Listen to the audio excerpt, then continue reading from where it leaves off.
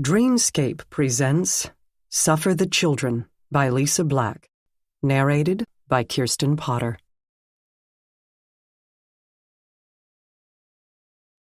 Suffer the little children, and forbid them not to come unto me. Matthew, chapter 19, verse 14. Prologue. Rachel hated kitchen duty. Bad enough to be locked up in this hellhole, but then to be put to work like some sort of slave? Ridiculous. They said it was all about learning responsibility, but she knew it was about the damn free labor. That's what it was about. She already knew everything she needed to about responsibility. She knew who had been responsible for her being shut up in here, and why, and how. Washing dishes until her fingers got pruny would not deliver any further insights about that.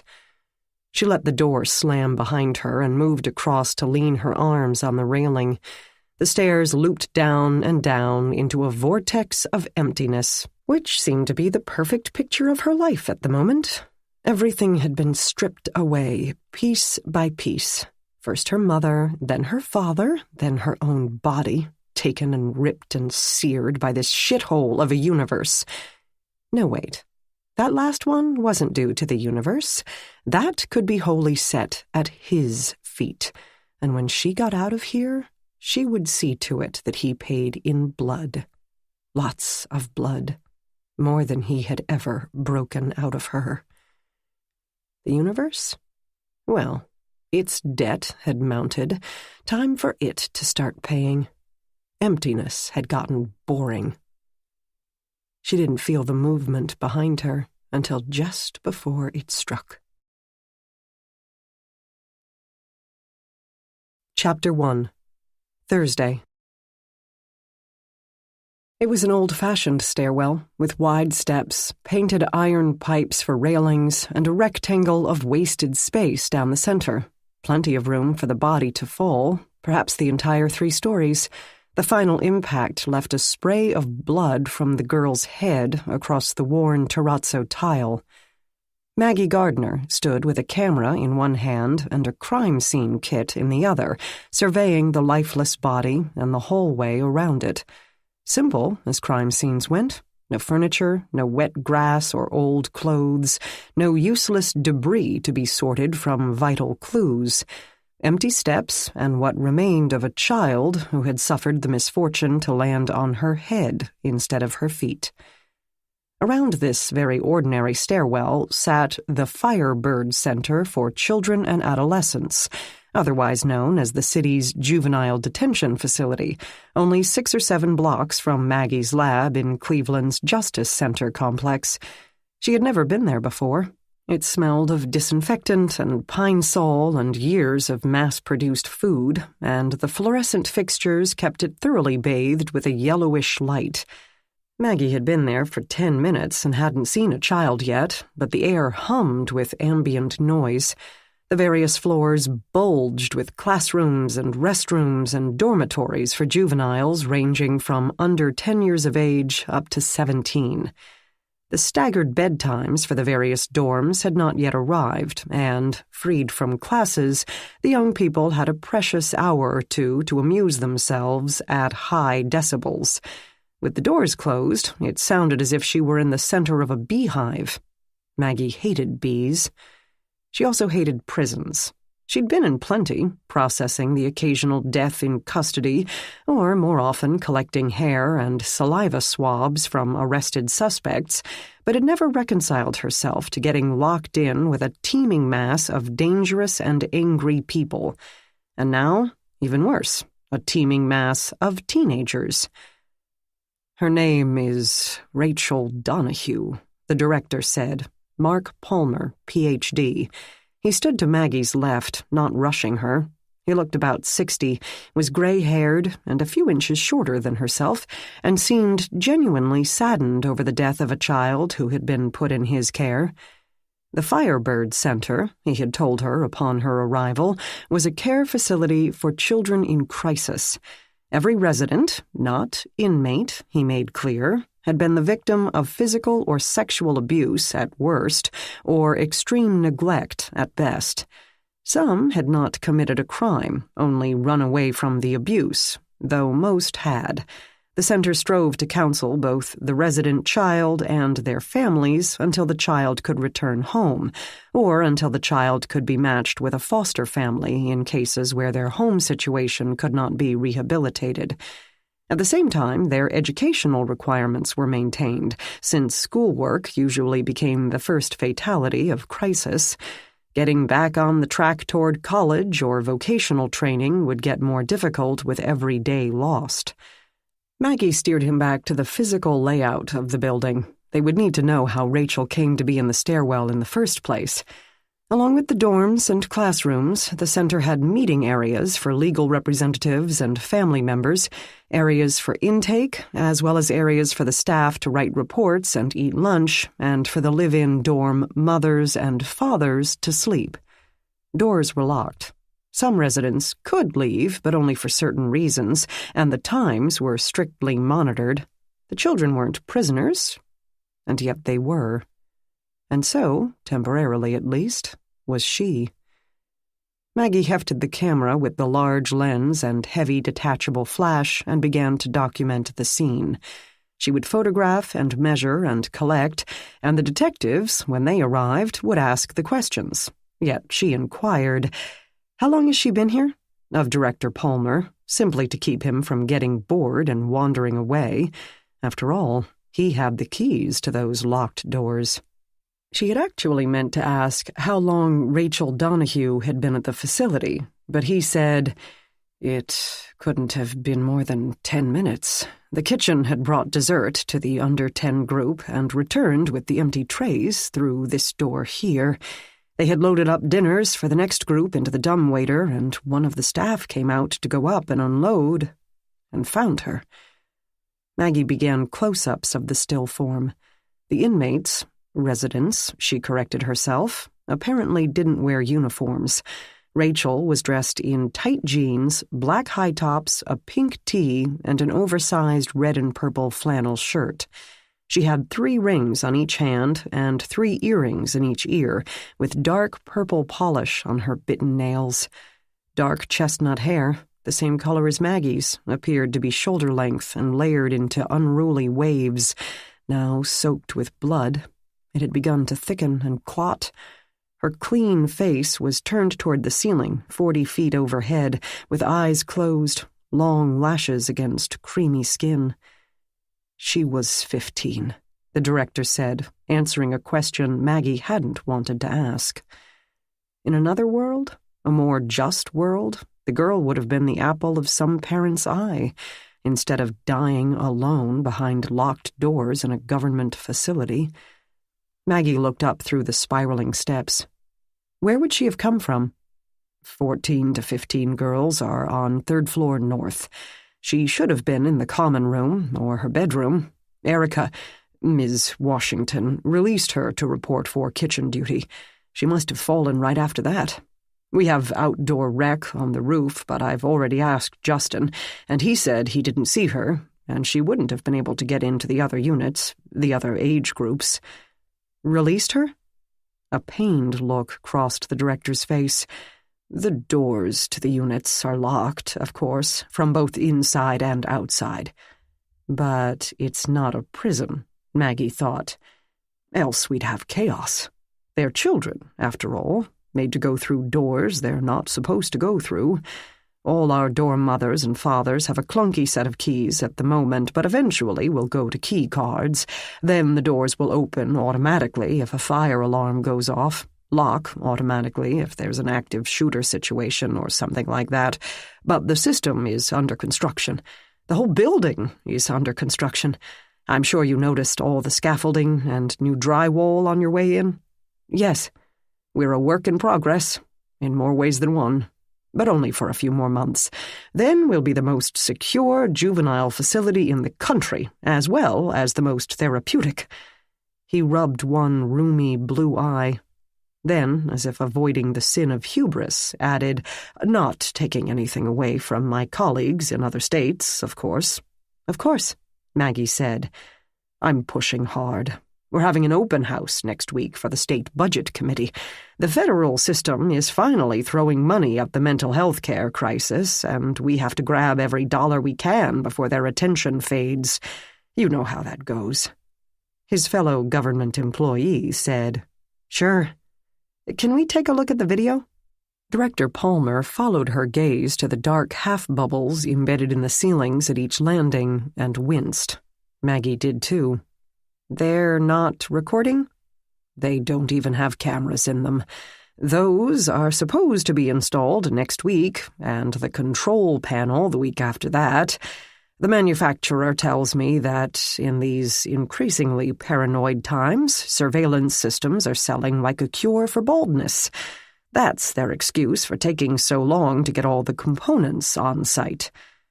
Maggie couldn't imagine any kind of detention facility operating for 5 minutes without comprehensive surveillance, but then juvenile justice programs seemed to exist in a permanent state of experimentation. She took close-up photos of the girl's hands as best she could without touching them. Maggie could not move or molest the body in any way until the medical examiner's office investigator arrived. But the backs of the girl's fingers gave no signs of defensive wounds, blood, or hair. If Rachel Donahue had struggled with anyone before plunging over the railing, she had done it without chipping the purple polish on her nails. She might have jumped. 3 flights of steps seemed an iffy method of suicide, but would that calculation have occurred to a teen? Surely 15 was young enough to play, perhaps try to walk on the railing or jump from one landing to another. And, of course, perhaps she had been under the influence of drugs and thought she could fly. "Why was she here? At the facility, I mean," Maggie asked. The director fumbled with a lifetime of protecting the civil rights of his underage charges. "Rachel, I don't think I can. I mean, I know you'll have to. I've never had an accident like this in our history." This realization brought him up short. "Never. I've lost a great many clients outside our walls, of course. The world is a dangerous place for a child. But under our care? No." Rachel had ruined his perfect record, and he seemed to allow himself one fleeting moment of self-pity before admitting, "Rachel had anger issues." "Oh?" Maggie didn't ask anything more. She had already done more of the detective's job than she should, and if Rachel had been fighting with someone, that would be their job to discover. Detectives, as a group, could get pretty persnickety when someone ducked past the crime scene tape into their territory. Instead, Maggie began to walk the stairwell, photographing as she went. At first, she used a flashlight to examine each riser for shoe prints and disturbances in the dust, but quickly surmised that a great many people used the stairwell every day, with marks on top of other marks from one end of the tread to the other. Maggie gave up, telling herself that any particular set of prints wouldn't prove much. So she took pictures of the steps. She took pictures of each door she encountered without attempting to open them. Some had a great deal of noise and movement behind them. Some, such as the one labeled "Maint," dead silent. She closed her fingers around the handle to the 12 to 13 boys, but it didn't budge. What she guessed to be the 12 to 13-year-old male's dorm could not be entered from the hallway, only by pressing the button to the left of the door and having someone inside allow admittance. She didn't push the button. Maggie took pictures of a long, dark hair caught where the pipe that formed the upper rail on the second landing screwed into its stanchion, the thread still rough after decades of repainting. She tucked the hair into an envelope, but the resolutely bare tile and solid barrier of the railing refused to give her any clue as to whether the girl had fallen over here, had hit her head on the railing during a fall from the 3rd floor, or the hair had been clinging there for months. Maggie continued upward. The 3rd floor landing proved equally unhelpful. She leaned over the railing to take a photo of Rachel's body at the bottom, lying perfectly centered in the rectangle of open space. It could have been the promo shot for a horror movie, the teen star flush with the beauty of youth, cut short, to be resurrected in the sequel. But this was all too real. and there would be no resurrection for Rachel Donahue. The final door felt cool to the touch, and the voices beyond it seemed distant enough. The plaque read, Rec, 12 to 15. This latch turned with a light application of gloved fingers, and Maggie peeked out. Cool September air brushed over a group of 6 boys playing basketball, their forms visible against the lit windows of the office buildings across the street. A trim young man with a sweatshirt and goatee watched them, shouting a word of either advice or encouragement. 3 boys lounged around a table, also watching. It would have been a peaceful picture of youth at play, if not for the razor wire atop the chain-link fence, which in turn topped the knee-high brick wall ringing the roof. If Rachel Donahue had wanted to commit suicide, Maggie now saw why she chose the inner stairwell over the outside roof. She wouldn't have been able to get over that. "That's the younger kid's roof," Dr. Palmer said. He stood at her elbow when she had thought he had stayed at the bottom of the stairwell.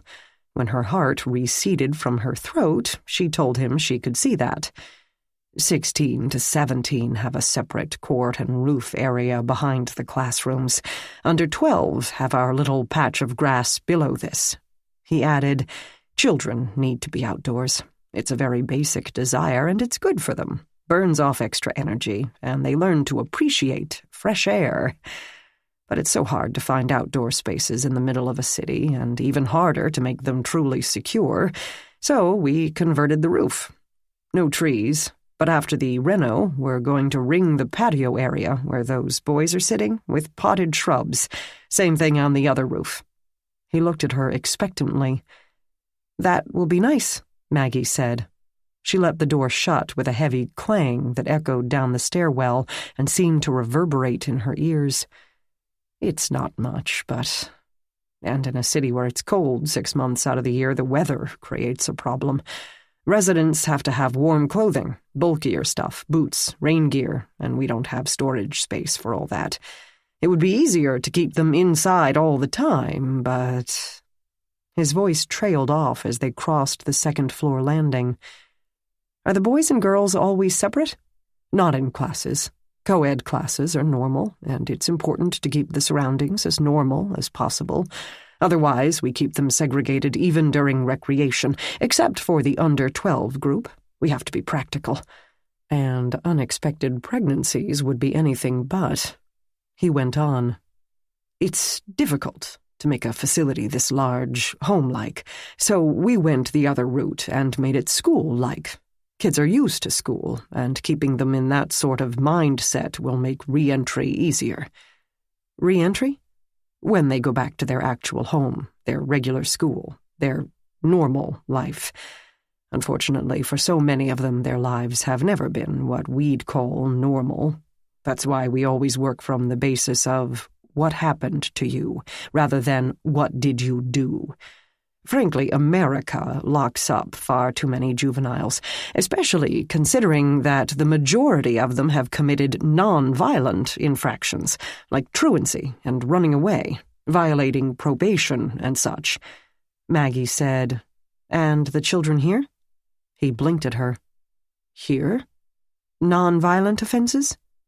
"Well, no." She glanced at him as they reached the ground floor.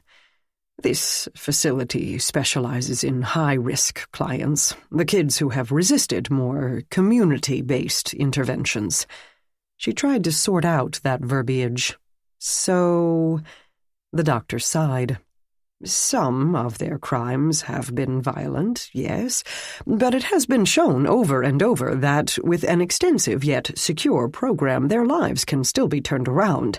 I can personally attest to amazing strides with a number of our charges." They stood in front of the girl's body at the bottom of the steps, frozen into her final and hopeless position. "And Rachel? Her crime was..." "Murder." Maggie blinked. "She killed somebody?" He nodded, shaggy graying hair falling around his down-turned face. 2 people, actually. Loud footsteps abruptly sounded behind them, causing Maggie's heart to pound again. She really hated prisons. But a middle-aged black woman led in 2 detectives she knew, and well, the red-headed Riley and his partner, Jack Renner.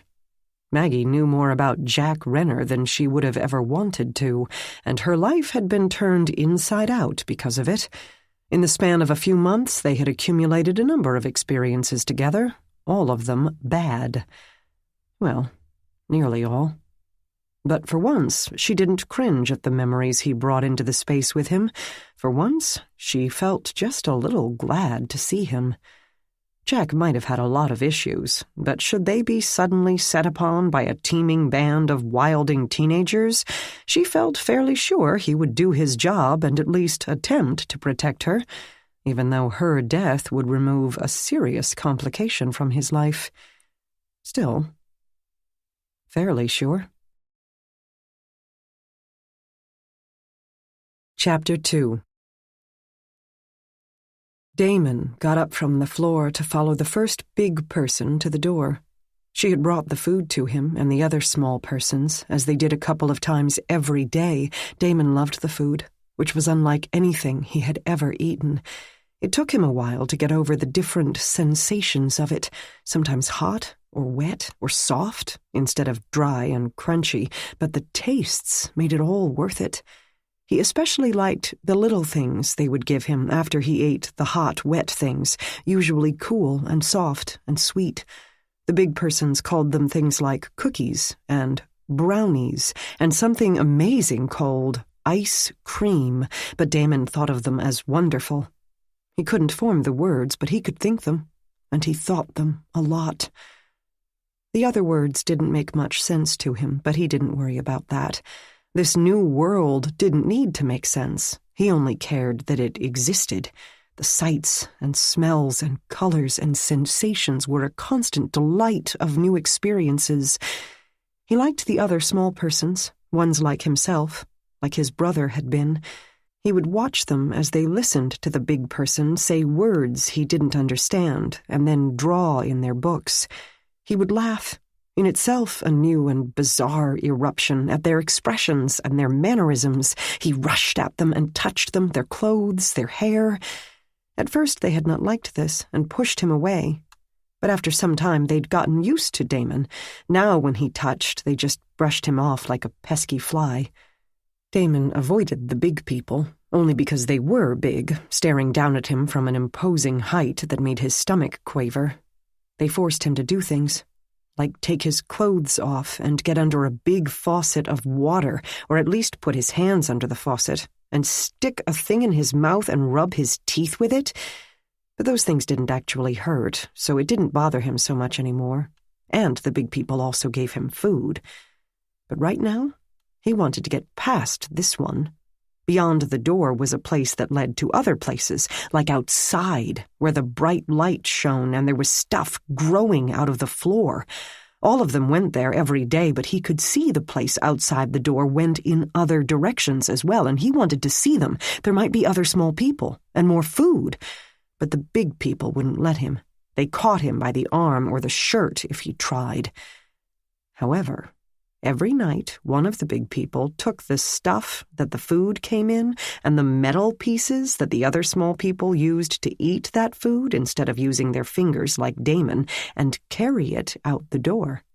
Damon might not be able to form words, but he could plan. He hovered behind her, rubbing at his nearly bald head, waiting until she opened the door, her hands full of the tray, then go. He ducked under her arm and shot through the opening, but he didn't get far. There were other big people in the place outside the door, some he hadn't seen before, one who was really big, and one who had brown stuff growing out of her head that he liked. He liked the color, without knowing why, or what color actually was. He had only become aware of color recently, since it had always been so dim where he used to live. But in this new world, the lights were always bright. Sometimes a little too bright for his eyes. They all stared at him, but he had grown used to that. The big person called Damon, which he knew from experience meant him. He should run, but curiosity about these new big people kept him from pursuing his curiosity about other new places. Plus the air smelled like almost like his brother had, at the end, only the faintest whiff. It came from the white thing on the floor. It seemed long and stiffish but not solid, and had one of those magic fasteners, like on the clothes the big people put on him. He moved closer. The big people did nothing to stop him, and his big person had to set the tray down before she could catch him. Big people always did that, set things down instead of simply dropping them. He didn't know why yet. The stiffish white thing had a person inside it. Not quite a small person like himself, but not a big person either. The face didn't move, didn't blink, even though Damon stood right over her. He had seen this before. It meant that, like his brother, this person wasn't going to move ever again. He put a hand on the person's face, pressing the cheek and nose. It still felt warm and very soft. He knew that would change after a while. The big person with the hair he liked put both her hands on both his wrists, not tight, but to pull him away from the person in the bag. But he had given up looking for new places to look at this instead and didn't want to go back to the other small people so soon. He knew what to do about that. He whirled and kicked, knowing from her grunt that his foot had landed well on her shin. Then he drew one skinny arm back and punched her in the stomach. This knocked her back a little, so he followed up by pushing with both arms until she snapped against the wall. But then the really big person grabbed his wrists from behind, just as the first one had done, but now so tight that it hurt. And he didn't pull Damon softly like his usual big person did. This one jerked him off his feet and dragged him over to the door to his place. Damon's big person opened the door, and the other one dropped him back into the midst of the other small people, just like the food would be dropped down the steps where he used to live. Damon wound up in a heap, grinning at the other small people's surprise at his abrupt leaving and even more abrupt coming back. He hadn't gotten to any new places, but it had been worth it. It had so been worth it. As usual, Jack had barely acknowledged her presence at first, but now he asked if she was all right. Maggie took in some breath and said she was, only a little startled, though she didn't admit it, unaccustomed to being physically attacked at a crime scene, even by pint-sized assailants. It sounded like your head clunked against the wall. She had to smile at that. Just a little clunk, no major damage. If he's an example of the clientele, maybe a dead girl isn't so surprising, he said in a low tone. Out of earshot, Director Palmer eyed the tall detective as if he could guess his thoughts. The medical examiner's office investigator arrived, and with Maggie, he took a closer look at the eyes, neck, and hands of the dead girl. He shifted the clothing and checked the pockets, finally rolling her over, taking care to control the mess that spewed from her broken skull. No signs of strangulation, no apparent bruises, no damage to the teeth or mouth. Bra and panties present and in place, giving no signs of sexual assault. Shoes clean, lacking, say, damp asphalt, which might have come from the roof. Pockets empty except for a woven string bracelet and a gold-plated ring, too big for any of her fingers. It could have been a man's wedding band, worn and scratched and without engraving. "That's very curious," Maggie said aloud, examining the ring against the latex surface of her gloved hand. "We're going to need this girl's history," Jack said to Dr. Palmer. "Family, parents, siblings, where they are, how she came to be here. Of course, the file will have all that. Her dad's in jail." The woman who had accompanied them spoke without inflection. Her name was Erica Washington, and she was the dorm mother for the 14 to 15-year-old girls, at least on Monday through Thursday. Another woman stayed 24 hours, Fridays through Sundays. Dorm mothers, fathers for the boys' sections, provided guard duty, counseled, broke up fights, observed who ate well and who didn't, who made friends and who didn't, who slept through the night and who didn't, moderated family meetings and goal progress, and supplied extra attention for those who had no family support, as well as a shoulder to cry on, all administered with a stern sense of discipline to the 10 to 20 kids in their section. Then they got to go home for a few days to take care of their own families and their own kids and their bills and their homes and their lives.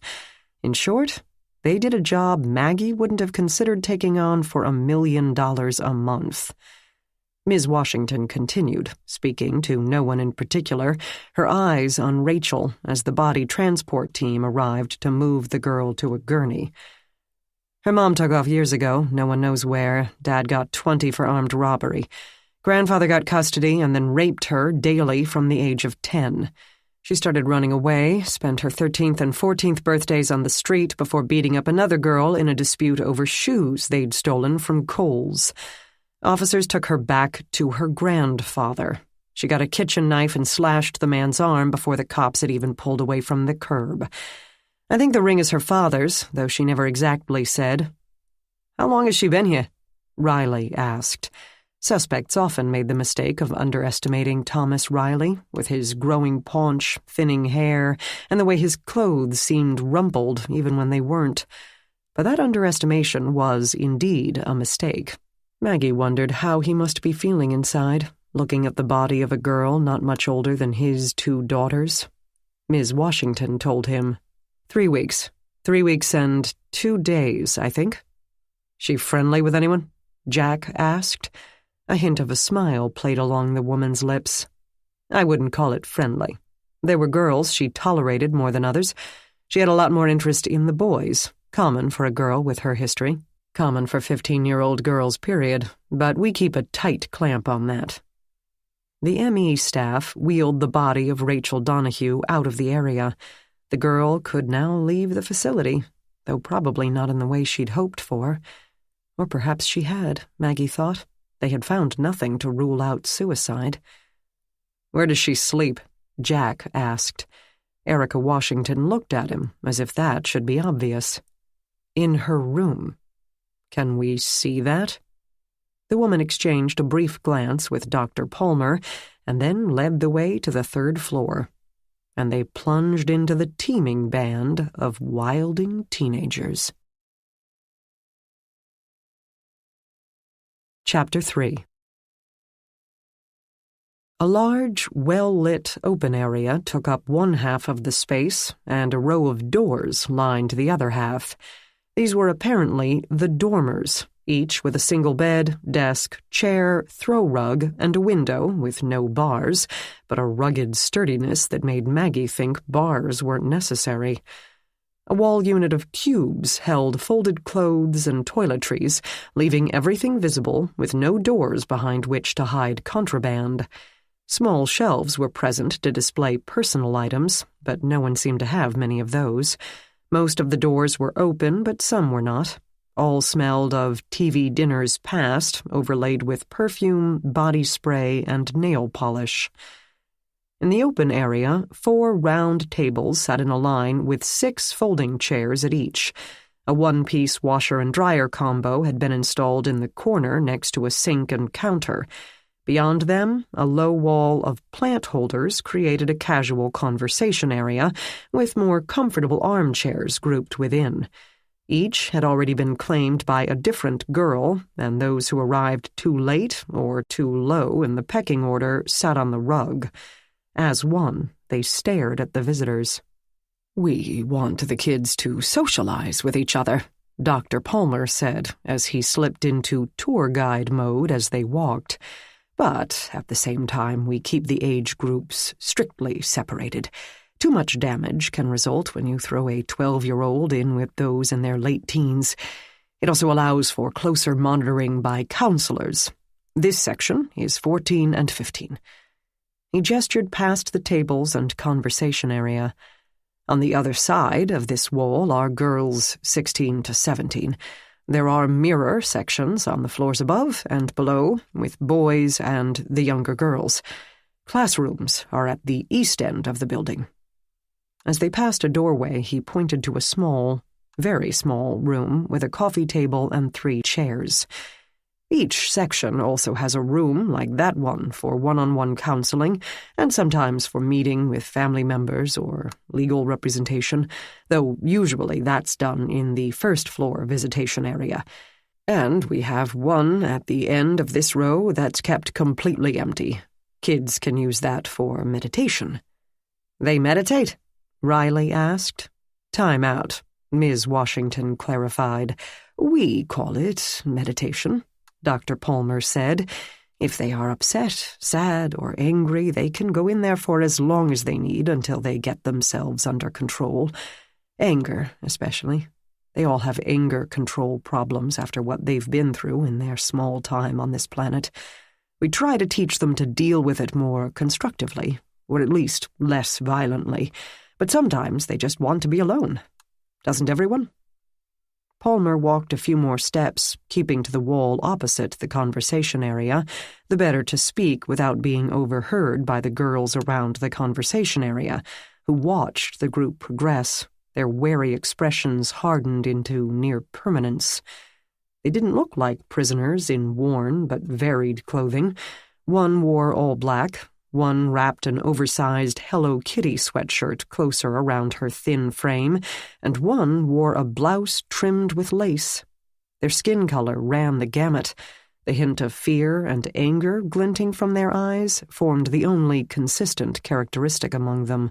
They made 30-ish Maggie feel old and uncomfortable.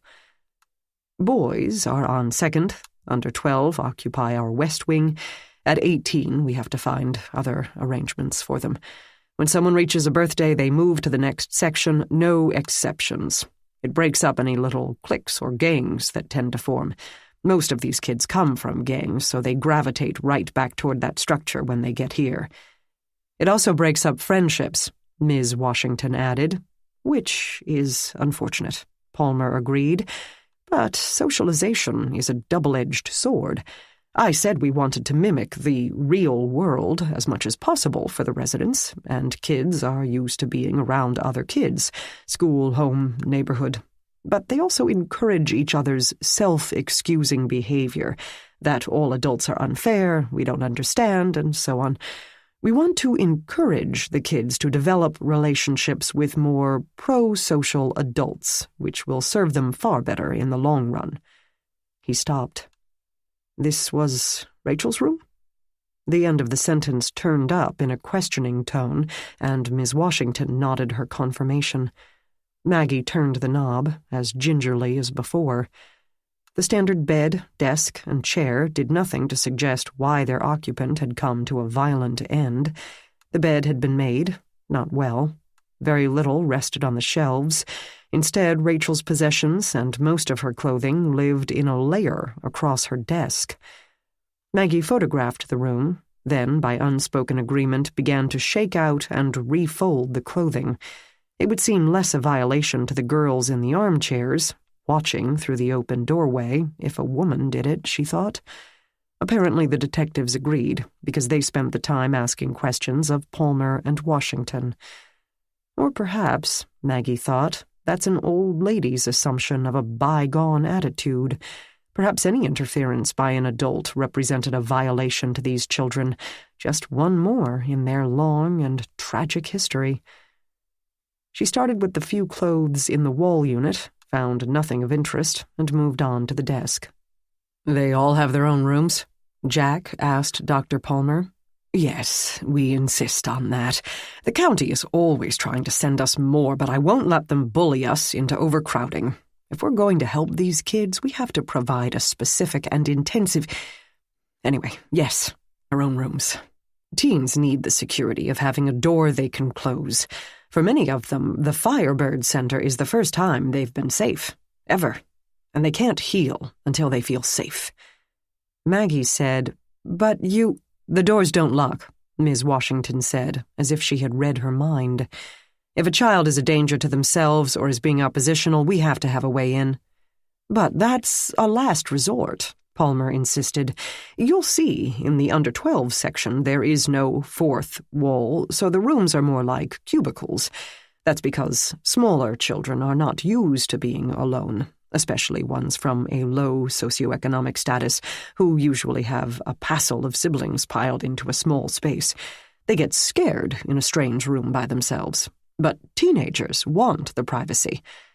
Maggie had refolded most of the clothing and piled it neatly in the wall unit. The worn t-shirts and pajama pants seemed clean of bloodstains, mysterious notes, or, indeed, anything else.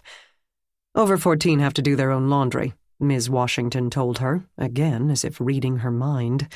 They use the unit in the common area. We insist on them making their beds and keeping the rooms relatively neat as well. Many have never been taught basic hygiene, so we have to introduce it. Riley gazed back at the group of inmates, a lion tamer to the lions, who had relaxed enough to converse among themselves, yet without breaking their scrutiny of the interlopers. Hushed tones, hard looks, and the occasional giggle arose from their midst. All these girls, do they argue? They're teenagers. They argue about everything. Rachel, more than most. Jack asked her to expound. She didn't like the food, she didn't like the other girls, her teachers picked on her, not admitting that she didn't pay attention in class or do her homework. She had an aunt who drove up here from Wheeling who wanted to get involved. She had suffered from the grandfather herself. We hoped that would prompt a bond, but Rachel blamed her for not intervening sooner. Ms. Washington paused. Can't really blame her for that one. Maggie folded a neon orange bra, size 30C. The aunt knew? No, but the kid wasn't in the mood to be understanding. Adults seem omnipotent to children, and they resent us when we're not. Riley asked, "How did she get along with staff?" "Hated everything and everyone." Dr. Palmer said, "That's completely typical, especially with a new arrival. What these kids are looking for, who they're starving for, is someone who won't give up on them. Each person they've encountered has turned into a disappointment until it's easier to reject you so that you can't reject them first. They keep pushing you away with preemptive strikes, seeing if you'll stick." Having finished with the clothes, Maggie moved on to the smaller items on the desk, Jack watching over her shoulder. 2 photos, printed on regular paper, about 3 inches square each. One showed Rachel and another girl in public square, scrunching up their faces for the camera. She had at least one friend, once. In the other, a little boy, perhaps 3, gazing up at the lens with a solemn expression, arms wrapped around a filthy stuffed horse. Neither Ms. Washington nor Dr. Palmer could identify the kids in the photos. A handful of jewelry that had tangled together, all battered costume pieces. A drinking cup, empty. A spiral-bound notebook labeled Science without a single entry on any page. Another labeled English with doodles, tic-tac-toe games, played by herself against herself to judge from the pen ink and handwriting, and the occasional class note. Rachel had apparently found the word ellipsis and its plural ellipses either interesting or amusing, and decorated their definitions with many dots. A small fringed bag with lip gloss, a state ID card, and a crumpled-up letter from the aunt, who said she knew how Rachel felt and only wanted to help. She rejected the aunt but kept her letter, Jack observed, seeing if she'd stick. A paperclip, a movie theater ticket stub dated 2 months before, hair scrunchies, eyeshadow, a small plastic bucket holding toothbrush and skin cream. Maggie tried to think of what had been in her bedroom at 15. At least 4 times as many clothes, pictures cut from magazines, stuffed animals she refused to part with, and still hadn't, bottles of perfume, records, books, statues, knickknacks, a radio shaped like an old-fashioned telephone that she liked to pretend was her very own phone in her very own apartment, to which she would move after graduating from college. School records going back to 1st grade, and an elaborately decorated sheet of paper reading, "Alex, stay out," taped to the outside of her door, which her brother had, of course, ignored on principle. A very ordinary, and, she thought, very boring existence, without runaway mothers and incarcerated fathers and a monster for a grandfather. There but for the grace of God. Jack and Riley checked the bed, lifting the mattress, the usual hiding place for everyone from small children to death row inmates. But Rachel hadn't secreted anything under her mattress. Perhaps she had learned the futility of trying to hide from a system that had control over every single aspect of your life. Or perhaps she had nothing worth hiding. We search their rooms twice a week, Ms. Washington told them. Dr. Palmer agreed. It's regrettable since we're trying to establish trust with them. Without trust, we can't possibly develop a relationship, and without a relationship, we can't approach rehabilitation. But we have to balance caring with safety. We try to do it subtly when they're at class, so most of the time they can't even tell. It used to be every week, Ms. Washington said, but we upped it after an overdose last month. Riley perked up like a dog getting a whiff of beef jerky. A kid overdosed? A boy in the 16 to 17 group, Tyson, Daryl Tyson. Lord knows where he got the stuff. Probably bought it off a day student. The metal detector can't pick up string needles or powders. Dr. Palmer said, drugs are the second biggest scourge we have to deal with here after abuse. Virtually every child we get has some sort of history with mood-altering substances. They're pervasive in the schools. Plus, most of them got some diagnosis along the line. Every 10th child in America is now on some kind of psychotropic medication, so their addiction of choice is, or was, legally prescribed. Nothing here but Pepsi, Maggie said, pulling an empty can from under the desk. She used her flashlight to confirm it held nothing more dangerous than sugar residue inside. Ms. Washington frowned. Don't know where she got that. Must have talked one of the other girls out of it. She certainly didn't earn it. Dr. Palmer explained. We use little things like that as rewards. The kids buy privileges back with good behavior.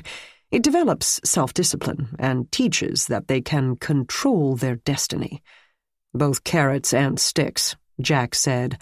You could put it that way. Not ideal for their dental health, perhaps, but there have to be some joys to balance the sanctions. Why was Rachel here? Riley asked. Dr. Palmer hemmed a bit, as he had with Maggie earlier, until Riley pointed out that the right to privacy died with the person.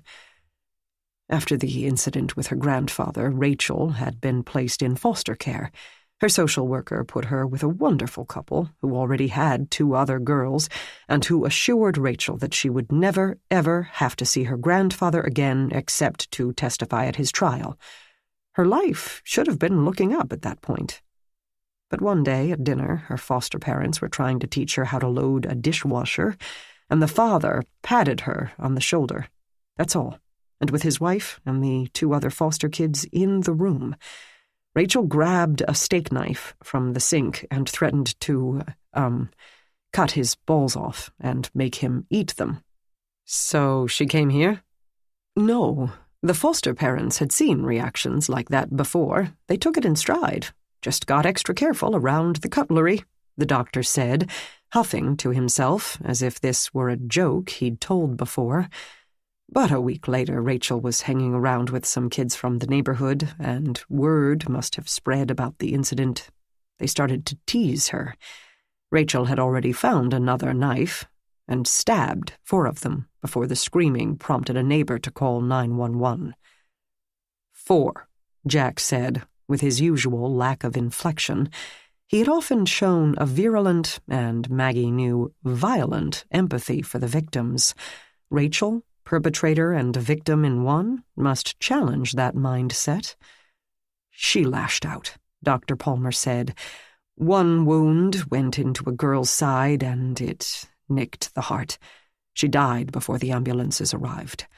A second girl had slashes to her arm and back. A boy had a minor cut to his arm. Ms. Washington put in, she chased him through 4 yards. She told the cops she needed to take care of any witnesses. Yes, and the last girl took a stab to the back. I don't know where the blade went in, but she bled out in the ambulance. The detectives were silent. Then Jack said, and then she came here. With blood still on her clothes, Ms. Washington confirmed. But at least they'd taken the knife away. Dr. Palmer frowned. Where was she going to go from here? Riley asked. What was the plan for her, treatment? Dr. Palmer finished for him. This is not punishment. The children here are exactly that, Children who have been abused and violated and neglected. Most, as I said, have a diagnosed mental disability along with substance abuse issues. We do what we can with those issues as we try to get them back on an even keel and to set them up for successful re-entry into a more normal, and I put that word in quotes, life. The cop's expressions didn't change. "And what was going to be the next step in her treatment?" Riley asked again. Rachel had not yet been adjudicated. Her next hearing is scheduled for, I don't know, next Wednesday, Ms. Washington supplied. Palmer nodded his thanks. The prosecutor, as always, wanted her tried as an adult. The public defender, as always, is overwhelmed and has only been here twice that I know of, 3 times, since Rachel got here. Meanwhile, we immediately put her in classes with therapy once daily and more upon request. As far as I know, Rachel has never requested. Ms. Washington confirmed this with a shake of her head, or cooperated much during the sessions. But that's common for new arrivals. They stonewall, waiting it out, assuming we'll give up. As I said, they're looking for someone who will stick. Any incidents in the 3 weeks she'd been here? Between her and the other kids? Riley looked at Ms. Washington, but Palmer answered, "No, a little bit of shoving, trash talk, as usual for the new kid." "She was trying to carve out her territory?" Ms. Washington said, "More like the other girls were establishing theirs. Just playground stuff. Rachel wasn't much of a joiner. She talked tough enough that they settled down and let her cohabitate, if not exactly let her in." Dr. Palmer assured them, "We want to make sure no one is isolated by the others, but adults interfering often makes things worse." "She would have picked up friends eventually," Ms. Washington said, with an assurance born of years spent observing teens. She didn't care much either way. With the adjudication hanging over her head, probably saw no point in getting comfortable. Kids with these backgrounds learn real quick to sort out the temporary from the semi-permanent, and they don't waste time on the former. Maggie took a close-up shot of the 2-month-old ticket stub in case the detective wanted to run it down later, see who she'd been with. Rachel had hung on to it, so perhaps it served as a memento of a special afternoon. Insidious 5 at 4:10 p.m. So the girl liked horror movies. You'd think her own life had been horrible enough. Meanwhile, Riley apparently wanted to separate needles of fact from the haystack of social theory. "So she didn't get in any fights, no physical violence or complaints of same?" The doctor and the dorm mother both said no. "Any fights between any other kids, not involving Rachel?" "No, not in this unit. In the under-12 group." "Damon," Ms. Washington interjected. "Damon, he's a challenge." "The Damon we just met downstairs?" Jack asked. "The same. But Rachel shouldn't even have known of that, much less been concerned about it." "What did Damon do?" Riley asked, apparently out of curiosity. "He bit a few of his groupmates, tried to choke one. He is, as I said, a challenge. But that's the under-12 group." Ms. Washington said, "He scratched Trina, just lunged at her for no reason when the groups were passing in the hallway, but Rachel wasn't even there." "Then why did he want to see her body?" "Damon would want to see any body," Ms. Washington said. "He has none of the usual filters or instincts, but he couldn't have known it was Rachel. He couldn't have known Rachel, period." They seemed confident on that point, so Riley moved on. "Okay. Any other conflicts going on in the building?" They seemed to consider, then said no. No physical violence worth mentioning. Maggie had untangled most of the jewelry into cheap bangles. 3 necklaces with a Chinese character, a quarter moon, and a small stone bear, respectively. Hoop earrings, skull earrings, earrings with dangling cats, and a ring with a scratched stone of purple glass. No piece appeared special to its owner, left as they were in a jumble. Not like the gold ring she apparently made a habit of carrying with her, hidden, kept in a pocket. not hung around her neck with one of the chains, as women often did with a ring important to them. "We're going to need to talk to the other girls," Riley told the administrators. Ms. Washington said. Dr. Palmer said, "That could be problematic. Nearly all of them have legal cases pending." Riley said, "They're not suspects. We aren't sure a crime has even been committed. This is most likely a case of suicide, and—" Dr. Palmer's eyes widened. "Of course it's suicide. What else would it be? Well, unless she tried walking on the railing or something like that. Reckless behavior is quite common for these kids, so death by misadventure, yes, quite possibly. An unfortunate accident." Having worked that best-case scenario out in his head, he visibly relaxed his shoulders. "Yes," Riley soothed. "So all we want to ask them about is Rachel, not their own situations. No legal worry in that." "I understand that," the doctor said with a touch of asperity. "But these girls have also been traumatized. Erica, what do you think?" "They'll be fine," she said, and led the detectives over to the conversation area. Chapter 4. They pulled chairs over from the dining tables, all the adults, even Maggie. She didn't have anything else to do and had no interest in trying to find her way out of the building without an escort. The doctor and the dorm mother clearly would not be leaving their charges in the company of homicide detectives without supervision. The conversation area, however, had been closed in by a low wall of planters with only 2 openings. Riley grabbed that one open space, and no one else felt inclined to walk to the other side of the 10-by-10 area to settle in the opposite opening, so the rest of the adults sat outside the cozy square, gazing at the girls inside over low shrubs with yellowing leaves and dry soil. Nor did any of the girls offer their seats, or even shift their comfortable positions. Don't give an inch, they seemed to have learned. Too often in their lives, miles had been taken.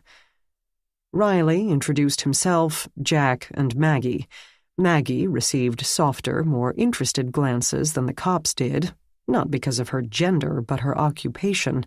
Most teens were CSI fans in some way, and that bestowed her with a desirable but probationary judgment of cool. Maggie encountered this combination blessing/curse attitude often, and this time felt grateful for it. She would be given a mental pass until she disappointed them by not actually doing anything cool. The cops, of course, had their own predetermined judgments, not nearly so friendly. Riley spoke in a calm, matter-of-fact voice, but he was a cop, a man, and an adult. They owed him nothing. He had 2 daughters, now approaching their teens. Maggie wondered what he must be thinking. She would expect this entire facility to be one of the worst nightmares of any parent. Is my kid going to wind up here? But he kept any internal turmoil to himself, as he told them that Rachel had died, apparently having fallen in the stairwell. Not one girl batted an eye. The one in the Hello Kitty sweatshirt paled and pressed her fists to her mouth. Another raised one eyebrow. Another smirked. They had already known, from that institutional osmosis that winds through any organization, or surmised it from the presence of cops in Rachel's bedroom. "I know she hadn't been here that long, but what can you tell us about her?" Blank stares. "We'd appreciate anything you could tell us about her life before she came here. What did she like to do? Who were her friends?" Nothing.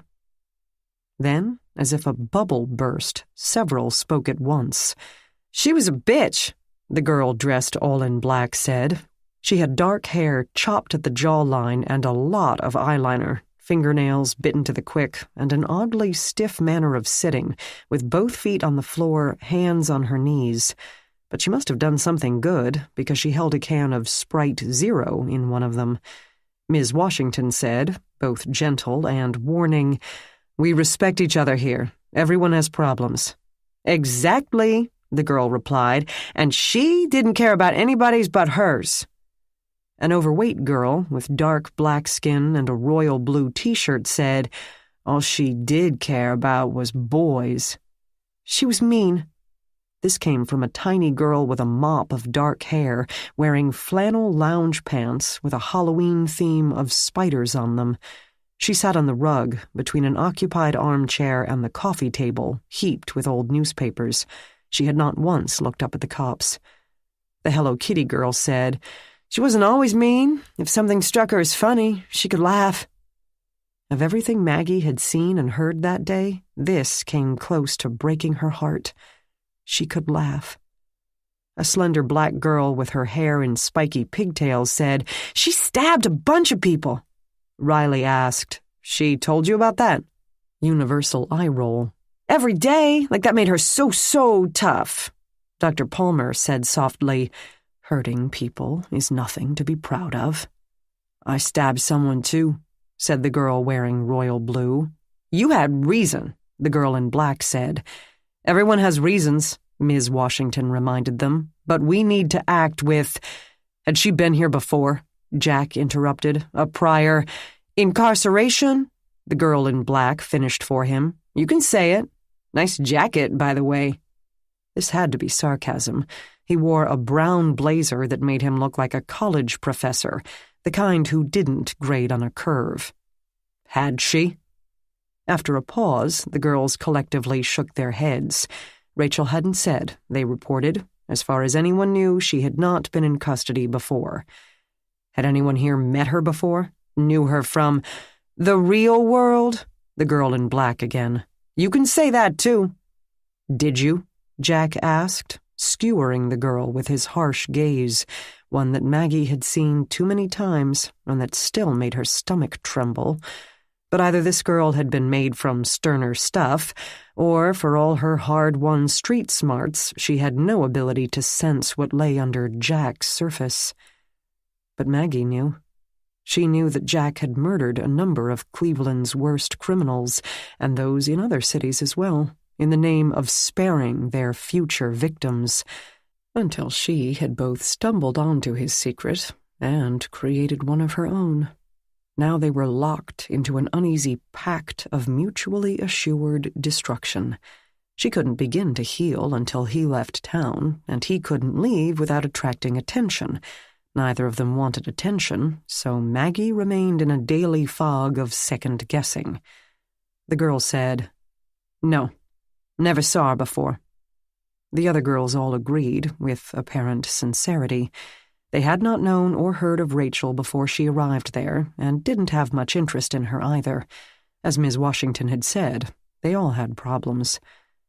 "Did she know anybody else here? Either staff or residents?" The shy little one on the floor spoke to the rug. "She knew a kid in the day program." "Who?" Riley asked, his voice gentle. "A boy." "What's his name?" The girl shrugged. In the armchair behind her, the girl with pigtails leaned forward and patted her shoulder. "Tell them, we don't care about no boy we don't know." Still not looking at them, but with more resolve in her voice, the girl said his name was Luis Borgia. "He's been coming here for a couple months. Her first day in class, they started talking about a neighborhood around West 37th, and he asked about some people they knew. Sounded like other kids." "They hook up?" another girl asked, zeroing in on the more interesting gossip. "Not here, but friendly. They used to talk through the whole class until Ms. Wallace made Louise sit up front. They'd still say hi before we have to sit down. Last Tuesday, she asked him to bring her some cigarettes, but he said his social worker would kill him and there was no place for her to smoke them without getting caught anyway." "Did Rachel get mad?" "She was kind of pissed, but said goodbye to him okay at the end of the day." "Anything else you can tell us?" The girl hadn't stopped staring at the rug through this entire recitation. "She was on meds but wouldn't take them. She didn't trust doctors, I think. She'd throw them down the sink in the lab. She said, anyway." "Damn waste," the girl in black complained in a tone of great disgust and dropped the empty Sprite can into a small waste bin. Ms. Washington said, "Self-medicating is all about avoiding the world instead of living in it." "Recycling?" Dr. Palmer reminded them. With a put-upon sigh, the girl both rescued the can from the bin and placed it by her feet for later disposal, and piped down about the benefits of drug use.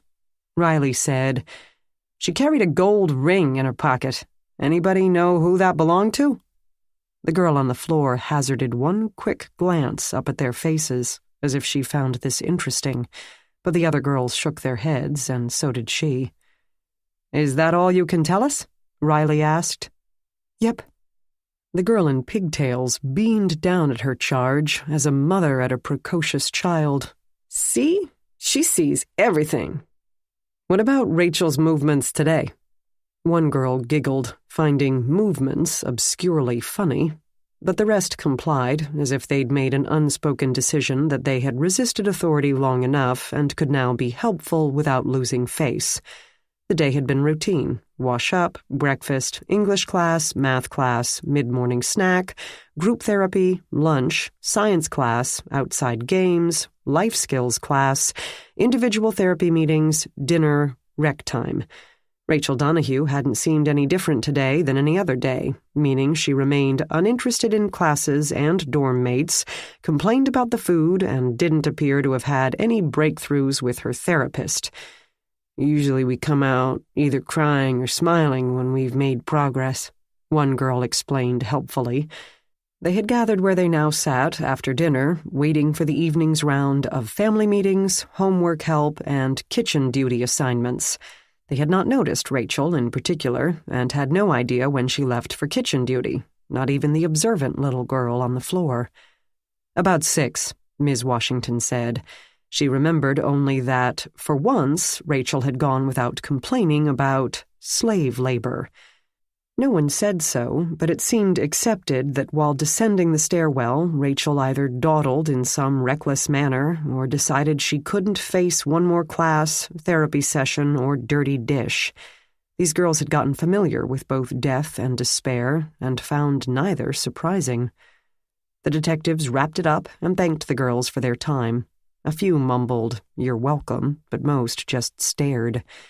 As a unit, the adults in the room traveled out the door and into the stairwell for a quick huddle. Without any sign of foul play, the cops leaned toward a conclusion of accident or suicide, and for the moment it seemed that all that could be done had been done. Jack asked if the therapist might be available, but she had gone home at 5. "We'll also want to talk to this Luis," Riley said. "And by the way, what's the day program?" "We have approximately 50 kids who come in for classes, counseling, and individual therapy services, but don't live in," Dr. Palmer explained. "So Luis Borgia would only be here during the day?" "Yes." "Any chance he hung around after class?" "No, they're checked in and out of the building by the day program director. He would have alerted me if a student had not been accounted for." "We'll come back tomorrow and talk to him," Riley said. "I'd rather have that conversation in one of your counseling rooms than in the kids' kitchen."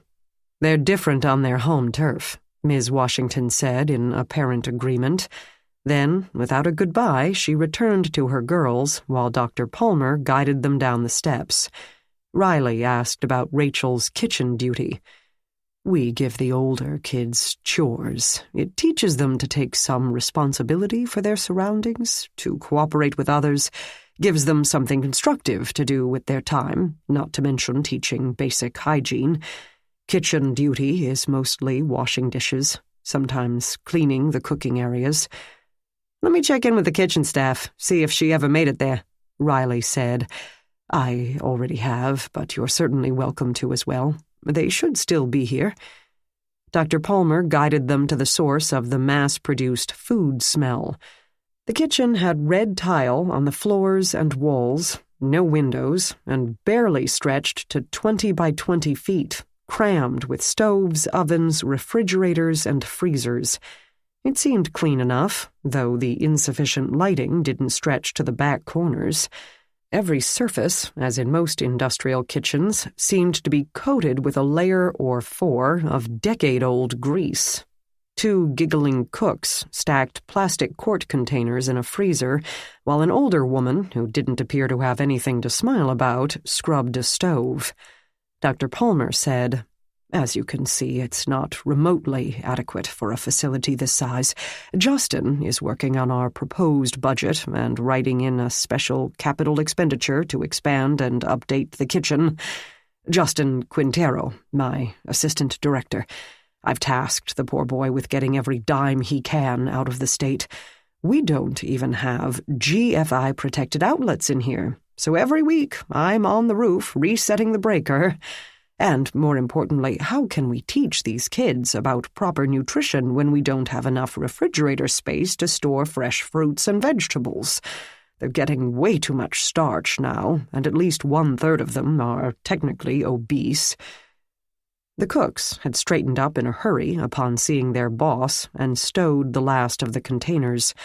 They had not seen Rachel at all that day, but knew exactly who she was, the one who did nothing, complained about everything, and flounced around as if she were a long-lost princess, waiting only for her true identity to be revealed. The microwave stopped humming, beeped, and the older woman removed a coffee cup from it. She visibly inhaled the scent of reheated caffeine, and it stimulated her enough to add, "These kids are put on different custodial duties for 2 weeks at a time. Yesterday when she left, she said she wouldn't be back, but she was supposed to have today yet." "Did you ask her what she meant?" Riley inquired. "Wasn't that interested." "Was she angry? Upset?" One of the cooks said, "No, she said it like you tell your boss you need next Tuesday off. We just ignored her." "You should hear some of the excuses these kids come up with," the other one put in. "And you didn't see her at all today?" All three shook their heads in unison. "Did she complain about anything in particular the last couple of days, especially yesterday?" The two younger cooks exchanged a glance. "What? You think she killed herself?" "You don't?" Put on the spot, one said, "I don't know. I guess I didn't think of it like that. She never seemed serious about her griping. She never seemed serious about anything. She said her father was going to come and get her, and they were moving to Montreal." "Like Canada?" "Yeah. I asked once if that was where she was from, but she said no. She didn't seem to know it was in another country. Just liked the name. I told her it was cold there, and that stumped her for a while, but then she said, 'Well, I'll buy me a fur coat.'" "Brainless little brat," the older woman said without rancor. "Most of them are. Sad." The cook who had found the body had gone into the hallway to check the dumbwaiter for dirty dishes. She didn't even know if there had been any, or if there were now. It might be weeks before she stepped into that hallway again, she added to the older woman in a warning tone. The older woman's expression gave nothing away, certainly not the promise of temporary light duty. She hadn't seen or heard another person in the hallway at any time. She'd exited the kitchen, seen Rachel, and screamed. The two other cooks had alerted Dr. Palmer, and there her involvement had ended. They thanked the kitchen staff and followed Dr. Palmer to the exit. As he opened the door to the street, he said, "I hate to be callous, but does this have to be in the paper or on the news? We have an appropriations hearing coming up in Columbus, and this tragedy would not help. Firebird Center is unique in the area, and the report is public record, but other than that, we don't alert the media," Riley assured him. "Oh, good," he said. "It really is regrettable about Rachel." He said this with sincerity. Then he gently shut the door, leaving them on the sidewalk. "So the dad was going to bust out of jail, rescue her, and they'd make a run for the border together," Jack summed up to Riley in a quiet tone. "Yeah, but was that her plan or her father's?" Maggie drew deep breaths of September air. Somewhere on the other side of tall buildings, the sun had reached the horizon, turning the streets to a misty dark. The Firebird Center provided a caring, intelligent, and, above all, safe place for children with bad histories to heal and hopefully progress toward a constructive and happy life. A good place, but still a prison place, and no one inside wanted to be there. "What do you think?" Jack asked her as Riley checked his phone. "She took a swan dive onto the concrete?" "Could have. She could have thought her life had gotten too messed up to ever fix. Or she tried to balance on the banister. He snorted. Why on earth would she do that? Because even though she'd seen and done more than any person should, she was still a kid, and that's the kind of thing kids do. You can't examine anything, test anything. She couldn't help smiling as she shook her head. No, Jack, forensics can tell you she went over the railing. It can't tell you why. He stared up at the building, not at all satisfied with this answer. Neither was she.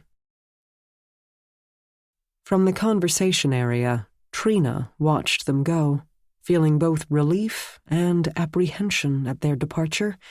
Relief, because they were done asking questions, and she hated answering questions. Apprehension, because they were the cops. Cops were supposed to protect people, right? This entire facility was sort of an extension of the cops, the state, the court, and yet no one had protected Rachel. Which meant no one would protect her. Chapter 5. Friday. Rick Gardner, Maggie's ex-husband, sat at his desk in the homicide unit, staring into space. Not an unusual position for him, but whereas he usually thought on the Indians' chances for a pennant this year or what to have for dinner, this time he considered one of his open cases. The vigilante murders, in which several of Cleveland's worst had been summarily executed by an unknown killer. Rick had no problem with said killer's choice of victim, which ranged from a murderous human trafficker to a woman running an illegal and torturous mockery of a nursing home. But he did have a problem with the case being dumped in his lap. The killer seemed to have moved on, dooming the investigation to failure, and the chief didn't want the open file to ruin the clearance rate of the detectives he liked. Why not let the high-profile disaster whittle Rick's record instead? Fabulous. Mostly due to a pesky but hot reporter who tended to share her information without noticing she didn't get much in return, Rick had followed up on the vigilante's final victim, the woman guilty of severe elder abuse and murder. She had apparently operated, under various names, in Phoenix, Chicago, Atlanta, and maybe Detroit. And in these same cities there had been unsolved execution-type murders. Rick couldn't decide what that meant. The woman's motive had been purely financial, and the vigilante's motive seemed to be purely, well, altruistic, for want of a better word. Why they coincided in so many places could only mean the vigilante had been pursuing her and chronically failing, until they reached Cleveland. Rick had thought he'd had a lead in Phoenix, but it hadn't panned out, officially, but he couldn't quite let it go. He picked up the phone and dialed a homicide detective in the Valley of the Sun. The guy answered on the first ring, and Rick wondered if his luck had finally hit an upswing. "Daly." Rick reintroduced himself and reminded him of the conversation they had had about a vigilante's actions in the Maryvale precinct. "Yeah," the detective said, not so chatty this time around. With a 3-hour time difference between Ohio and Arizona, he had probably just walked in, wanted to check his email and get a cup of coffee before starting his day. Did guys drink coffee in such a hot climate? Daly said, "You sent me a sketch for the little girl who got a look at who might be your vigilante guy, the one who killed our coyote/child molester. But she said no, not him. What else?" He didn't finish, too polite to ask, "What the hell do you want now?" I wanted to ask." Rick knew what he wanted to ask, but couldn't think of a discreet way to word it. Finally, he abandoned that better part of valor. "Did you guys ever have a guy named Jack Renner working for you?" "Working for? You mean a cop?" "Yeah." Detective Daly gave this a quick mull. "Doesn't ring a bell with me, and I'm coming up on my 20. Was he with Phoenix PD? Or the county, Maricopa Sheriff's Office?" "I don't know." Again, a short silence. Somebody asking questions about a crime or a suspect was one thing. Someone inquiring about a fellow cop, even one he didn't know, hit the pavement on a whole different stretch of road. Of course, a cop also did the inquiring, but still, Why? I don't know that either, Rick thought. I only know that Renner said he'd never been in Arizona and then used the same term you had, which is apparently native to that area. Oh, and I think he's got something going on with my ex-wife. She says no, my partner says no, everybody says no. But I see a vibe going on between them that is more than, hey, did this latent print match my suspect? That means any trouble I can make for Jack Renner is a good thing, as long as it doesn't make trouble for me as well. Long story, he told Daly, but I heard he may have worked a case that fits with mine. I wanted to ask him about it. Oh, okay. When would that have been? Around the same time as that coyote was killed. Well, I had already been in homicide for, 15 years by then, and I've never heard of him. If he was county, you'll have to call them. Okay. Could you check with your HR? He might have been on the road, meaning regular patrol officers or beat cops, or special ops, who knows? Sure, Daly said without enthusiasm. I'll get back to you. Thanks, Rick said. Let Daly get to his coffee or Coke or whatever the hell you drink in the mornings when it's 100 degrees outside. Was he, Rick, really thinking of a fellow cop as a suspect in the vigilante murders? And if Renner did it, did he even want to know? Only the scum of the earth had been killed, the same people a jury would have sentenced to lethal injection if given half a chance. Did Rick really want to be the guy who fingered another cop, dragged the whole department through the mud, put Cleveland on CNN in the worst way possible? But did he want to let a case he could solve sit on his books, making him look like an idiot, leaving Renner free to sniff around Maggie? His partner, Will, returned from the copy machine and noticed Rick's hand still resting on the desk phone. What you working on? Nothing, Rick said. That morning, Jack and Riley returned to the Firebird Center to speak with Rachel Donahue's therapist, who looked, Jack thought, like a therapist. Dr. Melanie Szabo's graying hair fell to her waist, lavender eyeshadow framed eyes the color of faded jeans, and an ankle-length multicolored skirt adorned with looping patterns and sequins gave a splash of color to the tan walls. The death of her patient gave her the sniffles, and she held a lace-trimmed handkerchief to her nose, clutching a nearly empty water bottle in the other. Jack expected her to smell of patchouli, but instead caught a whiff of something floral, sweet, and expensive. They spoke in a tiny conference room used for legal counsel, off the main visitors' area on the second floor, with nothing but a small table, a few chairs, and a blue recycling bin. The staff preferred to keep the officers away from the residents, which suited Jack. After speaking to Rachel's peers the prior evening, he didn't see any need to revisit that particular lioness's den. But Melanie Szabo, through her sniffles, praised their discretion. You know how it is. Any disruption to the routine spreads out like ripples in a lake. The teachers have a hard enough time getting traumatized and suffering children to concentrate on lessons. It's so important to try to keep them on pace with others their age. Delinquency and academic failure are joined at the hip. She probably began every session that way, Jack thought, by telling the other person something good about themselves. Smart, as far as it goes. As long as she doesn't devolve into one of those types who believe the answer to all childhood ills is good self-esteem. The ill children he encountered seemed to have way too much esteem for themselves already, and none for anyone else. Tell us about Rachel, Riley began.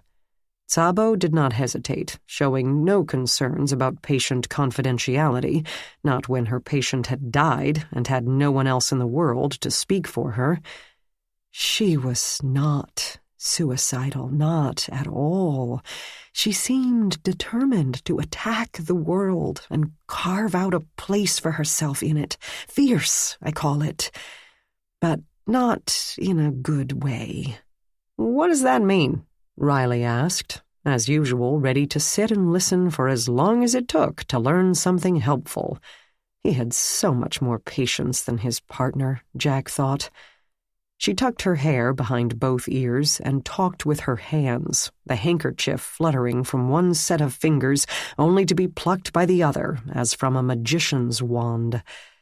These kids are here because their lives have gotten out of control. Their own control as well as society's. They have been raped, beaten, drugged, abused, and neglected to the point that they finally pushed back. Most detention facilities, in the name of protecting society from these violent predators, simply isolate them further at the one point in their life when they desperately need connections and support. That does not help anyone. All it does is shove the kid farther down the spiral, almost guaranteeing that they will wind up behind bars for a good portion of their adult life. This isn't bleeding heart talk. Crunch the numbers and you'll see that it's a whole lot less expensive to pay for a couple years of intensive therapy and intervention instead of decades of incarceration. The reality is, in 2001, serious juvenile crime rates were essentially the same as they had been in 1981, but the number of youths confined in juvenile residential facilities doubled. Doubled! Society doesn't need to be protected from these kids. These kids need to be protected from society, protected from us. Dr. Tsabo might appear to be an aging flower child, but she talked as fast as a day trader. "So we've heard," Jack said. "Punishment doesn't work. Programs that focus on interpersonal skills and anger management do. Behavioral training, like stress inoculation, positive reinforcement with graduated sanctions. Basically, we have to teach them morality. It's an old-fashioned word and an old-fashioned concept, but like all fundamental truths, we eventually come back to it. Caring about other human beings is where all civility begins, and it's a learned response that we have to teach." "Because their parents didn't," Riley said. 9 times out of 10, yes, their parents didn't. Sometimes they're abusive, often they're too wasted to notice they even have a child, or, alternatively, they want to be the kid's best buddy instead of their parent. They let daycares, schools, and prisons teach their kids what they should have been teaching them. "And Rachel?" Riley prompted. "Rachel," she said, nodding to concede that she had gotten off topic. "All these kids want is someone to tell them that they have value, that they matter, and we have to do that first. Only then can we get into what's been done to them and what they've done to others. We have to acknowledge their pain. This isn't coddling. It isn't being all touchy-feely and agreeing that they couldn't help taking a knife to their mother." "I get that," Riley soothed. "You try to get it, I see. Your partner doesn't." Jack cleared his throat. "I understand that they've been through a lot." "A lot? Some of the things I've seen and heard in this place give me nightmares. Anyway, what we try to do here, above all, is be honest about what's been done to them, as well as vice versa. I needed Rachel to talk about her mother, what she remembered of her, her father, her grandfather, who ought to be boiled in oil, as far as I'm concerned, but that's a topic for another discussion." She gave them a wry smile. "Then we would move on to Rachel's violence, the fights, the threats, the kids she stabbed, because we do need them to take responsibility for their actions, need them to acknowledge that what they've been through may be a reason, but it's not an excuse." "And Rachel?" Riley repeated. "Nowhere. I got nowhere. Nothing but bravado and arrogance, which isn't a bad coping mechanism. It's better than cutting or clinical depression. But I needed her to stop coping and start dealing in a safe place where you have support. That's where it's time to start dealing." She refused to speak of her grandfather, other than to say she wished she'd killed him. Can't blame her for that. But she also professed no interest in her absentee mother or her dad in jail. All she would say about the kids she'd killed was, they deserved it. I'm used to kids stonewalling, arguing, manipulating. They don't understand subtlety at that age, and they're not super good at reading faces, though these kids are better than most, since their survival often depends on it. But they're still kids. So if one tactic doesn't work, they veer into another, obvious as hell. I didn't worry at first with Rachel. There's always a testing period, waiting to see if I'll be judgmental. If I'll tell them they're bad seeds, if I have the slightest clue what I'm talking about, if I can be easily conned, if I give a shit. If you'll stick, Jack said. She beamed at him as if he were a student showing unexpected improvement. Exactly. I go in knowing it's going to be a process to bond. Without a strong bond to an adult, the kid isn't going to make progress. It's as simple as that. Some take days to trust me, to start really talking. Some take weeks, some take months. I figured Rachel for the latter. Jack said, "Dr. Tsabo, call me Melanie. I don't stand on ceremony." She tossed the now empty water bottle into the recycling bin, making the shot easily. Yes, what did Rachel talk about? Not much. Better at asking questions than answering them. Was I married? How long had I been a shrink? Which exterior doors were locked? Had anyone ever jumped from the basketball court? You think she planned to escape? All these kids plan to escape. What else do you think about when you're behind locked doors? But I told her there would be no point in running away. She'd been doing that all her life, and it hadn't served her well. She didn't seem serious, just yanking my chain. But about her life, her goals, nothing. She'd sit in the chair and stare at the wall behind my head, or she'd stare at me, trying to freak me out. One time she got up and did a handstand against the wall as easily as a gymnast. They're so flexible at that age. Stayed a minute, then let her feet fall, then retook her seat as if nothing had happened. Kids do a lot of wild things in therapy. That was a new one. Riley said, "She carried a gold ring in her pocket. Did she tell you who that belonged to?" Tsabo's eyes widened slightly. "No, I never saw anything like that. She didn't mention it." "Was she close to her father?" "Didn't talk about him, as I said. I asked. She ignored me. I asked when he would get out. She shrugged. I asked if that meant she didn't know or didn't care. She shrugged again." Tsabo gave them a rueful smile, and her shoulders sank a bit. "See what I mean? Therapy hadn't been especially productive for Rachel. I figured it would take time. I figured we had time." Jack asked, "Where is her grandfather now?" "Jail. Permanently, or at least for all intents and purposes. The judge gave him 20, which, at his age, is a death sentence. Hooray, hooray. 5 years too late for Rachel, though." Jack couldn't think of anything else to ask. Riley finished up with, "Is there anything else you can think of that we ought to know?" Melanie Tsabo thought, frowned, thought again. "Only that I'd like to think Rachel had a chance to leave the violence behind, a chance to heal all those wounds and get a decent life for herself, what we would call a normal life. Everyone deserves normal. But I don't think that ever would have happened. I would never say a kid is a lost cause.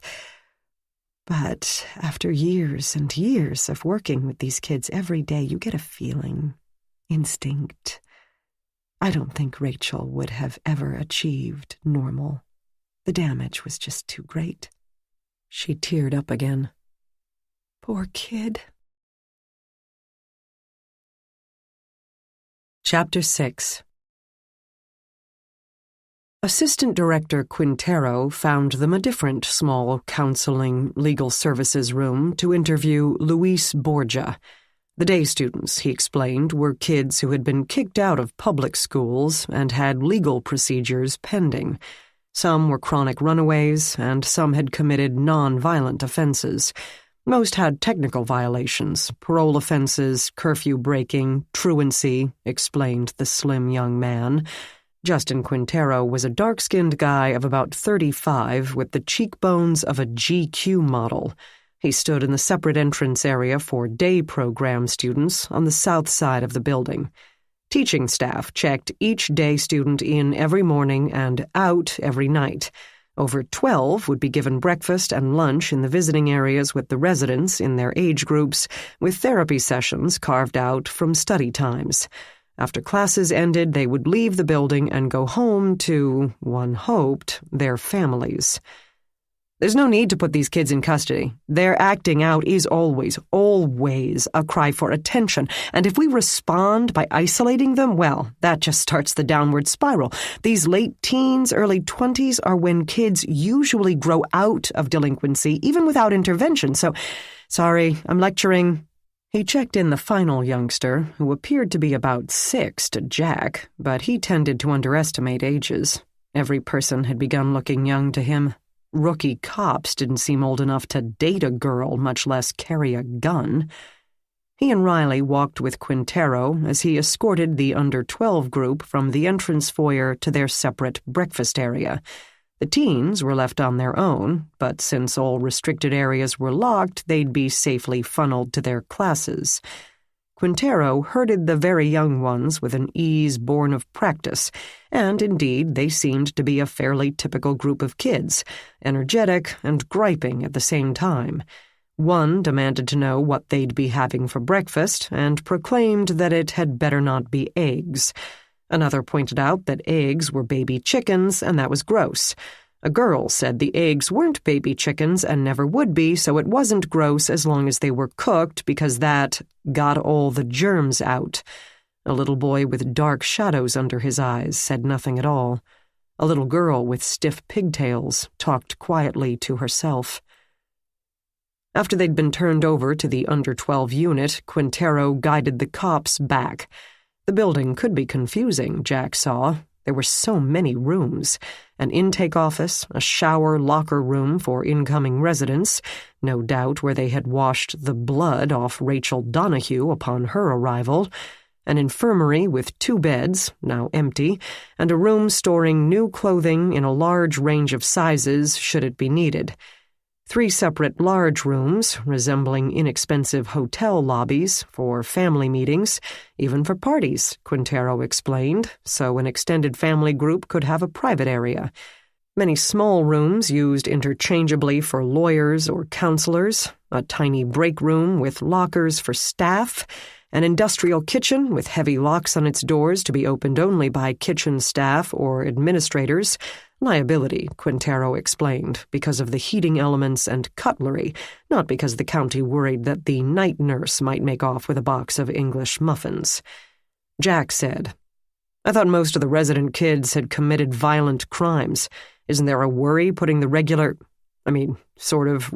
students with—" "No. Well, it's not that simple. Not all residents have had violent incidents, and some day program kids have. A few residents have nowhere else to go and are here for a few days pending assignment to a foster home. Some of the day kids have committed assault or robbery, but their home situation is relatively stable and they're pending adjudication. Out on bail, in other words. Juveniles weren't convicted when found guilty of a crime. They were adjudicated. And then they weren't put in jail, they were put in detention, and usually only for a few months to a year. For offenses committed before age 18, they could be held only until they turned 21. Quintero said, "Our main focus with the day students is to keep them out of custody and instead work on their mental health and their families' parenting abilities. If all goes as it should, they may stay out of jail permanently.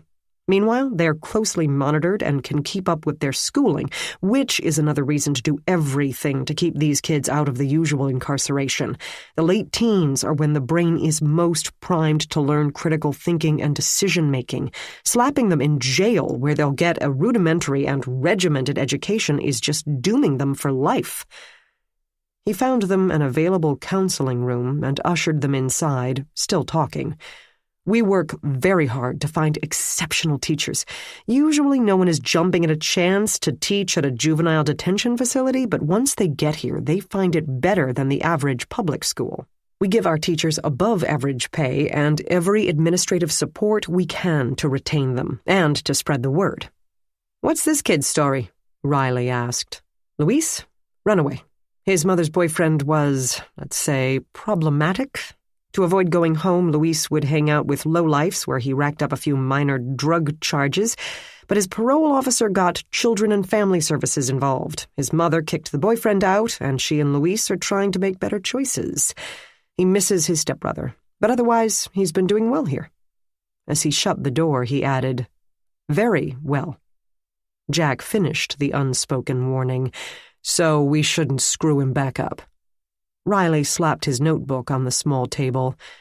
If they don't salvage these kids, it won't be for lack of conviction. The lavender walls held no decoration except a poster of a beach with crystal-clear water framed with lightweight plastic. Worn but clean carpeting reached the walls. No windows. The tables are all round here. Did you notice that? Riley nodded. More inclusive, less confrontational. Plus, kids won't stumble and hit their head in a corner. They're teens, not toddlers. Yeah, I know, but that mindset, it never really goes away. I still hesitate when I set the table for the girls. Is Hannah old enough for a serrated knife? Riley, divorced, made every effort to stay in his daughters' lives. Must be tough when you grill steaks. I'm a cop, Riley said. Who can afford steaks? Luis Borgia studied the two men. The tall one looked tough, kind of like his stepfather, but with even more muscle to back it up. The shorter one could easily be outrun. Luis had outrun a lot of cops and felt confident in this assessment. But for once, he didn't have to. For once, he could talk to cops with nothing to hide, no reason to worry. That was weird. And he still worried a little, of course. White guys. He knew they looked at his dark hair and olive skin and put him in a category somewhere below black guys and bikers. This made him angry. Most things made him angry. Justin Quintero said, "Here is Luis. He said he's okay with talking to you without me in the room, so I'll leave you to it." The guy ducked out like his pants were on fire and shut the door, leaving Luis behind. He took a seat without waiting to be asked, feeling it important to establish that he wasn't nobody's bitch and wasn't going to be pushed around, not this time. They were good cop, bad copping him, the big one just staring at him, arms crossed, the little one being all friendly and shit. Luis's brother Esteban had clued him into this technique. He wished Esteban would be at home to rehash this with, but he had to leave with his hijo de puta father. Meanwhile, the short one, he gave Luis their names, some blah blah blah that Luis didn't listen to. The guy even apologized for interrupting his school day, as if Luis were so concerned about his grades that he might worry about missing algebra. The idea made Luis laugh, but he stifled the smirk. Guys usually hit you when you smirked. His stepfather always had. He wondered how Esteban was getting on now that he didn't have Luis and his mom to absorb his father's blows. Luis had begged the social workers to keep an eye on the kid. They said they would, but Luis didn't believe them. Without an adult making a complaint, Esteban would be on his own. He forced his mind back to the present. No one is going to hit you here, his healthy brain said. That might be what the docs say, his not healthy parts argued, but they ain't in this room now, are they? And these cops know they're free to question you without a parent or guardian present and without reading your Miranda rights because you're not arrested or in custody.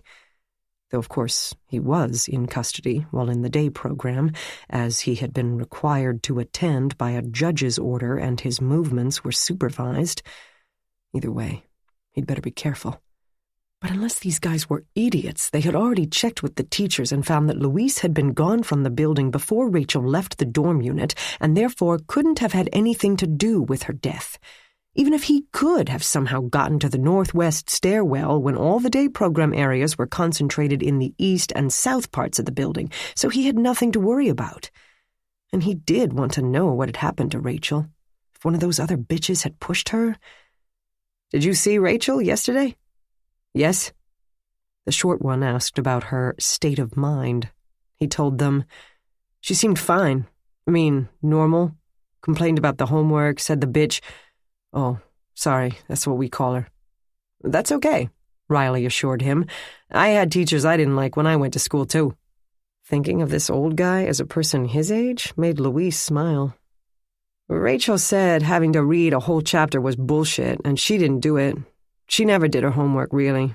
I started because my mom makes me now. Anyway, I sat by her at breakfast, and she told me about the new Star Wars movie. She'd read about it in the paper. They get newspapers in residence because they want you to be aware of what's going on in the world, but they don't like girl magazines because they say they're unrealistic, which I guess they are. But Rachel read the paper a lot. She hated school, but she wasn't stupid. She knew a lot of stuff. She was cool.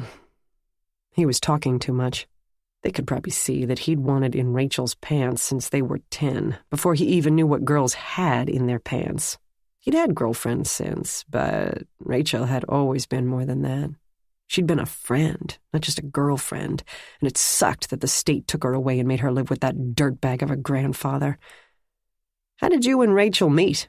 the cop asked. "We lived in the same building when we were kids, on 37th. That was before her dad went to jail. He'd been in jail a few times, but just for, like, a couple weeks. He didn't tell anyone about Rachel, so she'd stay by herself till he came back." "How old was she then?" 7, 8, I think. We're the same age. I'm 2.5 months older. She'd come over when she got hungry, and my mom would take care of her. They would play on the monkey bars at the end of the street, walk to the ratty school, and try to lift candy from the 7-Eleven, but the old guy there always caught them. He'd hide in her apartment when his real dad beat up his mother, thinking he could still hear her crying through 3 apartments of walls, hating himself for not protecting her. But Rachel convinced him not to, that it would just make his dad more angry, that he would just get hurt as well. She used to hang on to his arm to keep him from leaving. That was why he had healthy parts of him and unhealthy parts. Seeing his mother bleed and not be able to get out of bed for days and later take up with another man who did exactly the same thing had created unhealthy parts. Those parts made him angry all the time and made him yell at his mother and take drugs and beat up other kids who didn't want to buy the ones he sold. The unhealthy parts weren't his fault, but they were his responsibility. The healthy parts of him were the ones that wanted to take care of his mom, that liked playing baseball, that were smart enough to know he needed to get a real job someday, so he'd better graduate from high school. Every day he learned more how to listen to the healthy parts and not the other ones. When Dr. Tsabo first told him about the parts, he thought it was stupid, something you'd tell little kids. But then he began to see how it explained a lot of things. It made sense. Luis liked things to make sense. "And then her dad went to jail for a long time?" the short one asked. "Yeah. I tried to get my mom to adopt her, but she said we couldn't. The court wouldn't give her to us with my dad's record, though he knew it didn't have anything to do with her numerous domestic violence reports. She just didn't want another mouth to feed. The relationship between him and his mother remained a work in progress. He had found Rachel again, only to lose her permanently. Another reason sadness gripped his heart. They sent Rachel to her grandfather, who was... He couldn't think of a word bad enough to do justice to Rachel's violation. "Yes, we know. So, the next time you saw Rachel, here, in class, when she got here a couple weeks ago. Since that time, have you seen her outside this building?" Was this guy stupid? "No, she can't leave. The residents can't leave. It's a jail." "Duh." "What did she say about being here, at Firebird?" "Hated it," Luis admitted immediately. "Hated the food, hated the classes, hated the other kids. She kind of liked her room, though." "Really? Why?" "It had a door. All Rachel wanted was to find a place where she could live alone without anyone else. I think that's why she talked to me." Luis watched his fingers clasped in his lap. "I think, the best time in her life was when her dad went away and nobody knew about her, and she could just live in her apartment by herself, do whatever she wanted, go where she wanted." "Sure," snorted the big one, until the building shut the utilities off and she ran out of food. "She was 10, Luis reminded him. Idiota. "Did she get along with the other girls?" the short one asked. "No. I mean, she thought they were lame." Rachel thought everyone was lame, except him. Kinda, except him. "Any fights? Beefs?" "Nah. I think she shoved someone when she first got here, but that wasn't nothing. She pretty much ignored them. The other girls, he meant, not the boys. What about the staff? Luis gave him a shrug, the universal kid gesture to demonstrate don't know and or don't care and or that's not important. She didn't say nothing. Ms. Washington? Called her a bitch, too, but nothing, specific. She carried a gold ring in her pocket. Do you know who that belonged to? Huh? No, I didn't know she had... From some guy? Or had she stolen it? Knowing Rachel... Look, what happened to her? Why did she fall? That's what we're trying to find out. Luis didn't think they were doing much of a job, but he didn't say so. They were trying, his healthy part said, so he should help them. If Rachel had a ring from a boyfriend, she would have shown it to him. That would be Rachel. She probably stole it. She must have done a few burglaries, maybe a lot. Everyone does. Everyone? The one guy pressed. Yeah, everyone. Luis felt the anger welling up. Rachel had helped his loneliness for his absent stepbrother, and now she was gone too, and the adults were as clueless as ever. You don't get it. Get what? What it's like being from my generation. That's a lot of syllables, the big one muttered. The little one frowned at him. The bad cop, good cop thing again, which didn't fool Luis one bit. He said, You don't get that every day we go to school and wonder if somebody's going to shoot us, maybe over drugs or girls or money, or maybe for the hell of it, like those psychos who bring AK-47s and try to kill all the jocks. You want us to focus on getting good grades and following the rules and living up to our potential. But for us, we're just trying to stay alive. That shut them up for a minute. Then the big one said, Morality and survival are sometimes mutually exclusive. Luis studied his face for signs of sarcasm, but he didn't seem to be yanking Luis's chain. Yeah, that's it. After that, they let him go, gave him a card, and said that if he thought of anything else, he should call. Luis threw the card out in the visitors' area before returning to class. If he got jumped on the way home, he wouldn't want to look like a snitch. If he thought of anything, he could tell a teacher to get hold of them, but doubted that would be necessary. They would write Rachel off as another bad kid and forget about her. No point getting angry about it. That was just the way it was. It occurred to him that he had talked to cops without being or getting in trouble. He hadn't gotten in a fight, and they hadn't threatened him with juvie. Maybe Sabo was right. Maybe his healthy parts were winning. Outside on the sidewalk, Jack drew a deep breath. We done? I think so. Autopsy said no drugs, no weird bruises, no one heard a scream or saw an argument. Doing a headstand in therapy. You think she was fooling around on the railing and fell? It makes more sense than anything else. She didn't sound suicidal or even depressed. Their moods turn on a dime at that age, though, Riley said. He waved to a motorcycle cop cruising by, eyed a hot dog cart across the street, and then plopped into the driver's seat of their assigned car. Jack settled opposite him. I speak from experience. And it's not that it's a consideration, but it doesn't do anyone any good to have her go down as a suicide, least of all those kids in there. Suicide can be contagious. More things point to accident, anyway. She'd been cocky, forward-looking, possibly athletic, and not interested in kitchen duty. It's a lot easier to picture her deciding to fool around on the banisters instead of figuring out that she'd never dig herself out of the sinkhole life had thrown her into. Yeah, I'll tell the ME we're good with death from misadventure. I'm sure they'll agree. Ready for lunch? That hot dog smell got me going. Jack said sure, glancing up at the stone building as they pulled away. He didn't expect a return visit to the Firebird Center anytime soon. As usual. He was wrong.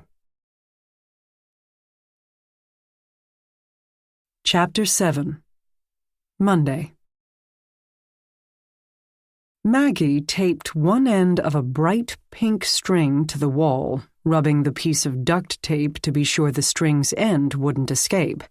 Then she dabbed a chunk of the tape to the other end and held it out, gently with one hand while holding a protractor to the wall with the other.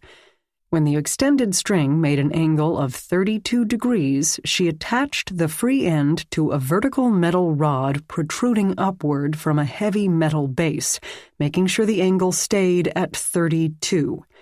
All was well for a moment, but then the end taped to the wall snaked through its duct tape anchor and fell to the floor. Maggie breathed out a quiet and uncharacteristic swear word. "This is the part they never show you on TV," her boss, Denny, agreed. He used a disposable pipette to douse a different section of the wall with amido black, trying to darken a pair of bloody handprints. The amido black would turn the red ridges to a deep black. If the friction ridge patterns were clear enough to compare and didn't belong to the victim, they had to belong to the killer. Maggie used the protractor again and retaped the string. "That's because on TV they have cool lasers and foggers and a set of 25 tripods, and they do it all in high heels." "That's your problem. You're not wearing high heels. It's bad enough in boots." She sat cross-legged on the floor in worn BDU pants and department-issue steel-toed shoes, her back curved in a hunch to be able to view the bloodstain directly on without skewing the loop's perspective. Her neck ached. The hardwood planks hadn't been swept and certainly not washed in months or years, but at least without carpeting she didn't have to worry, or so she hoped, about fleas. The cockroaches had disappeared into their cracks and would stay hidden as long as she kept moving. She moved on to the next bloodstain, holding a rounded plastic magnifying loop to the red spot on the wall.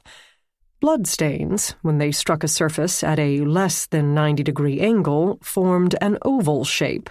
Dividing the width of this oval by its length gave her the angle at which the drop hit the wall. The loop had a built-in scale to measure with. She did the math on the wall in pencil next to the drop. Any new owners would have to paint the wall anyway, and a few pencil marks would be the least of their worries compared to all the blood, and especially the amido black. That stuff stained like the dickens. Her problem lay in that after a drop hit the wall, while most of the blood would instantly stick, momentum would push the still liquid extra bit farther to form a tail. This tail could obscure the exact end, and therefore the exact length, of the drop. Even 0.5 millimeter changed the angle by more than a few degrees. Between this lack of precision and the duct tape and carrying the heavy rod bases up 2 flights of dingy apartment steps, she couldn't help thinking there had to be a better way. Denny doused the wall again with tap water, rinsing off the excess amido black. It pooled in a gray mess, mostly caught by a wad of paper towels at the baseboard. He made a satisfied little sound, meaning that a sufficient amount of ridge detail appeared and could be able to be compared to a suspect's known prints. The 40-year-old mother of 3 had been taken to the medical examiner's office for her final appointment with a doctor, a forensic pathologist, but with luck, her blood remained to tell them who had killed her. So far, everyone's bet rested on an abusive ex-husband. "So you're back with Dr. Michaels again," Denny said. Ping. The next string also slipped from its duct tape, possibly because Maggie's hand had twitched. "Yes? Again?" "You don't have to sound so aggrieved. The department is trying to make sure you're okay, with 2 different people nearly killing you in the past, 6 months. 3, if you count the guy who shot at you on Euclid." "That one doesn't count. He wasn't aiming at me," Maggie said, knowing that might not be true. "Besides, I thought you said you liked her." "She's a nice lady. I'm sure she's an excellent doctor, too. But I don't need her, and I'm sure many people in this county do, so I hate wasting her time." "Very altruistic of you," Denny commented, pointedly neutral. Okay, I hate wasting mine, too. Damn, can't we at least get those little plastic anchors with sticky wax? Tried 'em. They pull off even more easily than the tape. And before you mention lasers again, remember that in order to photograph the cool lights in the cool fog, we'd have to cover all the windows to get it dark in here. I know how much you love doing that when we spray luminol. She didn't admit that, yes, by the time they did all the prep and set up all the tripods and blocked out all the light, cool lasers would take longer than the tape and protractor route and still be harder to photograph. But she'd rather talk about forensic equipment requests than her visits with the department shrink.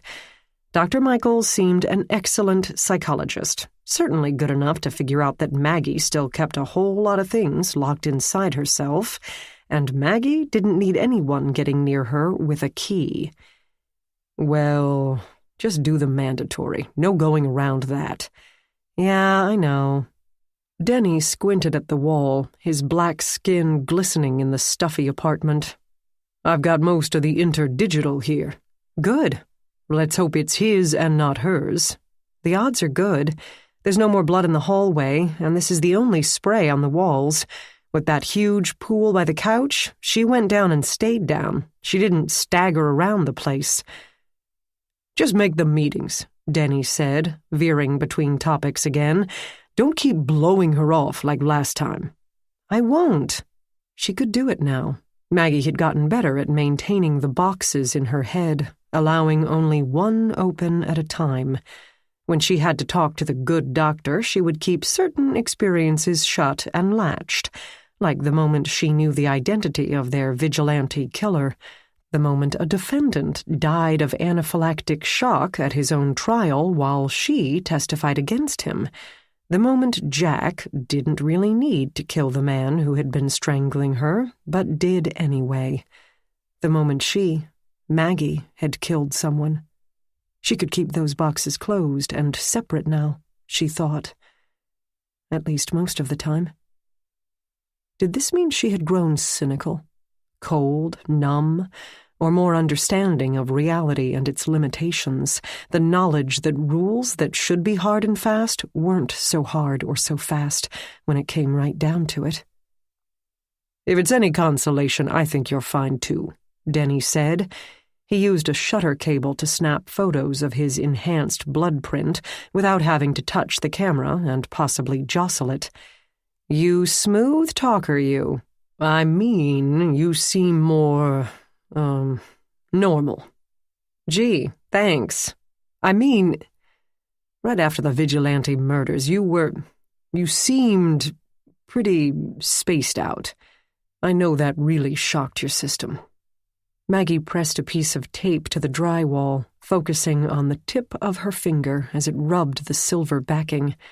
She had thought she'd done so well, hiding the doubts and the mad thoughts that tumbled up and down the rabbit hole, telling herself that someday her heart would stop pounding all day, every day, an exhausting thud, thud, thud she thought must be audible to those around her. She had tried so hard to act, think, be utterly normal, be just like she had been every day before, even as her life now existed in after. Denny said, But lately you've been back to, well, just you. His words stumbled a bit. Neither of them liked to speak of personal things. When every day they saw other people's lives laid bare, the people in the forensics unit kept their own partially covered. Light things were discussed at work, the Indians, diets, in-laws, and the ever-changing weather, and that worked for them. The sunniness kept them balanced and did not lessen the fierce bond they felt that matched that of cops or soldiers or maybe teachers. Maggie, for instance, knew that she would take a bullet for Denny or Carol or Josh or Amy without regret or hesitation. Of course, this was a largely pointless concern. Forensic techs didn't arrive on the scene until long after the bullets had stopped flying. Usually. At least until she had met Jack Renner. Good, was all Maggie said. Neither one of them looked up from their individual tasks. How's Alex? Denny suddenly asked. "Fine. They had a lull in the gigs, so he's taking the kids to Disney World. He says I should join them." Watching her two tiny nieces whirl around in teacups with their ever-patient parent would be a nice time. Dragging Alex onto Space Mountain one more time would be fun. Eating French fries while debating Belle versus Anna would be normal. It might also convince her brother that there was absolutely nothing wrong with her, that she had not changed in any way. She knew he had suspicions. Denny had met her brother. "Alex at Disney World. I can't picture it." Hey, just because he's a musician and has never owned a tie doesn't mean that he only eats raw foods and wears hemp clothing and won't let the girls watch television, although she wasn't entirely sure about the television part. "You should go." "You telling me to take time off, boss?" "Not too much time, but yes, I promise we'll survive without you." She had attached enough strings to the rod to feel comfortable with their convergence point. She stood with one shoulder to the wall and photographed her witch's broom of angles, then had Denny hold up a stiff tape measure to demonstrate the distance from the wall and the distance from the floor. It seemed a perfect match to the stab wound in the prone woman's back. "He got her here," Maggie summed up, pantomiming the killer's slash. She crawled away and started for the kitchen, trying to escape, get out the apartment door. She fell, or he struck her again, here, in the middle of the room. Denny finished. "She went down next to the couch, 3 wounds in the back, throwing these droplets onto the cushions, then she bleeds out. He stumbles toward the hallway, slaps one hand on the wall there, washes them in the bathroom sink, hence the positive phenolphthalein at the drain, and leaves the apartment." It had taken them approximately 2 hours of work to establish this scenario, and chances were it would prove completely useless. Knowing where the victim had been stabbed didn't tell them who stabbed her, unless her ex-husband could be found with her blood on his clothes, or an alibi didn't check out, or some other form of additional evidence came to light. The forensic information might not help the case at all. Or he might claim self-defense, and the sequence of events inside the apartment would be of great interest to both prosecution and defense. Either way, Maggie and Denny had gone through the process and reached their conclusions, and the criminal justice system would have to take it from there. Maggie said, "Okay, I'll just swab a few of my stains, and then I think we're done here. I'll have this written up in time for lunch." Her phone rang, and she checked the caller ID. Or maybe not. Justin Quintero met them under the admiring eye of the receptionist. Admiring for him, she barely glanced at Jack and Riley, and shook their hands with a firm grip. "Detectives, I want to thank you for your discretion. So far, this tragedy has stayed off the radar of the local news. That's not up to us."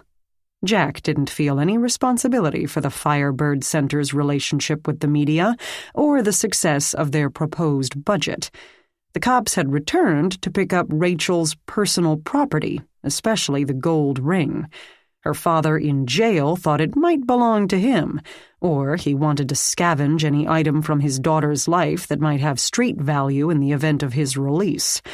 Either way, the county prosecutor had been trying to make a deal for his testimony against his co-conspirator on an armed robbery charge, and thought that a goodwill gesture on the part of the police might tip the scales toward cooperation. The homicide chief, whose only talent lay in schmoozing the power structure, did not want to miss an opportunity to do a favor for the prosecutor. So now we're bloody couriers, Jack thought. Justin Quintero said, "I know, but still, we're fighting for these kids as hard as we can, and any misstep could give the state a reason to nickel and dime us. Not that Rachel's death is a misstep, of course, it's a great pity." He guided them up the hallway, but at the next door a small brown force threw it open and barreled out, running straight into Jack. "Damon!" A woman in white scrubs pursued, so Jack grabbed what felt like shoulders, their tiny bones shifting under the skin.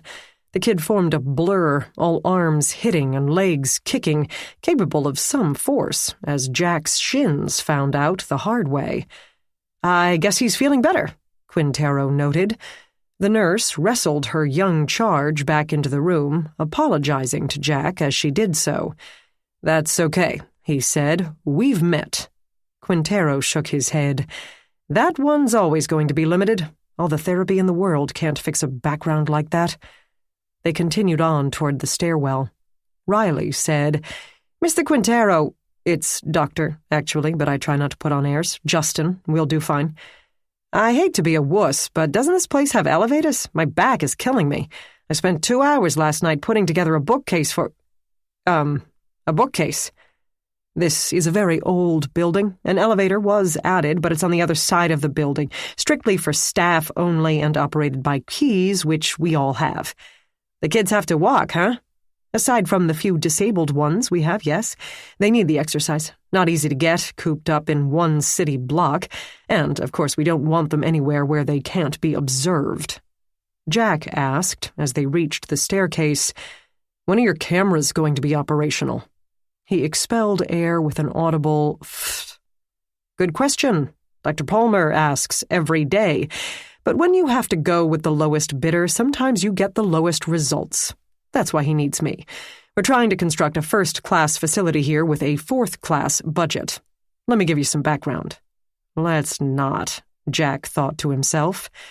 Youth crime began skyrocketing during the 80s. People panicked that we'd have roving bands of wilding teenagers by the 90s and build all sorts of juvenile detention facilities.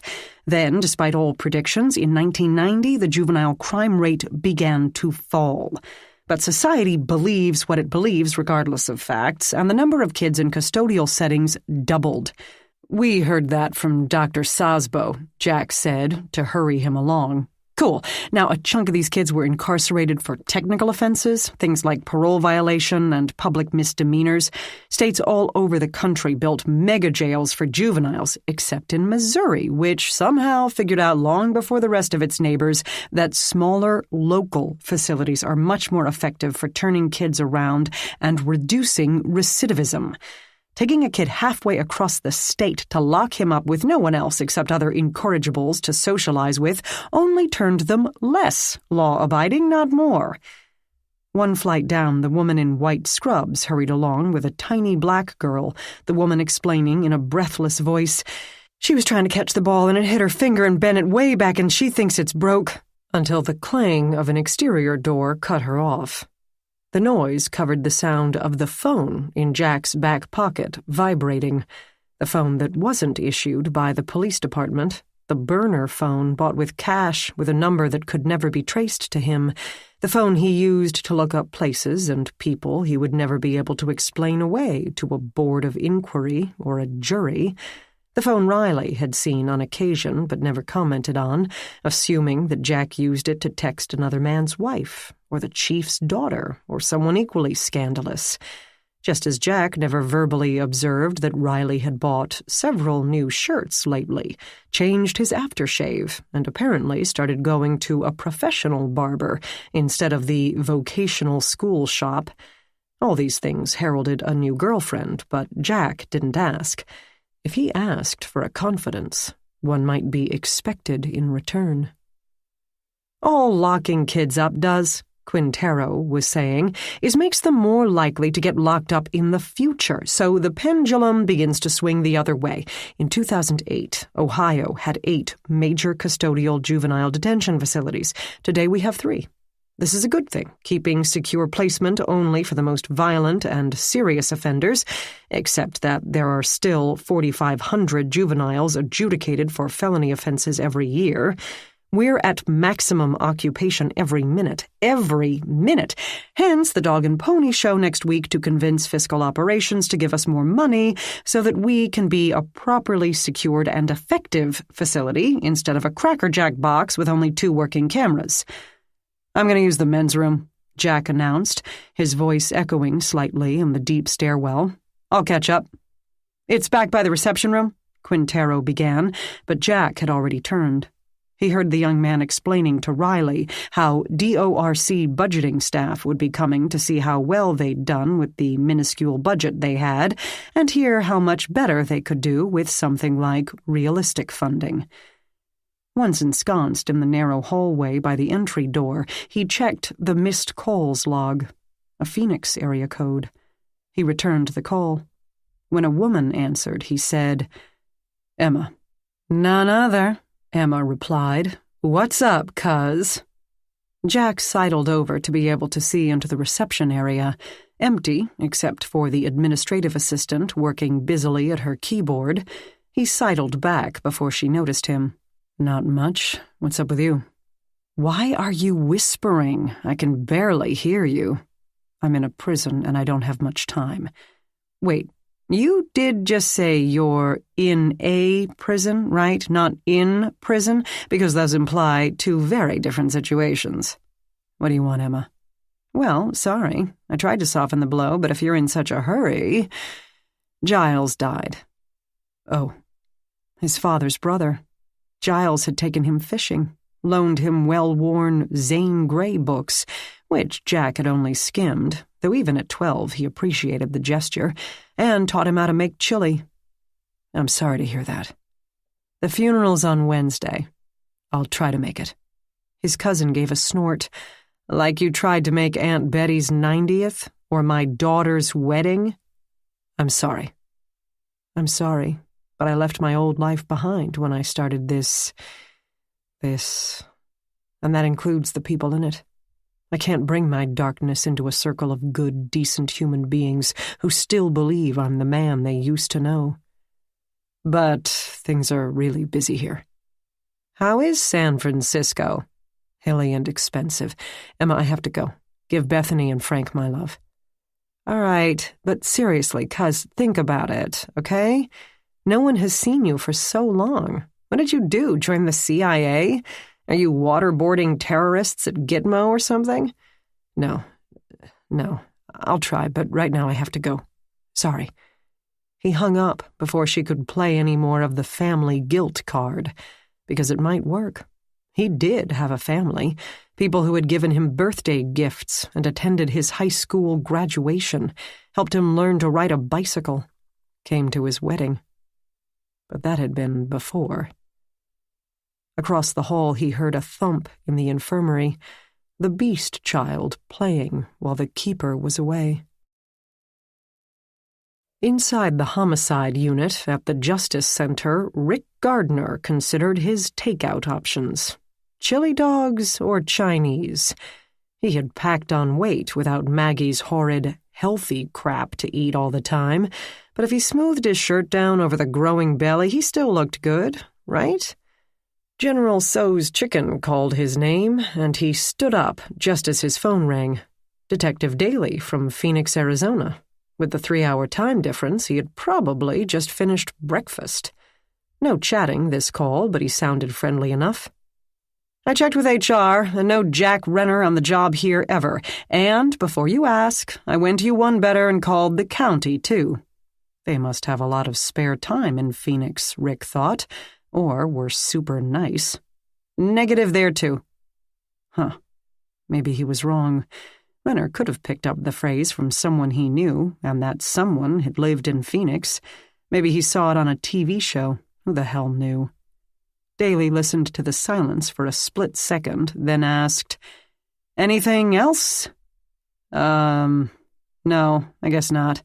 Thanks for your help, though." "No worries," the guy said, and hung up. Well, that was that. A bizarre hunch that didn't pan out. Might as well pick up his General So's and forget about it. But Rick continued to sit at his desk, tapping a pen against its metal surface. Chapter 8. Maggie met Jack and Riley on the sidewalk outside the Firebird Center, the concrete path interrupted by a sunken circle of dirt that held a sickly-looking tree of indeterminate family, its scattered brown leaves crunched under their feet. "What's up?" Maggie skipped any preamble.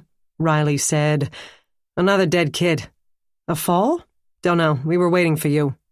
Now he knocked on the door, and a worried-looking, overweight blonde peeked her head out. Are you ready? Yes, they confirmed. She ushered them inside, holding the door and glancing up and down the street as if she expected antenna vans from every major news team to careen up the street with tires screeching. Either that or a phalanx of angry parents with pitchforks and torches. She shut the door behind them with a decisive thud. In the kitchen farther up the hallway, some sort of vegetable and pasta concoction had been cooking that made Maggie glad to think about her crisp tuna and broccoli pita chilling in the small fridge back at the lab. They passed reception, which held benches and a desk with office equipment. An effort had been made to make the place look welcoming. New tan paint, earth-toned abstracts, and comfy couches, but these careful choices appeared to be lost on the teenage girl lounging against the cushion. She had her legs straight out in front of her, and her face turned to the ceiling to demonstrate her sense of utter ennui.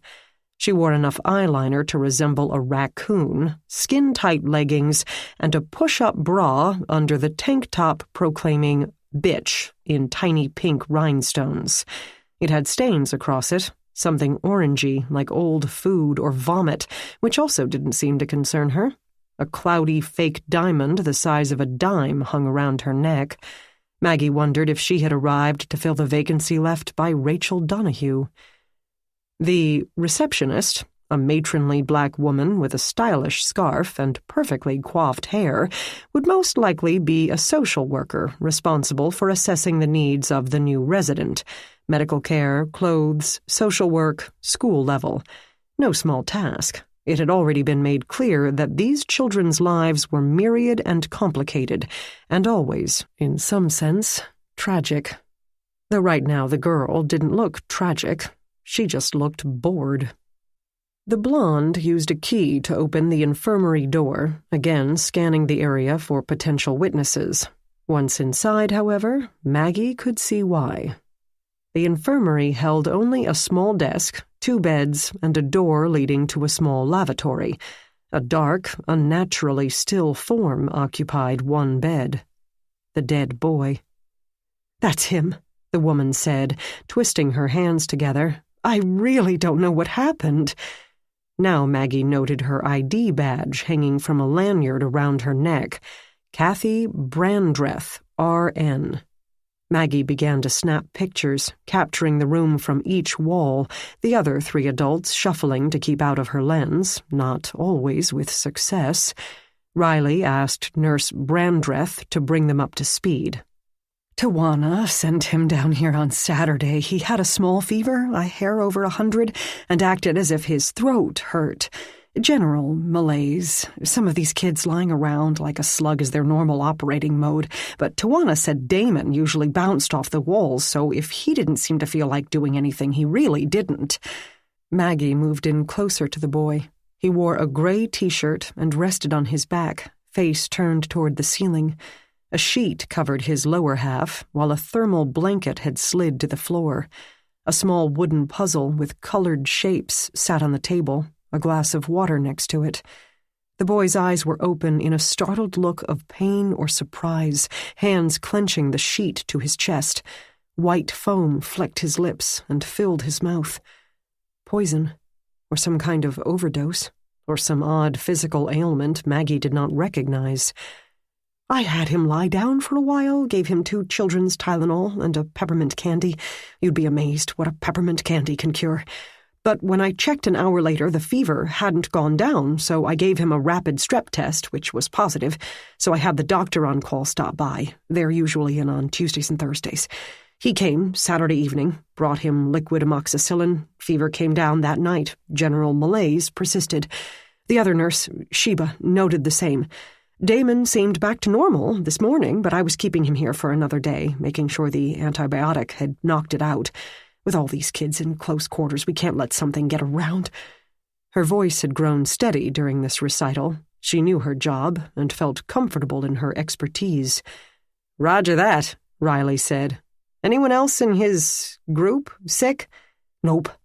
"No reaction to the amoxicillin?" Jack asked. No, he was fine with it. 4 teaspoons a day, grape-flavored, so he swallowed it, no problem.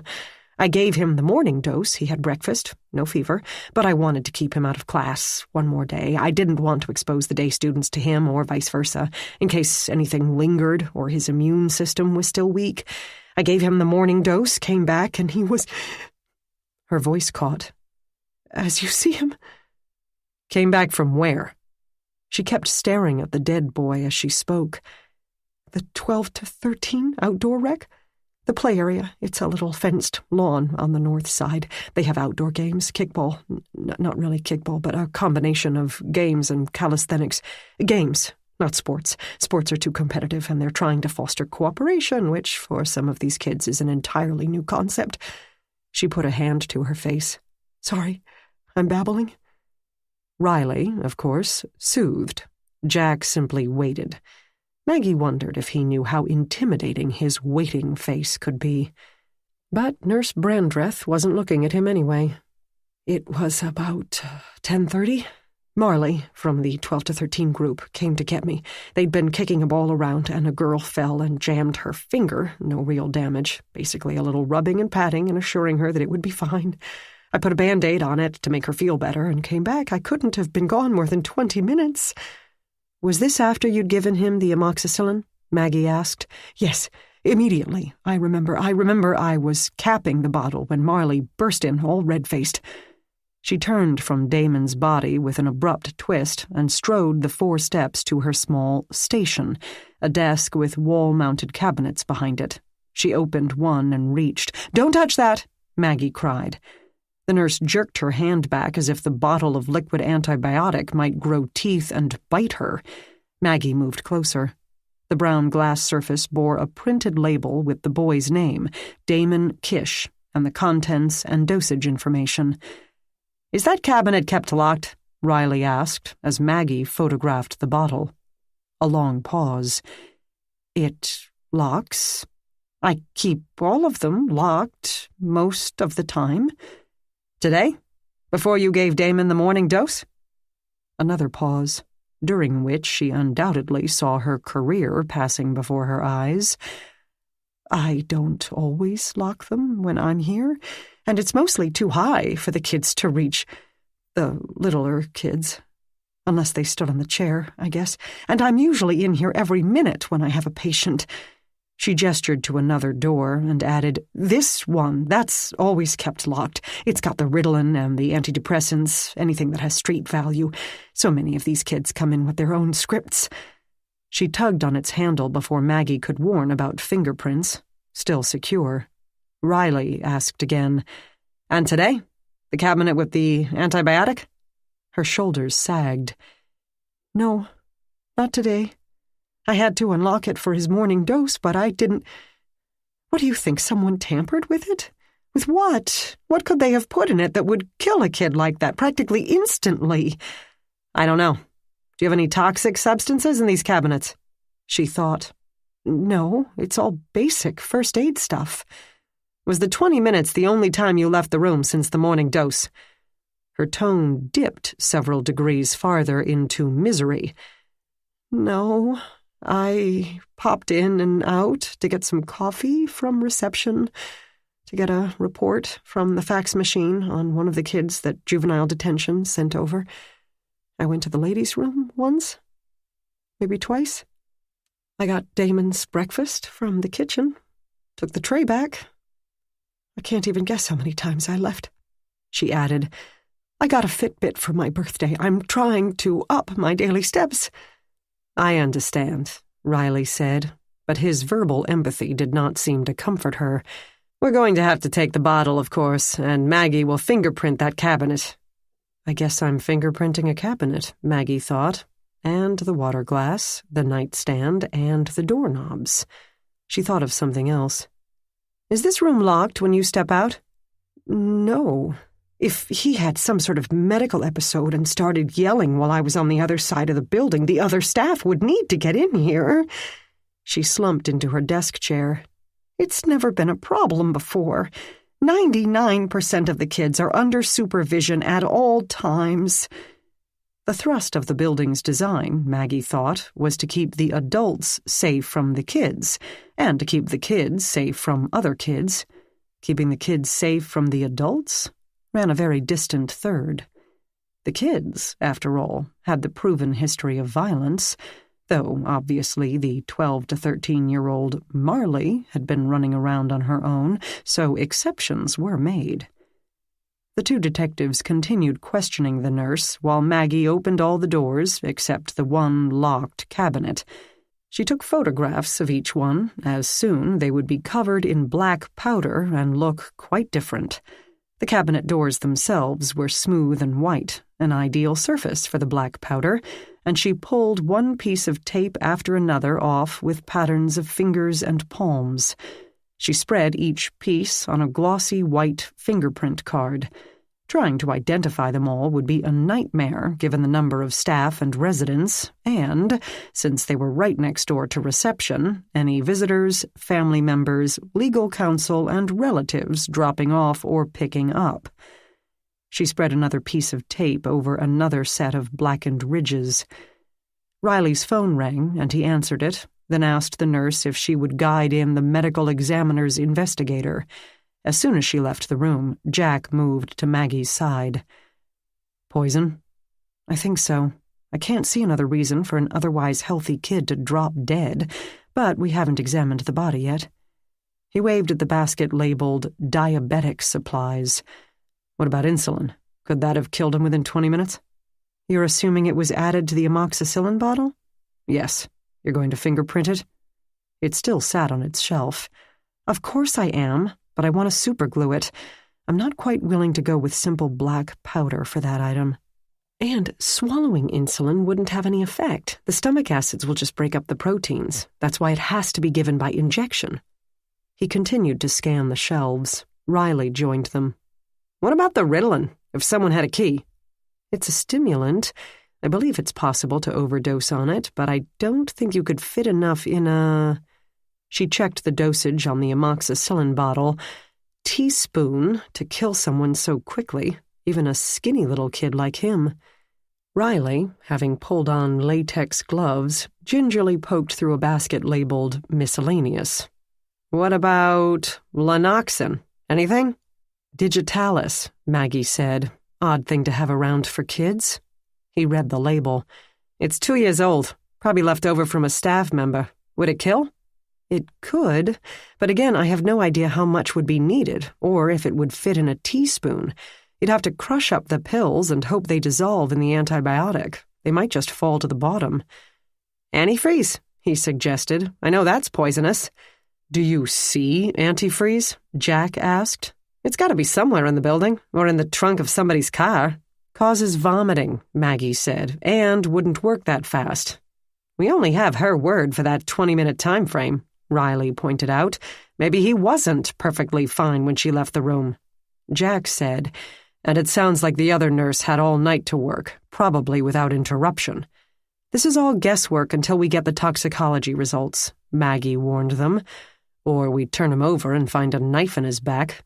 She added, "Exactly. And there were also several opportunities for Damon to get up, come over here, stand on a chair, and help himself. He wasn't that sick anymore, certainly capable of getting up and around." "Boy, I'll say, he was certainly up and around when we got here. Came out swinging just like before." "Wait," Maggie said, "you were here? When he died?" Riley explained how they had come to retrieve Rachel's possessions, and Damon had seemed more than all right. "Quite energetic, in fact. Nearly knocked my partner down." Suddenly, he asked Jack, "Did you see anyone?" "What?" "I just realized. That nurse went past us on the stairs, then you had to visit the little boy's room. Did you see anyone?" "No. No one in reception either, just the woman at the desk." He spoke stiffly, oddly. Maggie noticed, but couldn't interpret what that meant. But then she couldn't interpret much of anything when it came to Jack. He had his own unique configuration. "See the kid?" Riley asked his partner. "Nope, door was closed. And shopping at the drugstore while the nurse was out sounds exactly like what that kid would do. I'm surprised he lasted 2 days in here without either biting her or setting the bandages on fire." Maggie said, Here's the thing. I don't know what in these cabinets could be a potential poison or not, or, if there is such an item, it could have been given to him by someone else or he took it himself. We really won't know until the autopsy is done, toxicology results are in, and or I can give them the amoxicillin bottle for analysis. In the meantime, this is a crime scene, Jack finished for her. Riley said, "We need to lock it down, seal all these cabinets," Maggie said, which means the nurse doesn't have access to her supplies or the kids to their own medications. What a mess, Riley groaned. The nurse will have all sorts of reasons why we can't do that, most of which will be true and accurate. But at the same time, she is officially #1 suspect. So, what do we do? Tell Patty to start preparing a court order for us, Jack said. We have to ask our de facto boss to start our paperwork. We'll have to put lovely red tamper-proof tape all over these doors. A bunch of juvenile delinquents are going to be without their meds, and we'll have to pull a patrol officer off the street to sit here and guard the scene. Patty's not going to be happy about this one, and neither is Nurse Brandreth. Ain't nobody going to be happy about this one.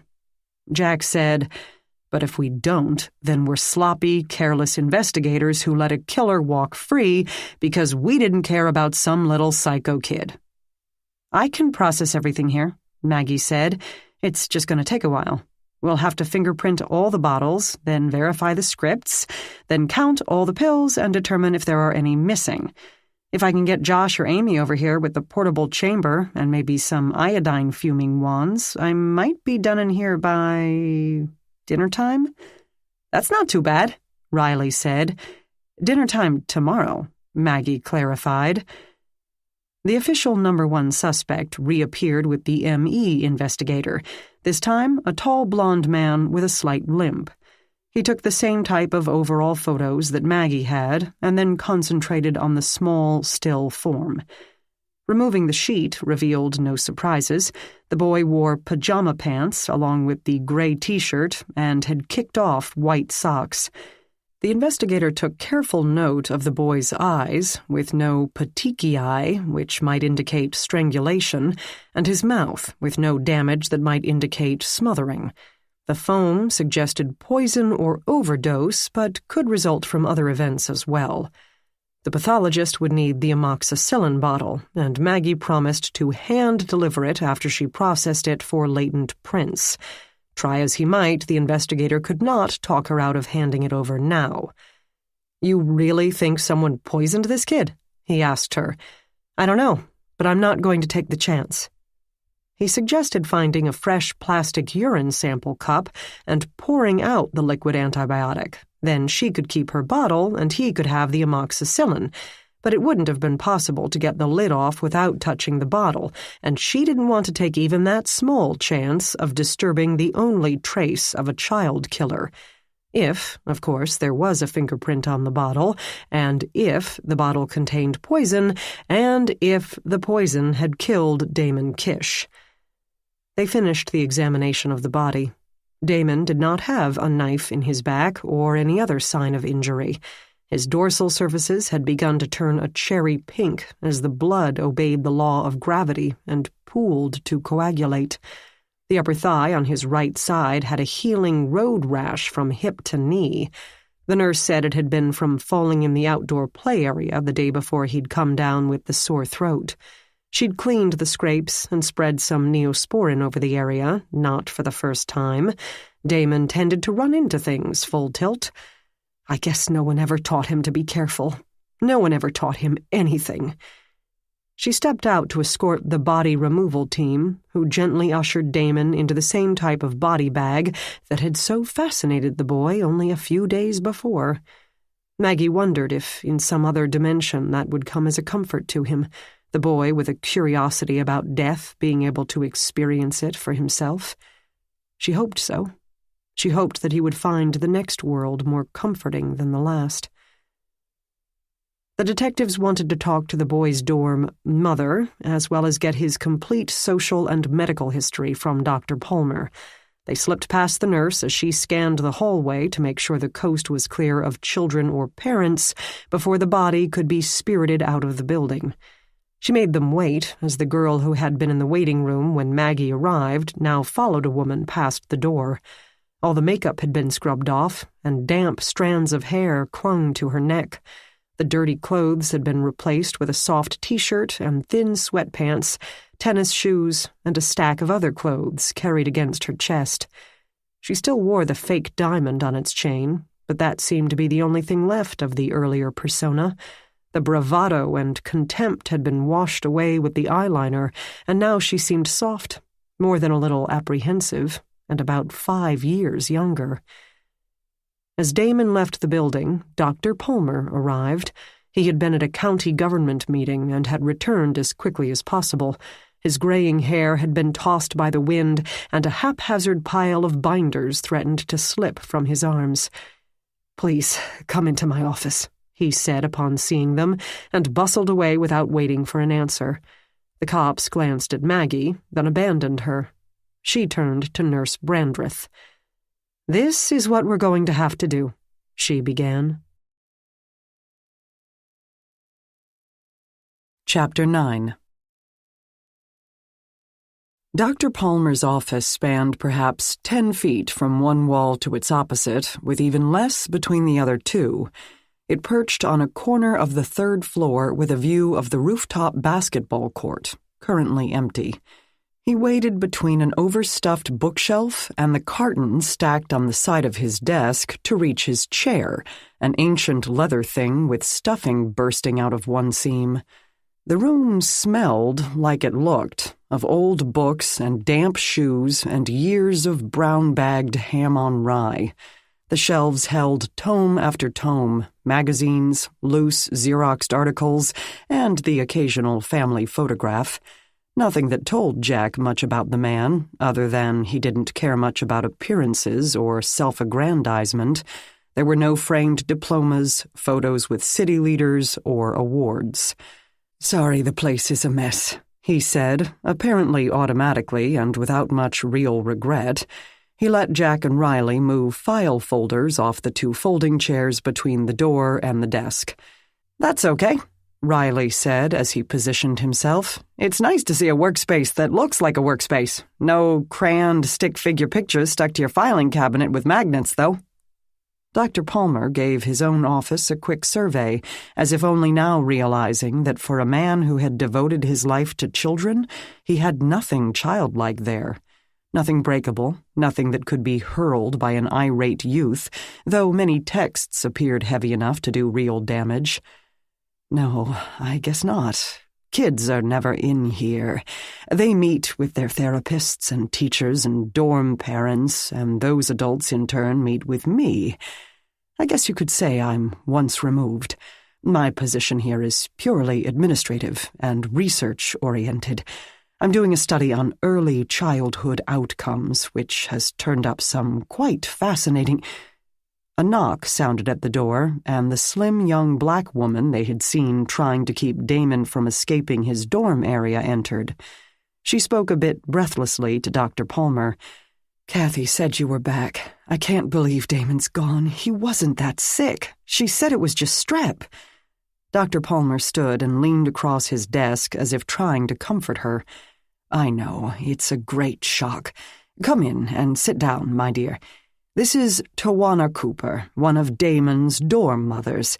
She's been a great asset to us for, about 4 years now?" Jack gave her his chair, which allowed him to both stretch his long legs and stand in the corner, back against the bookcase, the better to observe both the administrator and the social worker, while Riley held their attention. Not that he expected to learn much. They both seemed discombobulated by the boy's death. "He had been making progress," Tawana Cooper sniffed, dabbing her eyes with a delicate touch of tissue. "He actually wrote some of his numbers the other day, and he patted Mariana's shoulder when she was crying over her spelling test. That indicated such a leap in his capacity for empathizing." "Let's go back," Riley interrupted. I took him to the infirmary on Saturday. He was lying around and picked at his food. Usually he sucked everything down like a whirlpool. His forehead felt hot to me, so I took him down to Kathy. She said it was strep. I think he picked it up from a day student. Possibly the one he bit, Dr. Palmer mused, apparently to himself, because no one else in my unit had it. Anyway, that was the last time I saw him. Again she sniffed. "Why was he trying to get out of your room on Thursday?" Jack asked. "When? Oh, that was you, with Rachel's body. Damon did that often, really, when he felt bored or particularly energetic. He would often throw himself at doors just to see if they'd open. Not surprising, really." "Why is that?" The young woman and the old doctor exchanged a glance. Then Dr. Palmer took a deep breath as if about to begin a long story, which, as it turned out, he was. "Damon came to us about 2 months ago from Geauga County. They found him in a big old house in a fairly isolated location. No one knew that the woman had had 2 children, or that she kept them locked in the basement." "Wow," Riley said. "Damon and his brother. We don't even know what the brother's name is, since there were no records of anything. We only guess at Damon's name because the mother had written it on the calendar, then never flipped to the next month. When authorities entered, the 10-year-old calendar was still hanging in the kitchen. The brother had been younger. No record of the father or fathers, no indication of a man living at the house at all. The woman died from some natural cause, heart attack, I think. A mailman noticed the mail piling up in the box. Police did a welfare check, found her body in the kitchen and Damon in the basement. Its door, I guess, looked like something you'd see in a castle in an old movie, an inch-thick hasp and padlock. They found Damon and his little brother. The brother had been dead for at least a year, possibly 3 or 4. Hence the fascination with death, Jack thought. "Did he eat him?" 3 heads swiveled to look at him as if he had grown 3 heads. "What?" Riley asked. "I mean, kid stuck with no food. Did he resort to cannibalism? Is that why he bites?" "No!" Ms. Cooper seemed aghast, while Dr. Palmer stifled what sounded like a chuckle and said that all children bite. Ms. Cooper said, No, Damon wasn't starving. Underweight, certainly. He barely weighed over 50 pounds. But he wasn't abused, physically, in the strictest sense of the word. He had no broken bones, no deep bruises, no internal injuries. She apparently threw food down the steps, and water dripped from a faucet, blankets in the winter, etc. He came here in fairly decent health, even with the persistent malnutrition. A frown puckered her perfect skin, at least as far as could be told. Who knows what was hiding in his body that wouldn't have been found during a basic checkup? What killed the brother, then? Another exchanged glance. Dr. Palmer said uncomfortably, "They can't really be sure. So much time had passed, and the body had mummified." "But," Jack prompted. Obviously there was a but. Ms. Cooper said in a low tone, "There were broken bones in the face and chest." "How old was he?" "About 6 months. Impossible to know how long he had been in the cellar with Damon. So the assumption, we can't make any assumptions in that case," Dr. Palmer said. "It could have been the mother. The fractures might not have been serious, and the baby died of malnutrition. With a boy of about 7 trying to feed a baby water and crunchy dog food, it would have taken a miracle for that baby to survive." Jack said, "Or the 7-year-old got tired of listening to the crying and belted him a few times." Dr. Palmer said, "Or the mother literally threw the baby down the stairs with the dog food, and Damon did what he could for him. It's impossible to know." "Then why was Damon here?" Riley asked, "at this facility?" They seemed to find this a confusing question. "Where else could he go?" Dr. Palmer asked. "Obviously, the average foster family wouldn't be equipped to handle him." "He attacked other children while he was here?" Jack asked. It seemed the kid had been dangerously off the rails, but they couldn't find a politically correct way to say so. Dr. Palmer admitted, "Well, yes. Aside from the biting and scratching, he threw a bowl of hot soup at a little girl in his group. He twisted a boy's arm hard enough to sprain it. Lord knows he's hit Ms. Cooper here enough times, so I guess you could say that." "How else would you say it?" The doctor and the social worker took a moment to think as Jack watched a group of older boys, big enough to be the 16 to 17-year-olds, gather on the rooftop basketball court. It seemed like any other pickup game, the boys talking, laughing, obviously teasing each other, dribbling a worn ball in an absent manner, the game only a cover story for the real purpose of forgetting their problems and issues for a half hour.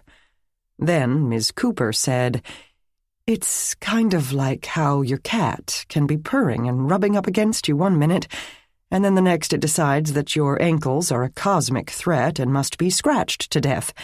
Unpredictable. Damon wasn't dangerous, Detective. He was feral.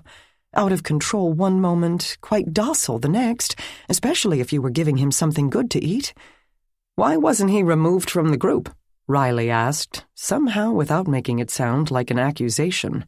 Dr. Palmer said, "Because no one anywhere could spare a staff member to be one-on-one with him 24/7. The only alternative would be to lock him in a padded room somewhere, and further isolation was hardly the answer." Ms. Cooper added, "He had 10 years of socialization to catch up on. We had to start somewhere." "Did he have a problem with any one or any aspect of the program in particular?" Jack asked. Damon may have died by misadventure or some bizarre medical condition, but it could easily be a case of homicide, so we might as well ask the usual questions. "Did he have any particular complaints?" Ms. Cooper said, "Damon didn't speak." Jack felt himself blink. "Not at all? Didn't at least grunt or scream?" "Nothing." The cops digested this. Riley asked, "Couldn't or wouldn't?" "Couldn't," Dr. Palmer said. "The brain isn't all ready to go at birth. It continues to develop neurological connections and abilities, which, if they're not developed within the first 2 years, will most likely never develop at all. In real life, Tarzan never would have learned to even say, 'You, Jane.'" Ms. Cooper said, "There were cruel experiments with animals that showed if their eyes were sewed shut for the first few months, they were permanently blinded." "So Damon never learned to talk?" "No." As if it had just occurred to him, Dr. Palmer said, "If the brother had been closer in age, perhaps they would have developed their own language. That would have been interesting." Ms. Cooper said, "But by the time the brother came along, Damon had already lost the ability. It's also possible any sound made was met with punishment. We don't know when in his development he was imprisoned.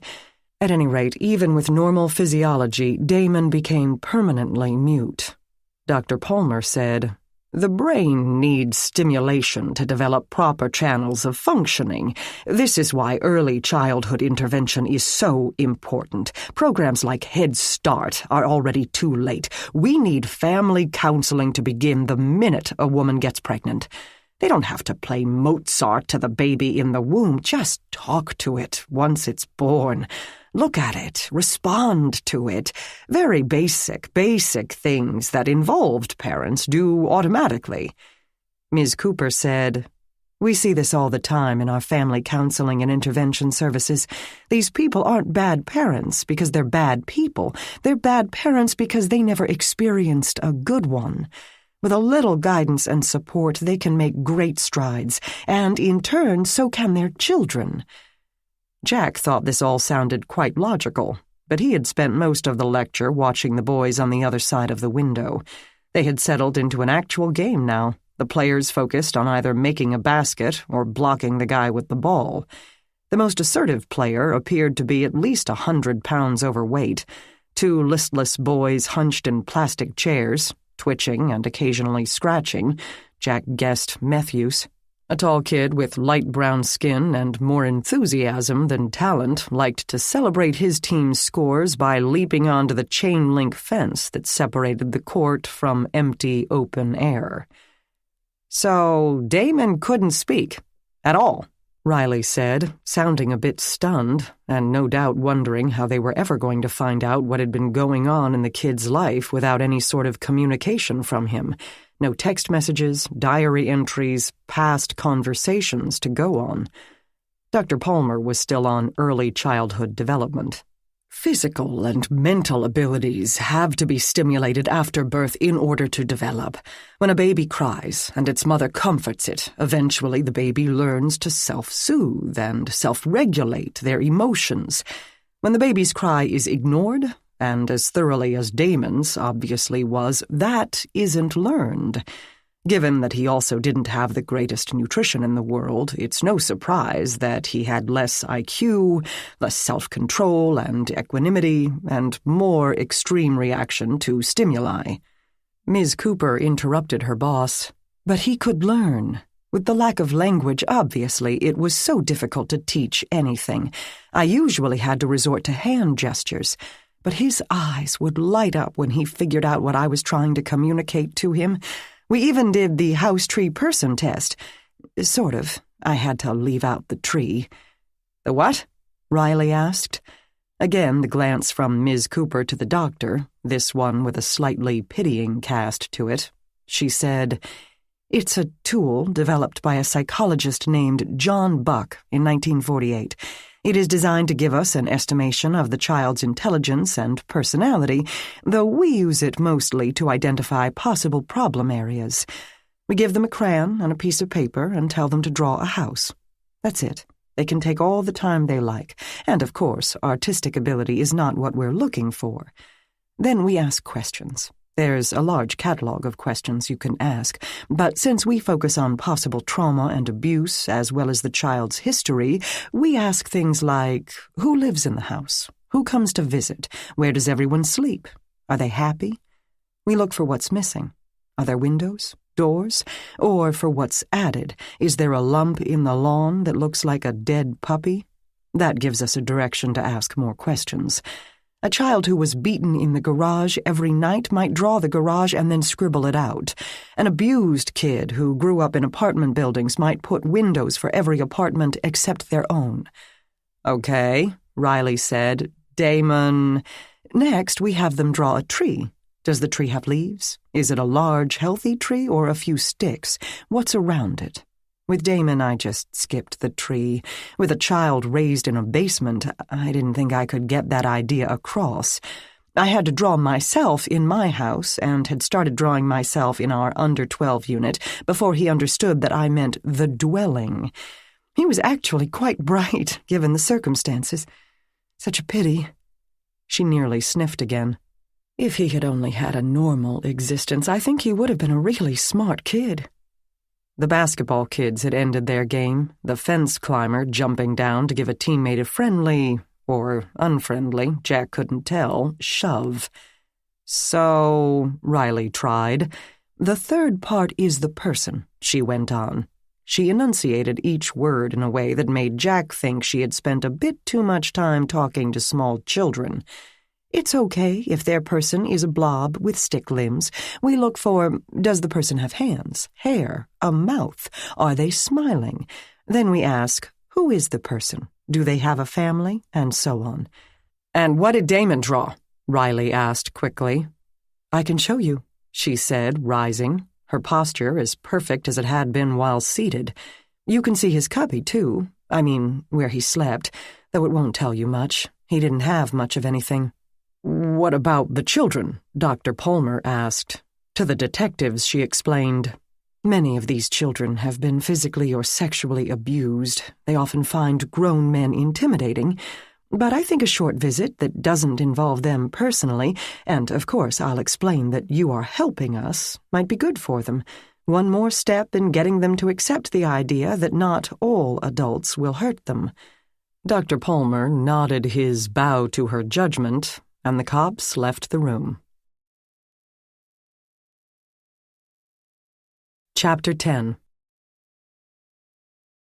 They followed the teacher to the opposite side of the building and down 2 floors to the under-12 dorm area.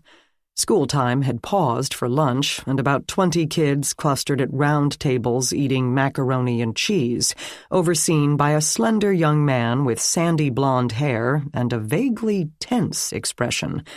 The smell made Jack's stomach rumble, wanting food, any food. They fell silent as soon as Ms. Cooper led the cops into the room and, staring back at them, Jack had the uncomfortable feeling that he could read each one's history. None had a sweet bedtime story to tell. Some of them seemed wary but curious, more or less typical of energetic children. Some squirmed and shot hostile looks, waiting for the confrontation, waiting to have to fight their way out. One little girl looked at them appraisingly, almost seductively, her dark eyes sweeping them from hair to shoes.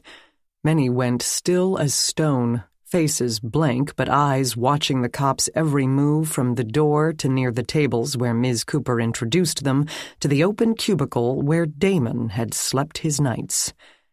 "As I said, he didn't have anything," Ms. Cooper explained as Jack poked around in the rumpled bedclothes and largely empty shelving. Exactly 3 sets of T-shirts, knit pants, socks, and little boy briefs had been neatly folded. A newish but scuffed pair of tennis shoes sat under the bunk. A plastic cup, scratched and opaque with age, sat on the small table that served as a nightstand next to a battered red cushion and a bracelet with large plastic beads. To remove him from that basement, they had to trap him like a wild animal. They couldn't ask what he wanted to take with him, so they grabbed a few things that were by his blankets. He doesn't show much interest in them, though, so I couldn't tell if they had any sentimental value. Riley looked around. "And this is it?" "This is it. When a kid spends 10 years locked in a basement, he doesn't accumulate a lot of stuff." A shout from the room outside distracted them, accompanied by the thumps of thrown items. Then a howl went up that raised the hairs on the back of Jack's neck. He looked around the wall of the cubicle to see a book come sailing out of another one. A teddy bear, a pillow, and what looked like a dress followed. The blond man at the tables with the children stood up, warned the children to stay in their seats, and went to deal with the young ravager. The children at the tables continued to eat while craning their necks to see the show. Some looked frightened. Some quivered with excitement at the commotion. A small girl of perhaps 8 burst from the space, managing to throw a good-sized book at the closest table while running full tilt for the door at the same time. The book fell short. The man pursued her. She had dark hair in need of a comb and bare feet, a T-shirt and jersey pants covering her thin frame. She reached the door, turned the knob desperately. It didn't budge, and she gave up in order to face the teacher-therapist. Unlike Damon, she was not remotely mute. "I hate you, I hate you, I hate you," erupted, loud enough to rattle the high windows. She added a few choice curses with words a girl her size should never have heard, much less mastered. The teacher held out each arm to block her in, but quickly as a sparrow she faked left, darted right, and went under his elbow. She plowed into a play area in the corner of the room, snatching every toy that came to hand to lob at the man. In the midst of this carnage came giggles, as if she were having a wonderful time.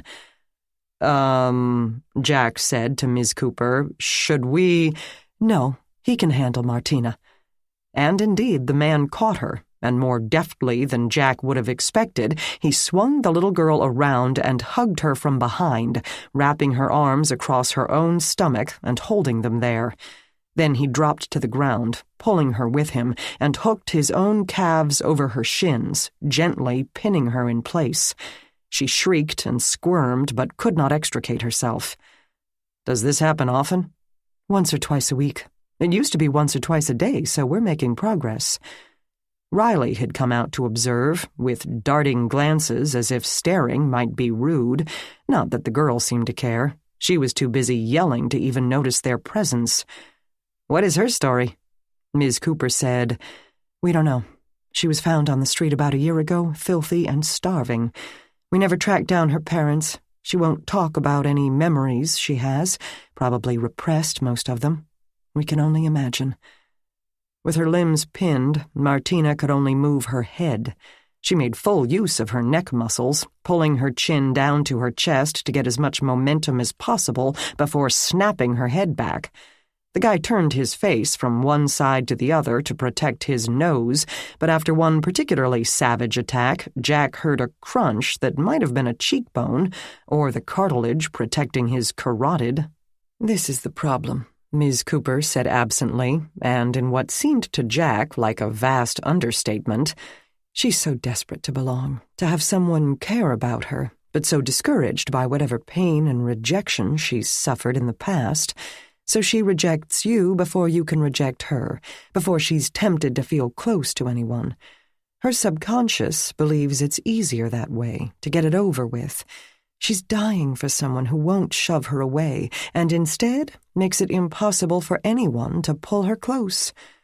"A self-fulfilling prophecy," Riley said. "Exactly. You see this all over in life. The girl who keeps burning through fiancés, the boy who gets his dream job only to send his boss a stupid email. Unfortunately, Martina's reaction is much more intense." The girl's flailing hadn't weakened. Jack couldn't help but stare at a grown man getting the snot kicked out of him by an 8-year-old girl. She nearly lifted him off the ground with her contortions. "Do you have a lot like her?" Riley asked. "Traumatized kids? Yes. Ones who throw such spectacular meltdowns? Only a few. At least she doesn't work on getting the other kids to join in. We had one a few years ago. Compared to him, Martina is in the Pee-wee League. She only resembles a tornado. He reached Category 5. Put holes in cement walls, chipped the linoleum, threw adult-sized chairs 10 feet. "What do you do when they get too big to pin?" Jack asked. A touch of uncharacteristic hopelessness colored her eyes. "They go to jail. Or, if they're lucky, a residential treatment program." "In the prison?" Riley clarified. There were no longer hospitals for the criminally insane. Prisons had their own designated areas. Ms. Cooper said, "That's Martina's future if we can't get her healthy. She'll have issues into adult life, no doubt, but if we can redirect her rage into less destructive outlets, she may be able to have some semblance of what we'd call a normal life. Maybe, here and there, a moment of actual happiness, before her childhood is gone completely." "What did she do?" Jack asked. "Martina? Nothing, actually. Nothing criminal other than the kind of assault you just saw. She's here because there are few other facilities that will take her on the public dime. Fostering hasn't worked out. It's extremely difficult to deal with kids coming from this kind of abuse and neglect. Everything that is, well, normal doesn't apply to them. Some people think all they need is love. Some people think all they need is discipline. They're both wrong." She paused, apparently trying to summarize human development in a few sentences. "All the things we take for granted, eating regular meals, hugging people we love, going to the bathroom in the bathroom, those aren't as instinctive as we think. We were taught all those things by our parents. So severely neglected kids come into a foster home. A hug makes them scream. They defecate in their bedroom. They steal food no matter how many times you explain that there is plenty of food and that stealing will be punished, because no matter how much they may want to please you, they have to put their own survival first. Buying them toys does not produce gratitude because they don't understand the concept of giving. They don't want to wear a coat when it's cold, or else they insist on having one when it's warm. They eat until they're sick or won't eat with the family at all. They want to be loved, detectives. But they make that so very, very difficult." As if to emphasize the point, Martina let out another scream and twisted to bite her captor's shoulder. "Come with me," Ms. Cooper told them. "I'll show you that drawing of Damon's." She led them past the eating kids again, making Jack pity the really quiet ones. The cops had entered and nothing bad had happened. They had finally unbent enough to spoon in another mouthful or two, but now his glancing approach turned them back into statues. Under 12 isn't separated by gender? Jack asked the woman, out of earshot of the kids. No.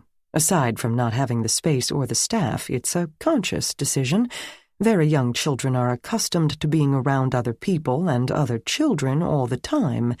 Their young ages are a chance for us to get them in the habit of cooperative, consistent socialization, and most of them are prepubescent, so the threat of sexual activity isn't as heavy as it is with the teens.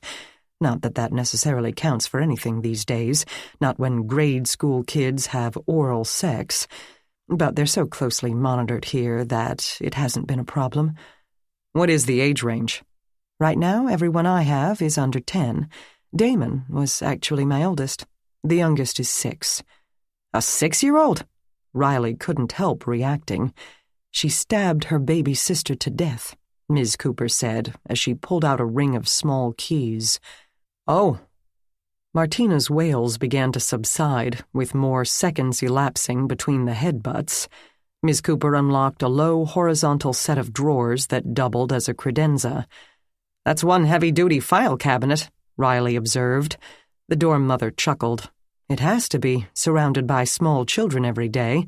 Look at my desk. I think it could be used as a barricade against an invading Viking horde if necessary. Jack watched the children pile their empty dishes onto a tray on a counter near the door, though their teacher still sat with Martina in the corner. He couldn't pick out who might be the youngest murderer in the group. They all seemed tiny to him, too young to cross the street by themselves, certainly too young to be incarcerated for violent crimes. And everything locks. Is that to preserve each child's privacy, or to keep the rubber bands and tape from appropriation? Both. We're in a fishbowl here, as you can see. Transparency is important. These kids have been abused and traumatized by adults doing hidden, mysterious things in secret. We want there to be no secrets in their spaces. Plus, I can't keep an eye on them if I disappear into an office all the time. She found Damon's file, relocked the drawer, and sat at her desk. She gestured toward the various free chairs, but they tended to be undersized, and Jack didn't trust his bulk on them. He and Riley simply leaned over her desktop. This was his house drawing. She pushed a sheet of construction paper toward them. In red crayon, Damon had sketched a square with a complicated gable roof represented by angular peaks. It had 3 windows and a door with what looked like a detached garage in the back. Simple, but the lines were straight and firm. Jack had no background to judge average 10-year-old artistic ability, but it didn't look half bad. I offered him other crayons, but he stuck to monochrome. Usually we take that as a red, no pun intended, flag. Red and black indicate aggression, so if a child uses those colors in particular areas of the drawing, we pay attention to it. But in a case as unusual as Damon's, I hesitate to make the usual assumptions. She glanced at the picture again. Of course, the house had been his prison, so maybe he knew exactly what he was about. Okay, Riley said. This is the interesting part. I got these crime scene photos from the county sheriff's office. I didn't show them to Damon, of course. Jack looked at a photograph of an old-fashioned basement with bare wood walls and a dirt floor. What looked like a plow sat in one corner, with one handle used as a clothes pole. Shelves held dusty boxes, jars of old screws, and a box of cereal. A rectangle of blankets must have been Damon's bed. Next to it lay another pile, the edge of the flash barely illuminating the tiny, desiccated form of what had been Damon's brother. In the corner, Martina's noise lowered to a keening moan. Over it, the teacher instructed the other children to get out their spelling books. Some skipped off to comply, while others ignored him and headed for the toys. And this was the house. She slapped another photo on top of the basement one. The house loosely represented in Damon's picture, a small 2-story structure with a gabled roof. He only saw, as far as we know, of course, but I doubt the mother took him out for picnics in the yard if she didn't even speak to him enough to develop even minimal lingual skills. He only saw this house for a few minutes as county authorities were dragging him away. Think of that. A kid who'd been locked up for 10 years, who couldn't have known other human beings existed. They wrapped him up in restraints because he reacted as any other wild animal would when cornered, hissing and scratching. She gazed at them. My point is that he would have had only a glimpse of this house in the midst of overwhelming physical and mental upheaval. Yet he got the details right. 3 windows, the door on the left side, the garage in back, 2 bushes at the corner. The 2 detectives compared the photo and the drawing, acknowledging that, yes, that was rather amazing. Regret welled up in her voice. As I said, very bright. I wonder what he could have done if he'd only been born to someone other than a monster. Did he draw the basement? Jack asked. Ms. Cooper shook her head. I couldn't figure out a way to communicate that request to him. I gave it a few tries, but I couldn't be sure he understood that the basement was underneath the house. I also couldn't be sure if he didn't understand me or he simply didn't want to draw his own prison. I didn't want to push him. What did this drawing tell you? Riley asked. Other than that he was incredibly observant? Not much, or not much that I could discern. This test isn't a series of checkboxes. So much comes from the child's body language and their response to questions or lack of same, just like adults. What they don't say is more revealing than what they do say. Rather like myself and Maggie, Jack thought. There were worlds of things that they didn't say, that she didn't ask. Where had he come from? Why did he start? Why couldn't he stop? Feeling it to be his job to rid the world of predators?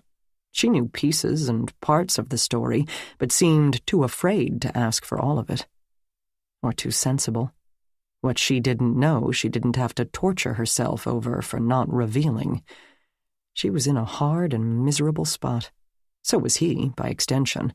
One pang of her conscience could compel her to expose him, herself too, of course, but he could see her disregarding that. He needed to get himself out of it. If not the spot, at least the city. Ms. Cooper was explaining that Damon's bizarre background made the test difficult to interpret. Did he leave out the basement? Did he not make a connection between the house and the basement, perhaps thinking they were 2 different structures? Did he not consider his imprisonment traumatizing but assumed everyone lives that way? Damon was a medium physical challenge, but a large mental one. I had been contacting nationally known child psychologists, trying to get them interested in his case, but so far, most responded but thought they'd stop by while on a lecture tour, that kind of thing. Riley said, "You skipped the tree. Did he draw a person?" She pulled another sheet of crayon-covered construction paper from the file. I asked him to draw himself, by drawing myself and then gesturing the connection. His eyes would light up when he figured out what you were trying to say, and he liked to draw, a new experience for him where his lack of speech didn't matter. I would let him draw during classes because, frankly, trying to teach long division to a kid in Damon's situation. In green crayon, Damon had drawn a sturdy boy in a t-shirt and pants, with curly hair. He had spent some time on the shoes, adding each grommet and twist of the laces. But... "No mouth," Riley said aloud. Ms. Cooper shook her head. The figure had eyes, ears, a nose, even eyebrows, but the lower section of the face sat empty of crayon marks. Jack asked, "How much would he have recovered of, functioning? Would he ever have been normal?" "Normal isn't a word we use around here much, Detective, but other than speech, physically normal. Mentally? You hear about attachment disorder and the like, and you probably think it's just the latest line of psychobabble." Jack said nothing because, on the whole, but the orbital frontal cortex acts as a control center over the sympathetic and parasympathetic nervous system. Children who are deprived of attachment as infants most often have a lifelong inability to regulate primitive negative states. They may truly not be able to help it. Her fingers made air quotes around the last 6 words. Then, if there had been drugs or alcohol in utero before he was born, and certainly we saw evidence of lifelong malnutrition, he'd almost certainly have less IQ, less self-control and equanimity, distractibility, and oversized response to stimuli. As abruptly as Martina had begun her fit, she stopped, her body going limp. She sniffled and began to cry. So he'd have been violent? Not violent. Feral. We sometimes think that nothing in the first 2 or 3 years of life can hurt us because we don't remember it, but that isn't true at all. In utero, infancy, and toddlerhood, the brain is still forming, and both the quantity and quality of its tissue and chemistry can be altered by trauma, malnutrition, and neglect. So the kid was pretty much a total loss. Jack asked, "Did Damon have an assigned therapist?" Martina had quieted and now watched a boy building a wall using foam bricks. The young man took his legs off hers, one by one. Ms. Cooper brushed Damon's paperwork back into its file and carefully locked the cabinet. "Yes, we schedule the under-12 group a little differently than the other units, try to keep their environment as stable as possible. Most of them have lived with a revolving door of adults, extended family members, different schools. Anyway, they have me, my counterpart, a teacher who lives in Friday, Saturday, and Sunday. I teach about half the subjects, she takes the other half. And Hunter, there, is our child psychologist." She nodded toward the slim young man as he now let go of Martina, letting her slide from his lap to the floor and releasing her arms. He stood up, quietly, gingerly, watching for her to continue with the fit. He fills in the gaps and meets with the children individually over at that table in the corner. "No secrets," Jack murmured. Most of these children have been abused by men, so they are much more comfortable within sight of their playmates or fellow residents. On the other hand, they have to discuss very painful topics, so in that way the openness isn't conducive. No one likes to cry in public, not even small children. "That's a lot of kids for only 3 of you to handle," Riley said, observing the group. "Half of these are day students. They come here for breakfast and go home about 4 p.m. Only 10 of them are residents. That's our maximum." "Sad that there's 10 kids in this city who can't live with their own families," Riley murmured, no doubt thinking of his own daughters. Hannah would be celebrating her 12th birthday next week. Natalie would be upstairs in the 14 to 15 unit. Ms. Cooper gave an unladylike snort. "Are you kidding? We have 15 more on a waiting list. Damon's little cubby will be filled as soon as we clean it out. There are another 50 for the day program. But Dr. Palmer won't let them overcrowd us. You can't put kids' lives on an assembly line. There's no one-size-fits-all fix. They're all different because all their stories are different, so all their problems are different, and all the solutions have to be different." In the play area, the psychologist walked away slowly to wipe a drop of blood from a scrape on the corner of his mouth with a napkin before helping the children still at the tables to move their reusable lunch dishes into a deep plastic bin. Without being told, they tossed any empty plastic cups into the blue recycling bin near the door. Martina didn't acknowledge the doctor's absence, but continued to watch the boy with the blocks. Then she rubbed her teary face with one hand, like the tired child she was. She picked up a plastic car and ran this along the wall of foam bricks. Jack wondered if ancient tales of demonic possession were actually the acting out of traumatized children. It would explain a lot. "And how did Dr. Hunter get on with Damon?" Riley asked, picking up on the touch of professional rivalry. Ms. Cooper wasted no time in clarifying that Hunter was his first name, his last was Kohler, and he hadn't made much progress. Getting Damon to sit still for anything was extremely difficult. Hunter couldn't find a way to communicate with Damon. He proved too much of a challenge. This time, her sniff had nothing to do with grief. Chapter 11. Maggie's co-worker, Josh, had arrived with the extra lab equipment, and he and Maggie had divided up the work. She set up the portable superglue chamber and put the amoxicillin bottle and the glass from Damon's bedside inside it, then placed a foil dish of powdered cyanacrylate on the hot plate. While that fumed, she texted her brother that while she loved Disney World as much as the next mouseophile, she would have to check the on-call schedule. The iodine processing of the other bottles took place in a small venting hood. If prints appeared in a purplish color, she photographed them, then passed the finished item to Josh. He would count the pills, capsules, and ounces of medication remaining, then examine the records and the calendar to determine if these counts were short. They worked in silence, broken now and then by Josh's Bluetoothed conversations with his fiancée about wedding cake flavors and when his crazy Uncle Leo should be cut off from the bar. Even without this, the area didn't prove very quiet. Because the infirmary sat next to the reception room, there seemed to be a constant flow of adults and children in and out of the building. Now that Damon's body had been removed, Maggie left the door open for the detectives to return.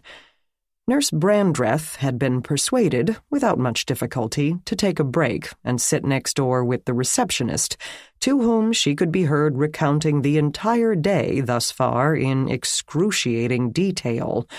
A health inspector had arrived to be escorted throughout the building.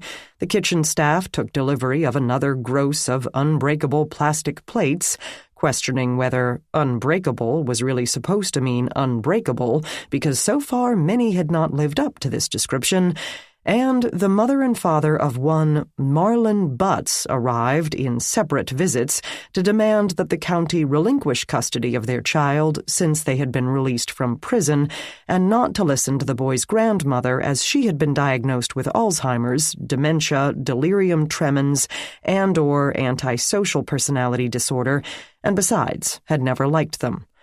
During both visits, the receptionist had had to call one of the building's 2 security officers, and Maggie wondered why she had not met with these officers previously.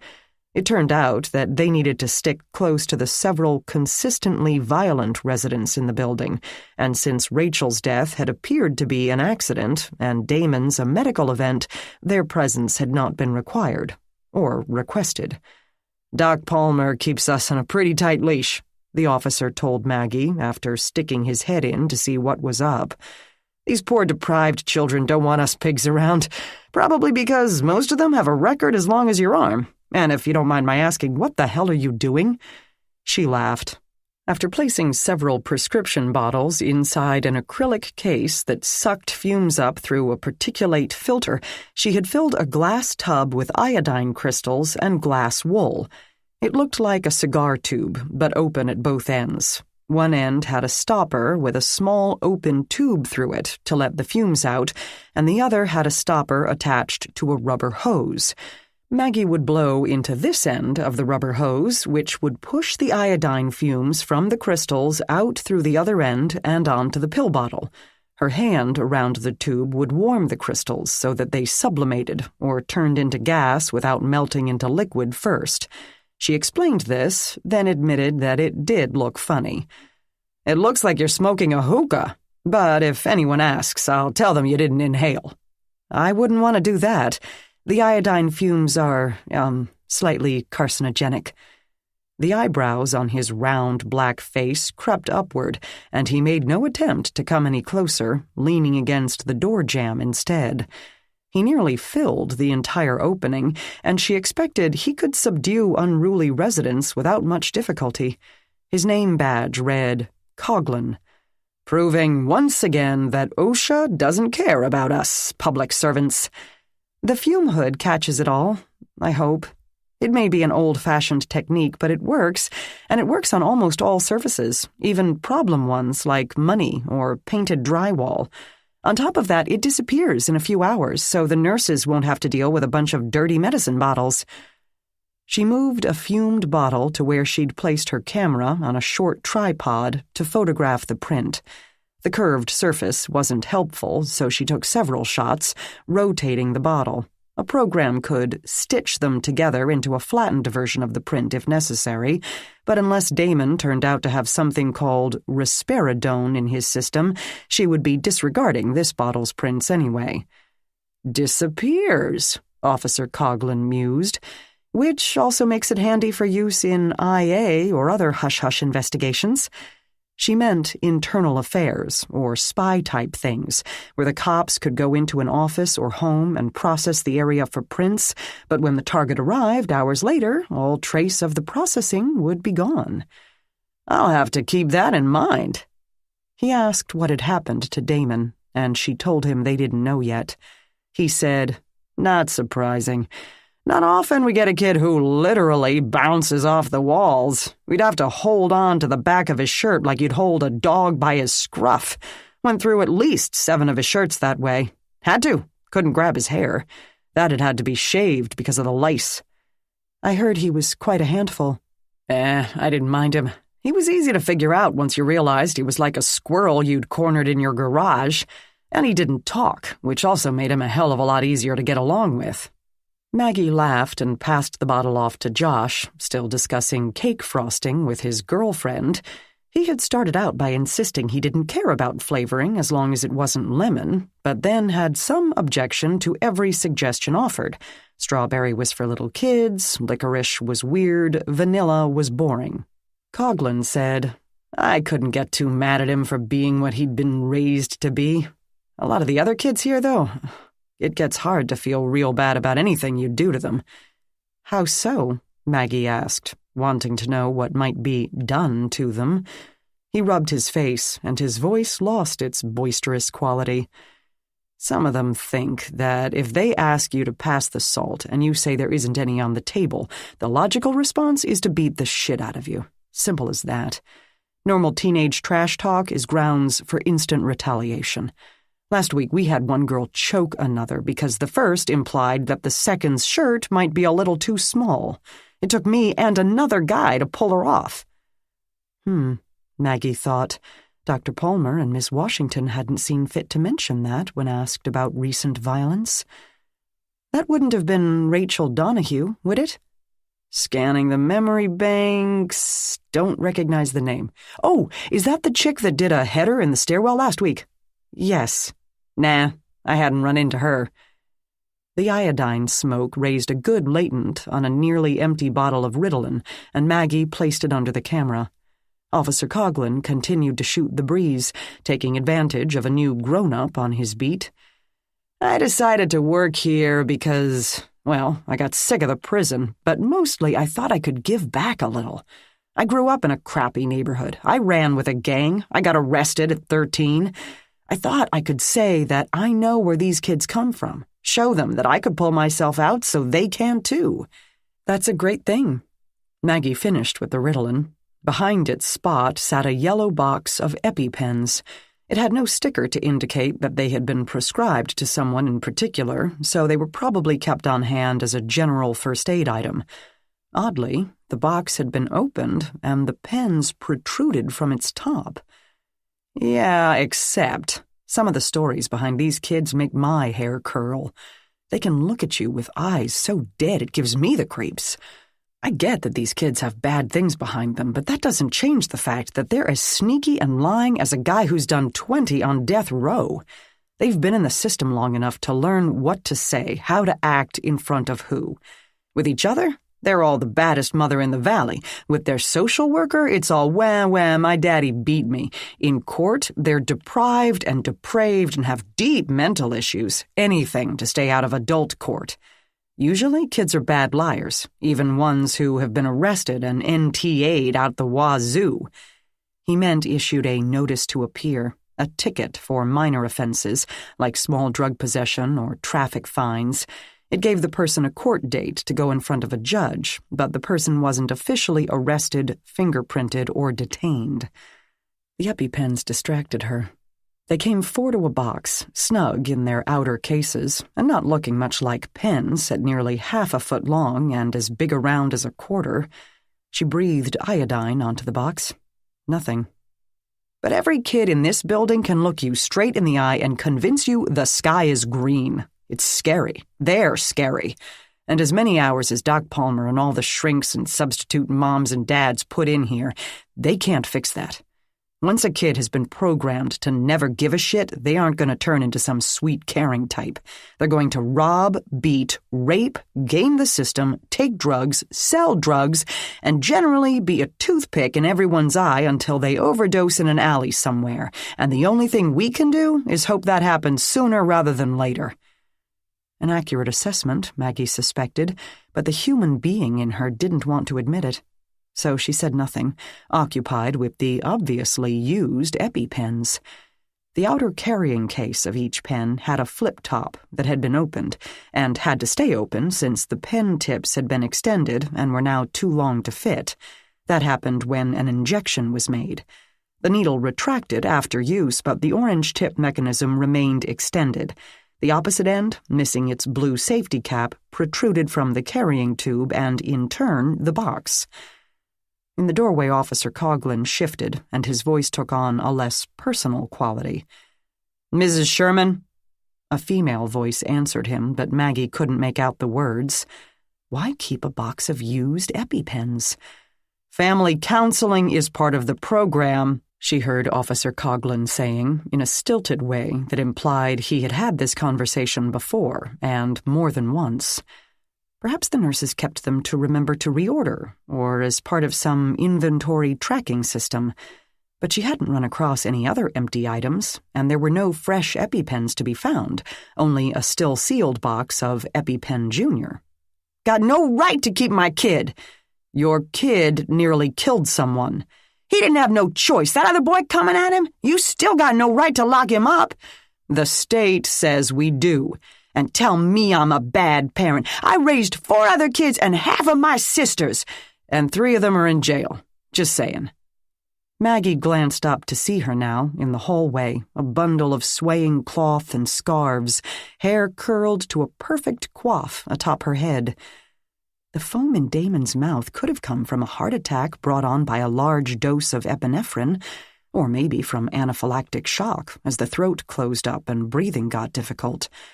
In the hallway, Mrs. Sherman said, "So I'm a bad person now? I'm the villain? I gots to have some little college intern telling me how I ought to run my house?" Coughlin's voice leaked in a pained patience. "Everyone can use help in raising kids. I've got to myself, and there's lots of things I could have done better." But Maggie knew anaphylactic shock typically brought on vomiting and skin changes, and Damon hadn't shown any signs of that. And the ME investigator hadn't seen any signs of injection. She held one of the pens inside her fume hood while trying to juggle the iodine wand and its hose with her free hand. "I don't need no help. My mama raised me the same way and I turned out all right." Yeah. "People in my neighborhood tired of the county trying to tell us who we gots to be." "I get that, but this is about what's best for your son, right?" "I'm his mother. I know what's best," Mrs. Sherman insisted, and then her voice became lost in the hum of the fume hood as Maggie processed both the pen and its protective outer tube with iodine. No fingerprint ridges turned brown for her. She tried the other tubes and their pens. Nothing. Maggie pulled off her gloves and called the ME's office, where a kindly diener told her what he could. Officer Coughlin reappeared in the infirmary's doorway. "Once again, the world should be safe from the wrath of the Sherman tank for the next half hour or so. She's shut in a room with the therapist and her kid, and whatever they pay that therapist, it ain't enough. I know it ain't easy to let someone tell you how to be a parent. I've been there, though usually it's my own mother telling me, so I guess that's different. Or maybe just as annoying, but in a different way. But you gotta do it. You gotta listen, because it's amazing how much a little family counseling can make a difference in what a kid is doing. Being aware of the problem is half the solution, and that's sort of— Do you know where the detectives are? Maggie asked. No, I don't. Want me to find them? Yes, please, Maggie said. I need them. I need Jack. Chapter 12. At that moment, Jack and Riley were hanging around Melanie Szabo's door like two tardy students who needed a permission slip signed. A few minutes after the half hour, the door opened and the tiny girl who had been sitting on the floor in the 14 to 15 group room came out. She froze when she saw them, fight-or-flight instincts clearly battling. To judge from the expressions flitting across her face, she assumed they had come for her, then doubted, then felt sure of it. "We're here to see Dr. Szabo," Riley assured her. That didn't seem to comfort her any, yet with a glance back into the room behind her, she squared her shoulders and stepped closer to them. The tiny gesture made Jack respect the kid. He hoped she could defeat whatever demons had hounded her into a life of violence. "Rachel had a boyfriend," she whispered, and before they could follow up, she had skipped away as lightly and abruptly as a deer in the woods.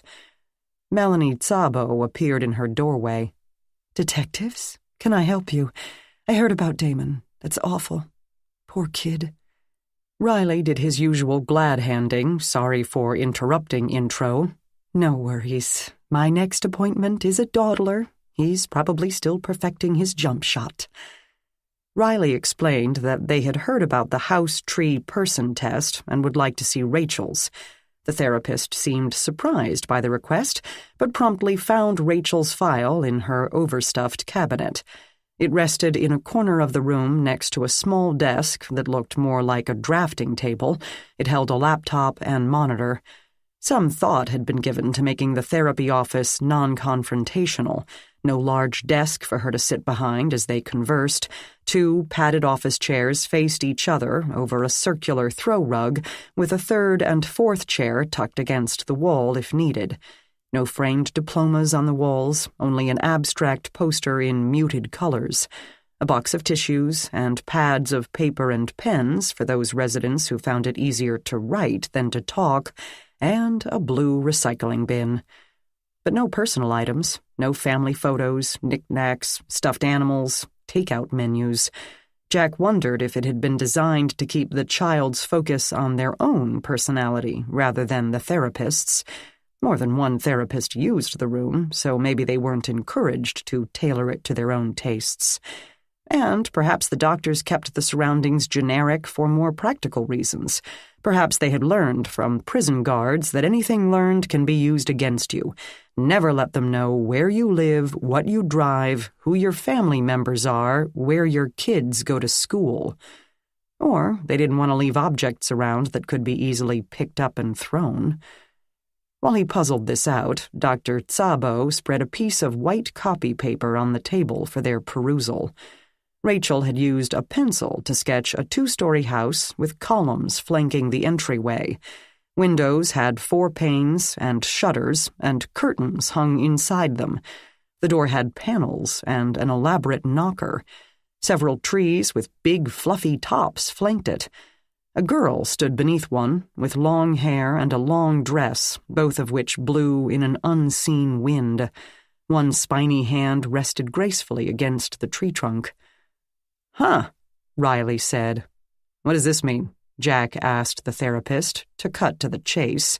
Playing amateur psychologist had never interested him. Actions were much more important than thoughts. "Good question. This test can get harder to interpret the older the subject is. Teens, especially, can be unpredictable.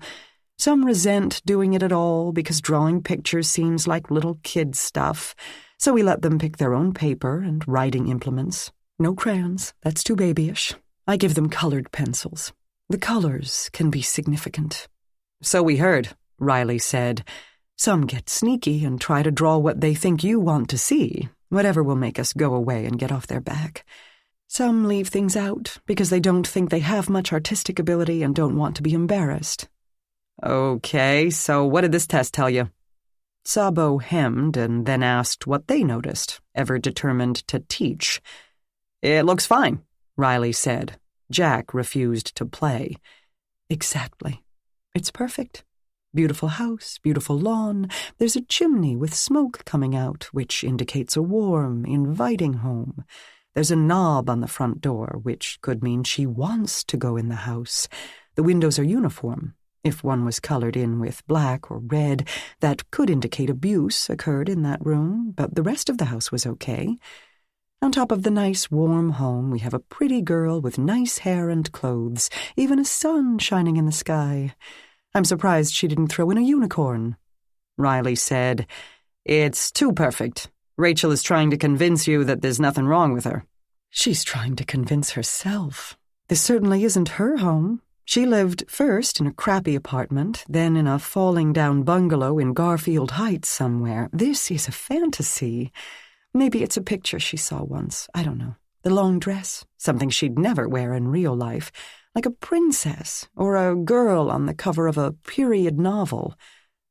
But the girl doesn't have a face, Jack pointed out. Yes, that could be interpreted a number of ways. I asked her what the girl looked like, trying to draw her out. No pun intended. She said the girl was too far away to see clearly, then said she couldn't draw faces very well. Rachel knows this isn't her life. Never was, never could be. She keeps trying, but can't really see herself as the girl in the picture. Sad, Riley said. So much about these kids is sad, Detective. If you let it, that vortex will suck you down. The real challenge is to find the life, the joy in them, plug them back into that resilience. We heard about Rachel's boyfriend, Riley said. Huh, Melanie Szabo said, settling back into her chair.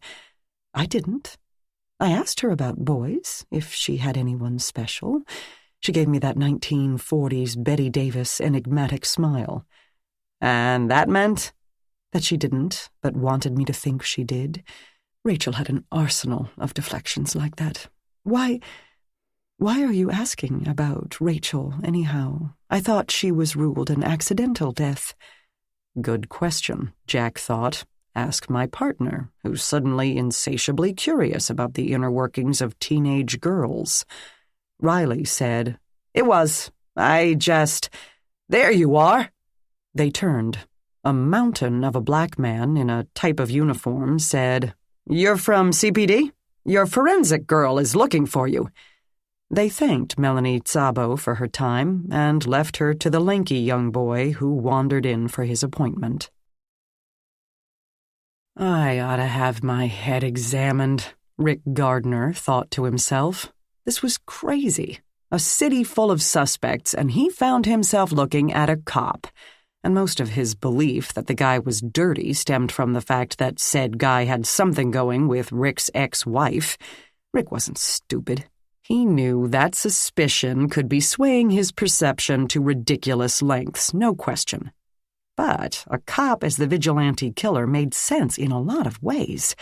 And what the heck, he didn't have anything else to go on. The killer had been a ghost. The victims had had no connection with each other, operated in different theaters. A gang leader, a drug dealer, a child pornographer, a Eurotrash human trafficker. They had no clients, victims, or suppliers in common. The only thing they had in common was the cops. So maybe he wasn't so crazy after all. Okay, maybe some arch-villain had tried to corner the market on each and every brand of vice the city had to offer. Maybe he even had a cool nickname, and Rick would need Batman to come and rout the guy out. But in the meantime, he couldn't make himself give up on Jack Renner. The victims hadn't begun to turn up until Renner joined the force. Who but a cop would be able to set up that murder room and not leave a print or some touch DNA on an old envelope or something that Maggie would find?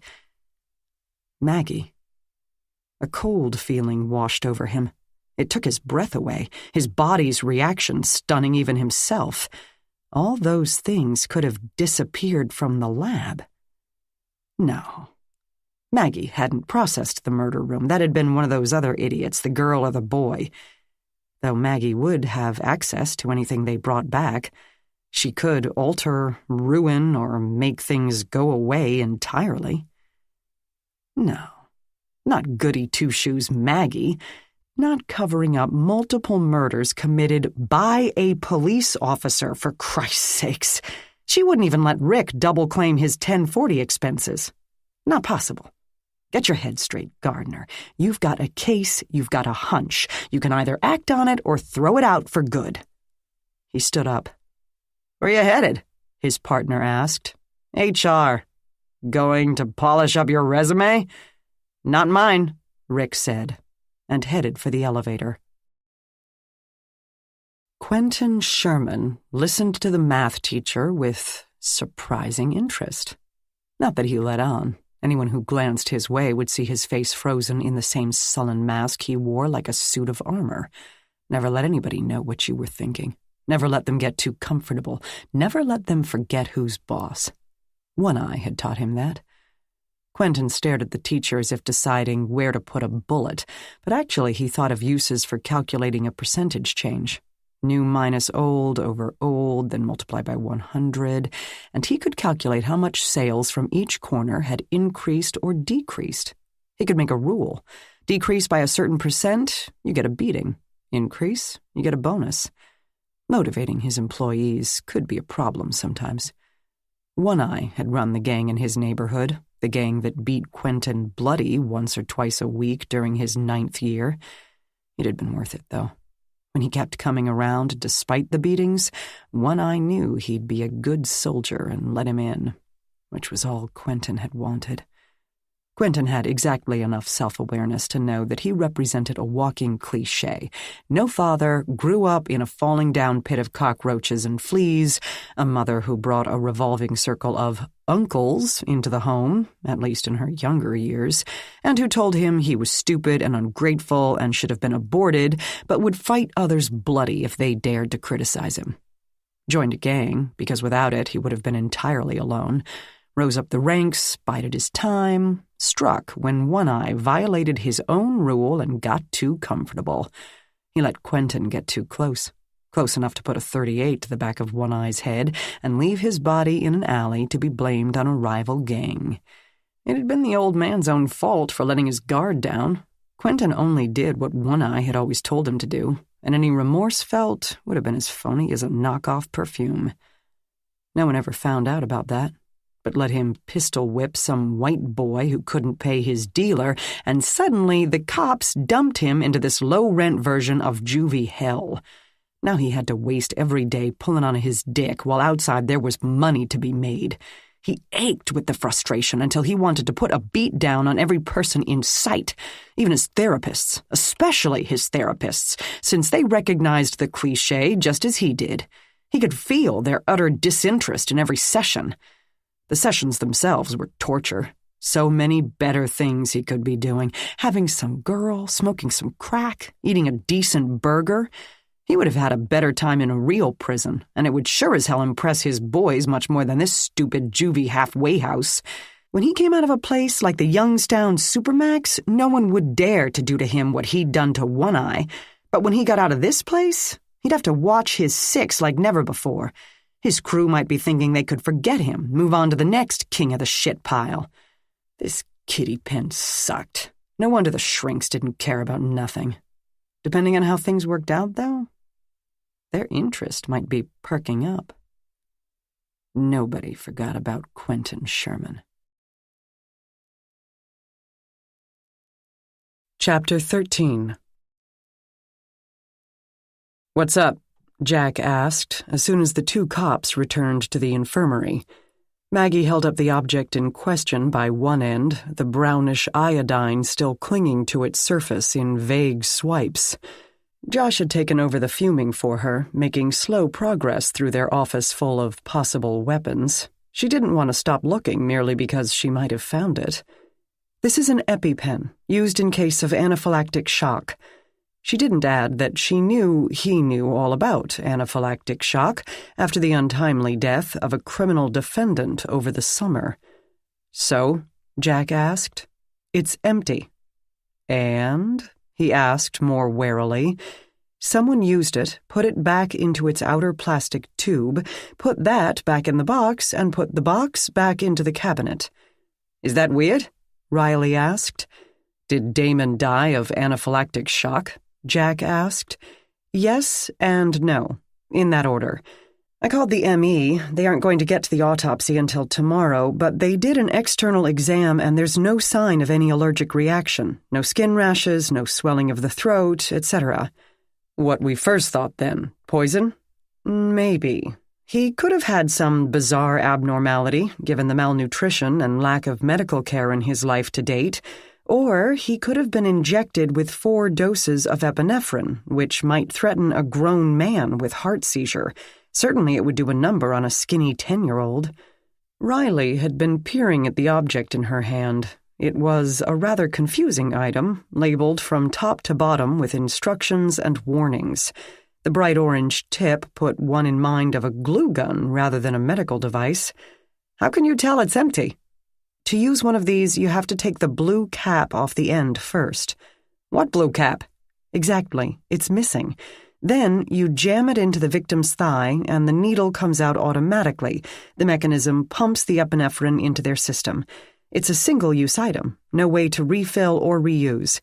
See this little window here? It would be clear if there were still solution inside. It turns this grayish color after emptying. You know a lot about EpiPens, Riley commented. She couldn't help but darting glance at Jack. He would know she thought about that day in the courtroom, but she said, I had to use one on Amy a couple of years ago when we were processing a house and disturbed a beehive in the wall. So someone used the pen and put it back instead of throwing it out, Jack said, his tone adding, that doesn't prove much. All 4 in the box are empty. It's their whole adult supply. There's no way the staff would use them and not order more. They'd never risk being without one. Can you tell when? No. So they could have been sitting there for a while and no one ever noticed because they never needed them. But they haven't. You can see from the expiration date on the box that they received this last summer. I asked Nurse Brandreth, and she said she last used one on a 16-year-old with a peanut allergy 2 years ago. So this box should hold 4 unused pens. We're taking this nurse's word for a lot of stuff, Jack said. Maggie nodded. Yes, but I'm not seeing any reason to doubt her. I've been going through these cabinets for an hour. Everything is categorized, labeled, neatly stored. This infirmary is organized and well run. This entire building seems aware of how iffy the funding is for places like this, and being careless with drugs could get them shut down. The nurses have to dot every I and cross every T. Riley said, just suppose she thought the kid was having an allergic reaction for whatever reason, panicked, and used too much EpiPen. Kid dies, she panics again and pretends she's got no clue what happened. Maggie disagreed. She'd have to be completely incompetent, which she does not seem to be, to overuse the epinephrine to such an extent. On top of that, you wouldn't even use a regular EpiPen on a child Damon's size. You'd use this. She held up a different box, labeled EpiPen Jr. Are those full, not used? They were sitting right next to the adult ones, so even someone who wasn't medically trained would figure out the right box. Any prints on the used ones? Jack asked. None. On anything. The box, the outer plastic tubes, the actual pens. Which doesn't make any sense if they were used legitimately. She said, maybe. Molded plastic isn't exactly the best surface. It's not as smooth as it looks. But since to use one, you're supposed to hold it in your fist and jam it into the thick muscle for a few seconds to a minute, you would think I'd at least find smears. The killer wiped it. Okay, wait, Riley said. Does that thing have a needle? A pretty big one. What kid sits still to get poked with a needle 4 times? Especially this kid. It'd be like trying to give a cat a pill 4 times. Wouldn't he? Oh. They explained to Maggie that Damon could not speak. The perfect victim, she said. He can't call for help. And even if he groaned loud enough to attract attention, or had an incredible constitution and survived, he couldn't tell anyone what happened. Jack said, his abilities were so backward he would never have been able to explain, well, except for pictures. He could have drawn it. Riley said, his teacher said he was super observant. If he had survived, he might have been able to identify the killer. But would his killer have known that? Or counted on it? Is that why the overkill? Or was it someone who had no idea how much epinephrine it takes to kill a 10-year-old? Maggie said, "That I can't tell you." Jack pointed out, "The investigator didn't see any injection marks." "No, but he had that big scrape on his thigh from the playground fall. The injection marks could have been hidden in that. The pathologist is going to check for them." "How long would it take the kid to die?" Riley asked. Maggie said, "I really don't know. That's doctor territory. But I'd guess that by the last 1 or 2, Damon would have been in pretty bad shape." 20 minutes. Someone had to come in, find the EpiPens, hold the kid down, and inject him 4 times. That took a while. Jack said, "Not that long. A couple minutes, maybe, assuming they knew where the pens were and didn't have to browse through the medicine cabinets looking for something lethal." Riley said, "Assuming they didn't have to catch the kid first.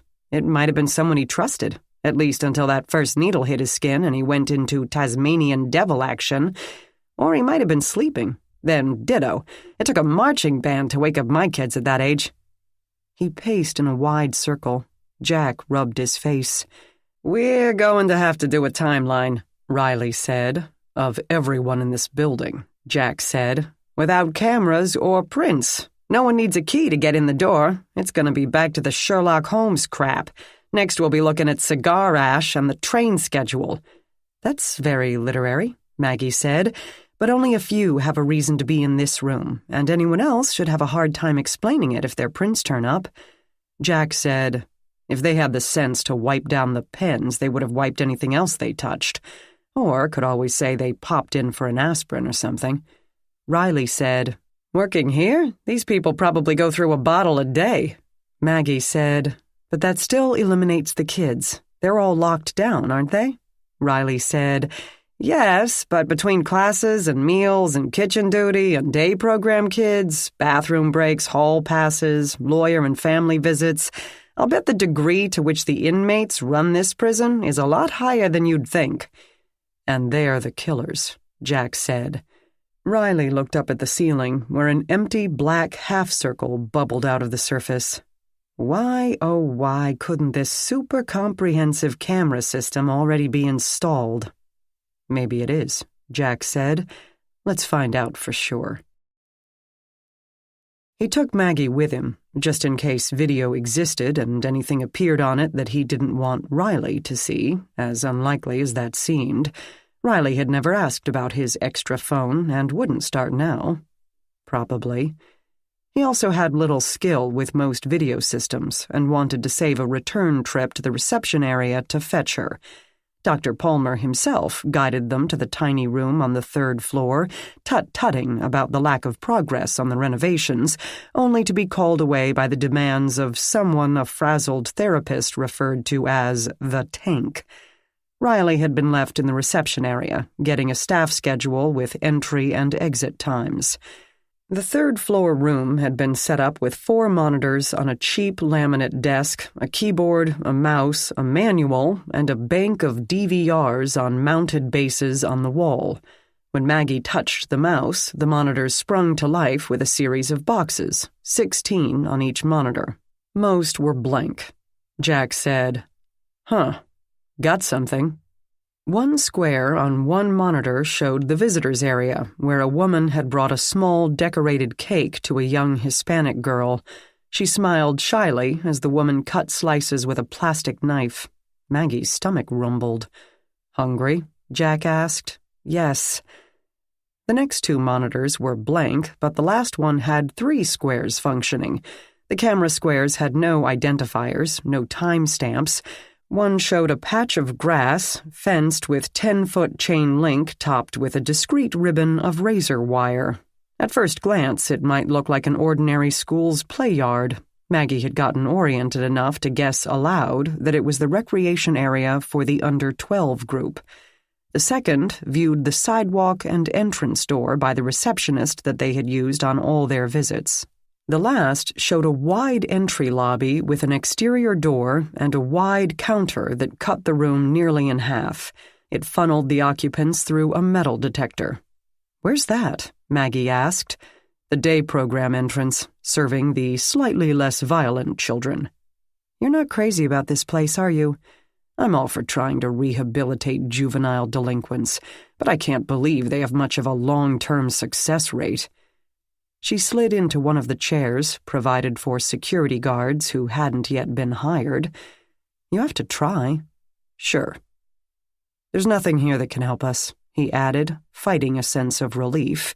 Even if there happened to be a camera covering the reception area hallway, Riley wouldn't have seen anything except Jack speaking on the phone, hardly a suspicious activity. But he might ask who had been on it, and then Jack would have to lie, and then he'd have to remember the lie so he could stick with it, and those little details could pile up until one day they fell over and crushed him. No thanks.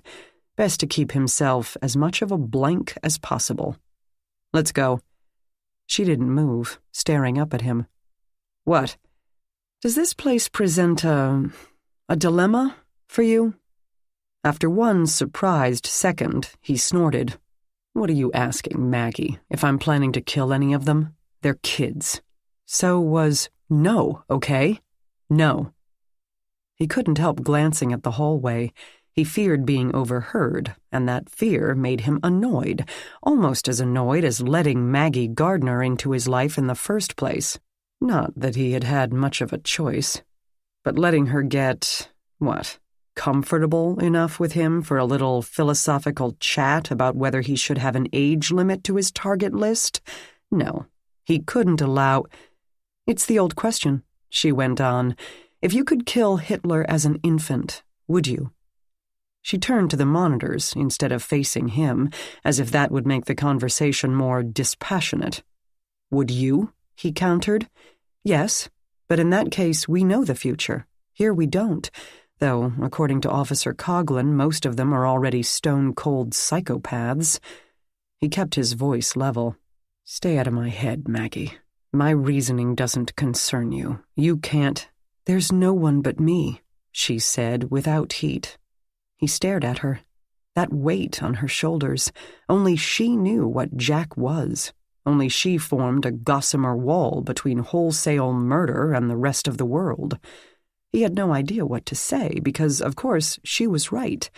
If his goal was to save future victims of violent crime, then finding a nest of raptor eggs and himself with a stone in his hand presented him with a clear choice. Eliminate the ever-widening ripples of future burglaries, rapes, assaults, abused babies, and murders in one application. Was this a dilemma or an opportunity? He said to her, You're missing the important point. What is this kid doing? She pointed to the video of the day program entrance. A tall boy in the uniform of his peers, oversized sports jersey, ball cap cocked at an angle that only looked cute on a toddler. He walked in from the outside and is just standing there. Probably waiting for a friend, Jack suggested, pathetically grateful for the change in topics. He keeps moving around behind the outflux of students. Outflux? It's like he's trying to avoid the guy behind the desk. A man in a uniform similar to Officer Coughlin stood watching the young people leave, occasionally talking to one or fielding a question once they were on the other side of the counter. Most of the kids seemed like any students at the end of the school day, hustling out of the starting gate without a backward glance. But two boys exited the metal detector, made definite eye contact with the waiting visitor, then moved away from the detector to the unoccupied end of the outer floor. A fourth boy in the parade of kids glanced at all three, then stopped and stepped out of line for the detector so that he remained on the inside of the security zone. Jack recognized him as the particularly active basketball player, but right now he kept his energy burner hidden, his movements furtive. As Jack watched, the two boys at the far end of the room seemed to be speaking loudly to each other. The first pushed the second with a theatrical shove of fingers to shoulders, then let his hands fly. The second got up in his face. This is a setup, Jack murmured to himself. As soon as the officer leaned over the counter, apparently to threaten the boys to behave or else, the visitor in the corner near the metal detector tossed a package to the boy waiting behind it. It flew smoothly over the 4-foot-high barrier between the detector and the wall. The waiting boy caught it with both hands, secreted it inside the pocket of his hoodie, turned, and walked back into the interior rooms in one fluid movement. The kids around him had undoubtedly seen this exchange. A pair of girls whispered, a boy's gaze followed the package, but then he moved forward and out the door. No one alerted the guard, still talking to the two boys faking a fight. No doubt, seeing that their purpose had been achieved, they now apparently agreed to a truce and left. "What do you think that was?" Maggie asked Jack. "Nothing good." He ran out the door. Of course, she followed. Chapter 14. They moved hastily through the third-floor visiting rooms, empty except for the two people with the cake and a paunchy man in a suit speaking to an apparent client. Both he and the girl looked bored and impatient. Jack did not have a gun, Maggie remembered. Law enforcement officers, Leos, were required to check weapons in locked bins at the reception area, standard procedure for entry to any prison, jail, or custody location. It could prove too easy for the residents to grab one from a distracted Leo. Maggie couldn't be sure he knew where he was going, but the classrooms and the day program entrance were on the east side of the building. The boy with the package couldn't go far. Jack could have called for the security guards, except they didn't all have the same radios as cops would, and he didn't know the number and didn't have time to stop and find out. They passed a tiny office, and Dr. Palmer looked up from his cluttered desk. As they sped past, Maggie barked out a call for help, hoping that her voice would convey the urgency. Her mind returned to Jack's lack of a firearm. There could have been anything in the package so surreptitiously passed into the secure zone. A knife, a drug shipment for a resident, money for same, a set of skeleton keys, a secret cell phone, even cigarettes, all of which Jack could easily handle with a boy of less weight and height than himself. As long as it wasn't a gun. "Please don't let it be a gun," she prayed, as they darted in and out of the empty third-floor classrooms. Jack took the stairwell in the center of the hallway, Dr. Palmer trying to catch up to them.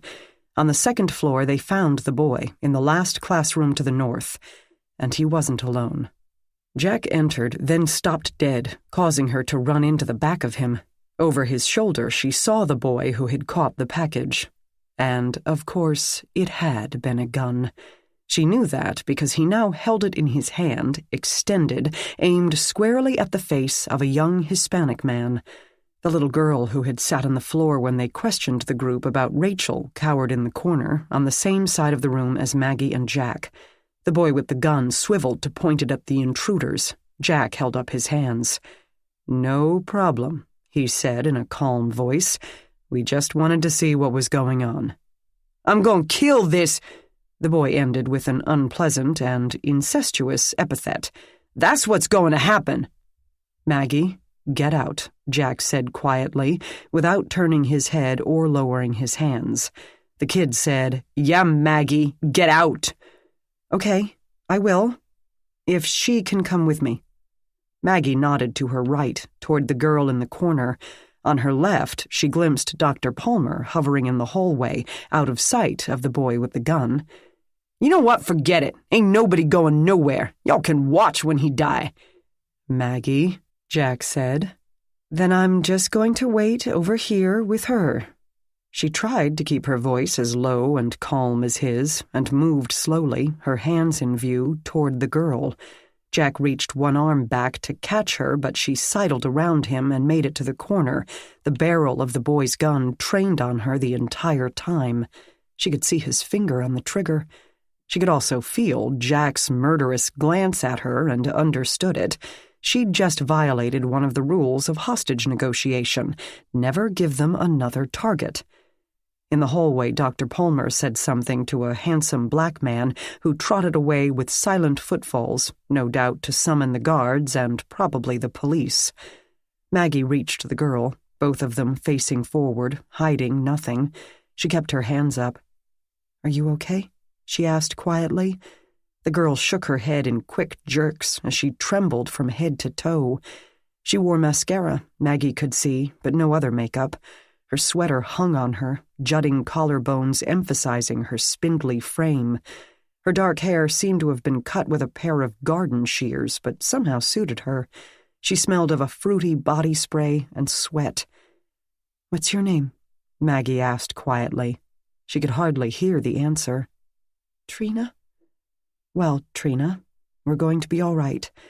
That's Jack there, and he will take care of this." And she prayed that this would prove true. From what she had seen of Jack, negotiation did not seem to be his forte. Neither were teenagers. Homicidal teenagers? Doubly bad. "So what's going on?" Jack asked. "Why do you want to shoot Luis?" "You know him? Not surprising, little narco." This caught Maggie as well. The targeted boy must be the friend of Rachel's whom Jack and Riley had interviewed. "He didn't tell us anything about you. I don't even know who you are." "You don't need to." He hadn't lowered the gun, now back on Luis, who stood absolutely still but without raising his hands. The expression flitting over his face ranged from angry to frightened to defiant. Jack said, "Come on, you're a student here, right? Everyone in the building knows who you are. Clue me in." "I'm Quentin Sherman, cue ball to my friends, which this guy ain't." "Interesting to meet you, Quentin. What's your beef with Luis?" "He knocked my sister and her little baby down." Luis spoke angrily. "I didn't mean to. I was robbing the place, had to get out of there. She was just in the way. You ran over my nephew. Kid had blood all down his face.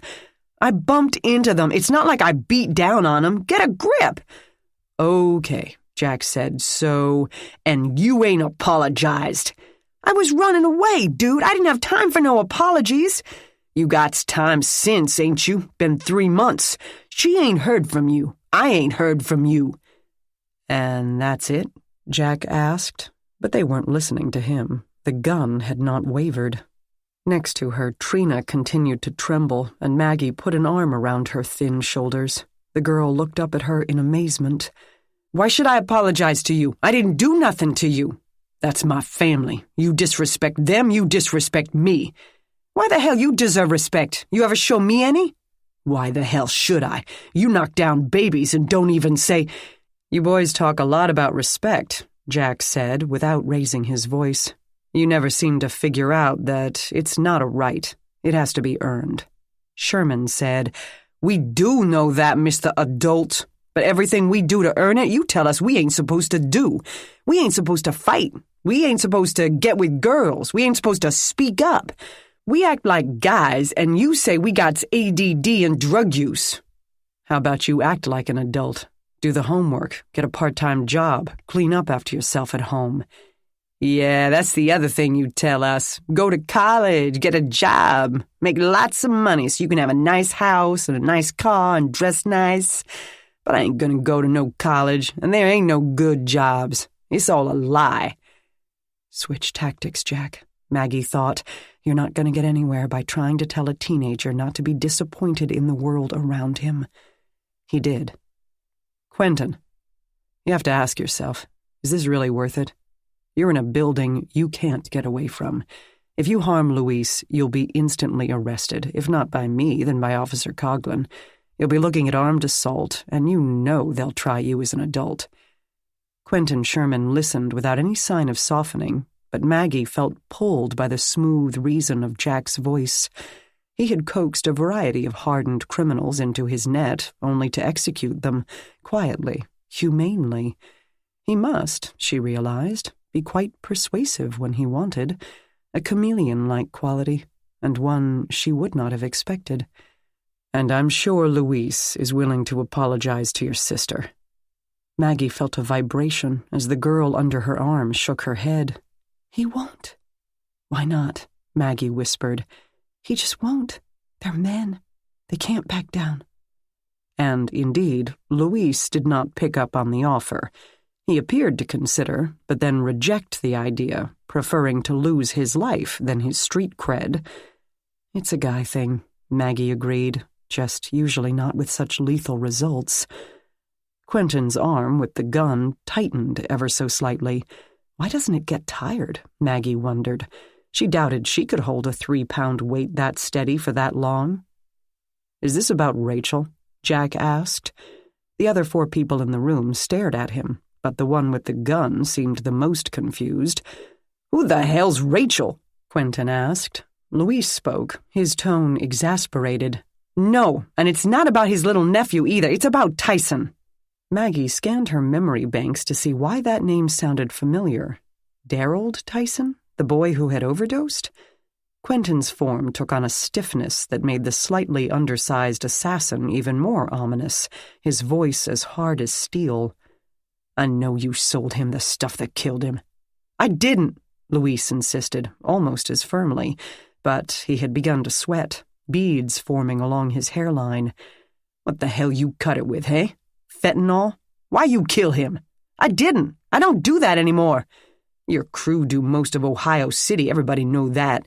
Killing off most of your customers, that's how stupid you are. Maggie knew that heroin overdose deaths had skyrocketed in the past few years, but didn't keep up with which gangs operated where. Is that true? She asked Trina to distract the girl from her fear. The girl whispered back that she didn't know. The room felt airless, and with 2 teenage boys leaking testosterone, the locker room smell began to accumulate. Neither Riley nor Coughlin appeared in the doorway, and she wasn't sure what they'd be able to do when they did arrive. The classroom had only one door, and would be immediately visible to Quentin upon entry. Jack asked, Is this Darold Tyson, the boy who overdosed last month? Quentin didn't bother to look at him. Yeah. I didn't sell him anything, Luis insisted to Jack. I didn't even know the kid. Quentin said, Why you looking at him? I'm the one you gotta convince. Luis wasn't having any of that. I don't give a shit what you think. I didn't pass Tyson nothing. For a 15-year-old with a gun in his face, he showed amazing fortitude, or foolishness. Jack said, So you were close to Tyson, I get that. Quentin scrunched up his face in extreme annoyance. Don't say like that, like I'm some kind of fag. He was in my crew, that's all. A man's got to look out for his crew. Anyone mess with him, they mess with me. I didn't pass anybody in this school nothing, Luis continued to insist, adding plaintively, I'm trying. I've been trying. To get off drugs, Maggie wondered? To get out of the criminal trade? To pull himself out of the downward spiral into which he'd been thrust, probably since birth? Jack said to Quentin, He was in your crew, okay. So why didn't you get him what he wanted? This stopped the boy. The gun lowered a few inches as he searched for an answer.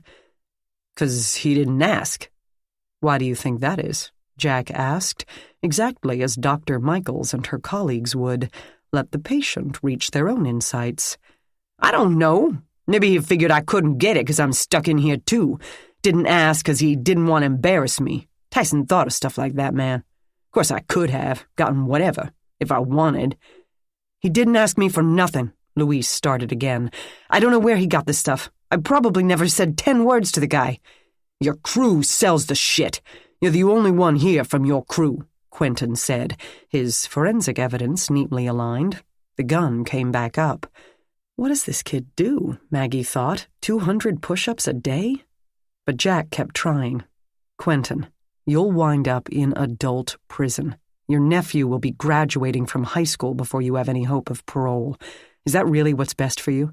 Is that really worth it for some petty slight and an accusation you can't be sure of? The gun arm remained stock still. Quentin turned his head to Jack, to Luis, then slowly back to Jack. Yeah, he said.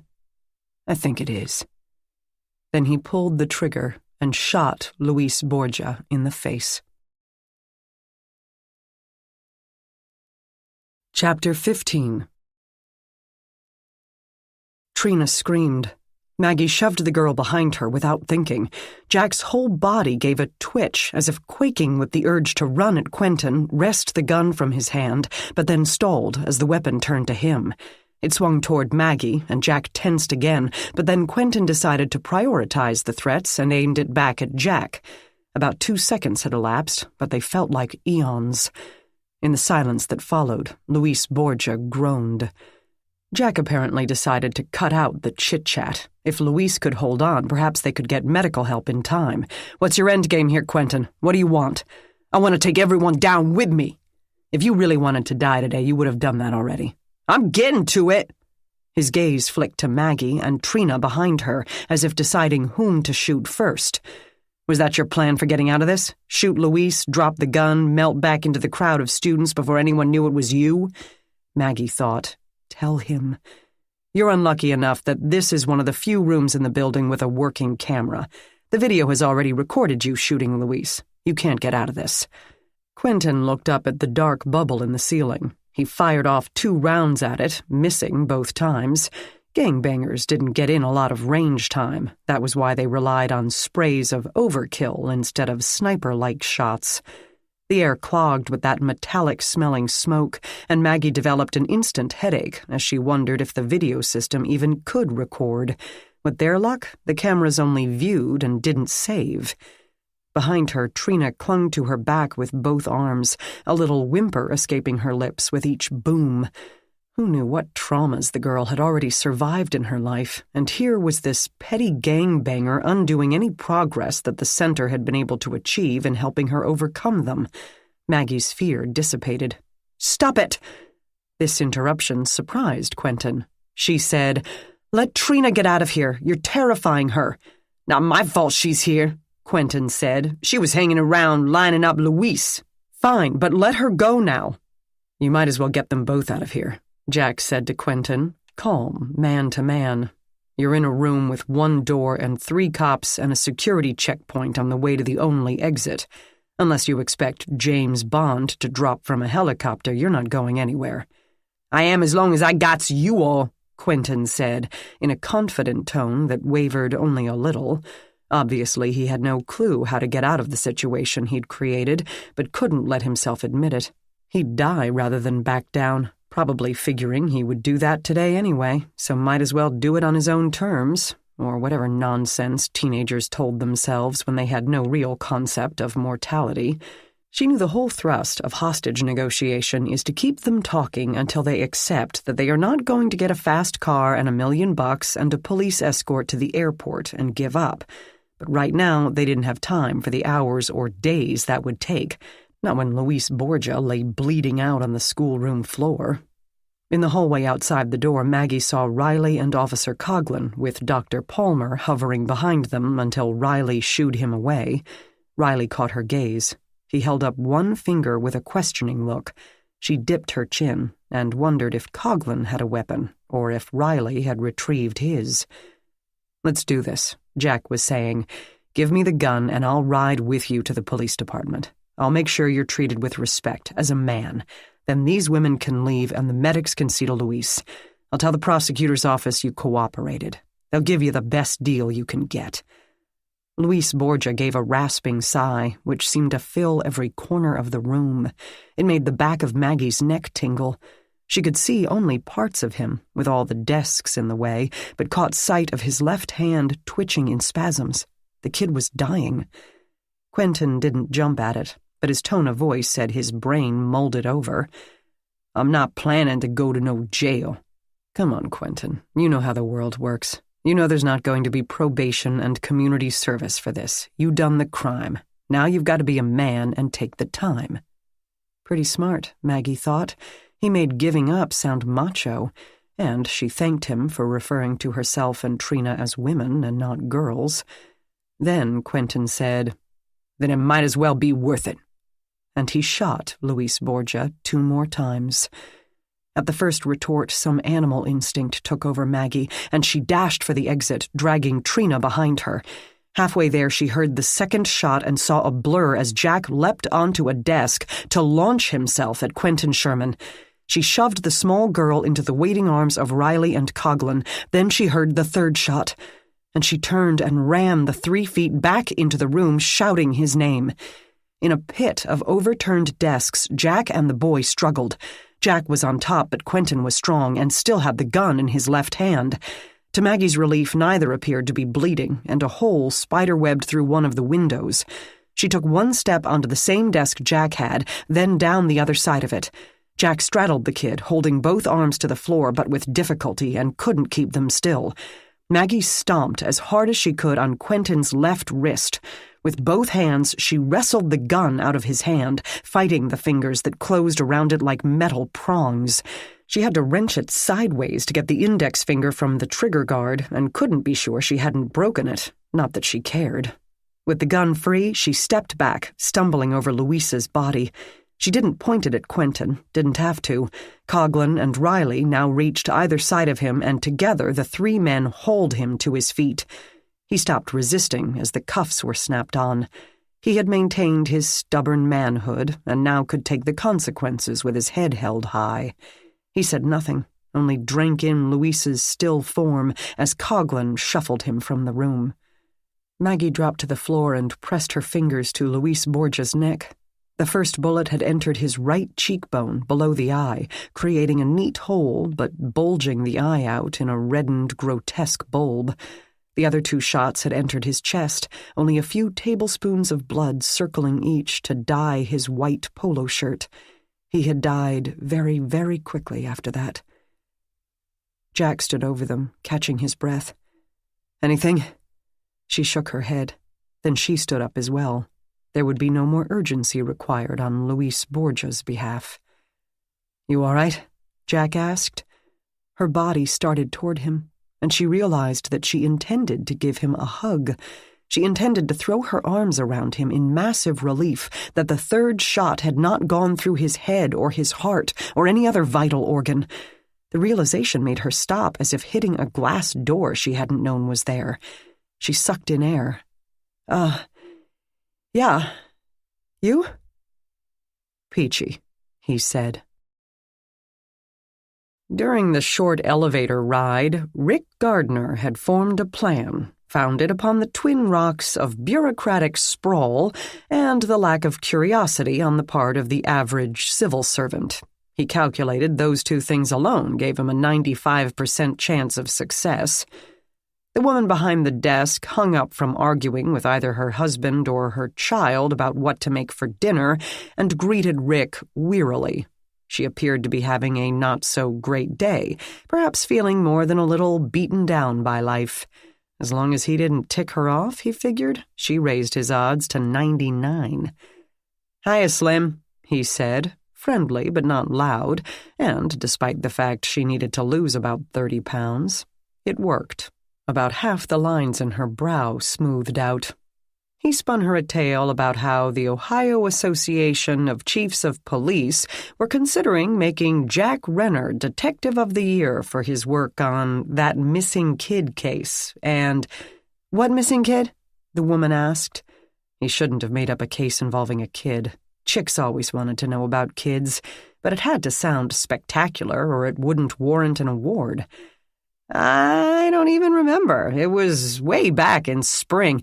Anyway, my boss wants to have a little bio prepared in case he's got to, make a speech about good old Jack." "Oh." And the thick quad stood there like she couldn't figure out the rest. But at least she'd forgotten about the fictional missing kid. Probably had enough trouble with her own real ones. "So I need his resume or whatever, where he was born, vital statistics kind of crap." "Oh, but I can't give you his file." Rick waved his hand as if that was the last thought on his mind. "Of course not. Just tell me the highlights and I'll jot them down. Make my boss happy and I can go back to real work." She considered this, but not for long. Police departments handed out nearly as many awards as Hollywood, so the request must have seemed routine to her.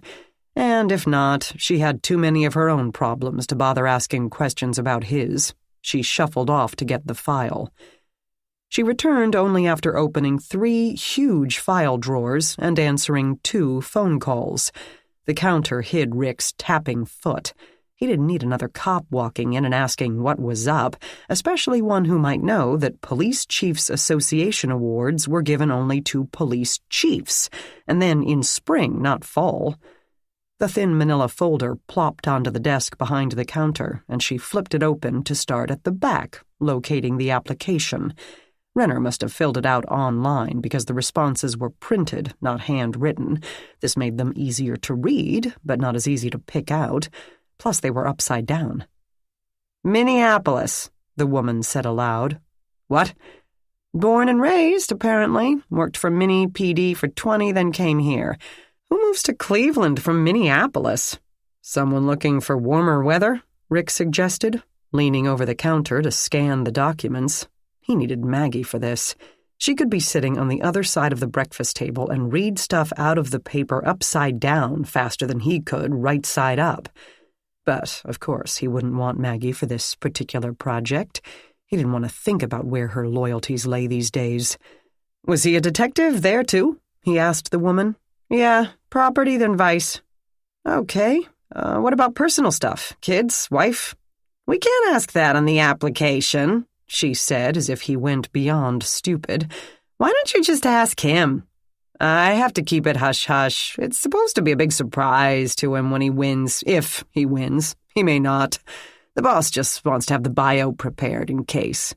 "Oh, yeah." Her phone rang again, and, glory be, she moved a few feet away to answer it, but left the file open. Rick peered mightily, trying to concentrate on the words, then gave up and managed to turn the file around without attracting the clerk's attention. He jotted down the dates of Renner's employment with Minneapolis PD. He also noted the name of Renner's supervisor there. The spaces below were blank. He had listed no other police departments prior to Minneapolis, or even a gig twirling ice cream cones at the local Dairy Queen. Not that surprising, since he'd put in the full 20 at the PD. Cops often did that, got their pension from one place and then moved to another for some supplemental income, or because they realized fly fishing or golfing all day, every day might not be the life for them, at least not yet. The spaces in the military section were all blank. Under education, he had listed a high school, Southwest, but no college. Rick would have figured the smarmy Renner for a degree, but nothing. So he went right into the force. Spent 20 years, moved to Cleveland for whatever bizarre reason, gave up on retirement, and applied to Cleveland PD. Nothing suspicious. He scanned for any other useful information. The HR flunky was right. The Equal Employment Opportunity Department wouldn't let employers ask for birth date, marital status, or ages or existence of spouses or children on an application. They could, however, get the Social Security number. Rick carefully wrote 2884. The woman behind the counter slapped the file shut, obviously noticing its position had changed, but just as obviously opting not to make a fuss about it. "Anything else?" Rick forced a smile. "Any awards or commendations they can mention? Something to fancy it up? Let the police chiefs know they awarded the right guy?" She picked up the file so she could flip through it out of his sight. "Nope. A certificate for marksmanship training?" "Nah," Rick said. "We all got those." "That's it." Big smile. "Okay. Thanks for helping me out." At the door, her voice stopped him. "Hey." "Turn slowly, keep it casual." "What, babe?" "If he wins, make sure we get a copy of the award certificate for his file." Rick promised he would absolutely do that. Chapter 16. It was 10 p.m. by the time they finished with the reports and the questions and walking the Bureau of Corrections, as well as an official from the charter school system that provided the teachers through the events of the afternoon. Maggie and Trina sat at a table in the second-floor visitors' area. They had the large room to themselves, and their voices all but echoed over the empty tables and worn linoleum. The older woman from the kitchen had done what she could by supplying them with coffee for Maggie and hot chocolate for Trina until Maggie felt ready to jump out of her skin and the girl risked diabetes. Trina had been shuffled in for an emergency session with Dr. Tsabo, and Ms. Washington had hovered for most of the afternoon as a stoic foundation of support. Trina said she had still been in the room finishing up her notes, but Maggie suspected that the girl had been chatting with Luis. Bad luck for both of them, to linger until Quentin could find them alone. Maggie herself had given her statement several times over, had assured her fellow technician Josh of her continued well-being, and had been sheltered from the media outlets gathered in the street outside to report the latest school shooting, which technically this wasn't. It had taken place in a schoolroom, Maggie puzzled to herself absently, but it was more along the lines of a fellow prisoner getting shanked in the shower.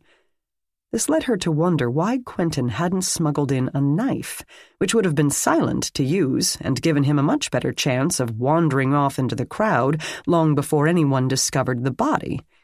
Perhaps he didn't have the nerve or the skill to carry out hand-to-hand attacks, or he feared getting blood on his clothes, which he couldn't explain or hide.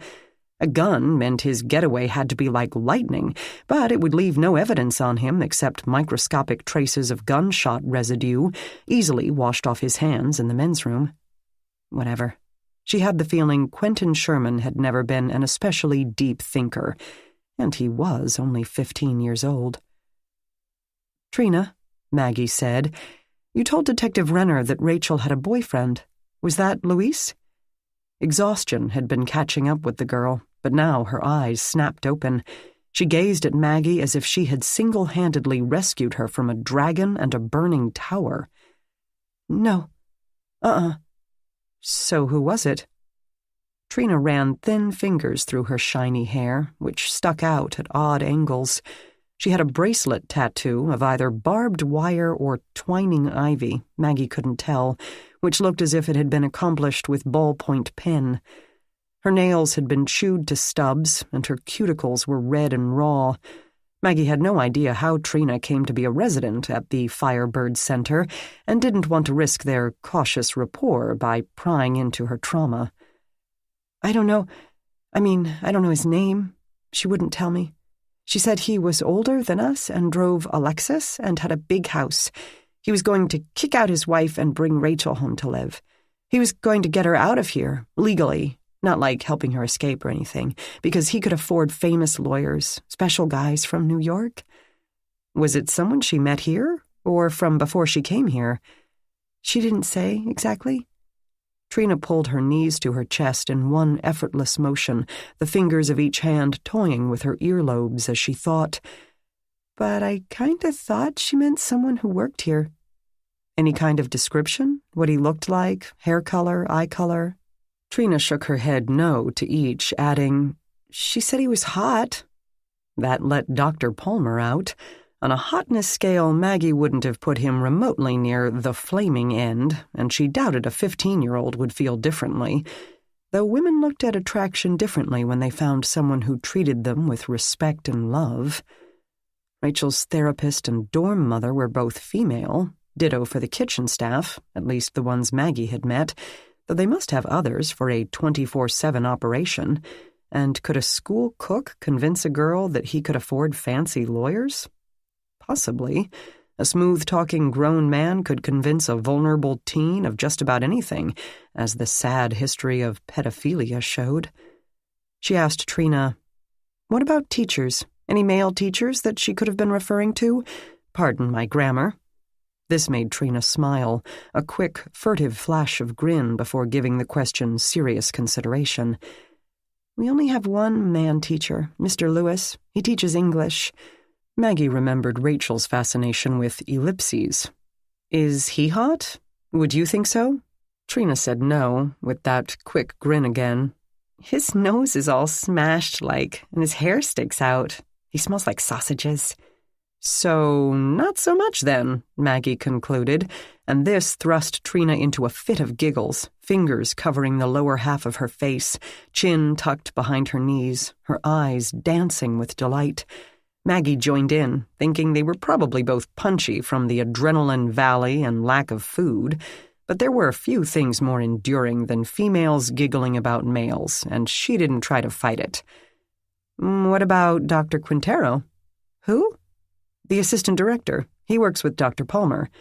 The girl shook her head. "I don't know who that is."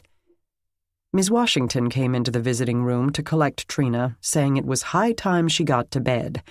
The girl gave Maggie a look that said she felt reluctant to leave her new friend, which Maggie understood. They had a bond forged in fire, and it felt wrong to turn one's back on it. Kind of like how you feel about Jack, popped into her head without warning.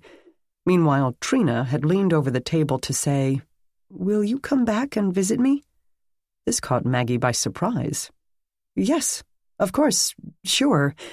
Actually, I might be in and out here for a few more days anyway, given recent events." The girl got to her feet under Ms. Washington's watchful gaze. "You have to get on the reception list. Then they have to clear you." Firm now, Maggie said she would take care of it. Trina's face lit up, and she all but skipped toward the door with her dorm mother. What have I gotten myself into? Maggie thought, feeling in no way equipped to serve as mentor for a traumatized teenager with at least some kind of serious criminal history. Someone who will stick. She started to pull her own knees to her chin, then shook it off and stood up. Her body wavered slightly as the caffeine overreacted to the change in position. She tried to walk it out while draining the last dregs of the coffee. This left her standing between the garbage and recycling bins, debating where a styrofoam cup fell. Most styrofoam was recyclable, but most facilities were curiously reluctant to accept it. She could take it to the local grocery store along with her old meat trays, but didn't feel quite that dedicated to the cause at the moment, given everything else that had gone on all day. On the other hand, she could crumple and shove it into her crime scene kit between the camera and fingerprint powder, or choose the half-assed method and drop it into the recycling bin for the authorities to figure out. As she puzzled over this, she glanced down into the blue bin and forgot all about the recyclability of styrofoam. Maggie pulled on a fresh pair of latex gloves, crouched, and poked around under the accumulated water bottles and pop cans. A minute later, she stood and gazed at 4 small blue objects in her palm. Jack approached from the hallway, looking for her. "We're about done," he said. "What are those?" She didn't look up. "Our missing EpiPen caps." Maggie stored the caps carefully in an evidence box. Jack asked, "So this person kept the caps, but then decided to dump them in the recycling? She really wants to save the planet?" Who knows? He might have put them in his pocket, then discovered them later and wanted to get rid of them in case we decided to search people. All the trash cans here are the standard open-topped household cubes. You can easily see inside, so he wouldn't have wanted to throw them out in the infirmary. If we assume Damon's death was deliberate, and that's still a big if, he would have been hoping we didn't even notice the EpiPens. So he took the caps with him, but didn't want to take the risk of throwing them out in his own workspace. Instead, a common area, which is, of course, not monitored on security video. Wait, it is. We saw it on the monitors. No, the camera gets that half of the room, not through the traffic along this wall. If we're lucky, we might get pictures of who passed through if they stepped past, say, this point. She traced a line on the linoleum with her toe. But we won't have a shot of someone dropping 4 little items into this bin. Jack said, "Damn. We'll try touch DNA on them and hope he didn't wipe them off as carefully as he wiped the EpiPens." "Okay. Is the Luis crime scene all done?" he asked. "Stades took it over with my abundant blessings. Meanwhile, Josh wrapped up the infirmary and took everything back to the lab. We've got a ton of prints, none of which we can do anything with unless you can get a warrant to seize or copy all personnel records of Firebird staff. Job applicants won't be in our fingerprint database. The kids we should have, at least the ones with arrests, which is all of them," Jack muttered. Dr. Palmer, apparently having aged a decade or 2 since that morning, entered with Riley and Justin Quintero. "I think we finally have the residents calmed down for the night. Most of the day students were already out the door. That's a mercy." Maggie asked, "The boys who smuggled in the gun, your people," she assumed Palmer meant the police, "have already picked them up. I'm so glad I didn't let the construction people disconnect the day entry area camera until they had a new one in place. We don't know the boy who first brought the gun in, however. He isn't one of ours. But Mr. Sherman's gang is a good-sized one. Unlike me, he has no shortage of personnel." He gave an unhappy chuckle at this witticism, and Maggie felt like patting him on the shoulder in sympathy. "You know all about Sherman, then," Riley said. "Oh, of course. We know all about all of the children here. It's impossible to help them without knowing the history. I had a bad feeling Mr. Sherman wasn't going to make it." "He's the one still alive," Jack pointed out. "I meant make it, as in find a way out of the thug life. We're not trying to turn these kids into perfect ladies and gentlemen. We're not that naive." He sat down heavily, as if his aging legs could no longer hold him. "But if we can keep them out of custodial care, show them a way to live other than by hurting people, that's the goal. It saves society a mountain of pain and hurt, and not to mention money. But the best way is to identify at-risk youth before they even take their first breath, and intervene then, not 18 years later." "How, though?" Maggie asked. "Simple. Are the parents poor, unmarried, have been in trouble with the law, have addiction issues? Do they come, in turn, from parents in the same boat? Were they shuttled from extended families to foster homes and the like? Do they have mental illnesses or issues? Do they have trouble holding a job or show poor judgment in caring for the children or pets that they already have? It's not hard to spot a problem area. Those families need home visits with a social worker, not to judge them or to tell them what to do, but to answer questions, guide them to resources, simply listen to their thoughts and concerns, to provide support, not censure. It is amazing the change that we can make in a family, that they can make in themselves if they're simply given a little guidance and support." "Is it a lack of funding?" Maggie asked, as Jack shifted impatiently. He didn't seem to have a lot of time for social theories other than his own, and it had been a very long day. "It's a lack of will." "And funding," Quintero put in. "Despite the fact that Ohio spends $250 million on juvenile justice every year, too much of it is still sometimes put into projects that don't work, or get tough on crime policies that lock up too many kids while cutting staff at the same time."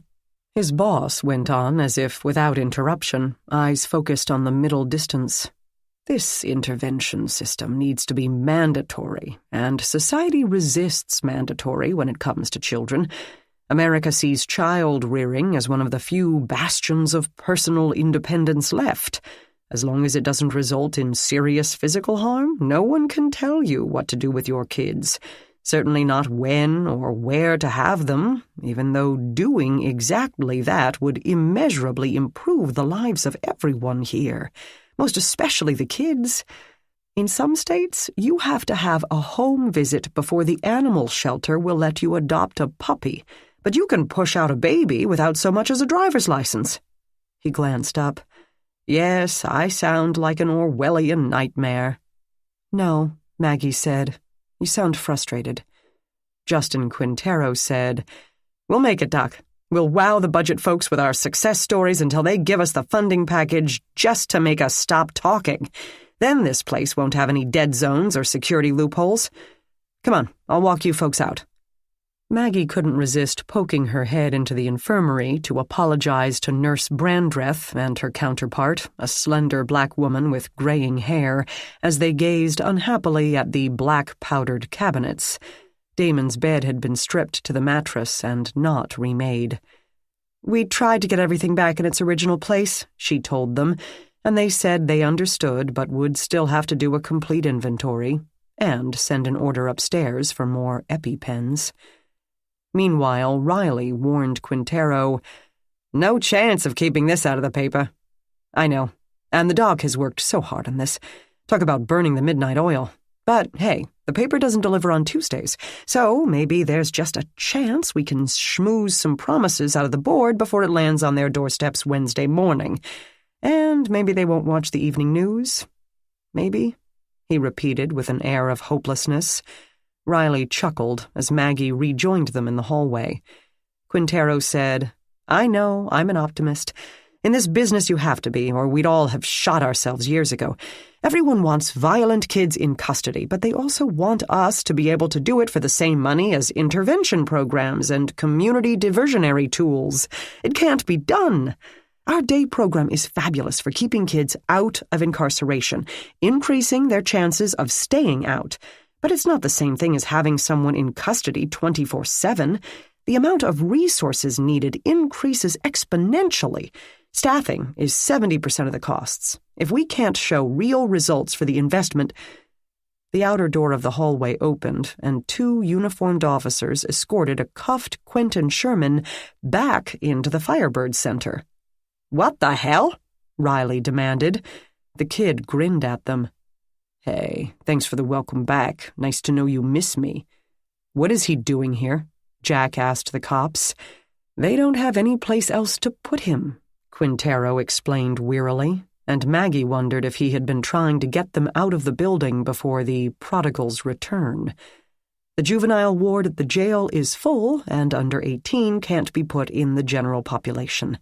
He's already known here, and it's a secure facility. But he killed someone today. Jack seemed to be speaking through gritted teeth. Quintero gave him a somewhat pitying look. "Nearly every juvenile here has at least tried to kill someone, Detective Renner. Many have succeeded." The cops hustled Quentin Sherman away. As he passed Maggie, he gave her a smile, his eyes as dead as a shark's. She itched to move backward, to step away from his body heat, or at least out of kicking range, but didn't let herself. She stayed still and maintained eye contact and hated every minute of it. As they turned the corner, she let out the breath she'd held without realizing it. Quintero hustled the 2 detectives and Maggie out the door, probably to avoid listening to the protestations they were too stunned to voice. Prisoners were human beings, with mass, who took up space. If the space wasn't available, it wasn't available. But Maggie had never before seen a killer escorted back to live at the scene of his crime. "What now?" Riley asked. Jack looked down at her. "Let's get Maggie something to eat." "Good idea," his partner said. "I'm about to pass out." Chapter 17. They went to the Hofbrau house, one of the few options still open at that time on a Monday night, and even there an unhappy waitress told them they would close in 15 minutes. Riley asked her to bring them whatever they still had that hadn't been sitting under a warmer all day, and a couple of beers. Maggie changed hers to a Diet Coke. "Don't tell me you're some kind of teetotaler," Riley groused.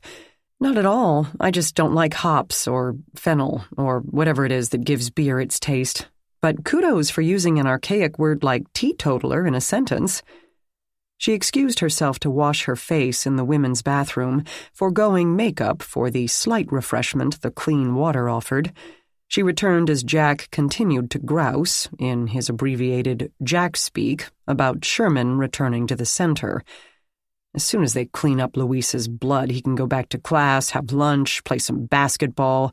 Maybe he'll climb right over the chain link on the roof and we'll find him in the street. He set the bread plate down with a clunk, and Maggie watched him over the hands she had loosely clasped in front of her mouth. The kid had gotten under Jack's skin. If Jack were left to his own devices, Maggie didn't want to place bets on Quentin Sherman making it to adulthood. He was safer inside the Firebird Center than out of it, though, given recent events, perhaps not. "Because there's so much pressure being a teenager nowadays," Jack went on, disgust in his voice. "Let him have one disabled kid and another about to go to college and then get laid off from the factory, and he'll find out about pressure." His partner cleared his throat. "He's not alone." This made Jack pause in the act of ripping a dinner roll in half. "Huh?" "Kids. They all feel stress nowadays. Hannah takes it in stride, but Natalie? She holds it in, and then it bursts out in a bunch of words. I know it sounds crazy to people our age. We think kids are more spoiled than ever. They have whole TV channels, games, stores, parks, electronics, all dedicated to them. Teachers and doctors are forced to cater to their every need. Society decided that they're the most important thing in the universe, and they're all told that they're special. They can be anything they want, that they should reach for the stars. Great, right? But you have to look at the cost. Jack waited, his face calming. Maggie listened. We parents think we're being supportive, encouraging the kids to be individuals, but the kids see a mountain of expectations they can't live up to. We send them to school to make friends, but the other kids aren't their friends. They're the competition, and that competition gets fierce. They're as cutthroat as day traders who will exploit any weakness to get ahead. We tell them they're special, they're smart, they're great, they can do anything. But at some point, reality catches up, and they figure out they're not going to be a neurosurgeon and marry a supermodel and drive a Jag. Then they get scared. And then they get angry. But Jack began and stopped. Us pre-internet world people think they're just whiny, weak. They want everything handed to them. They have no concept of reality. But it doesn't matter that we never really expected them to become rocket scientists. It's what the kid perceives, and to them, this pressure is very, very real. Jack said, Okay, I get that.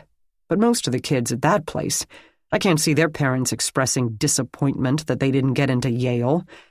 True. But where parents don't create expectations, advertising takes over. Life is supposed to be all about becoming a rap star and buying your mama a house, or winning American Idol and getting an endorsement contract. Then you can wear the designer clothes and spray yourself with the designer perfume and get a boob job so that you'll look like the people those things are designed for. It's not just the girls who get their body image warped, and not just young people.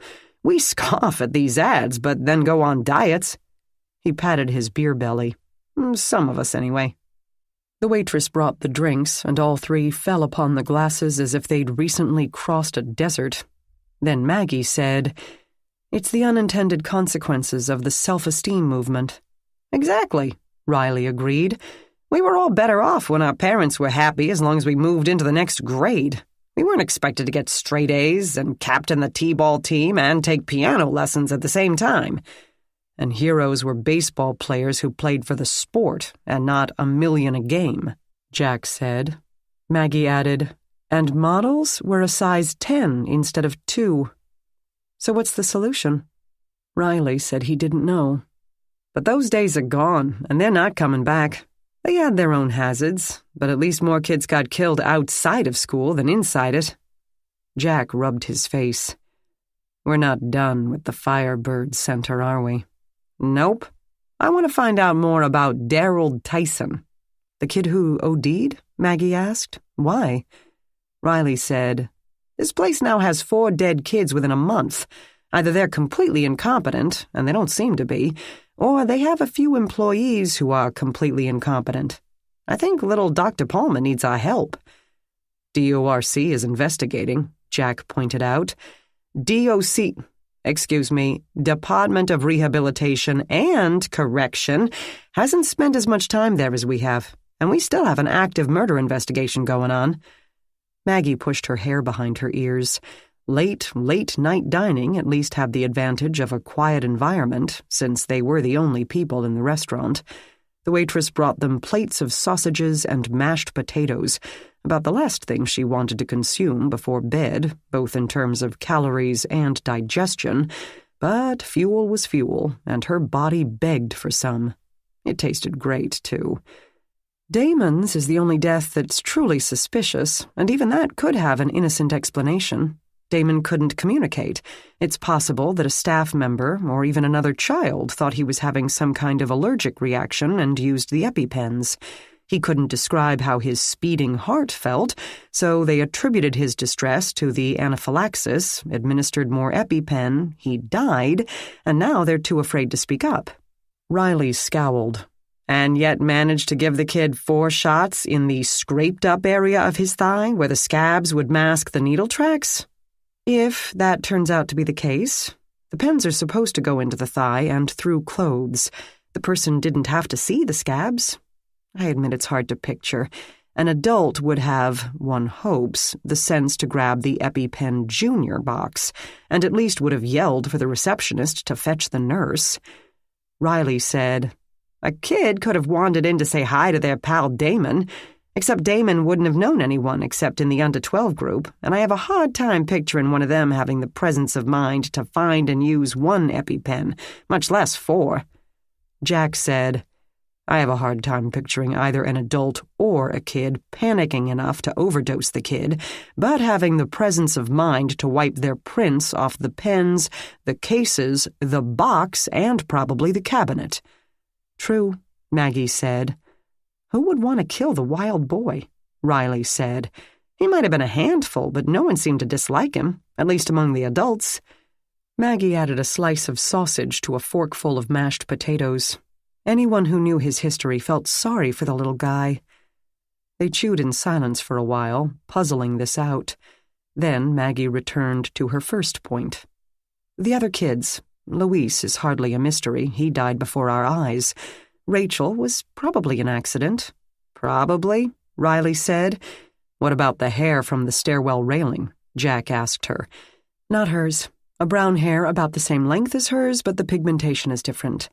Also, I asked Trina about the mysterious boyfriend. She has only Rachel's word for his existence, and he sounds like pure Rachel fantasy, rich and hot. She gave them what details Trina could supply. Riley said, if she'd had more time, she probably would have sketched him in next to the pretty house and the long flowing dress.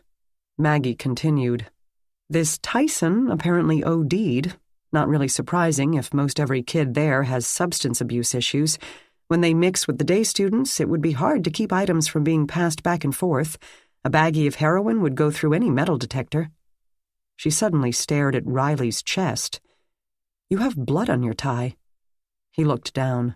Damn, this is new. The waitress had chosen that moment to stop by and now eyed the striped piece of material nervously. Riley distracted her by asking if she could find any strudel left in the kitchen, then went on. Still, 4 deaths in custody in less than a month at a juvenile facility? That's a lot, Maggie guessed from his tone. She didn't have a lot of experience with in-custody deaths, which alone told her that they were not common.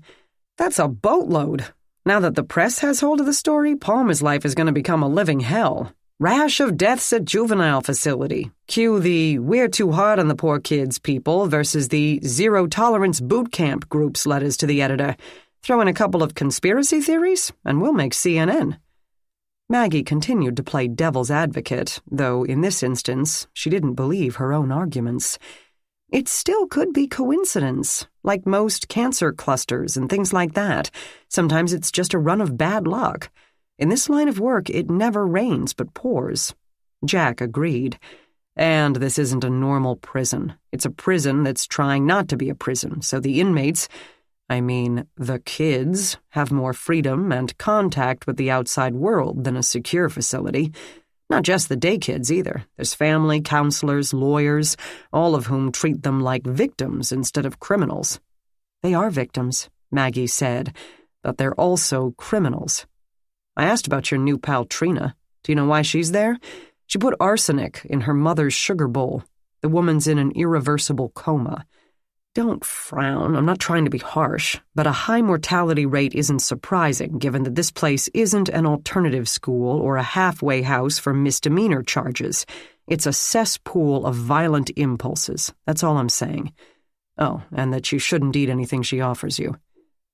The waitress stopped next to his chair, bearing 3 plates of apple strudel. I didn't mean you, Jack assured her, but she gave him a wide berth as she set the plates on the table. He waited until she walked away. In light of that, 4 deaths in a month is not such a shock. It's not a secure place, Riley said, which is DORC's problem to clean up. They're not going to listen to a word you say anyway. Bureaucracies aren't known for welcoming outside opinions. Maggie continued to digest this information about Trina, along with her strudel. Poison. Just what they had first suspected about Damon. Why would a little girl do such a thing? Did her mother abuse her horribly, or just take away her cell phone? Rachel suffered things I wouldn't wish on my worst enemy. Damon spent his life locked away. Sounds like Quentin joined a gang at, 4. They had crappy lives, Jack said. But a lot of kids have crappy lives, and they all feel that pressure we were talking about. How many end up as killers? It would help if their parents had a clue, or were old enough to have a clue.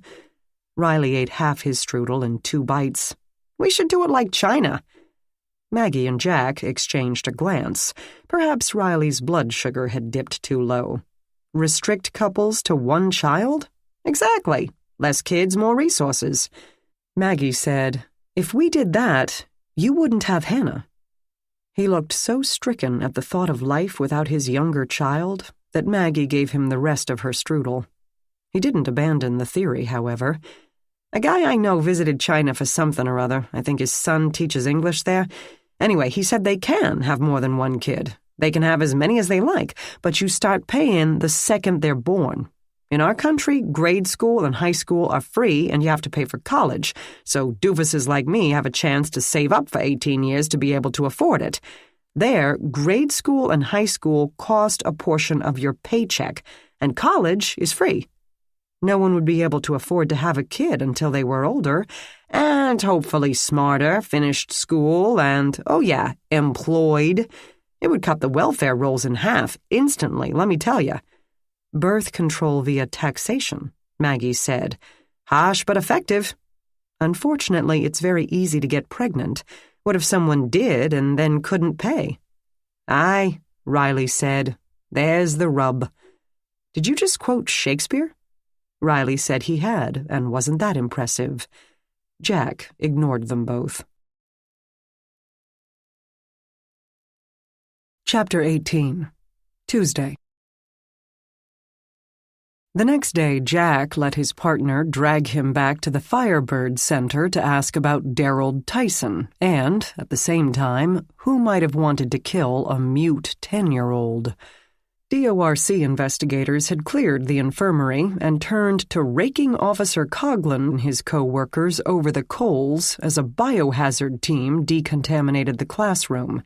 Like these kids have never seen blood before, Jack said. He had no idea where the 14 to 15-year-old classes would be held that day, but knew the staff would figure something out. The last thing they wanted was a group of teenagers with nothing to do. He wondered how they kept the kids busy over the weekends. The receptionist escorted them to one of the small conference rooms tucked into a corner of the second-floor visiting area to meet Dr. Jerome Bellamy. The door was closed, so she asked them to take a seat in a row of cushioned seats next to a small boy of perhaps 6 with smooth black skin and toddler pudgy legs, which swung free over the floor. He glanced up at the men without concern. Jack sat. "What are you in for?" he asked the boy, which probably violated HIPAA somehow, but he didn't plan to worry about it. Certainly the boy didn't mind. "I bit my brother." "Really? And they incarcerated 6-year-olds for that?" Jack had no clue how to respond. "Well, every kid does that. You shouldn't hurt your siblings, young man. Next time make sure he's in no shape to tattle on you?" The boy didn't mind talking about it, however. "He deserved it, though. That's what I keep telling Dr. Bellamy." "Okay. Why did your brother deserve it?" "He ate my Lego." Jack tried not to laugh. "Ah. How old is your brother?" This represented a tough question, and the kid screwed up his face as he worked out the answer. "I think he's almost 1. He can't walk or nothing. And now he don't eat Legos no more. See?" He turned up a sly but visually adorable face to Jack's. So his justified abuse of an infant had really turned out to be for the infant's own good. But even a 6-year-old ought to understand a baby's lack of understanding, and Jack realized that this very small boy had already mastered the art of spin. He no longer felt like laughing. Ms. Cooper, from the under-12 group, arrived to escort the boy back just as Dr. Jerome Bellamy opened the door. He did not resemble a therapist the way Melanie Szabo and the hapless young man in the under-12 area did. Bellamy had perfectly cut blonde hair and a suit that made Jack feel dowdy. He shook their hands with manicured fingers and smelled of something expensive. They were lucky to have caught him, he said. He only stopped in at the center twice per week. "You're not on staff here?" Riley asked as they took seats around the tiny round table. Jack knew space and privacy were at a premium in the building, but he wished all the spaces didn't seem so child-sized. Claustrophobia set in as soon as Bellamy closed the door. No windows and, it seemed, little air. "No, I'm in private practice, serving those whose parents can afford me." He spoke matter-of-factly, managing not to sound as annoying as he could have. The tight quarters didn't seem to bother him. Daryl and that short tyrant you may have seen leaving were the only two boys. I've got one girl I'm taking over for our resident flower child. It's too bad about Daryl, but... "But?" Jack asked. Not surprising. I'm pretty good at my job, but I can only do so much. The younger they are, the easier it is to turn them around, and that's the whole idea here. They're not evil. They're not bad seeds. They're kids who started down a wrong path and no one stopped them. So they kept going. But convincing them to get off that path gets harder the farther down it they are. Dr. Palmer says intervention needs to start in the womb. He leaned back in his chair, as relaxed as if it were a bar stool at his favorite pub. Dr. Palmer's drunk the self-esteem Kool-Aid. It's the MacGuffin these days, and yes, it's something to work on when you have a kid whose parents told him he sucked every day since birth. But even with not great parents, let me tell you something about the self-esteem of the average baby, toddler, school kid. It's pretty darn good. They have the time and freedom to devote themselves entirely to their own causes. Bobby didn't steal from the corner store because he feels worthless or because he wants attention from Daddy. He stole because he wanted something and didn't have the money to pay for it. It benefited him. Children do things that benefit them. All we do when we say they need more self-esteem or they need more love or they need more attention is provide excuses to kids who are pretty good at thinking up excuses already. Riley said, "For a child psychologist, that's pretty, harsh." Bellamy shook his head. "It's not. Because the flip side of this is that children are naturally empathetic. Infants will share their toys with another crying infant. Like any other characteristic, it will occur, more or less. Some people get along well with math and others with art, for example, but it can be taught to those who don't have a lot of it naturally. That's what I'm doing with the 6-year-old. Like any toddler, he screamed to get what he wanted, like a toy or ice cream instead of dinner. Most parents would put down a gentle foot, but some parents, and teachers too, simply don't have a clue and give in to get the noise to stop. Well, it takes the average baby about 2 seconds to figure out that this works, and then they're off and screaming. "The terrible twos," Riley said, but he didn't seem to be exactly buying it. Yes, normal kid testing limits, etc., but the kids who don't get limits keep going down that path. Exactly. Around 3 or 4, they start to enjoy it. Manipulating mom and dad is no longer means to an end, it's the end in itself. Why kids who aren't bullied at home still sometimes become bullies at school. It's a technique they stumbled on, and it gave them a high. They become addicted to the power. Riley guessed where this led. And like any other addiction, they need more and more. Exactly. Bellamy spoke with enthusiasm, or perhaps he just enjoyed talking to grown-ups for a change. So how do you turn them around? Teach them empathy. Despite how they appear, most of them are not actually sociopaths. They've just never thought about how their actions affect others. Every toddler lies and steals at some point. I didn't take the cookie, my sister Susie did. The worst thing you can do is say, well, every toddler lies and steals at some point. You can punish the kid, no cookies for a week, and that's good, except that he might just decide to get better at stealing. He doesn't consider it wrong, just inconvenient if caught. Some parents say, well, maybe I don't know who took it, so no cookies for Junior or Susie for a week. That's not so good, because even Junior can figure out that's not fair, and if you're not fair, why should he be? And Susie might not benefit from such a lesson either. Jack shifted impatiently, as he felt well past the age of starting a family. Even if he didn't have such an unusual life situation, he didn't find the lecture relevant to him, and they hadn't even talked about Daryl Tyson yet. The best thing to do if your toddler lies, cheats, steals, burst into tears. Ham it up a little if you can. If just once they see how their actions are affecting you, they may do an instant 180. Next, tell Junior he has to do something nice for Susie since he tried to frame the poor girl. Praise him when he does this nice thing. He gets a high. The goal is to train the kids to get the same high from helping people as they had from hurting them. I see, Jack said. So Daryl Tyson, of course, it's necessary that the kid cares how you feel. I try to make this connection to someone they already like. With small children, it's usually a parent. They can feel quite strongly toward Mommy, even as they make Mommy's life hell, or even if it's because Mommy gives them everything they want. There's a reason grandparents are often these kids' favorite people. No one's more indulgent than Nana. Jack shifted in his chair, but Bellamy didn't seem to notice. If they have no one who fits that bill, then I try, we need to be pals. I spend a lot of time in sessions playing games with them, checkers, cards, Legos. They have to enjoy spending time with me. The one thing you can't fake is time, and it's what kids want from adults more than anything. Couple weeks of snapping plastic bricks together, and Junior cares that I feel bad when he engages in antisocial behavior. So Daryl Tyson was, unfortunately, not a toddler. Riley said, So, another story? Now Bellamy sighed, crossing one slim ankle over the opposite knee. You guys want any coffee or anything? No, thank you, Riley said, as his partner ground his teeth. Well, I do.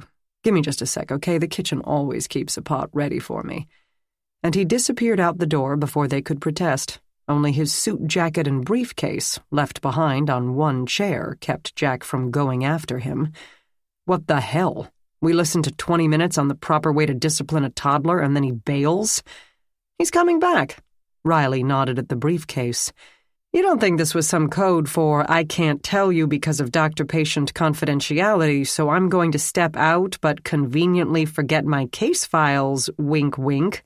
No, I don't. He would have made sure to tell us he couldn't talk to us. And besides, confidentiality died with Daryl. Okay, Riley said. Then he just wanted a cup of coffee.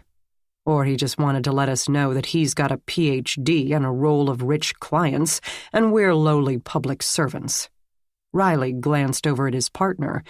I'm beginning to think you have a self-esteem problem. Bellamy returned, steaming cup in his hand. Apparently the short walk had sharpened his focus because he started to talk before his bottom even hit the seat cushion. Okay, Daryl Tyson.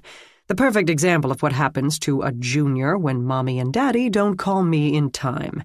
Also the perfect counter-argument to the belief that all criminally inclined children were neglected, abused, and unloved. He sipped. They waited. I don't have his file with me, so I'm going from memory, of course, but I can give you the gist. Daryl was born to a couple in their 30s, very sweet people. Mom is a corporate travel agent, and Dad is an exec at Librazol. Middle child would routinely hit his sister at the age of 2. Big deal. What 2-year-old doesn't hit their sister? Mine still raps my skull every time she sees me just to catch up. By 3, he's also beating up the neighbor kids. Now it's a little bigger deal. Mom and Dad spend a lot of time doting on little Daryl to assure him that they don't love him any less just because he was born in between an older sister and a younger brother, so the beatings continue, and morale doesn't improve. Meal times are epic battles. Forget things like making his bed or combing his hair. A slight hiccup when he has to go to school, but Mom and Dad tie the teacher's hands so tightly that they can only shift him to the other classes and send him home with great regularity. Arrested at the age of 8 for public drunkenness, he ran out on a babysitter with a bottle of Dad's scotch.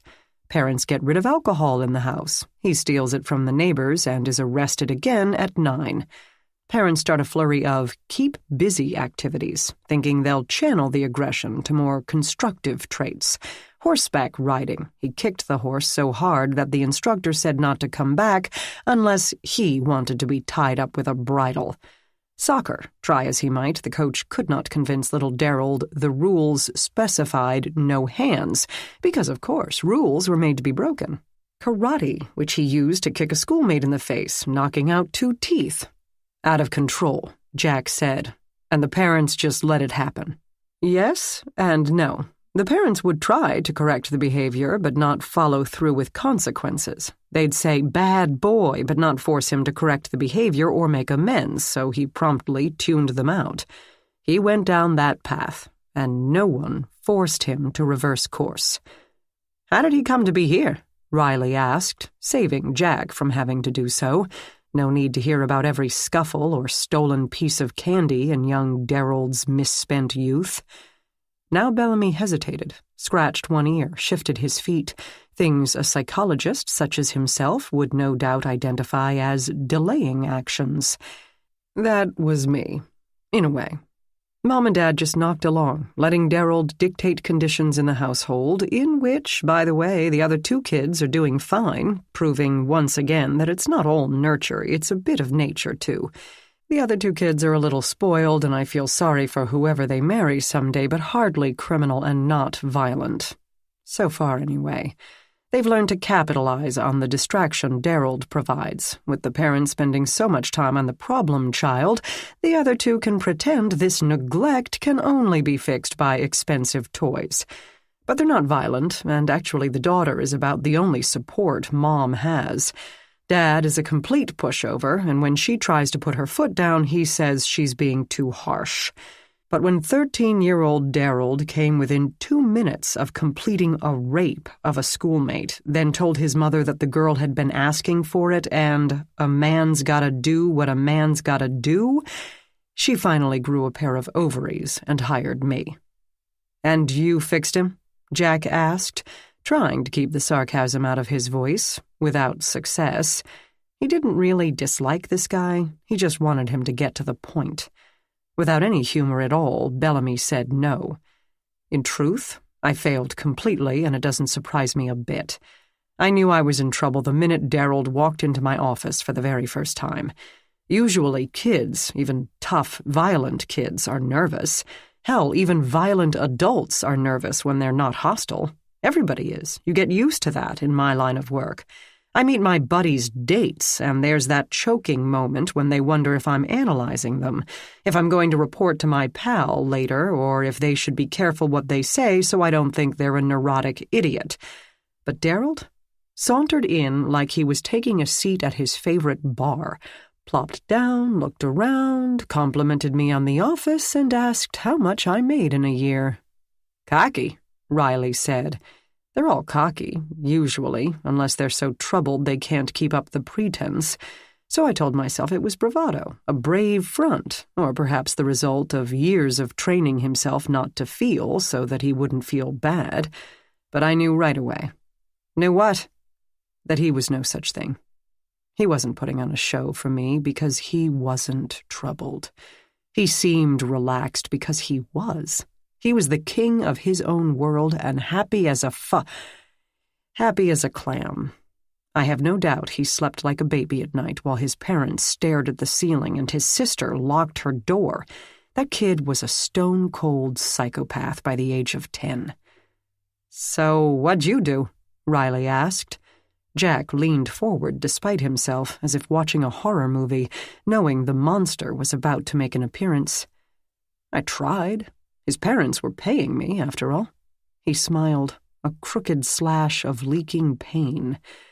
"I told Mom and Dad not to get their hopes up and gave it a shot. Talking. I tried playing video games with him, biting my lip at his smug smile when he beat me, because of course he beat me. He's a freaking 13-year-old. You should have seen the look on his face when I finally bested him in one single game. Eyes flat, face still. Part of me thought, great, he'll respect me now. Part of me thought I had just set the therapy back 4 months. Part of me thought he would stab me in the head with the game controller. "Control freak?" Riley asked. "Sociopath, in common parlance. Control is their drug. Anyway, it wasn't all touchy-feely. I worked with the parents and even the other kids to set up a house plan, an organized structure of what we would expect from Darrold and consequences for bad acts, reward for good ones, blah, blah, blah. I tried to get him to come with me to homeless shelters, old folks' homes, to get him to view those less fortunate as needing his help rather than easy targets, but he always had an excuse to call it off. I talked about feelings and compassion and putting oneself in others' shoes until I got hoarse. Nothing? Nada. He threw his paper cup into the garbage, leaving a spray of dregs along the plastic liner. He already had a home business of stealing and reselling jewelry, bicycles, anything he could pick up from the other kids at school. He'd use the jewelry to buy sexual favors from girls, having found that easier than raping them. All I could do was pray that he'd get locked up before he procreated, and, as far as I know, he did.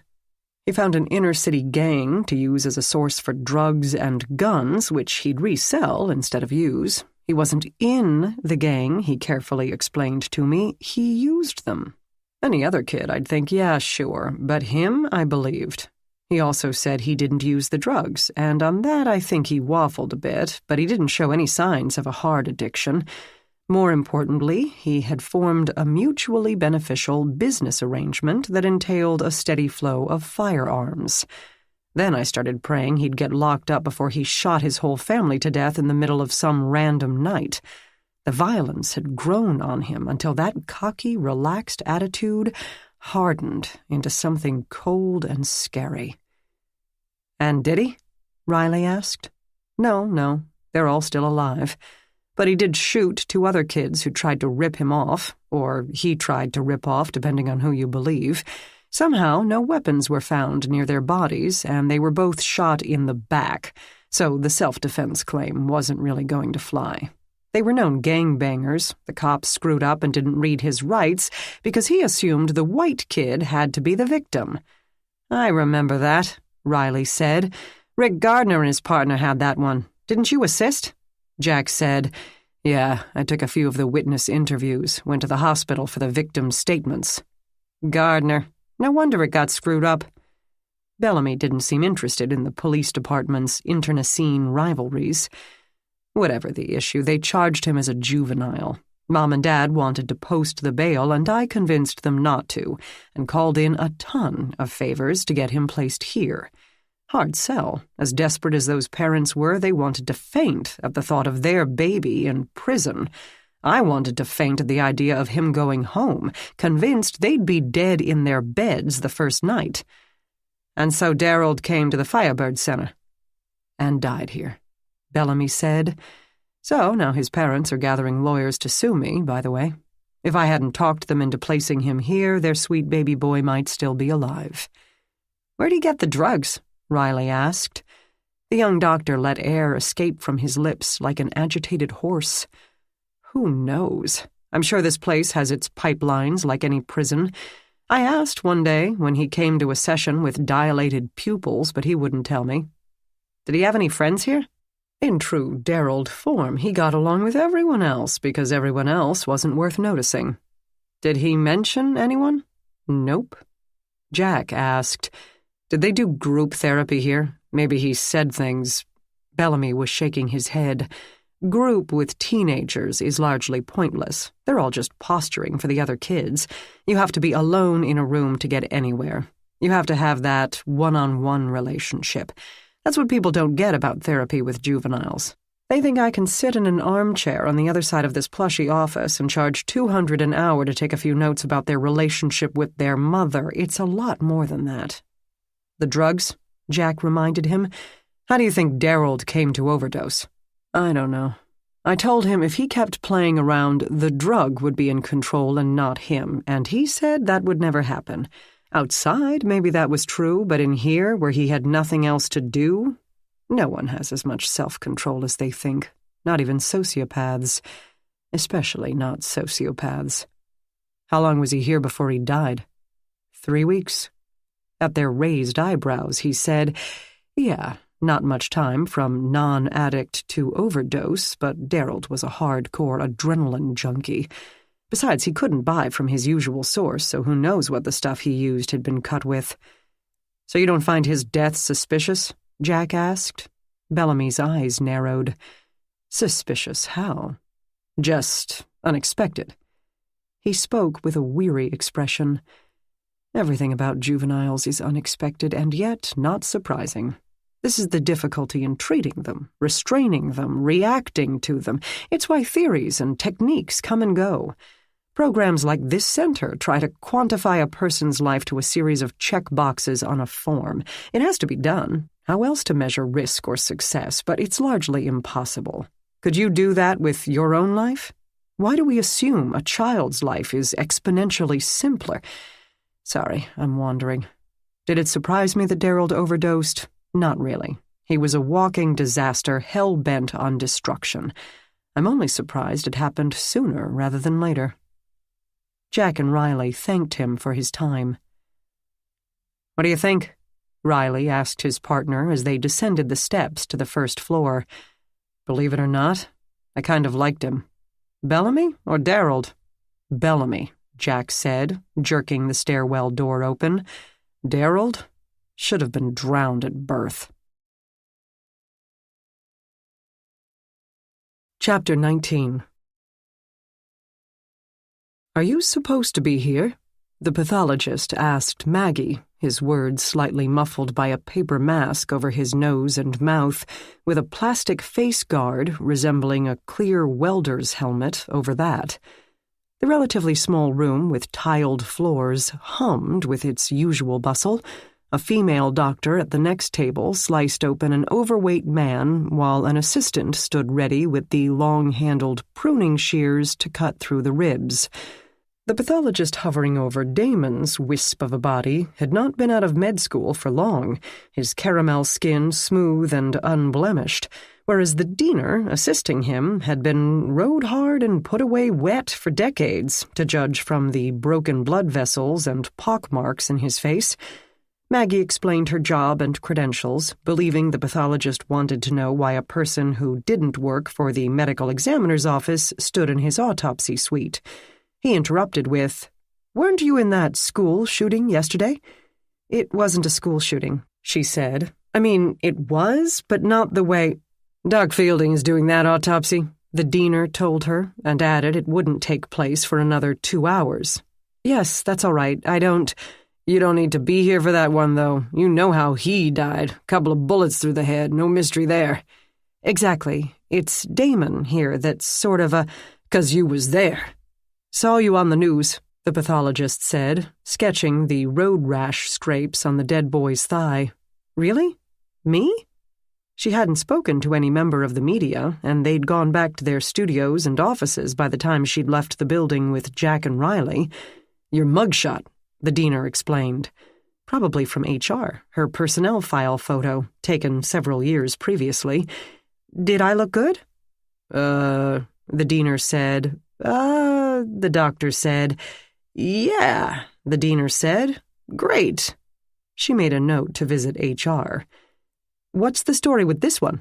the pathologist asked, and she filled him in on the strange history of Damon Kish. Then she stood and watched as they gutted the poor boy like a walleye. It took 2.5 hours, not unusual for a child's autopsy. First, the external examination. Any petechia in the eyes or the inside of the lips? No. Blood? No. Bumps that might indicate a subdural hematoma? No. Bruises? Quite a few, typical of any young boy, but especially unsurprising for one with Damon's habit of throwing himself at doors and people. Minor scars? Ditto. Major scars? None. Or tattoos? None. He had bruising on both sets of knuckles, but Maggie remembered how quickly he had thrown a punch at her, and a pretty solid one at that. No doubt he was just as uninhibited with anyone and everyone else. The foam in his mouth might indicate poison, the doctor said, but could also be due to other causes. Maggie explained about the missing EpiPens. The pathologist noted the healing scabs on Damon's thigh, but whether they were from needles or merely fallout from the scraping and injury, Maggie would have to wait until he could explore underneath the skin. She wanted to bring up her theory about the scrapes disguising the needle tracks. Those EpiPens had gone somewhere, but didn't say a word. No attorney would be able to say she had pushed the doctor toward a biased conclusion. Then they opened the chest cavity and removed the organs. The diener worked with the photographer to document the various bruises from the inside of the skin, while the doctor sectioned and examined the lungs, normal, liver, normal, and spleen, slightly larger than expected for the size of the boy, but within the normal range, probably due to infections left untreated during the course of his short life. He spread these out for his dissection on a half-inch thick polyurethane cutting board that took up most of the counter area. "There's a little bit of congestion in the lungs," the doctor said, adding that this, too, could result from a variety of causes. He squeezed pieces of the organs to show Maggie. She had no idea what she was supposed to be seeing, but nodded anyway, and told him that Damon had had strep throat. He said he knew that, and had seen the remains in the throat. Though strep should not cause lung congestion, possible complications from it might, but overall the congestion seemed too minor to play a factor in the boy's death. Next came the heart. Maggie again brought up the missing EpiPens, but the pathologist could not quite tell if the assumed bolus of epinephrine had pushed Damon into a heart attack. It's not as easy to tell when an attack didn't happen for the usual reasons: blocked coronary arteries, pericardial fluid, hypertrophy, thrombi. He examined all the valves and ran a finger along the insides of the now-opened chambers, then removed cross-sections into plastic boxes that were about 2 inches square each. The boxes were flat, and the sides looked like open mini-blinds. The whole item resembled a miniature suet feeder for birds. These would be given to the histology department for the heart muscle to be fixed in a waxy substance and then sliced with a microtome to create slides for the doctor to examine under a microscope. The trachea and esophagus, aside from flecks of the aforementioned foam, were not irregular. If poison had been used, it had not been caustic and didn't badly upset the stomach, fairly unheard of for a poison. The stomach contents also did not support the poison theory. The doctor cut the flaccid bag open with scissors and let what it held sploosh into a plastic measuring cup, while Maggie stood well out of splashing range. Then he rinsed off the liquid and spread the solid bits on the cutting board and yanked a magnifying lamp from its mount above the counter in order to take a closer look. Maggie peeped through it over his shoulder, occasionally rising to her toes for a better angle. The pathologist kept up a running dialogue with himself as he worked, and she strained to hear all his conclusions. Oatmeal, some kind of berry, maybe strawberry, maybe cranberry. Would they put cranberries in children's oatmeal? Would need more sugar. Something lump. Apple? Apple. Brown. Lot of brown. Brown lump. Brownie? Maggie suggested. For breakfast? Who gets dessert with breakfast? I always do. When you were 10? Maybe not then. Brown, hard brown. Chocolate chip? Chocolate chip muffin, I guess. They think if they call it a muffin, it's suddenly healthy. Too many calories, too much sugar. That's about it. He swept it off the board into a plastic cup with an attached lid. The toxicology department would have to tell them anything more, if there were illegal drugs present or... Can Tox tell you if he had amoxicillin in his stomach? Maggie asked. This completely stumped the pathologist, who didn't know. Normally they looked only for illegal drugs and alcohol. Exotic drugs, heavy metals, and poisons would be found only if more specific tests were requested. Because of the victim's age and unknown cause of death, he went quickly through the intestines as well, but didn't find anything of interest. The air now smelled particularly rank, no longer just the vague smell of cold, dead flesh, but exhaust fans helped, and her nose quickly adjusted. The diener had sliced through the child's scalp just under the hairline and peeled it back to expose the skull, which he sawed through with a round blade about the diameter of an orange. With the bone removed, they could see the neat convolutions of the brain's surface. Unless physically damaged, a brain never looked as scary as the glistening red-brown organs of liver and lungs, dark entities with deep secrets. Its light gray colors, highlighted with white, seemed so innocent by contrast, a great anatomical irony, since it could hold more evil than all the gleaming awful in the world. And now the pathologist patted it as if it were an obedient puppy. "Are you going to want to bucket it?" the diener asked. The pathologist patted again. "No, it's fine." The diener said okay, then took a scalpel to the optic nerves and the spinal cord and the other connections that held the brain in its place. "Bucket?" Maggie asked. The brains of the very young and very old can be extremely delicate, the consistency of jello. To be able to work with them at all, we have to fix them, use a piece of string to suspend it in a bucket of formalin for 2 weeks. Then it can be examined. But a 10-year-old? Yeah, he's fine. "I'm sure he'd be glad to know that," Maggie said, and the doctor gave her an odd look.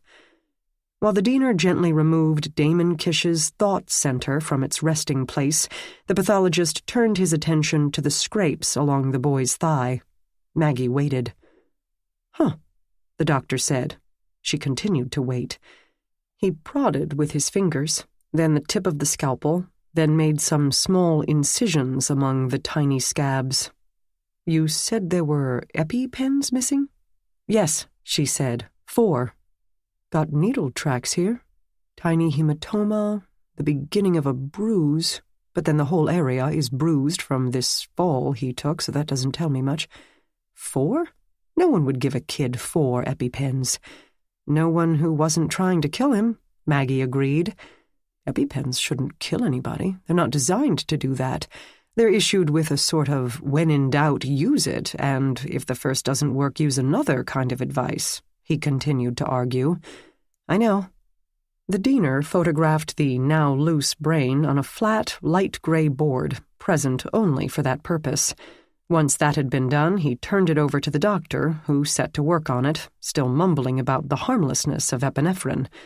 Might put someone into cardiac arrest if they had a weak heart, speeds up the pulse, or necrosis. What? He had sliced through some of the boy's brain with a large bread knife and now ran his wet, gloved fingers over a section with bits of blood in it. Little bit bloody, necrotic here. He cut the slices more thinly and looked again. He held some parts up to the magnifying lamp. He cut off a few small chunks for the plastic histology frames. Meanwhile, Maggie thought she'd burst. Finally she did. "What does that mean? Necrotic? It means dead, I know, but—" "Stroke." He kept slicing. "And that— no injuries to the head, but there's bloody necrotic tissue in the brain. That indicates stroke. Between that and the needle marks, a sudden influx of epinephrine would shoot up the blood pressure, heart rate." The kid stroked out. Why would anyone give 4 adult doses to a child, especially a skinny little one like this guy? He glanced at the boy, who, truthfully, no longer resembled a child, with the scalp pulled down over the face, the torso unfolded and empty, the arms and legs filleted to determine the extent of the bruising and to reveal the needle tracks. He looked more like a half-boned chicken, and that made it all the more horrible. Maggie felt the bricks tremble inside the wall she kept in her head to separate the things she saw on the job from the rest of her world. It didn't help that the rest of her world continued to somehow shrink a little more every day. She answered the doctor's question. Because they wanted him to die.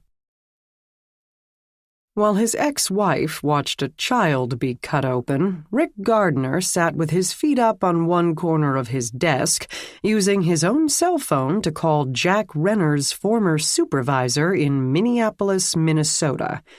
Though the Cleveland PD coming up on their caller ID might help with his story's verisimilitude, he had decided to do what he could to keep this investigation off all official records. Cops took a dim view of cops investigating other cops, if that was what he was doing. Hell, he didn't even know what he was doing, a fact he reminded himself of approximately every 30 seconds. However, when Lieutenant Howard Romero answered, Rick gave him the same story about the Police Chiefs Association Awards, to which Romero didn't seem to be listening, and Jack Renner, to which he did. "Renner? Sure, I remember him. Great guy. He could be a pain in the ass, but a great cop." "Really? Oh, well, that's good to hear. He was with you guys for a long time." He heard a brushing sound as Romero covered the phone, incompletely, and yelled for some unnamed person to ask where the prisoner had been placed. Yep, been everywhere, done everything in this city. I used to work details with him at the mall. You know, the Mall of America, helping out the Bloomington PD. I could tell you some stories from that place. He's a native of the area, right? Hell yeah, Mill City all the way. I knew his mother, actually. Best friend of my aunt. Never met Jack until we were in Vice together, though. Did a lot on the north side, no surprise. Those stories wouldn't be suitable for publication. Got it, Rick said. I see you gave him a great recommendation when he went to the Cleveland PD. A guess, but a good assumption. Surely HR would have checked his references, right? I did, you betcha. Hang on. He's in one. Take Chrissy in there, too. Make sure the camera's on. Yeah, that came as a surprise that he went back to work. It took Rick a moment to realize that Romero had returned to their conversation. He'd been so determined to leave it all behind, move to his land in Tennessee and spend the rest of his days like Daniel Boone, hunting bears or some shit like that. But I see that with guys, they think retirement is going to be so great, and in 2 days they're jonesing to go back to work. Mistake, I always tell them. Give retirement a while to settle into your bones first. Don't put yourself back in the harness the minute you feel bored for a second or two. It's just an adjustment, you know? Gonna be me in another 6 months, and I'm making all sorts of plans. It's going to feel weird for a while. You have to know that going in, otherwise it freaks you out. Yeah. Rick tapped his pen against his coffee cup, trying to think of something else to ask. This is going to sound crazy, but I need to make sure I've got the right Jack Renner. Tall guy, dark hair. I don't know if I'd call him tall, but I guess, yeah. That didn't help. Romero might be 6'5", and no one seemed tall to him. Kinda quiet? I don't know if I'd call him quiet either. Did a few stakeouts with him. He half drove me nuts. Never shut up. He launched into a reminiscence about a drug house in the north side, more heavily guarded than Bagram Airfield, and how he and Renner had had to sit on it until detectives could get a judge out of bed and the search warrant signed. He'd nearly asphyxiated on the smoke. Apparently Renner used to be a chain smoker. I never saw him with a cigarette, Rick said. Yeah, I'm sure the docs made him give that up. Fat lot of good it did him in the end. The pen slipped from Rick's fingers. The end? Yeah, the cigarettes. That's what got him. Hang on, I got a direct... Well, then give him a legal pad if that's what he wants. As long as he's confessing, he can write it on toilet paper for all I care. Rick asked, what happened? Cancer, I guess. I assumed that's why he left you guys, or Tennessee, or whatever the hell. Came back home to be with his mom. Poor old lady, pretty much killed her too, according to my aunt. Rick's feet dropped off the desk. I always kind of felt bad I didn't go to see him, but I didn't even know where he was, and I figured he wouldn't want any of the old crew seeing him like that. I know I wouldn't. Jack Renner. Died. Yeah, a couple years back. There must be some mistake. The Jack Renner here is definitely not dead. Huh, Romero said, not too startled by this. I thought it was Jack Renner with the emphysema. Maybe it was Andy Hastings. He also moved to Tennessee after he retired. Is there any way you could find out for sure? Well, why? If your guy isn't dead, then obviously it isn't him. My guy is Jack Renner and listed you as his most recent supervisor at the Minneapolis PD. Unless you had 2 Jack Renners there, that's possible, I guess. We've got about 900 cops. Both working as detectives with you as their supervisor? Nope, he agreed as he shuffled papers, close enough to the phone to be heard. Apparently the Minneapolis Homicide Division kept a man busy. Definitely would have remembered that. Then I've got a guy here claiming to be Jack Renner and he ain't. This idea didn't startle the lieutenant much either. Nah, I'm probably just getting him mixed up with Andy Hastings. Rick scrambled to sound firm while within the confines of his cover story. I need to make sure. Obviously, the muckety-mucks can't give an award and have the guy's bio all mixed up. My boss would have my head. Award? Obviously, he hadn't been listening. What for? Some big case from last year. That half of it isn't my job. Rick left that vague, but clear on what he needed.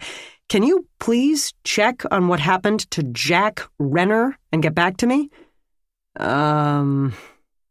Long pause while Rick bet himself Romero tried to come up with a good way to say he already had enough to do.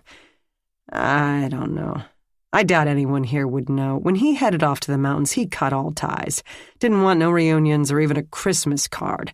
I only heard that he came back because of the family connection, but even there, his mom died, and last year so did my aunt. My mom's getting forgetful and never paid much attention to anything my aunt said anyway, but I'll try.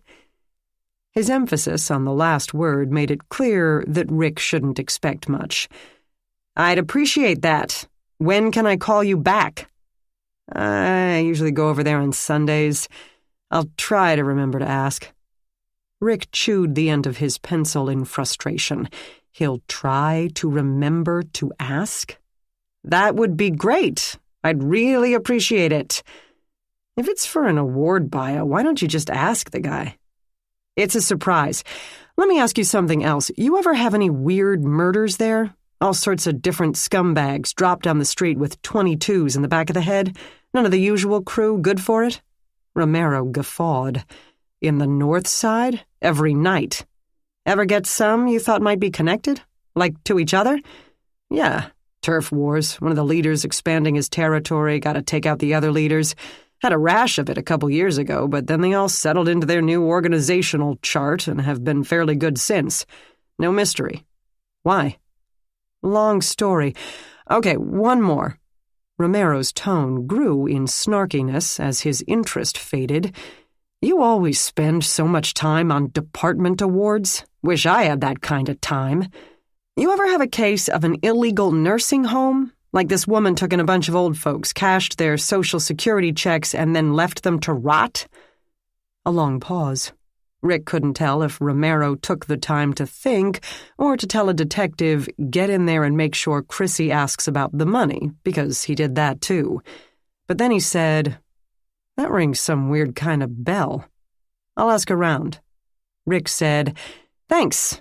I'll call you back in a few days, if I don't hear from you.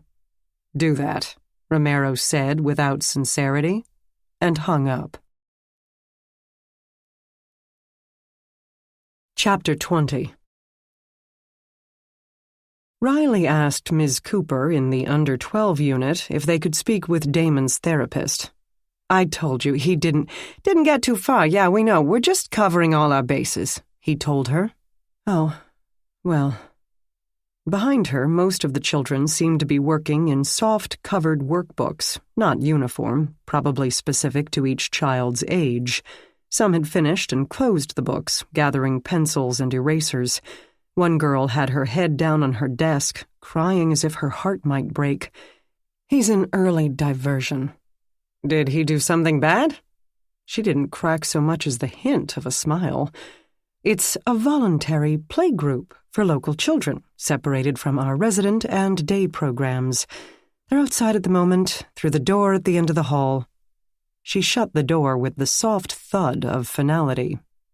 I can't figure out if she doesn't like us or doesn't like child psychologist Hunter, Riley noted as they headed for the outside door. Don't be so sensitive. She thinks Hunter is overrated. Besides, he gets playground duty while she's locked up in Bedlam. Good point. The heavy metal push bar let them out into the fenced under-12 recreation area. Patchy grass ran underneath a few picnic tables, a rusting swing set, a jungle gym that had once been painted in primary colors, and balls of all sizes and shades.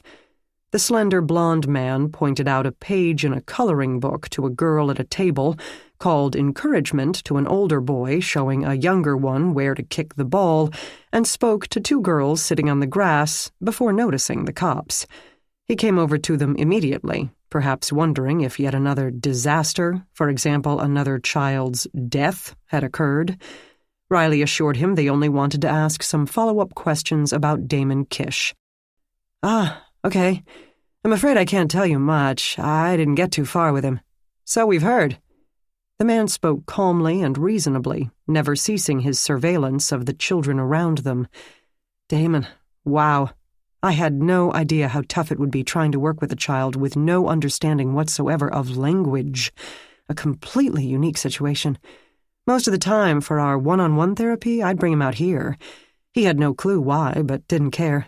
To run around in the open air was paradise for that poor kid. When I introduced him to kicking a ball, it was like an epiphany. "So you just played?" Hunter glanced at them briefly, back to the kids. Play is vital to children. It's where they learn everything about socialization, making friends, being picked for the team, not being picked for the team, winning, losing, the ups and downs of life. Riley now surveyed the children as well. "This is therapy?" "Yes and no. Early diversion is an extracurricular activity for kids we've identified as at risk.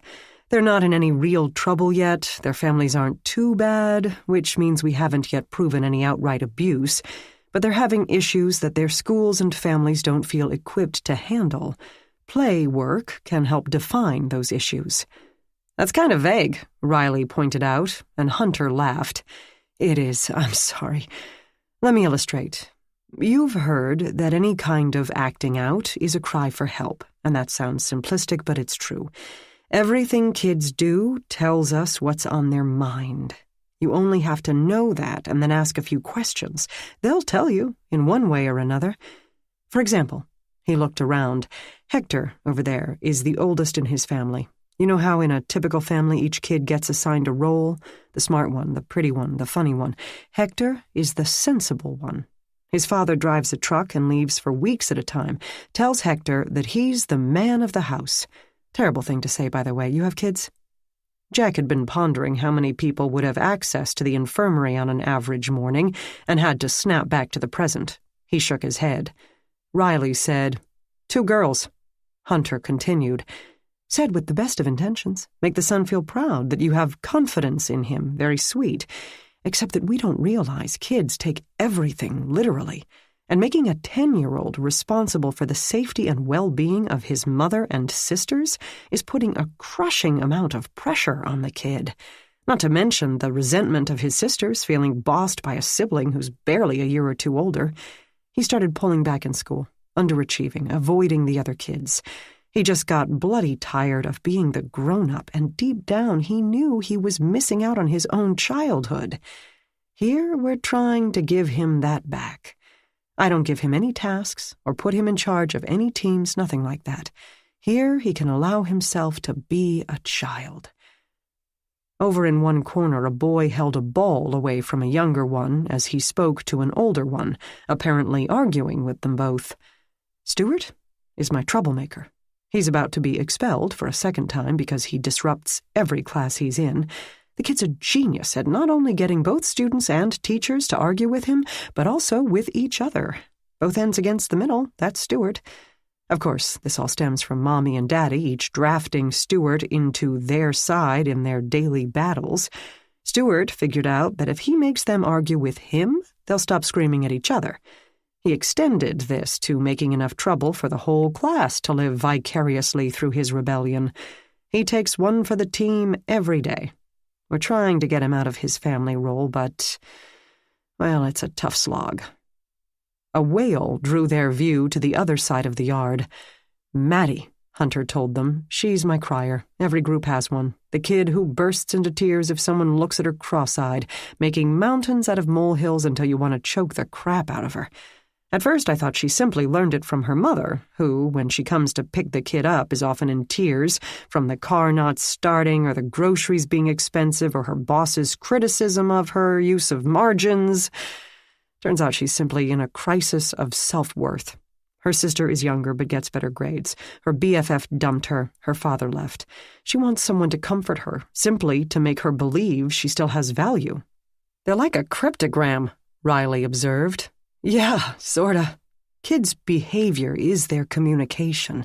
They're acting the way they are because they're trying to figure something out. A baby throws all his food on the floor and Mom has to run around cleaning it up. Once that's done, he thinks about it and then deliberately does it again." "I remember those days," Riley said. "The kid isn't being a little shit. He's studying the phenomenon of Mom freaking out.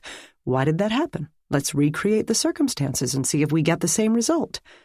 "Actually, I'm pretty sure Hannah was just being a little shit." Hang on." Hunter left them to join a group of the 3 biggest boys in the yard, whose body language had become confrontational. Within minutes, they had been dispatched, not too reluctantly, to other spots of the playground to move around equipment or help out a younger one. The blond man retook his sentry position, continuing a lecture he apparently felt he had begun.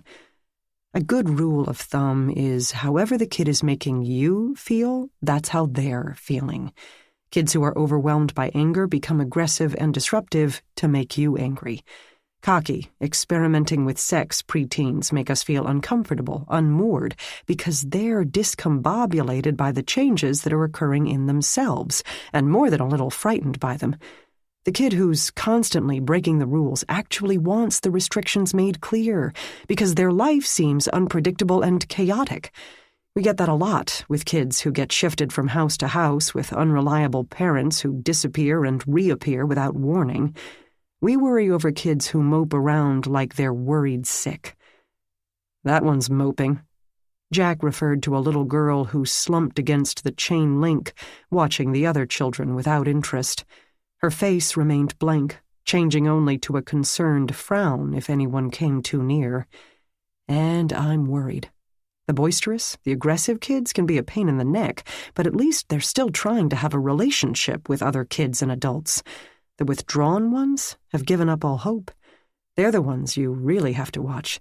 I have to make sure she knows that I know she's here, that I care, that I'm watching out for her. Okay, Shonda? He shouted the last two words to the girl. She briefly met his gaze, her only response. And Damon? Jack asked, unable to see where all this information could get them, other than ready to schedule a vasectomy. Damon was a combination of many things. Damon was exactly like a man transported to a future world, overwhelmed by the new sounds, things, colors, smells, living beings in it.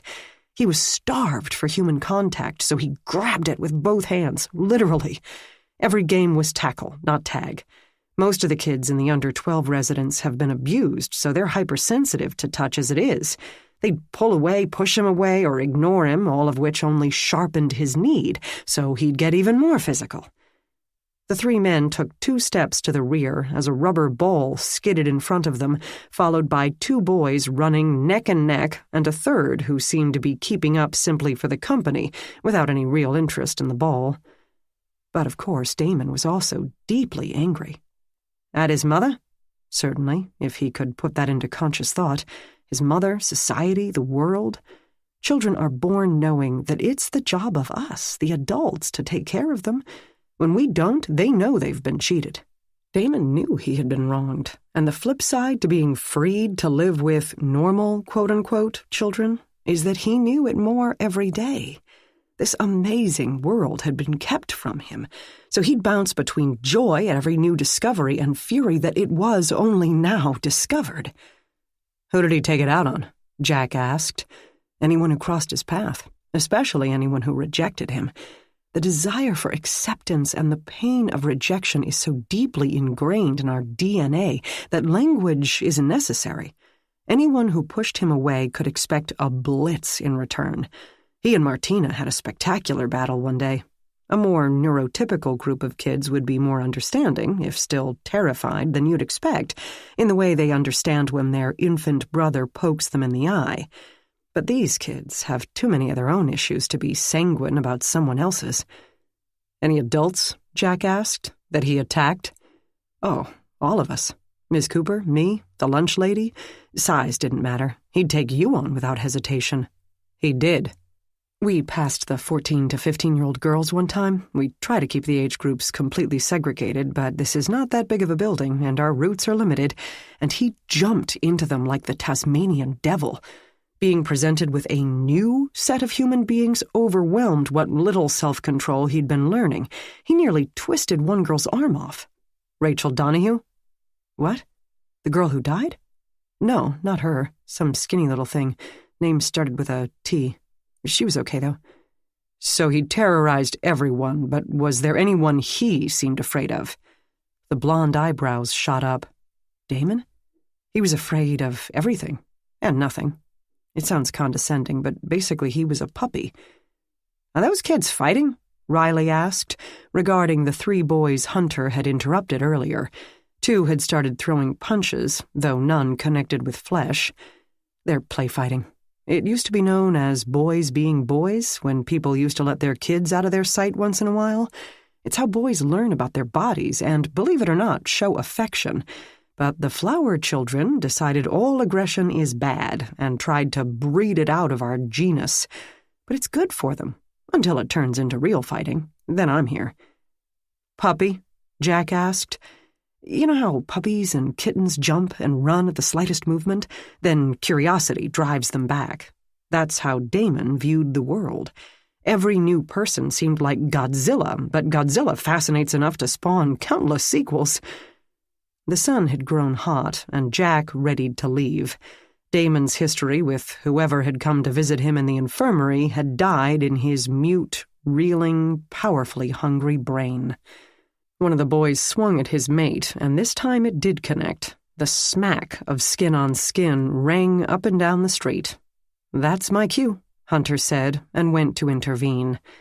Jack said to his partner, "Well, this was pointless." Riley pulled the door handle, but it wouldn't open. They'd have to wait for child psychologist Hunter to let them into the building.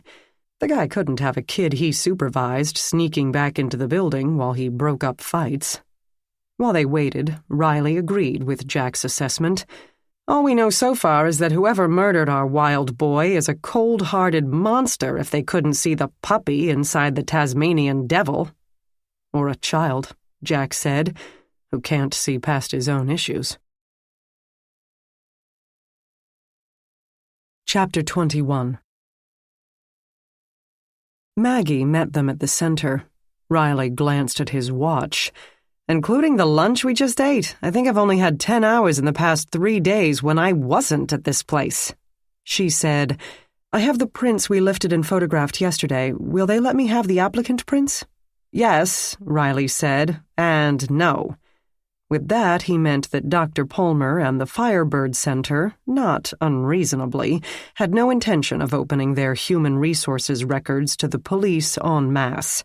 Maggie would be allowed to examine the fingerprint cards collected from the staff when they were hired and compare them to the prints from the infirmary, but she could not remove them from the building or copy them. She could, of course, obtain copies from the state or federal system to which the applicant cards had been sent for their background check, but that would involve a little bit of red tape and a whole lot of time. The detectives could examine the time cards of the staff members to determine who had been on the premises and when, but would not be able to review their personnel files without a warrant. They didn't really want to anyway, as that would involve too much irrelevant information. And if someone there had a history of abusing children, that person was unlikely to list it on his or her resume. The only advantage the cops had in this case was a conveniently narrow window of opportunity, so they wanted to filter out the staff who could have killed Damon and go from there. The center gave them a corner of the second-floor visiting room to work in. Maggie spread out at one round table while the detectives set up at another. She decided to wait until they'd narrowed the suspect pool down, rather than compare her latent prints to the entire staff of 31, without the use of a computer program to create a database of the patterns she needed to search, and a corresponding database of the patterns of the staff to compare them to. It would be a long and laborious project. She didn't relish the idea of spending hours bent over magnifying loops in a place where she couldn't adjust the height of the chair or the table. At least the windows gave her a decent amount of light. While she waited, she sorted out her latent print cards into piles containing fingerprints, palm prints, and both. Then she joined the detectives. "Reese, F," Riley read. Jack checked the time card. "Clocked out at 6 a.m. Must be a night shift." "Bailey, G." Maggie and Jack both shuffled buff-colored tickets. "Nothing for yesterday," Maggie said. Across the room, therapist Melanie Szabo led in a parade of people of varying colors, genders, and ages, heading for a private meeting room off the main visiting area. She let the group find their own way and came over to the detectives and Maggie. They explained their presence, and she nodded toward the assemblies. Family counseling. We make them come up with their own strategy for dealing with their problem child. Rules, schedules, custody, consequences. Wow, Maggie said. Yeah, these sessions can go really well or really bad, or alternate between both, but most of the time they come up with amazingly precise and effective strategies. It works better in the long run than busybodies like me trying to tell them what to do. If the family isn't on board, nothing is going to change. Correction, on board and realistic. Even more frustrating than the parents who don't give a single shit are the ones who are totally dedicated to the kid but in complete denial. Not my kid, not my parenting technique. That sounds like a thankless task, Maggie said. Sometimes, yes. Sometimes folks think we did it all when it was actually them. This group isn't going to go that route, not today. They're extra uptight because their kid helped create the disturbance yesterday, helped Quentin smuggle in his gun. I thought they were day students, Riley said. They are. We're a full-service place. We counsel all involved families, especially the day students. They walk out of here every day and go home to those same families.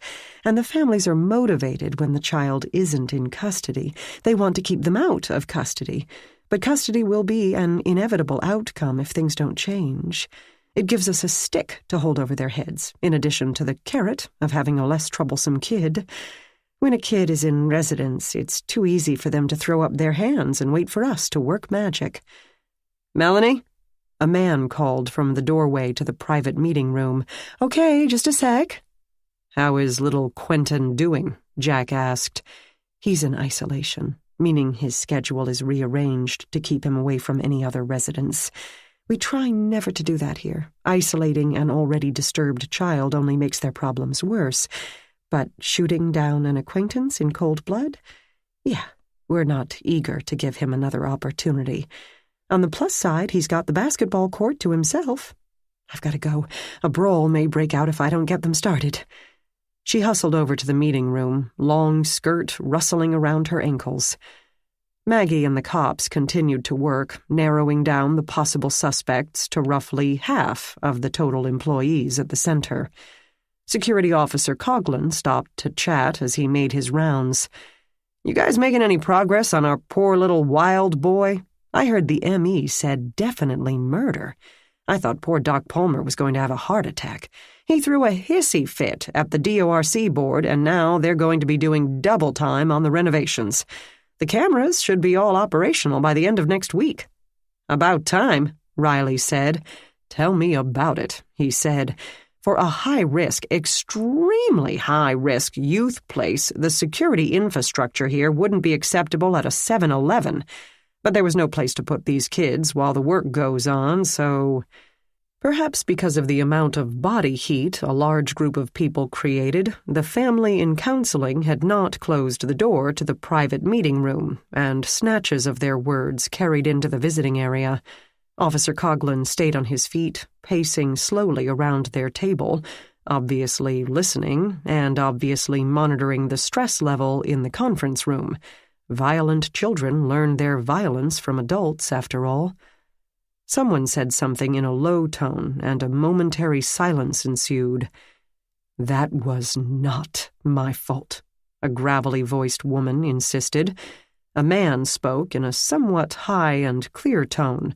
No, that'd be your new baby daddy. Ain't his gun. He know where to get one, though, don't he? Where we livin', everybody know where to get a gun. Riley said to his partner, Is evidence obtained by eavesdropping admissible? I don't know why not. It's voluntary admission. In that case, we should be taking notes for property. The gun used did come back to a burglary. But isn't it technically therapy? Maggie asked. So doctor-client privilege... A squeal rang out from the room as a chair pushed back. You ain't never raised that boy with no discipline. When I was a girl, When you was a girl, you still rode streetcars. So? At least my kids knew what respect meant. It meant their daddy hit them every day, after he was done hitting you. At least they knew who their daddy was. He's got to get back into that charter school. He ain't never gonna get nowhere without that. Those teachers are insane. You see the amount of homework they give? Why are you worrying about where he going to go when the courts say he's got to be here? He's doing good here. His grades are decent. He helped a boy kill another boy yesterday. That ain't decent. And where did he learn that from? The woman shrieked. Melanie Szabo's voice calmly interjected, "We're here to talk about Donnell, not ourselves. What habits are going to serve him best to keep him on the path to a productive life?" "The Johnsons and the Carters," Coughlin said to the detectives. "They'll make you think the Hatfields and those other folks sat in a circle and sang Kumbaya by comparison." Szabo's voice murmured a bit more, then ended with a bold statement that they were all going to stay in that room until they came up with a mutually acceptable plan to schedule Donnell's time and agree on goals and consequences for all future behavior. For instance, deciding on a curfew, which social activities were curtailed when he violated that curfew, and so on, until they had a written plan to which all factions could pledge cooperation. No one could leave. "Melanie, you can't make us stay here." "No, I can't, but you will, because no one wants to be the one who gave up on Donnell's future." With that closing salvo, she emerged from the room and shut the door behind her. After a shocked moment, the voices started up again, now muffled. Coughlin shook his head. "You are playing with fire, missy." "Don't I know it? You'd better keep some flashbangs handy." Riley watched the closed door for eruptions. "Does that work?" "You'd be amazed at what they can do. As I said, it has to be their ideas or the whole process is doomed to failure."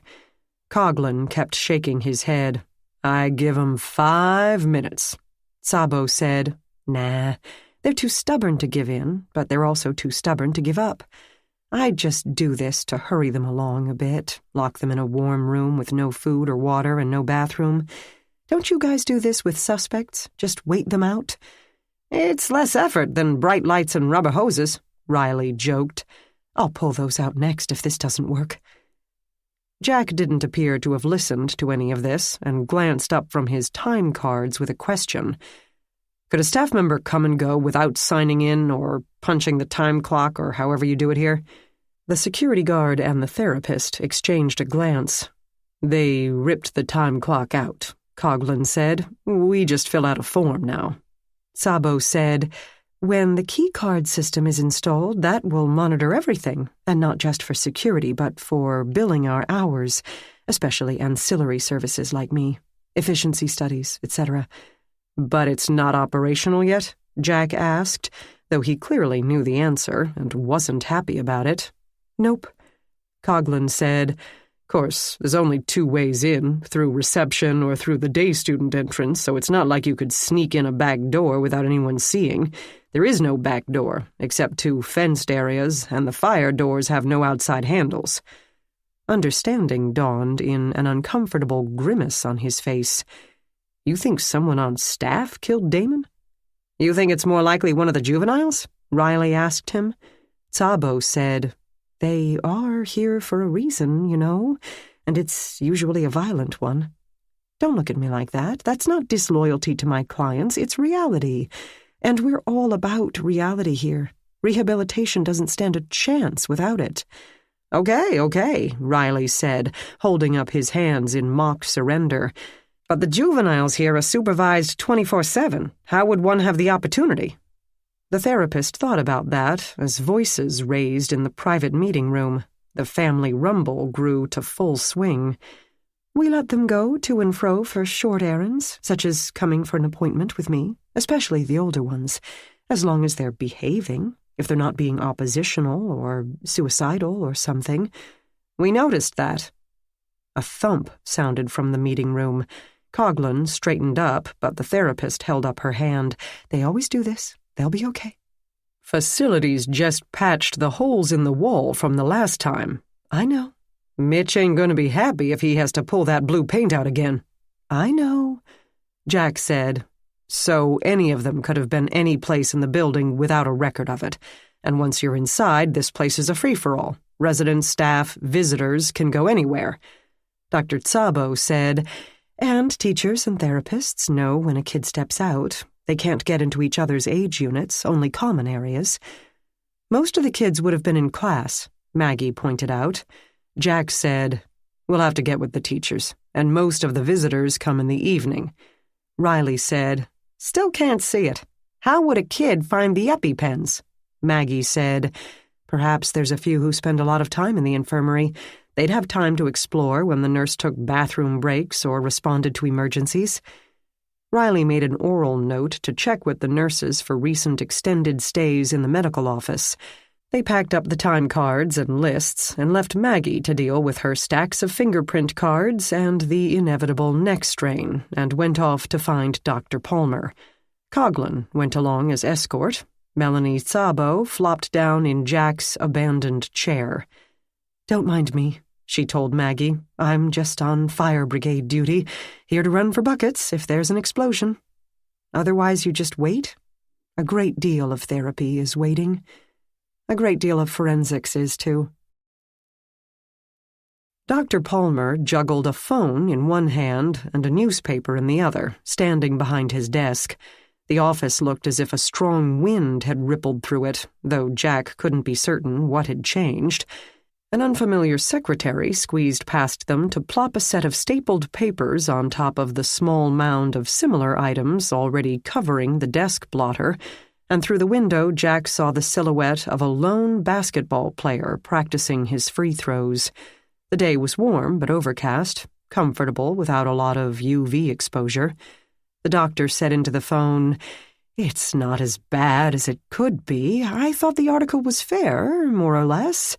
Of course, any bad publicity... But that's to be expected. That's not really reasonable, though, is it? He murmured a few more things before both sides apparently gave up and ended the call without any real resolution and turned to them. Gentlemen. Doc, Riley said, thank you for keeping me posted on the ruling regarding Damon's death. Of course, you have our complete cooperation, the poor boy. We've come so far as a society, and yet we seem to be going backward when it comes to dealing with our own children. He slumped into his chair as if his knees had given out. We're going to need to interview everyone who was in the building that morning, Riley said, gently but firmly. Everyone? Yes, every staff member and perhaps the patients as well. Of course, that's fine. It's just going to take a lot of time and time away from their duties. We're stretched thin as it is. We always are, of course, starved for funds and personnel. That's the lot of social services, but really thin at the moment with all the disruption. The students are restless, agitated by the drama. Besides the construction workers stomping all over the place, they can see the press vans outside. We'll be as discreet and quick as possible, Riley promised, adding that they had no alternative. Murder. I can't believe someone killed Damon. The boy on the basketball court, Jack realized, was Quentin Sherman. He wondered if the court had a padlock on it, or if a guard had been stationed out there to keep an eye on the kid. He said, I thought you said nearly every resident here had killed someone. I may have overstated, the old man said, but then, compelled to be truthful, added, slightly. But usually in a fit of rage. That's what traumatized kids do. They erupt. They scream, fight, throw things. Outside, Quentin made a perfect shot, the ball sailing through the netless hoop without even touching its sides. He whooped to himself, gave a triumphant leap, and then ran toward the chain link that separated the roof from the open air above the street. They don't use medical supplies in a methodical manner and then carefully conceal... Jack heard a short yip, an animal cry of surprise and pain. Quentin had launched himself onto the fence over the street in his usual celebratory taunting of death, but this time death taunted back. The entire section of chain link fell outward, loosened from its mooring, and it and the boy tumbled over the side and disappeared from sight. Jack was up and out of the office before his mind could catch up. He knew only that Quentin Sherman had probably just died. and that he had watched it happen. Chapter 22. So far, Maggie had identified 12 of her unknown latent prints. 10 of them belonged to one of the 2 nurses. She had also picked up on who in the Johnson clan felt that Donnell should be allowed to attend his prom, and who in the Carter clan opposed this on the grounds of teaching the boy a lesson, when Jack sped into the visiting area with that look on his face. He glanced at her but didn't slow, and she immediately abandoned her latent prints in violation of all chain of custody rules, but she had to know just what the hell had happened now. To her surprise, he continued outside through the day student entrance and ran around the street corner. There, in the middle of the mercifully empty street, Quentin Sherman lay underneath an 8-by-8 section of chain-link fence. A September sky beamed overhead, pieces of cobalt blue peeking out from behind gray clouds. On the next block, a bird sang. A car drove lazily through the far intersection. Maggie stopped to stare, her brain processing. Jack never slowed.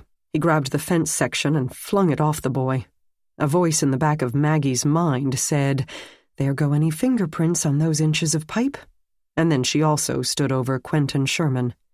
He lay face up, eyes staring into that peaceful sky. They swiveled in their sockets to her and Jack, and his lips twitched. Maggie crouched, putting a hand to his cheek. Blood seemed to be leaking from everywhere, and she had no idea what to do. "Quentin!" He tried to say something to her, his expression urgent. She spoke his name again, desperately begging him not to die. It felt as if the day before had never happened, or happened to someone else.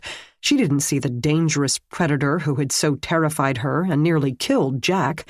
She saw only a young boy clinging to his life as it slipped away from him. Then a faint rasp, and the face went still. His gaze lost any sense of concern. Jack put 2 fingers to the boy's carotid. "He's dead." What happened?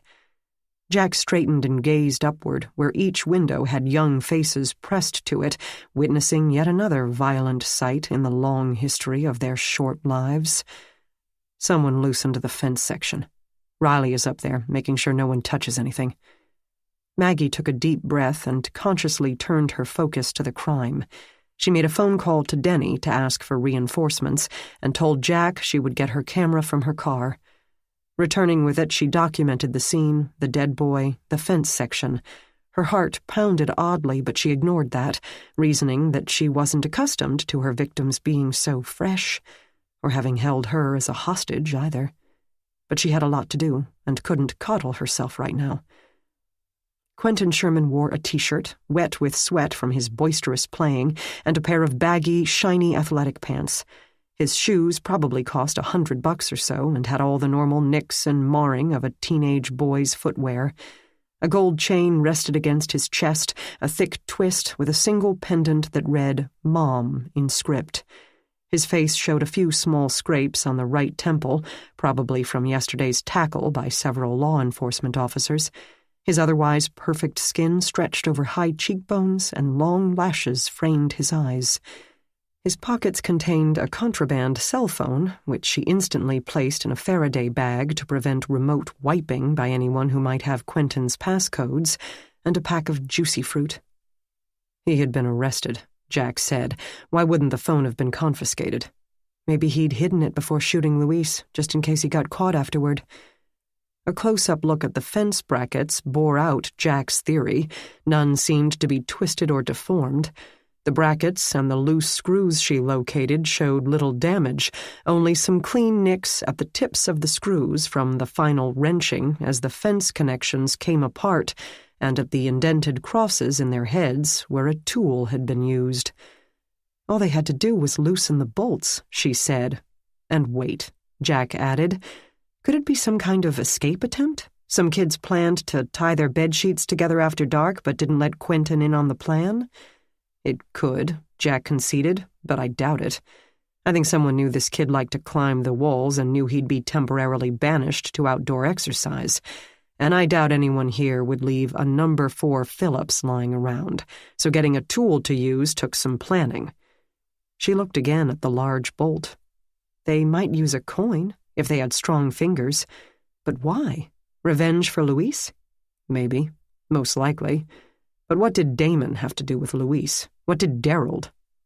Jack. He turned to her. Just what the hell is going on here? He gazed up at the roof again. I wish I knew.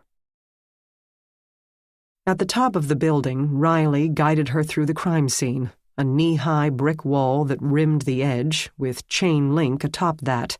The 40 by 30 roof space included an electrical machine room, locked, a patio with 3 round tables with chairs, and the basketball court.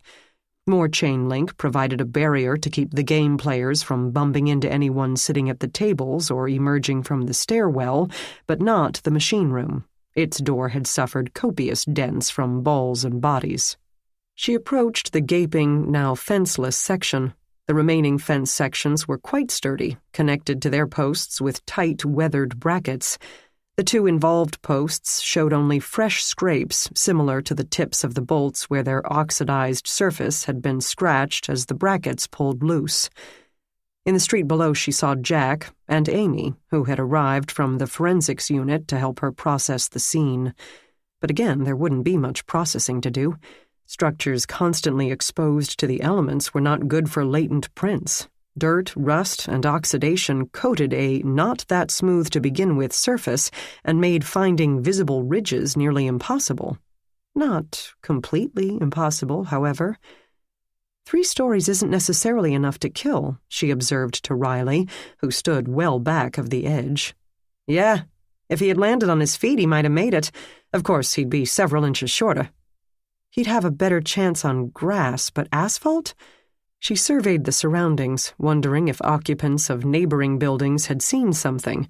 But though still downtown, the structures had flattened out in that sector, and only 2 stories had been built across the street to the east.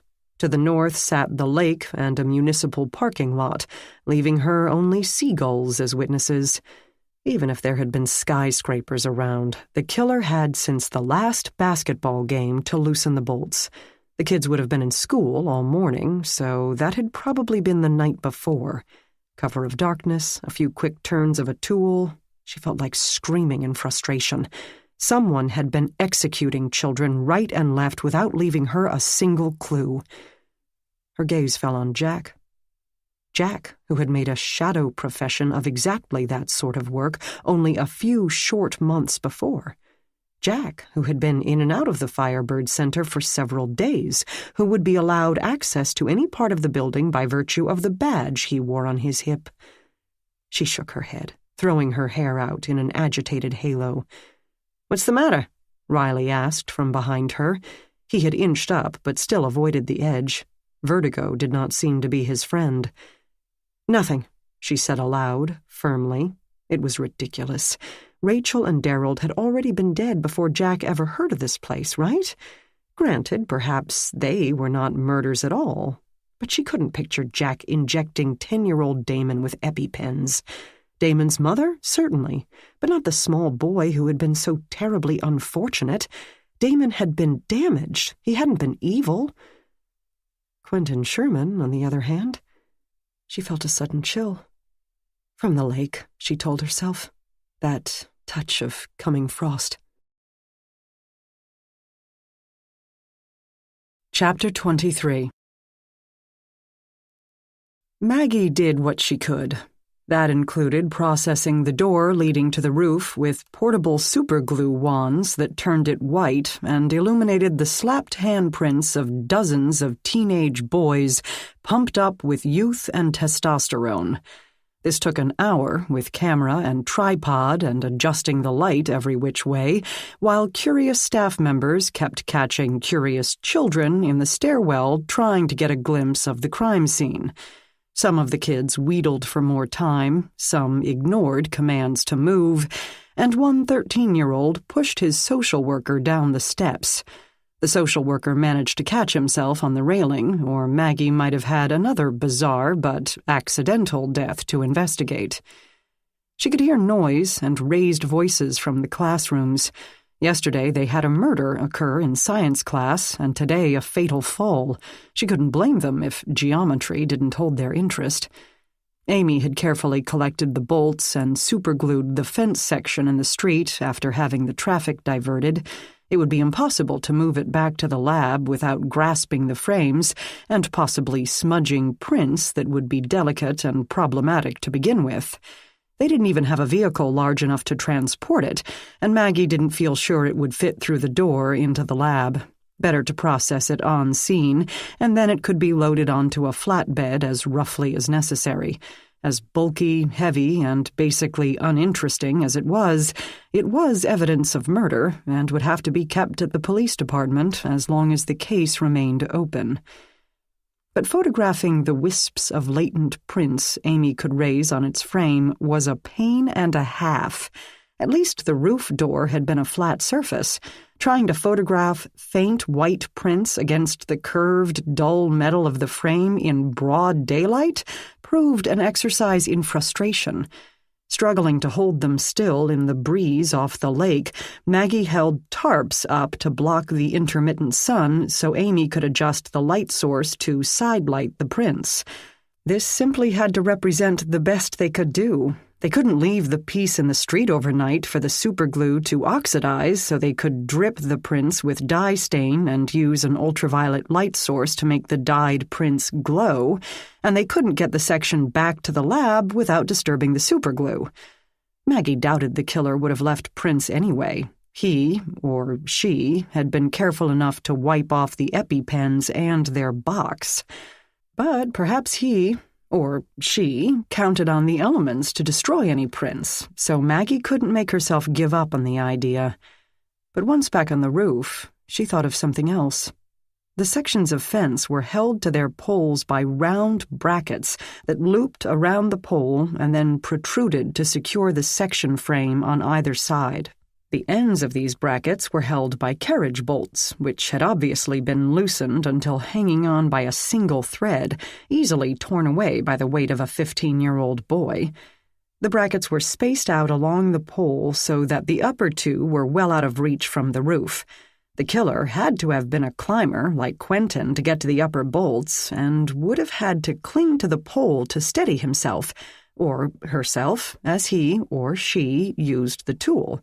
Even if the killer used a ladder or stacked up the chairs, he, or she, probably held on to the pole as well as the still solid neighboring section of fence. Riley came up behind her as she stared up at the top of the remaining fence. "Don't even think about it." He got up there somehow. She grasped the mesh of chain link and pumped it in and out. It barely moved. "I need a ladder." "I thought you said prints were impossible." "I said nearly impossible. Besides, I'm not going to try for prints. I'm going to swab the pole and links for touch DNA. I'll bet those bolts didn't turn easily after all these years. He would have had to work hard to budge them. He had to be nervous, risking being seen. He would have been sweating. Maybe, even if he wore gloves, they were cloth gloves, and the sweat would have soaked through. Maybe they were an old pair of leather gloves and had a decade of skin cells built up from being pulled on and off." "That's a lot of maybes," Riley observed. She crossed her arms. "I need a ladder." 2 ladders were located within the building, both 8 feet high and unable to reach the top of the chain link. Maggie propped one against the pole and went to the top step. The right side of her body faced the links of a secure section of fence. The left side, nothing but open air. She had a nice view of the lake and the city as it spread to the east. "The pole is steel, buried in the brick wall," she told herself. "It's not going anywhere." No reason for her heart to pound and her knees to quiver as they did. Even though the pole was buried in old brick that had been there for decades, sun and snow and wind working on its mortar, possibly loosening bits of it, she should probably have a safety harness, something to tether her if the fence gave way, but no such item existed in her current crime scene kit. She might make the suggestion to Denny. A burst of wind seemed to push at her, and she grabbed the links. Deep breath. "You sure you should be up there?" said a voice below and behind her. Justin Quintero. She didn't turn to look. Quite sure. Just tell me the bricks into which this pole is set aren't going to suddenly fall apart." He sounded as if he were speaking from the center of the roof, apparently not too fond of heights either. I hope not. That's not reassuring. Sorry, but it's been my job to point out the deficiencies in this building so we can give the state an itemized request." "Oh," she said, not terribly interested at the moment. "There are so many aspects that make a place more conducive to rehabilitation that we currently," he sighed, "lack. More interior space, more windows, more natural light, enough outdoor spaces, like this one, for each age group so they can be accessed at will without scheduling, better colors, kid-proof decorations." She half listened to him. With the ladder's help, the uppermost bracket appeared at eye level. Still, she couldn't tell if the killer had borrowed a ladder as well. She saw distortions in the links where he, or she, could have grabbed or stuck in a shoe during the climb to the top. Besides, the ladders were stored in a dust-coated cubby in the limited basement area, to which only maintenance had the key. Even if someone could have broken in, they would have had to lug the thing up 4 flights of steps, or 1 floor and take the elevator for another 3, and all without being seen by staff or residents. The construction workers had ladders as well, but they removed all their equipment at night to a van parked outside, and it had not been disturbed. The chairs wouldn't stack, and one by itself wouldn't even lift someone to even the middle of the fence, so they were useless to the killer. "At least our furnishings are movable, so we can scoot tables and chairs around for different purposes, and we have both big and small rooms so that variety apes what the outside world is like more than places where they're either in one big dorm room or one big mess hall or one big exercise auditorium. But we need more sound-absorbing materials in those spaces, especially when you get a bunch of teenage girls chattering." She still imagined this being done at night, when perhaps the climb wouldn't have been as nerve-wracking, when you couldn't see every crack in the sidewalk far below, or how small the cars seemed as they crawled along South Marginal. "And furniture that isn't designed primarily for suicide prevention, because there is such a thing as self-fulfilling prophecy. It's not easy. We got a good design out of last year's budget. Now all we need is the money to go ahead." Maggie kept her body as still as possible and twisted the tiny blue cap off the vial of sterile water, then tossed the cap back over her shoulder. A bit of littering could be tolerated at this juncture. "Detectives," she heard Quintero say, "are they going to remove the body soon? I would really like it not to be there when the State Budget Board members arrive. It might put them off their baby carrots." Riley said, "Emmy just got here." "Fabulous." She heard the relief in Quintero's voice and the swish of his clothing, testament to his hasty departure from the airy. She moistened the swabs and ran them along the pole where the boltless bracket remained and the links to the side where a killer might have held on while loosening that bolt. It was a long shot. Touch DNA usually was, but a slam dunk if it worked. Kids climbing the fence wouldn't go this high, would they? And presumably not in the last 24 hours. Now she heard Jack's voice from below. "What are you doing?" "DNA," she said. "There you have it," Riley said. "DNA." "Peachy," Jack said. She felt a tremor under her feet and saw that Jack had grasped the ladder to steady it, though it had not shifted. Funny how he always seemed determined to protect her, even when she remained the only fly in the ointment of his calling to make the world a safer place. Something in the still firm bracket caught her eye. A thin filament protruded, caught between the pole and the brace. A hair, or a fiber. She slid the swabs into their clean box and then into a manila envelope she had tucked onto her belt, then gingerly made her way down. "Done?" Jack asked. "No. Perhaps our guy did use gloves, because he may have left a thread up there, and then I need to do the other side." She nodded toward the opposite pole at the other end of the gap. "Oh, boy," Riley said. "You two have fun. I'm going to gather up another set of time cards from the last basketball game until now. How anyone's going to get paid this week is beyond me." Maggie gathered a tiny manila envelope and climbed into the sky once more. Another hour passed at the crime scene, and Maggie at last conceded that they had done all they could. The medical examiner investigator had arrived and taken Quentin's body away. Riley had gone to observe the autopsy, not that they expected any surprises to come of it, since the cause of death seemed pretty damn apparent. Amy had transported the loose brackets and bolts back to the lab after supervising the removal of the fence section. The fire department came to handle the biohazard, Quentin's blood, in the street and reopen it to traffic. Dinner time approached, and Maggie's stomach growled.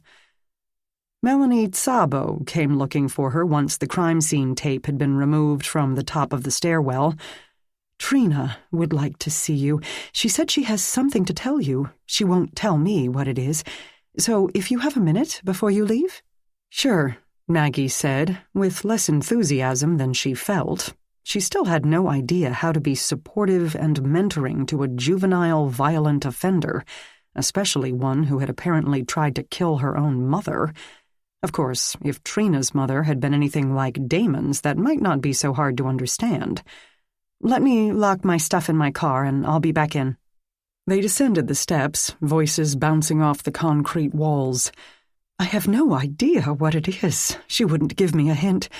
Anyway, I told her she could wait in my usual counseling room, second-floor visiting area, where you were this morning." "Got it. Dr. Tsabo." "Just Melanie, please. Even the kids call me that. How did the Johnsons and Carters make out?" Melanie Tsabo stopped dead, one foot hovering over the landing. "Uh-oh." Maggie halted as well. "What?" "With all the excitement, poor word, let's say bustle, of Quentin's accident and getting the kids settled down and more emergency sessions." "Yeah," Maggie said, drawing the word out. "I totally forgot about them." The therapist flew down the next flight in a swirl of skirt, her low heels clattering on the treads. Chapter 24. Maggie shut the hatch on the mini, city-issued station wagon, clicked the door lock button, and turned around to bump into Jack. "Geez, I wish you wouldn't do that." He took no offense. "I'm thinking." "That's a good thing." Then she remembered other details of Jack and added, "Usually." "The building is still locked down. So far, no one cares because it isn't yet quitting time, but eventually we'll have to put some teeth into it." "Uh-huh." They walked along the sidewalk. The sun had finally burst out of the clouds and heated the back of her neck until sweat poked out of its pores. "If you could identify that fiber, and I could get some reinforcements, we could toss the building for the gloves." Simple but effective. It would take a long time for a thorough search of the large structure, but finding the gloves would give them cast-iron proof of the killer's identity, or nearly cast-iron, depending upon the type of fiber. In truth, the fiber could have been there since the fence was constructed, though that's pretty unlikely. If it's cotton or some natural fiber, the elements would have worn it away long ago. Making a murder case on that alone would do a lot for my poor neglected science of fiber comparisons. It would be the biggest thing in fibers since the Wayne Williams case. "I'm not really interested in making forensic history," Jack said. "I just want to catch whoever is slaughtering these kids. With a building full of people who have the means, opportunity, and whatever they want to pick for a motive, I'm desperate," he summed up. "I don't even know it yet, but I'm desperate." Those weren't words she often heard a man say, especially cops who had that invincible image to protect. For a man who had taken the cause of justice into his own hands in the most outrageous way, Jack could be remarkably unself-conscious. She found herself wanting to give him a hug. Or maybe, after the events of the past few days, she just wanted one herself. She said, "First, I need to identify the type of fiber and the color that we're looking for, and I can't do that without a microscope. Let me say hello to Trina for a minute, and then I'll hightail it back to the lab and find that out. She says she has something to tell me. I'm hoping it might be about Rachel. Make it quick. I'm going to muster an invading army." She asked about Rachel's father. Jack told her the man had claimed the ring was his, though Jack still had his doubts, and could not positively identify the kids in Rachel's 2 photos. He thought they might be children from their old apartment complex, but didn't know their names, making them impossible to track down. He and Maggie went inside and climbed the stairs to the second-floor visiting area, by now finding their way without hesitation. Maggie said, "The staff won't be happy when you seal the exits. Tough. A boy was murdered here today. They'll have to suck it up." "Good luck with that." Jack surprised her again by saying, "I don't expect too much pushback. The people here make a lot of sacrifices to help these kids. Work long hours, stay overnight, get threatened, screamed at, occasionally have the snot beaten out of them by pint-sized maniacs. I'm pretty sure they'll take it in stride." He continued to the third floor to inform Dr. Palmer of the plan while she stopped on the second, passing the Jackson and Carter clans on their way out. Since they had not been on site until immediately before Quentin's death and had had no contact with anyone else at the facility except Melanie Szabo, they could be allowed to leave. To Maggie's surprise, they now seemed relaxed, chattering and laughing together easily, followed by the beaming therapist.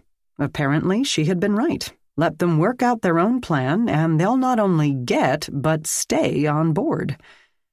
The second-floor visiting area sat empty, all afternoon appointments rearranged for immediate crisis counseling. Trina had been arranging chairs just outside the door to Szabo's therapy room and greeted Maggie with carefully controlled enthusiasm. She showed her inside as if it were her own living room, shutting the door behind them. Melanie sat down at the tiny round table, nearly tripping over a bucket filled with what smelled like a strong solution of ammonia. A plastic bottle rested on the floor by the wall. "I'm on bathroom cleaning duty," Trina explained. "It's pretty gross." "I know what you mean. I worked as a maid in a hotel while in college." The girl wrinkled her nose. "Lots of toilets," Maggie agreed, then leaned forward over the magazine and assorted toys that had been left on the table. "I had one overflow once, with stuff in it." Being a teenager, the delicious disgustingness of this image tickled Trina. She burst into giggles with an, "Oh, no! Oh, yes." Maggie let the girl chuckle for another moment, then, with ice sufficiently broken and Jack's plan in mind, said, "So, what did you want to talk to me about?" The laughter disappeared. "I know you only care about Rachel." "No, that's not true. But we would still like to know what happened, why she died, don't you? Do you have anything else to tell me about her?" Trina jumped up and paced as much as she could in the very small room. "Rachel really wasn't nice." "I've heard that." Maggie kept her voice calm and warm. Talking did not come easily to Trina, that had always been obvious. She would have to let the girl get to it in her own way, even if the staff had to stay locked down a few more minutes. "She'd say mean things." "Uh-huh. Like what?"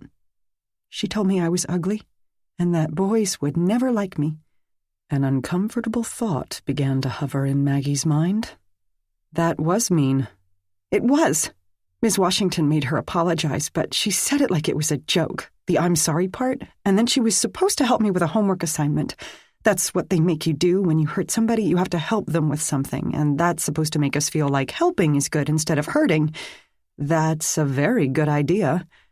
Trina stopped in her pacing to snarl, "It's stupid!"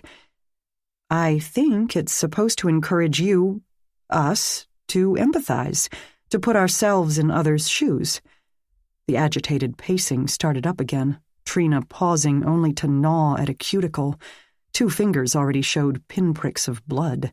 Trina seemed to be prodding herself into an angry mood, and Maggie continued to worry. Was she working herself up to a confession? If so, what should Maggie do? She wasn't a cop, couldn't advise her of her rights, or... "We had to draw the photosynthesis process, and Rachel could draw pretty good, but she purposely made it bad. Made stupid stick plants that didn't look real, and this dumb sun that looked like a baby drew it." She was still being mean. What could Maggie do, other than sit still and listen carefully? So she sat still and listened carefully. The ammonia from the bucket tickled her nose, and she stifled a cough. "That's what I'm saying! You're not listening!" Maggie wished she had asked Melanie Szabo to sit in. "Tell me." Trina threw her body into the other chair for a brief rest. She said she had a boyfriend who was going to sneak her out of here, and they were going to live in Manhattan in a penthouse, and I couldn't come because I was just a kid. Okay, but that probably wasn't true, right? You figured Rachel made a lot of stuff up. It doesn't matter! That's not important! The lithe form bounced up again, resumed the movement, moving from wall to wall like a pinball in a machine.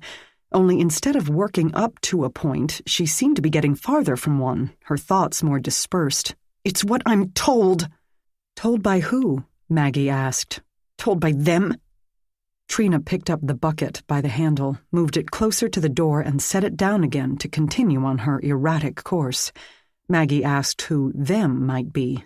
The air had gotten close in the tiny space, the ammonia smell thick. The voices. Trina stopped abruptly to stare down at the bucket, as if wondering what it might be and how it had gotten there. Whose voices? Maggie deeply regretted starting this conversation. She had no more business trying to mentor Trina than she had pressing vitamins on a cancer patient. Trina didn't answer. Instead, she picked up the plastic jug, twisted off the lid, and began to add it to the solution. I think that's strong enough already, Maggie said. I hope you're wearing rubber gloves when you use that. The chemicals will do a number on your skin. Trina didn't answer. The liquid made a soft glug glug. Maggie tried again. I didn't like to wear them either when I was your age, but harsh cleaners will really dry out the epidermis. Do you have any hand lotion? I could bring you a bottle. No answer. Yet the girl's back, the shoulders, her waist began to round and relax. She might have been adding eggs to a quiche for all the stress her body showed. Perhaps this motion soothed her, even as it choked the air. Really, Trina, I think that's enough. Let's at least open the door, okay? No answer. The last of the liquid dripped from the bottle. Maggie rose very slowly, but before she had completely straightened, Trina whirled, her face screwed into an unrecognizable mask. Sit down! You have to stay here! Her voice as gentle as she could make it. Why? This is what I have to do, Trina said, and in one smooth motion she opened the door, stepped outside, and closed it behind her. Maggie jumped up and reached for the latch knob. It had no lock. All she had to do was turn it to open. But Trina had already wedged a chair under it, the chair she had moved out of place to position next to the door. An old-fashioned technique, as old-fashioned as loosening a bolt or pushing someone over a railing. Simple but effective. Trina! Through the high window in the door, the girl watched her, a triumphant grin creasing her face. She rocked on her toes and clapped her hands in delight at her accomplishment. Maggie pulled, to no effect. The chair under the latch didn't budge. She'd either have to take the hinge pegs out or break the whole door down. Neither would be impossible for a lightweight interior door whose purpose had been more for privacy than security, but that would be a bit of an overreaction. She wasn't in any actual danger, and Jack would come looking for her eventually. She coughed. The air had turned acrid. How much ammonia had the kid poured into this bucket?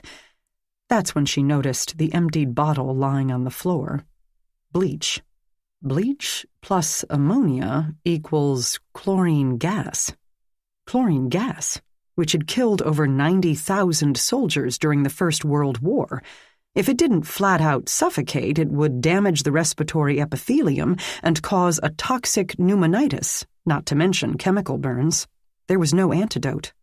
However, Trina used stuff she stole from bathroom duty, not a weapons armory. Even commercial-strength bleach wouldn't be much more than typical household fare, a 5% solution. The ammonia, perhaps up to 10%. The reaction would produce hydrazine, with a melting and boiling point close to water. No explosion of fumes, then, and if she... Outside the door, Trina watched, her feet shuffling beneath her as if dancing a small jig. Then she launched onto the chair, both holding it in place under the knob and giving her a front-seat view of the show. Maggie coughed, and then she coughed again. Then she held her breath. While doing that, she picked up the bucket by the handle and moved it about 2 feet to the center of the room. She slid the chairs out of the way and upended the entire small table. The magazine and toys slid to the floor. Heavier than she expected, but manageable. She flipped it upside down so that the skinny legs pointed to the ceiling. Then she set its flat top onto the top of the bucket, straining to keep it steady.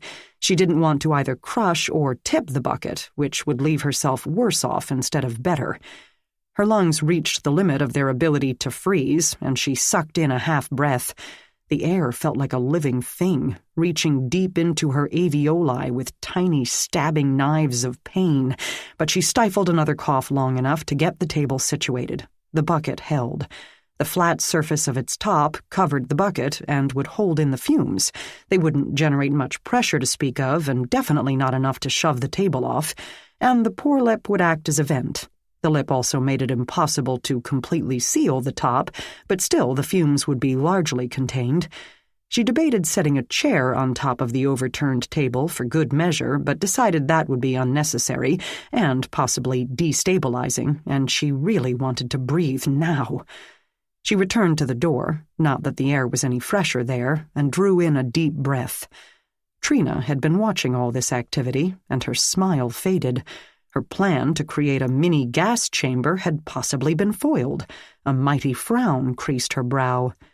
The breath made Maggie cough, long and deep. Her stomach roiled until vomiting seemed a possibility. This made Trina smile. "You're going to die! You're going to suffocate!" Maggie made herself stand tall. She stood back from the door and faced its window with crossed arms. "I'm not going to die, Trina. The solutions aren't strong enough. At worst, I might get a headache." The girl's face fell as she spoke.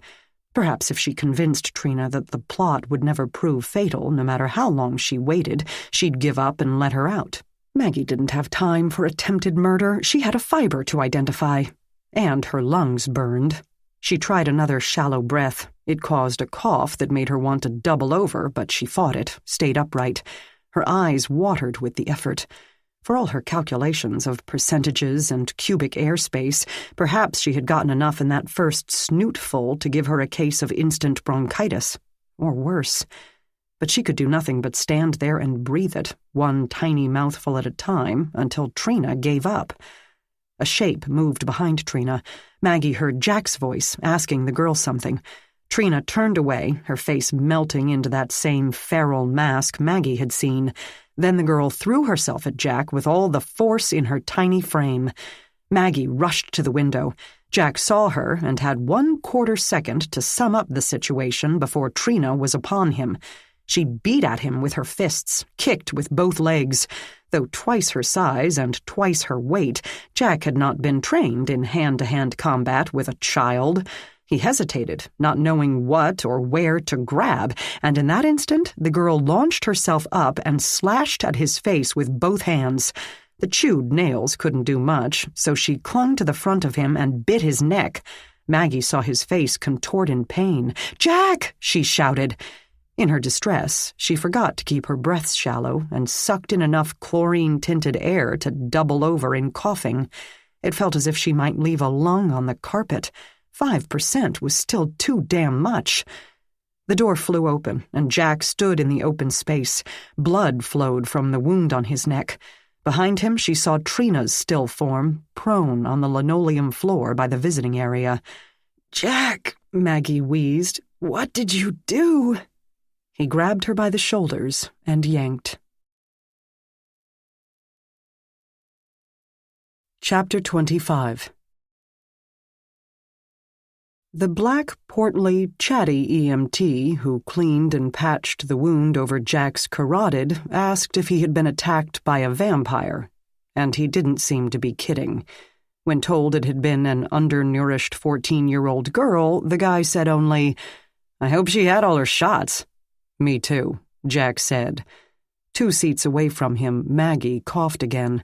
She had an oxygen mask strapped over her nose and mouth, and her watery eyes watched him, the brows pointing down in a heavy frown. Then she ripped the mask off to demand, "Where is she?" "Keep that oxygen on," the EMT ordered. Maggie gave him a darker look than Jack had ever seen from her, ignored the demand, and repeated the question, complete with cough. Jack told her, "She's in the infirmary getting ice on her jaw. She'll be up and attempting murder again in no time." You didn't have to hit her so hard." He held up the bandage, now soaked with his own blood. "Hello? I'm going to have to get 21 shots now." "It's not that many," the EMT corrected. "It's only 4 or 5, and not to mention the fact that she was trying to kill you. You're welcome, by the way." Maggie said, "I wasn't in any danger. All I needed you to do was open the door." Her shoulders ducked, and she spewed out coughs that sounded deep and wet. She slapped the oxygen mask to her face. The EMT continued, "And it's not necessary unless her blood turns up abnormalities. A course of antibiotics. I didn't know that, did I?" Jack guessed that he sounded silly, and that annoyed him even more than his bleeding neck. Maggie took away the mask long enough to ask the EMT if he had seen Trina. "No, my partner's got her. She didn't lose consciousness, just had the breath knocked out of her and a goose egg on her jaw." "What do you think, I killed her?" Jack demanded, even while not believing he would say such a thing out loud and in front of a witness. But, more importantly, Maggie's glare told him that, yes, that had been exactly what she'd thought. As if that would have been a bad thing. Trina was a crazy homicidal menace. He didn't bother trying to explain that to Maggie. These days, there was a lot he didn't bother trying to explain to Maggie, he thought sourly. "We'll have to start her on antibiotics, too," the EMT mused. "I'm sure you don't have any communicable diseases, dude, so don't take it personally. It's just the accepted protocol to avoid infection from the usual mouth bacterias." "All right," Maggie said, and took one last suck of the oxygen before hanging the mask over the tank and turning to Jack. "Are you ready?" The EMT stuck one more piece of medical tape to Jack's neck. It felt as if the guy had used most of the roll. "For what?" "To find out if Trina has succeeded in anyone else's murder." "Sweetie!" Carol exclaimed. "What are you doing here?" "I have to identify a fiber," Maggie wheezed. "Can't anyone—" "Well, no, I guess you're it, huh?" Maggie didn't bother to agree, only moved to the microscopy bench and got out a glass slide, a glass cover slip, and a heavy brown bottle of liquid mounting medium. Fiber and hair comparisons were rarely done anymore in a field that preferred the certainty of fingerprints and DNA. No one new had been trained, which left Maggie the only fiber analyst within 100 miles. "Can you breathe okay?" The older woman hovered. "You sound wheezy. We heard that some little juvenile delinquent tried to gas you." "Bleach and ammonia." "Fabulous," Carol said. "Hydrazine. How are your eyes? Will you even be able to see through that microscope?" "They're still burning a little, but not too bad. Mostly it just gave me an instant case of bronchitis." "Which will probably turn into pneumonia." "You're not cheering me up."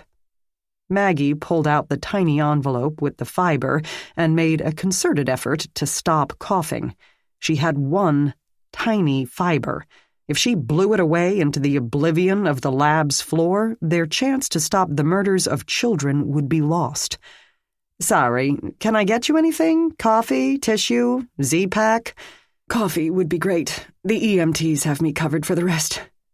Carol moved off, and Maggie took a slow, tentative breath. She had to think and move calmly, slowly, deliberately. Her lungs would have to cooperate until she got the fiber stuck in the liquid permount. Then it would be secure even in case of a typhoon. Her lungs were having none of it, so she let them hack while she put a few drops of the clear, viscous liquid onto the slide. Then, fine-tipped tweezers in hand, she flipped open the top of the envelope. The slender thread had at least been dyed a helpful dark color, and even with watering eyes she could see it nestled in the bottom. Another shallow breath, and she plunged the tweezers inside. A tickle sprouted at the bottom of her right lung. It quickly spread to the bronchia. She moved hands, envelope, and tweezers to just over the slide, reducing the distance the fiber needed to travel to about 2 inches. She willed her torso to freeze, commanded her lungs and even her blood to stop all movement just until she got the thing in the sticky stuff, please. It didn't listen. The alveoli went into a quivering frenzy, wanting to cough, wanting to breathe in and out and up and down all at once. She pulled the fiber from the envelope. It seemed to have lost half its mass inside the manila and seemed barely visible, but perhaps that was only her irritated eyes. Move it to the tiny puddle of permount. She sneezed. No, no, no! It had disappeared. No, the spasm had made her hand dip and clench so that the tweezers held the fiber but had also dipped into the permount, and now the fiber wouldn't come off the tweezers.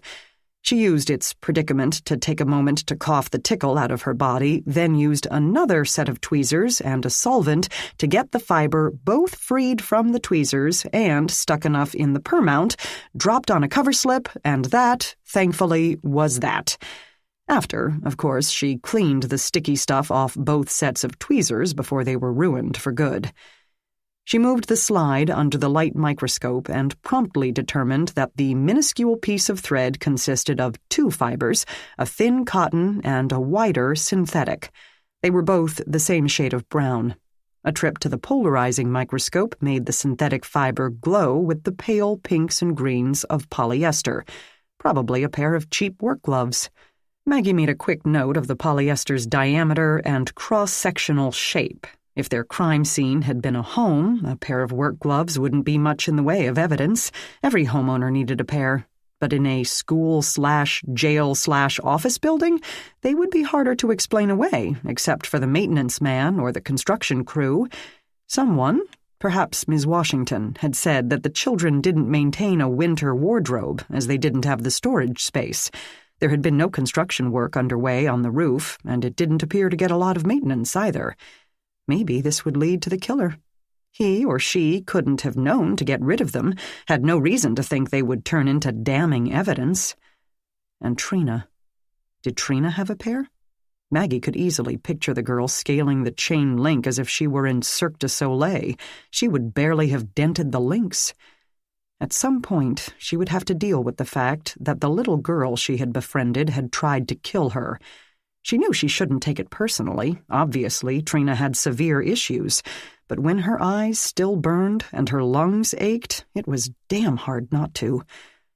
Carol returned with a steaming, fragrant mug, proclaiming, "Caffeine, it cures all ills. I'm eternally grateful. But can I get it to go?" Chapter 26. Jack had begun to wish he'd accompanied Quentin Sherman's body to its autopsy instead of Riley. Jack felt much more comfortable around dead bodies than convincing a live judge to authorize the search of a building full of county employees and disadvantaged children. He'd made Jack strike out the part that included computer data and cell phones, saying that, to his knowledge, technology had not advanced to the point where a pair of gloves could be hidden in cyberspace. But at last the guy had signed the thing, so Jack only needed to pick up his car keys, which he had stupidly left on his desk blotter, and get out of the building before Maggie realized he'd gone. She didn't need to sit in on a search, coughing all over creation and providing a target for any other murderous teens. Speaking of Maggie, her ex-husband sat at his desk in the nearly empty homicide unit. Gardner seemed to spend a lot of time at his desk. Crimes were solved mostly by legwork, but she would never know it from watching Rick Gardner. As Jack's fingers closed over his key fob, he looked up and said, "Where are you from, Renner?" in a friendly tone that didn't fool Jack in the least. "Huh? You're not from Cleveland originally, right? So where are you from?" "Minneapolis. Why?" "You don't have an accent. Like in Fargo, yeah?" "Didn't grow up there." "Oh, yeah?" Jack couldn't figure out if Gardner was just wasting time, at which he excelled, or had some bug up his butt. Jack had never spent more than 2 seconds trying to figure out Gardner, and began to wonder if he should. "Where are you from before that?" "I gotta go, Gardner. I was talking to an old pal of mine in Minneapolis the other day." "Fabulous, still gotta go. We have a bunch of dead kids and no answers." "Howie Romero. You remember him?" Yes, he'd better start spending some time figuring Gardner out. Jack picked up his keys, fixed his gaze on the other man, and asked, "You call him Howie?" Gardner's smug look faltered. "You didn't?" "Not unless I wanted to get stuck on night shift on the north side." Gardner's mouth fell slightly open. Jack left the room with his keys, his search warrant, and a slight smile. He made it as far as the hallway before running into Maggie. "Brown cotton poly," she said. He moved past her and aimed for the bank of elevators, still hoping for a quick getaway. "Good, I've got the warrant and Riley's going to meet me."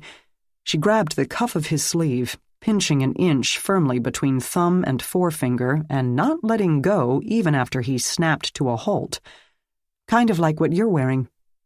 He met her gaze, giving the words a moment to sort out into some kind of sense. They didn't. "What?" A surreptitious glance around to be sure they were alone in the hallway, and she stepped closer. "You?" She stopped, swallowed, and started again. "You kill to prevent future crimes. These kids are all future criminals, unless all the classes and therapies and structure turn them around, and for many the odds aren't good. That's right up your alley." "You think I killed all these kids?" "Why not? You helped in Daryl Tyson's arrest, knew the difficulties of keeping him inside due to his age. You might have gone there looking for him and found all these other kids who were never going to peacefully re-enter. And how would I be getting in and out of the Firebird Center without being noticed? All the exits are monitored. The staff all know each other, and they have a set routine for coming and going. The kids' movements are regimented. Adults can roam at will, and there are always family visitors, attorneys, parole officers in and out. We've been all over that place for the past week, and never once did anyone challenge us or even ask what we were doing there." He couldn't believe this. This weird arrangement between himself and Maggie couldn't continue if she was going to suspect him of every murder that took place within city limits, even if she sometimes hit the mark. He put his hands on her shoulders. "Maggie, I didn't kill these kids. I didn't even know these kids existed, and even if I had, you're missing the important point. They were already in custody. They weren't out on the streets hurting innocent people, impervious to law enforcement." That at least stopped her flow of words.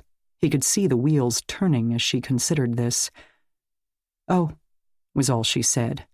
"Exactly. They'd already been caught." "But they might have gotten out," she tried. "Sure, but not likely, and not without heavy monitoring. Besides, no matter what you think of me, Maggie, I would never kill a mute 10-year-old. For God's sake." He felt like adding, "How could you even think such a thing?" but then admitted to himself she had good reason to. "But, Jack..." He dropped his hands. "What?" "I'm right about one thing. The adults in that building have much more freedom of movement than the kids." "What? Now you don't think Trina is our killer?" "I'm just not sure." She headed for the elevator and waited there for him. Jack sighed. Obviously, he wasn't going to get back to the Firebird Center without Maggie Gardner. As he turned, he caught sight of her ex-husband, watching them from the entrance to the homicide unit. There was a lot to be said for having crimes occur within the inner downtown area.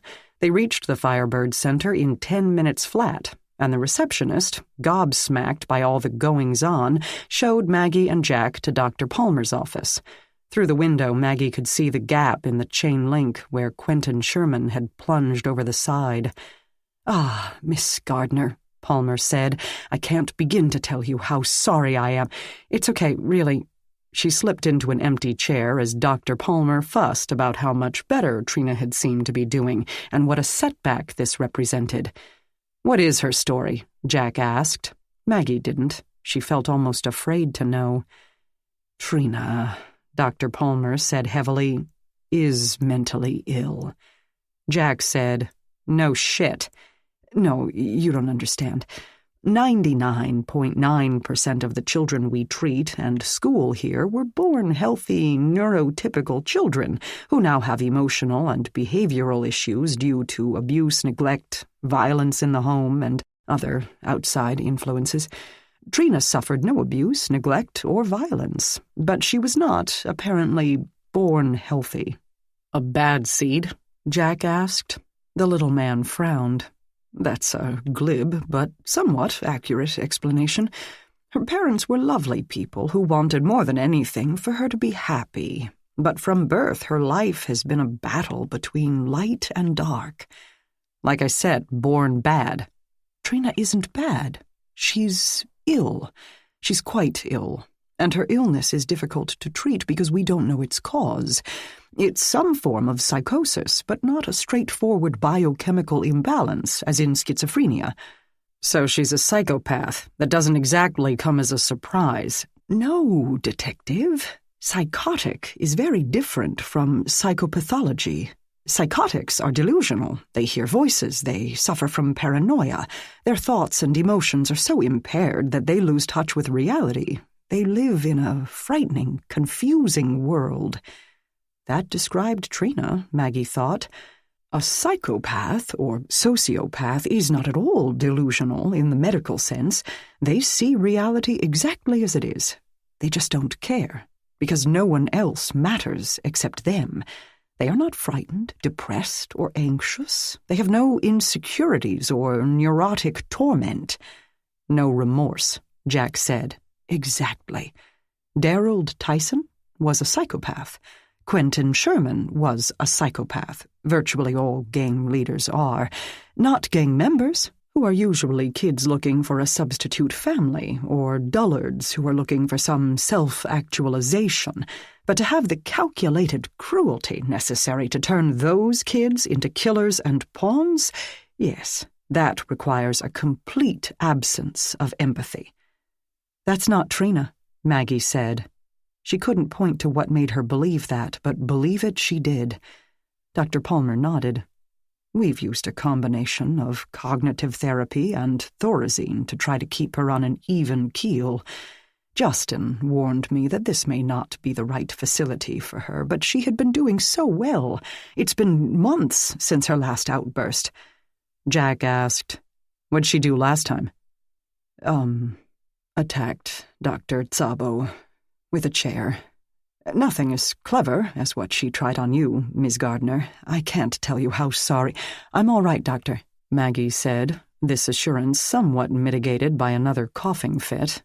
As it subsided, Palmer said, "No doubt the trauma with Quentin and Luis undid much of her progress. I should have seen that coming. It's an example of Trina's capacity for empathy, Detective, that she worried over Luis. He missed his stepbrother terribly. We think of siblings, especially step-siblings, as feeling nothing but rivalry and competition. We forget that when the parents are absent or abusive, the kids often have only each other to depend on. They're the only ones who know what each other has been through." Jack said, "So she had a crush on Luis until Rachel came along and screwed that up.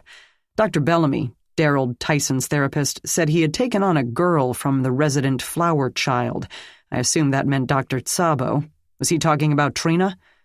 Dr. Palmer frowned, perhaps at the change in topic, but then said, "Yes, as I said, Trina's condition fell outside our usual purview, and her father took out a loan to hire Jerome.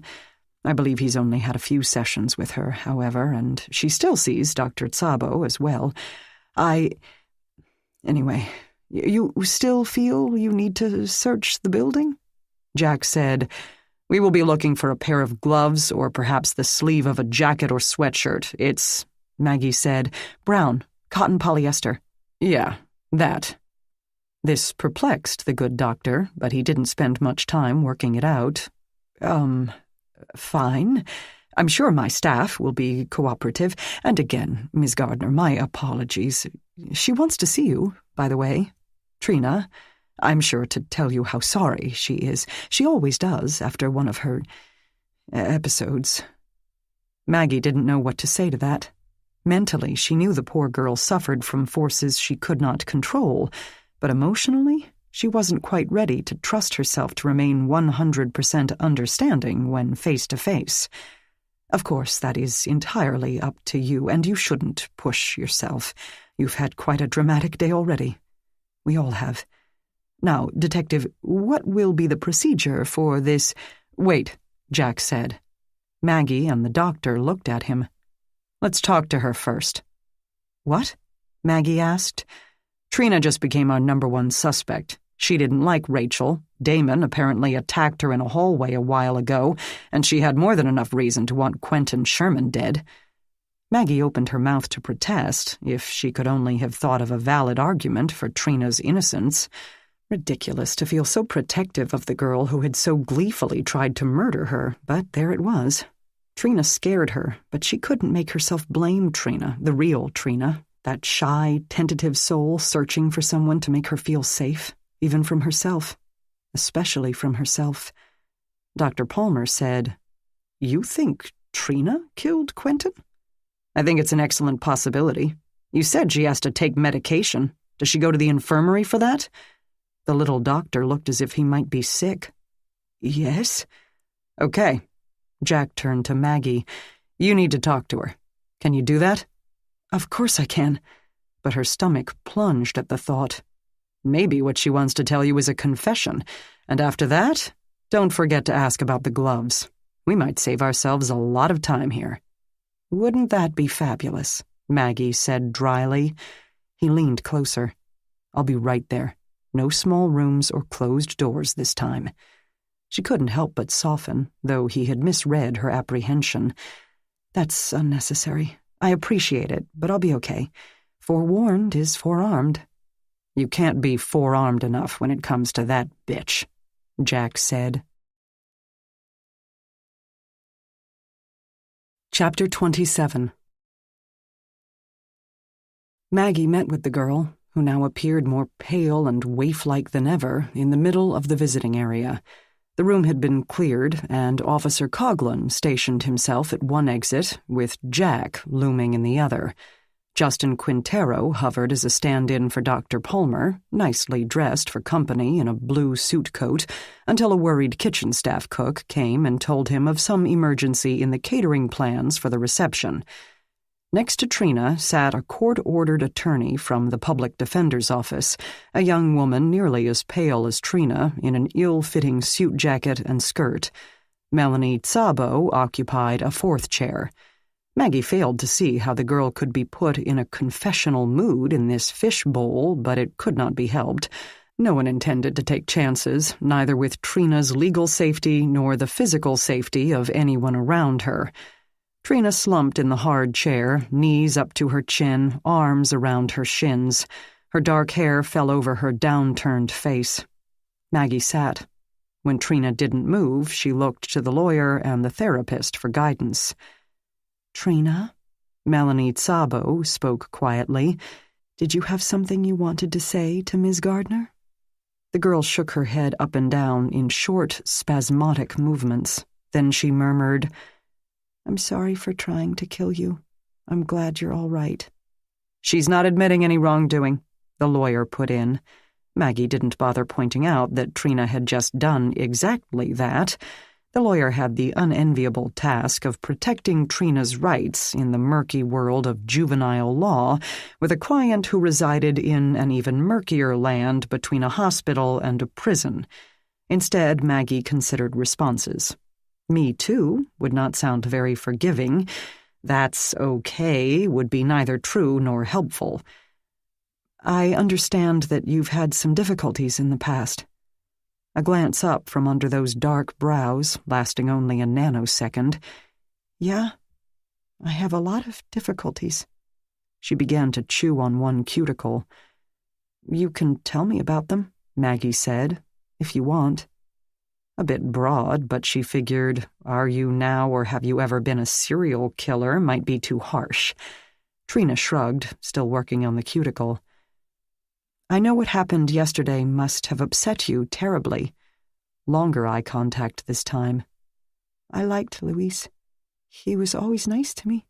He gave me a sticker once." "That was horrible when he died. It threw everyone's equilibrium for a loop."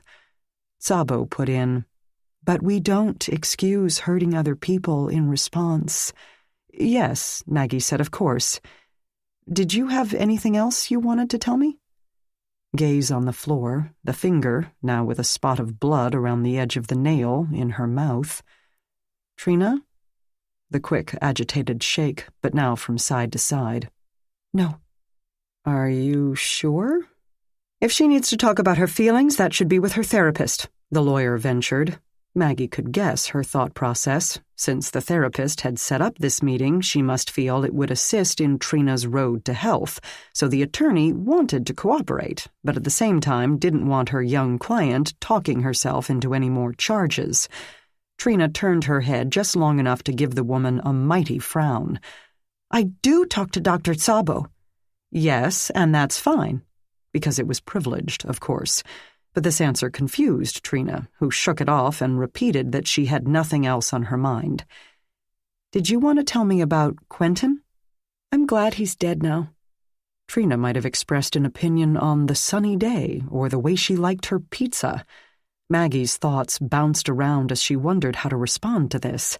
Asking the girl if she had helped the boy get that way might scare her back into her shell. On the other hand, she seemed quite comfortable discussing the issue.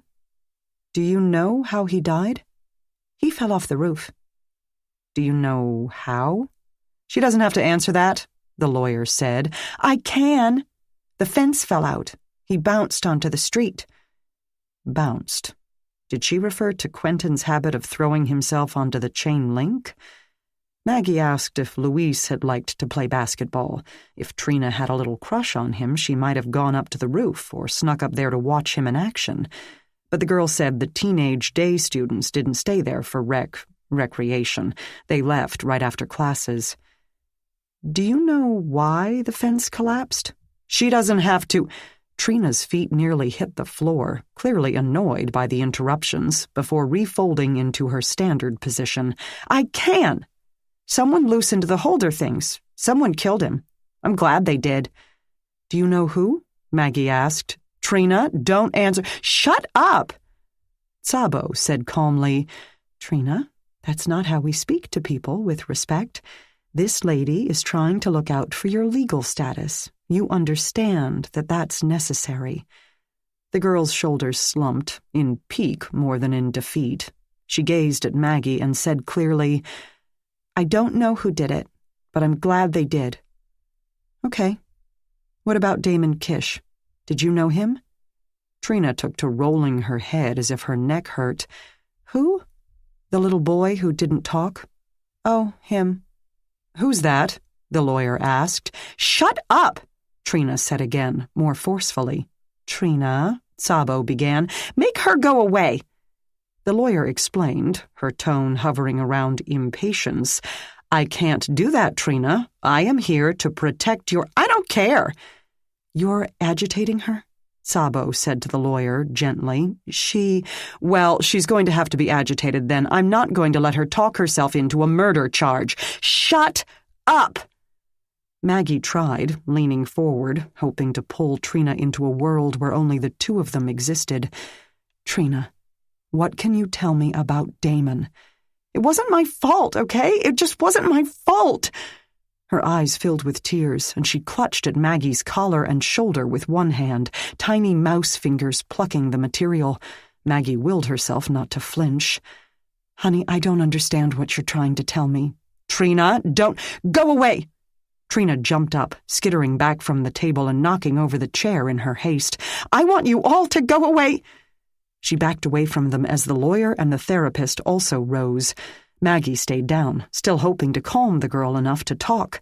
But Trina had had enough. She turned her back on them and made for the hallway. Unfortunately, Jack stood in her way, glowering as if he itched for a rematch. The girl stopped, her tennis shoes squeaking against the linoleum. The arms encircled her own body again, and she sidled toward Officer Coughlin. The therapist and the lawyer continued to bicker, their client hovering unnoticed in the background. Keep her here, Jack called to the officer. You've got it. Come on, he said to Maggie. Chapter 28. What do you think? He asked her as they beat a quick path to the third-floor girls' area. How could I possibly know what to think? I know nothing about mentally ill children. She knew who Damon was. We think. There could be other boys here who can't or won't talk. He went on as if she hadn't spoken, and then said it wasn't her fault, meaning she had to kill Damon only because the voices told her to? Or Quentin wasn't her fault? Or me? You have a point, he admitted, and knocked for Ms. Washington to admit them. I don't feel qualified to interpret Trina. I don't think anyone is qualified to interpret Trina. That girl is in her own little universe. The dorm mother opened the door and gave them access to Trina's room. Jack had a search warrant that applied to the entire building, but didn't bother to produce it. The Firebird Center was both Trina's prison and her school, and in neither type of place could she have an expectation of privacy. For the children's own safety, more than anyone else's, Maggie knew, but figured it must still suck for the girls there. Classes had ended for the day, and the other girls were in various states of doing homework, freshening up, closeting themselves in their rooms, or talking in the conversation area. Take a deep breath, close your eyes if you like, listen to a few minutes of relaxing music, and then return gently to the story.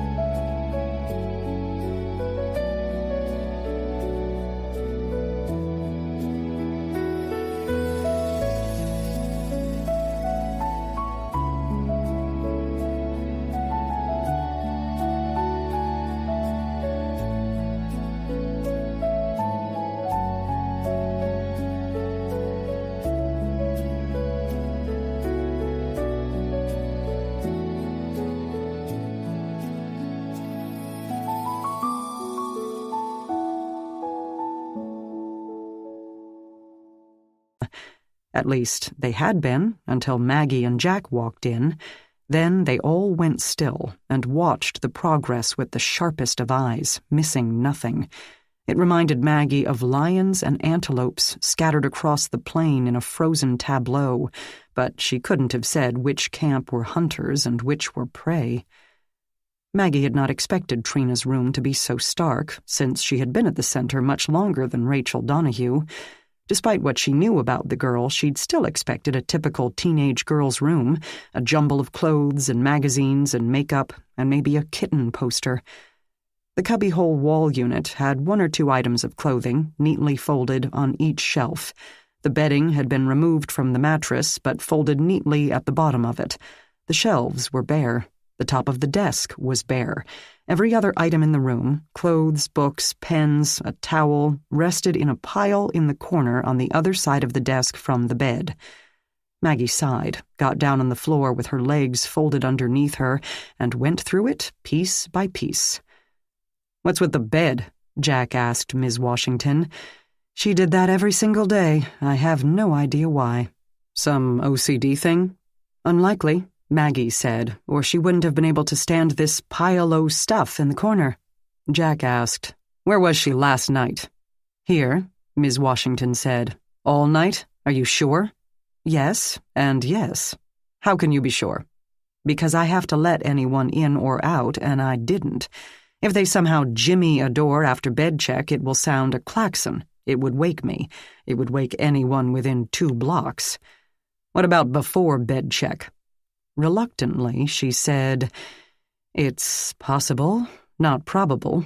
We maintain only 15 girls, as you can see, so it's not hard to realize when one has gone missing.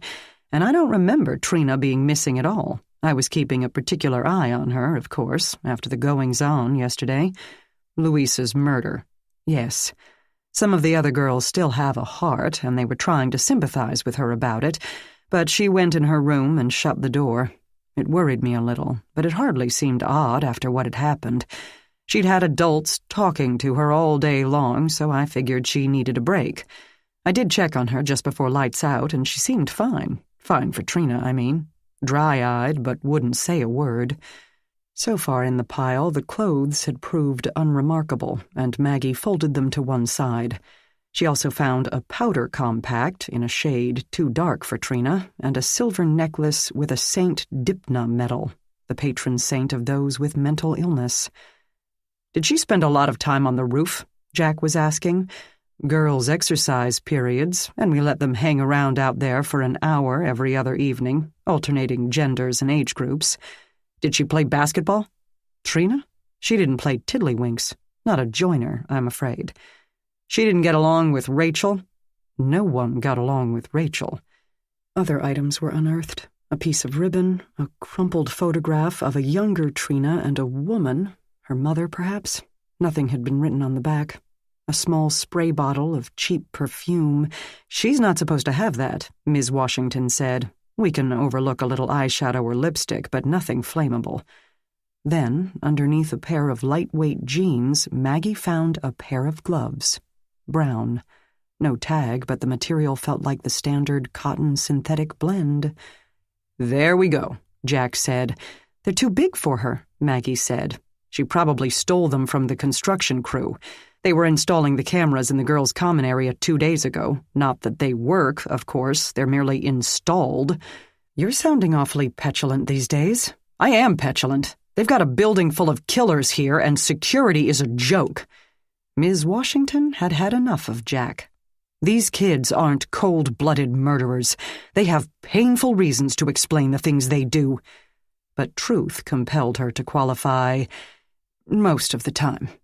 "That's comforting. And our priority here is rehabilitation. These are children, dangerous children," Jack said, "who have suffered the worst society has to offer." Maggie had bagged the gloves and reached the bottom of Trina's pile of stuff. No other item suggested foul play. She interrupted the two to say so. Jack got back to specifics. "What about Monday?" Ms. Washington raised one eyebrow. "Monday, say 10 to 11. Where was Trina?" "She would have been in class." "Are you sure?" "As I'm not her English teacher, no." "We'll need to talk to her," Jack said.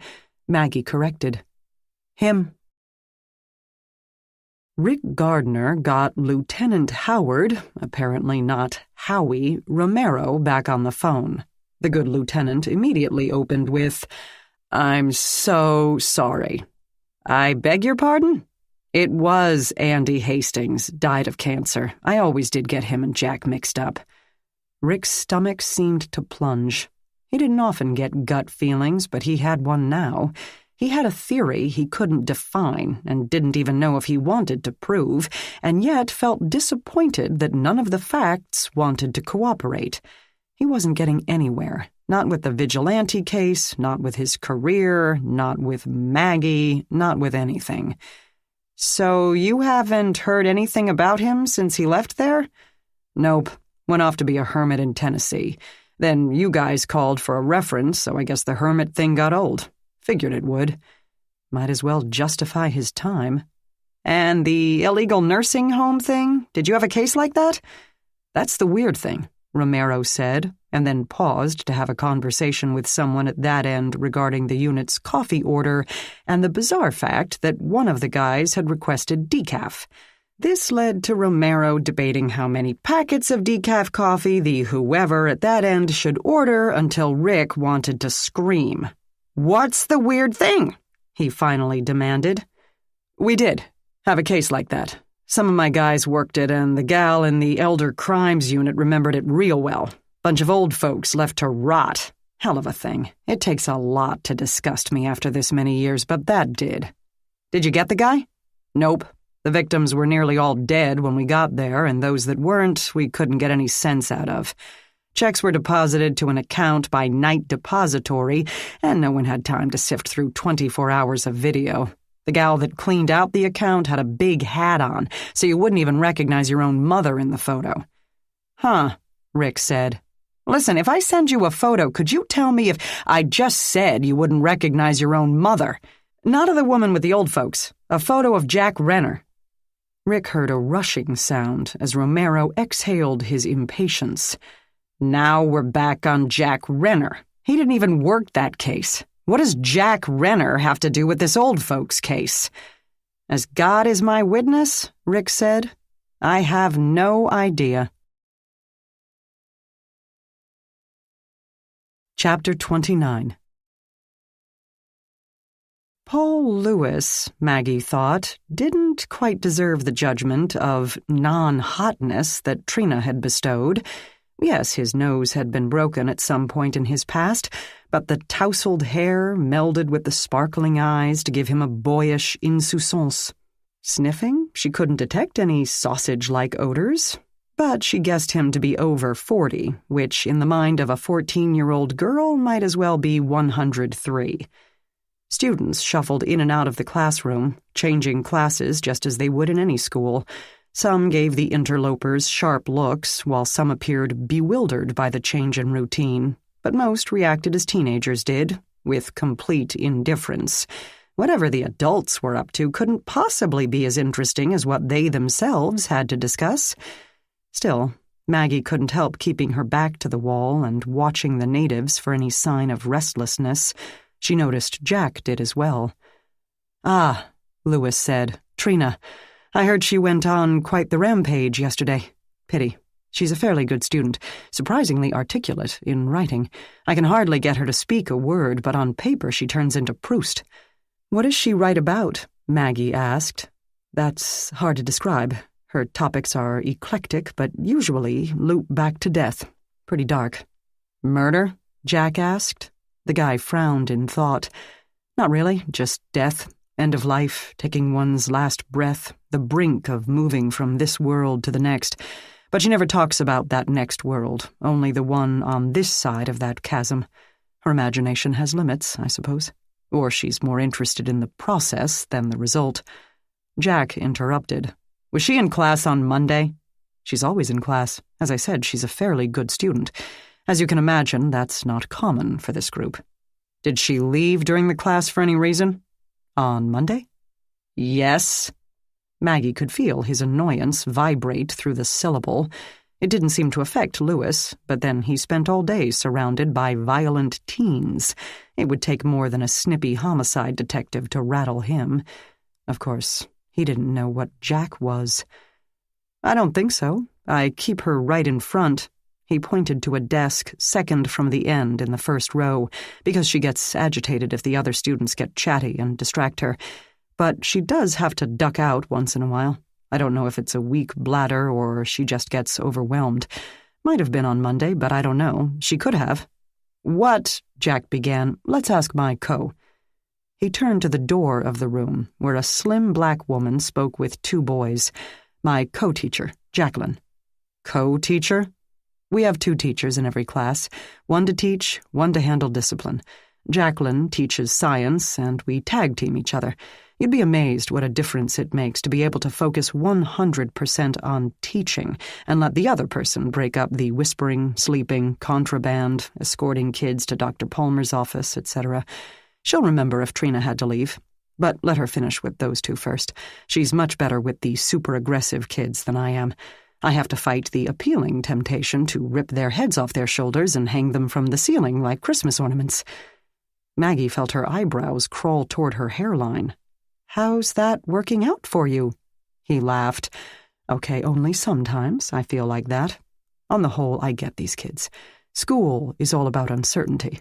You have to learn stuff you don't know, take tests you might not pass. Secure kids, happy, healthy kids with parents who love them, they can approach uncertainty with a little bit of trepidation, but also curiosity and a feeling of challenge. At worst, school is tedious and annoying. But to maltreated kids, uncertainty is terrifying. It causes great distress, which securely attached children learn to tolerate because they have faith that it will be relieved. They'll figure it out, as they have before, and if not, Mommy or Daddy will help them. A child who never had that security can't tolerate distress. It's not annoying, it's life-threatening. But they can't fight a math problem or take flight from it, so they freeze or freak. Tantrums, throwing chairs, screaming are not unheard of around here. "They believe they can't learn it," Maggie said. Jack turned to check on the co-teacher, but the two boys still held her attention. "Yes, but it's not that simple. Maltreatment in early life can physically alter cognitive development, the skills necessary to read, write, do math. Tissue in the brain originally available for these functions can be diverted to defense in an abused or neglected child. Instead of exploring its world, the brain has to focus on staying alive. This can also affect executive abilities, which manage emotional and behavioral functions, as well as cognitive.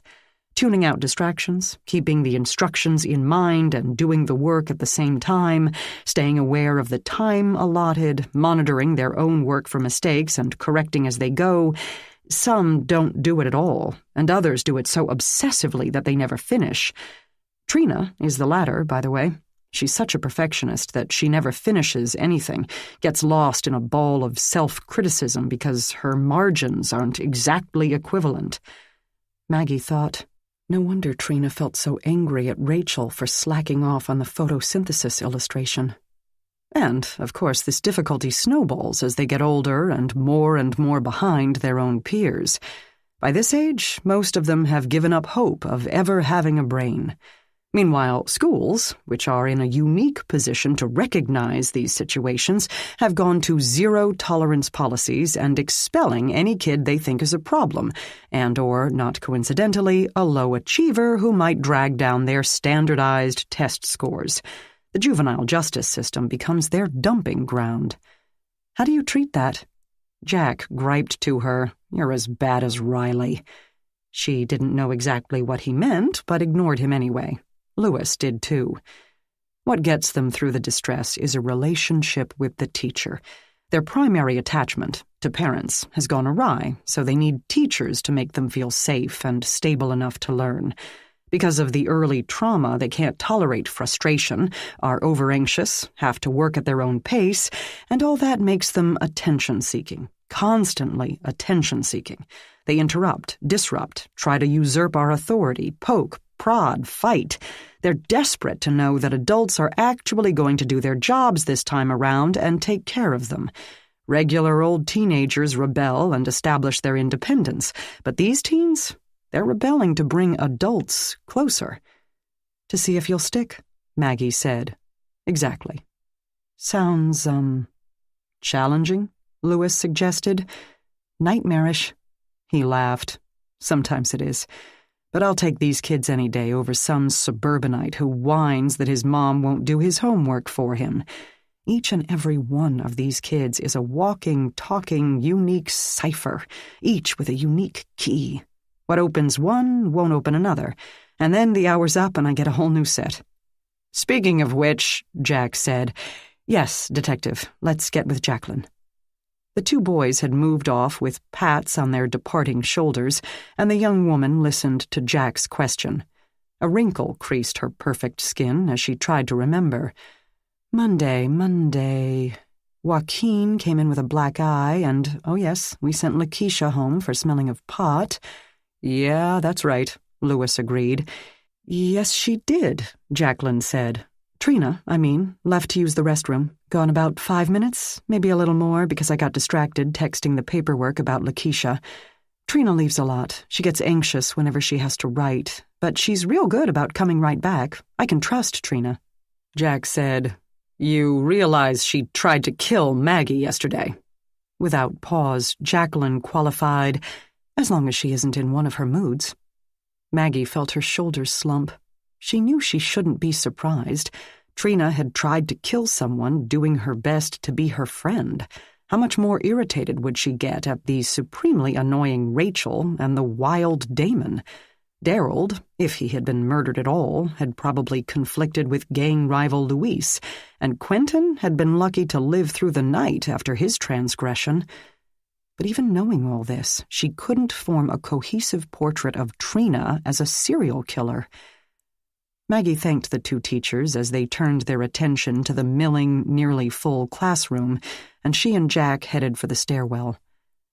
Could she really have gotten over to the other side of the building, down the steps, into the infirmary, found the EpiPens, injected Damon, and then gotten back to her desk in 5 minutes? She kept her voice low, knowing how it carried in a concrete well. Yes, she was quick and light, and it was probably more like 10 minutes. How could she even catch Damon? He bounced off walls under the best of circumstances. A strange child enters his room, he'd either charge her or hide under the bed. Who knows, maybe he was sleeping until the first injection. He did have strep throat. Or maybe she enticed him with something. Like a brownie, Maggie suddenly remembered, and told Jack how the boy had had chocolate crumbles in his stomach. If those had been eaten with his breakfast, they should have been more digested. A few people have said he'd do anything for sweets. That's how they got him to sit still for the EpiPens, Maggie said. They enticed him with the brownie, got him close enough to get a good grip on him. That's all you'd need. I could have held him down, he was so skinny. It was catching him in the first place that was the hard part, and the brownie took care of that. That's how she did it, not they. Trina's a little thing, but she's still bigger than he was. Maggie persisted. Though they might give the children mid-morning snacks here, most schools do. That would explain the lack of digestion. Fine, we can ask the nurse. But Trina had motive, means, opportunity, and a record of homicidal violence. And we already know she killed Quentin. We don't know that. Anyone could walk into Trina's room and plant those gloves. They had all night and most of the day to do it. It's a locked-down unit. You seriously think someone framed? Why not? She's psychotic. No one is going to believe anything she says. Including me, Jack snapped. The nurse established that she had not given Damon a mid-morning snack, but the kitchen staff established that they did provide snacks around 10 o'clock to the under-12 group, and they had indeed been brownies on Monday morning. They're not bad, one of the cooks said. I eat them all the time. Don't tell Palmer, though, okay? That seemed to make Maggie think of something. Does the staff eat with the kids, or do they brown bag it? Yeah, most of them take a plate along with the kids, promotes bonding, all that crap.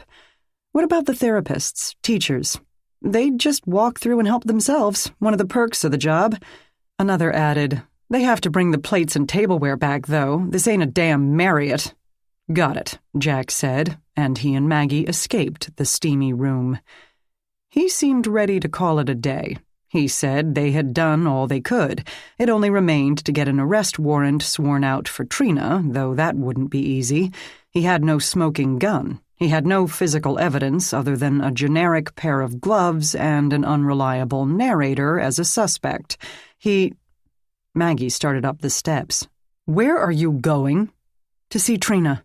He caught up with her. Why? You can't trust anything she says, and between Ms. Washington and the public defender, they're not going to let you ask her any questions.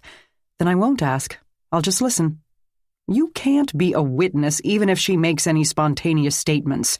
She tried to kill you. You're biased in the eyes of the court. I know. but I can't shake the feeling there's something she wants to tell me. I'm sure there is, but it probably took place in the 9th dimension. It can't hurt to try. She knocked on the door of the girls' 14 to 15 area. Besides, it's a secure building. What's the worst that could happen? She could nick my other carotid. So get Riley to come with me. He's at the autopsy, and after that he's got a date, believe it or not. She shook her head at him. Why would that be hard to believe? Ms. Washington opened the door, only to tell them Trina wasn't there. She had gone for a session with Melanie Szabo. Again? Maggie asked. Yeah, Melanie's putting in some overtime today. The joys of limited resources. She shut the door as behind her the girls in her care craned their necks for a glimpse of the outsiders. We can't interrupt her therapy, Jack said, and Maggie reluctantly agreed to give it up. They followed the stairwell back down to the ground floor. As they made their way outside, her feet dragged with every step. She didn't want to leave Trina in that building. She shouldn't leave Trina in that building. Kids were dying in there. A perfect fall afternoon turned the asphalt an inky black and the sidewalk to bleached silver. She felt a breeze lift the hair around her face. She thought of the troubled children involved with the Firebird Center, and her pace ground to a halt. Jack reached the car without her, noticed, and retraced 3 steps. What now? I know what he's doing. The look on her face seemed to erase his impatience, partly, at any rate. What who's doing? The killer. He, or she. And they're doing what? Now she met his gaze. Triaging. He paused. I'm waiting for those words to make sense. Maggie said, These kids need intervention in every area of their lives, physical, emotional, cultural. This is an intensive, hands-on program for the residents and, to a lesser extent, the day students, because without that, nothing is going to change. Each one is different, has a different story. You can't warehouse them or dole out treatment in an assembly line. Yes, your point, but resources are limited. Everyone here keeps saying that. The minute a bed is open, it's filled. They have to fight every minute to keep their funding without letting the state force them to overcrowd. He raised an eyebrow. So every spot here is incredibly valuable. They can't waste space or time on a kid who's... The words now made sense. Jack said, hopeless. Yes, you can never know what might turn a kid around or when that might happen, but after years and years of working with them, the staff here had to develop a good ability to guess as to who's going to respond to treatment and who isn't. Rachel wasn't responding. Not in the slightest. They couldn't budge her out of her fantasy world.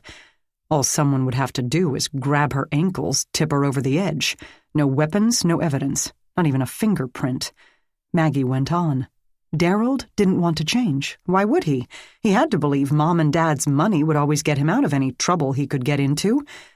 But Damon, Jack said, as if the idea of someone murdering Damon simply to get a bed open truly pained him.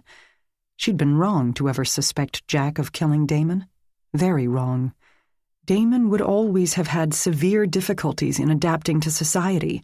His brain had been neglected too early for too long. All that stuff about early childhood development. Yes. And Quentin, of course, he proved in the most dramatic way possible that rehabilitation wasn't working for him. And Trina.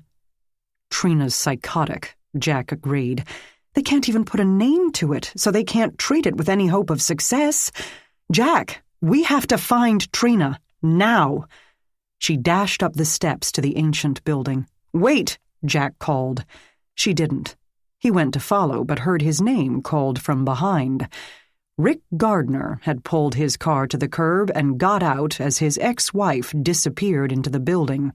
Jack opened his mouth to tell the guy that whatever it was had to wait, but Rick Gardner said, "Just tell me she didn't help you."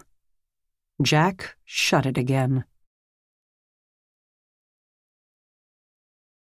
Chapter 30.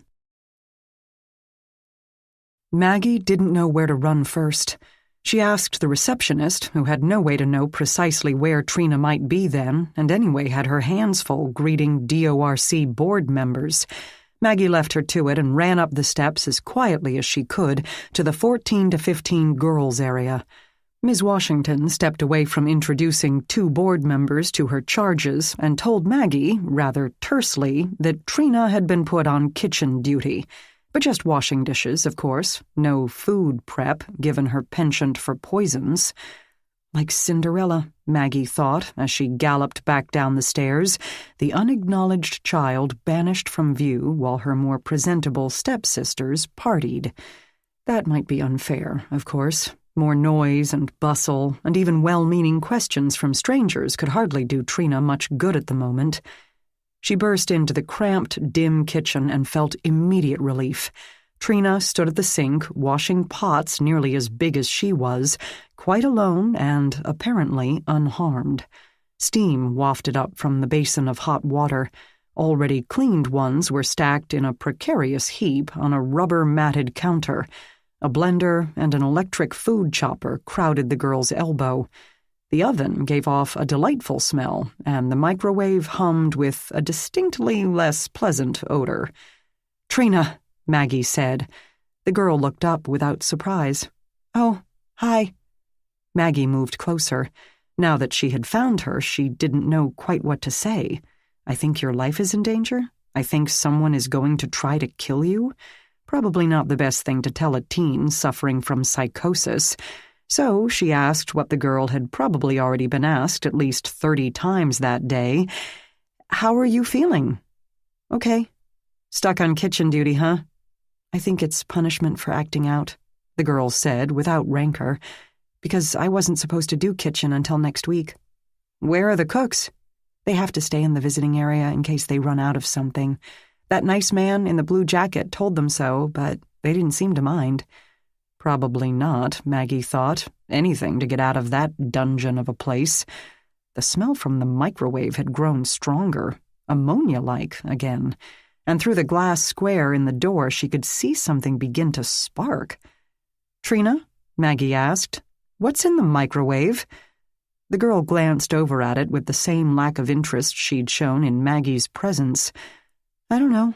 Something Dr.—" In one fluid motion, Maggie pushed her away from the sink, switched on the food chopper, and knocked it into the filled sink. When it hit the water, it gave a snap and a pop, blowing whatever fuse the kitchen operated on. The microwave died, along with the lights. Trina screamed at the sudden dark, but Maggie grabbed her arm and pulled her toward where she knew the door to be. She walked into a counter instead, slamming her hip against it, just as the oven blew up. An explosion of hot gases, flame, and debris drove them to the ground, and after that, Maggie could not see, hear, or breathe. "What are you talking about, Gardner?" Maggie's ex-husband said. "Did she help you fake your prints?" "I don't have time for this." He turned toward the building, but Rick Gardner scooted in front of him to block his path. "Because I don't know who the hell you are, but I know you're not Jack Renner from Minneapolis." Jack worked hard to keep his voice level. No ticks, no tells. Don't let him know how close to the bone he's slicing. "Gardner, listen to me. There's someone in this building killing kids. Maggie's in there trying to protect the next victim, and I—" Rick didn't bat an eye. "I know, because I sent them your ID photo.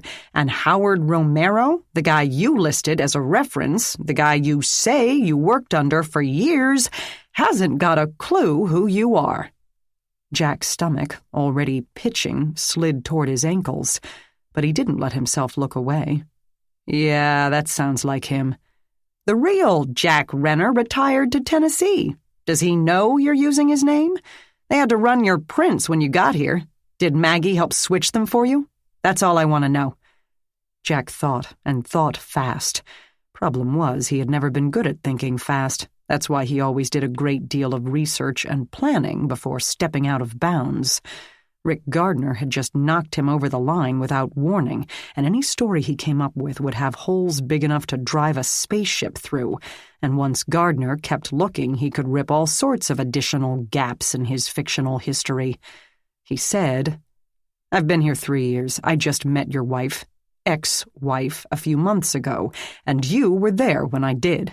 I don't know what the hell you're talking about and don't care. Everyone knows you'd rather sit around on your ass than do any actual police work. That's probably why she dumped you. Now get out of my way. You can't talk your way out of this one, buddy. I saw your little huddle this morning. Huddle? You put your hands on her shoulders. Jack had to have stepped into the twilight zone. Had to have. What? That's what you're on about? Seriously? I know Maggie. That's what you all forget. I know Maggie. She's never been the touchy-feely type. If any other cop had done that, she'd have shook his fingers off in a split second and probably broken a few of them. You're special to her, and I bet I know right where that started. Last month when that maniac throttled her and you carried her off to her rescue like some sort of damn knight in real shiny armor. And who was sitting at the hospital ready to hold her hand? You were. Jack didn't know how to stop this wall of words, but he remembered the waiting room, and he realized just what he had said to tip Rick Gardner off, start him on this journey to prove Jack Renner was a complete fiction, which, of course, he was. What should he do? Maybe he should tell the guy he was sleeping with his ex-wife. That might distract him from his digging. It might also spur him on to ruin Jack in any way he could. Focus on the biggest threat. Of course Howard Romero told you he didn't know me. He was the department prankster for 30 years. Facing retirement won't slow him down. Rick's face turned a deeper shade of puce. You think I'm going to believe... But before he could describe what he thought Jack expected him to believe, the building beside them gave a rumble and a groan, and Jack swore he could feel the vibration through the sidewalk. The smoke didn't do Maggie's lungs any good.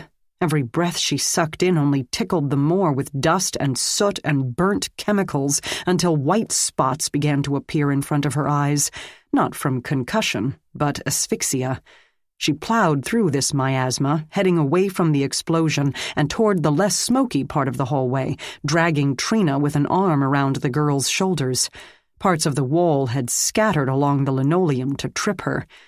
Trina's waif-like form felt abnormally heavy, as if her feet had been encased in cement, or as if the kitchen still had a tentacle wrapped around her ankles, pulling her back to finish the job it had started.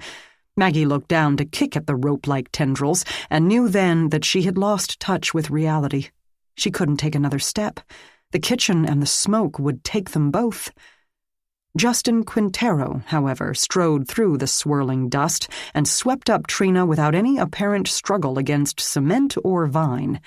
"You okay?" he asked either her or the girl. She heard his voice as if from a long way off, her ears still ringing, either from the sound of the explosion or from all the blood leaving her head and concentrating in her muscles. But she managed to take another 2 steps, just enough to find a patch of clear air and get a breath. She immediately coughed it out, of course, but at least the white spots began to fade. She slumped against a wall, and Justin carried Trina off around the corner.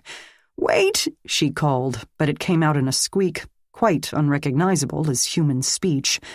Maggie concentrated on expanding and constricting her lungs a few more times, flipping onto hands and knees and locomoting that way until 2 pairs of feet appeared in front of her and 2 different voices said, "Maggie!" She looked up. Rick and Jack stood shoulder to shoulder, each looking concerned and annoyed in such equal measures that she thought this must be some bizarre form of double vision. "Oh, hell," she said. Chapter 31. She found Trina. Justin Quintero had dumped the girl in the infirmary, logically enough, and Nurse Brandreth had tilted her head back and applied gauze to a bloody piece of scalp by the time Maggie staggered into the room, followed by the 2 cops. The nurse looked up with a forced calm. "I've called EMTs. She's breathing, but she's not conscious. I think she took a blow to the head. There's nothing I can do for her here. She needs a hospital." "Of course," Maggie said. "Good idea." and she sat in the chair next to Trina's bed. To her eyes, the girl already looked dead, utterly limp and as pale as a piece of copy paper, but the chest rose and fell a millimeter or so every few seconds. "What happened?" Jack demanded. "What were you doing?" Rick demanded. "Kitchen blew up," she told them, as if that should be obvious. Then she added, because of course it would not be obvious, "Someone put a mix in the microwave. Turned it on." "Who?" Jack asked. "What do you mean a mix?" Rick asked. Voices rose in the hall, adult tones, no doubt the visiting DORC bigwigs. She heard Quintero's excited words explaining what he could to Dr. Palmer, and Melanie Szabo's shriek of horror. "She was just about to tell me who it was when I figured out it was a bomb. I shorted out the GFI to kill the power, but it was too late. It blew." "What blew?" Jack demanded. Maggie explained. By now she barely noticed her own habit of coughing every few words. "I thought I smelled ammonia when I first found Trina, but that's just because I had ammonia on the mind where Trina is concerned. It was vinegar. Put vinegar in a cup, drop in a ball of steel wool, like the kind Trina was using to scrub the pots, and pop it in the microwave. The steel and the vinegar react to form hydrogen gas. The confined space creates pressure, and when the steel sparks, it lights the fuse." "Kaboom," Jack said. Rick didn't care about a microwave bomb. "Tell me what you're doing with this guy." Maggie rubbed her face, and her fingers came away bloody. Slightly bloody, nothing life-threatening. No doubt scratches and small cuts from the flying debris. "What guy?" He jerked his head toward Jack, scowling, his expression furious. She had seen it often enough during their marriage. "This one. The supervisor he used as a reference in Minneapolis has never seen him before in his life." That didn't clear it up any, as far as she could see, and though she recognized that Jack, and by extension herself, were deeply threatened by Rick's interest, she couldn't make herself care right at that moment. Much more than a jail term stalked Trina, and perhaps them all. "I told you," Jack began.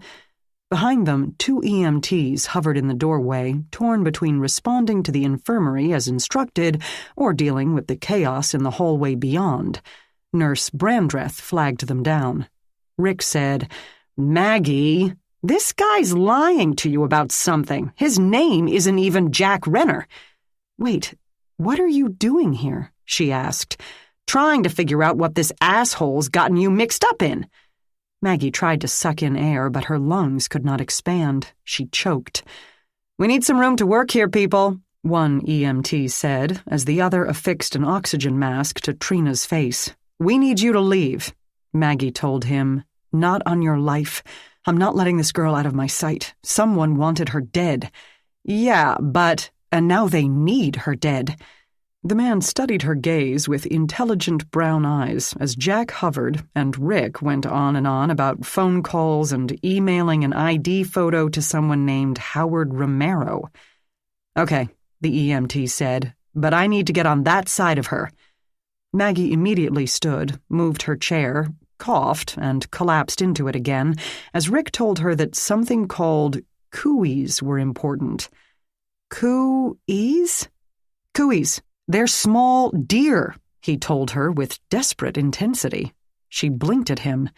Then she shook her head, stood up, and moved toward the door before Dr. Palmer and assorted personnel began to crowd into the tiny infirmary. "Rick, let me explain this. I have no idea what you're talking about, and I don't care." "But Maggie, I can't even put into words how much I don't care." Jack said, "Get out of here, Gardner. You—" "No," Maggie said. "Stay." This silenced both men, albeit briefly. Rick said, "You have to tell me what's going on with him." Jack said, "Gardner, just because you're off on some tangent." Maggie said, "Someone in this building is killing kids, and right now this building is full of agitated, unstable, frightened persons, one of whom is very guilty. We need all the manpower we can get. Dr. Palmer, the EMTs have got Trina. You need to get everyone to the visiting area and away from the kitchen before anyone else gets hurt." "But what happened? Is she going to be all right?" She's going to be fine, but they need to transport her now." Maggie herded the fussing older man and the rest of the staff out of the infirmary door as Jack stared and Rick continued to sputter about personnel records. Dr. Palmer told his assistant director to take the guests to the visitors area and start the presentation. He would reset the breaker so that the projector would work and meet them there. Maggie shut the door behind them and turned.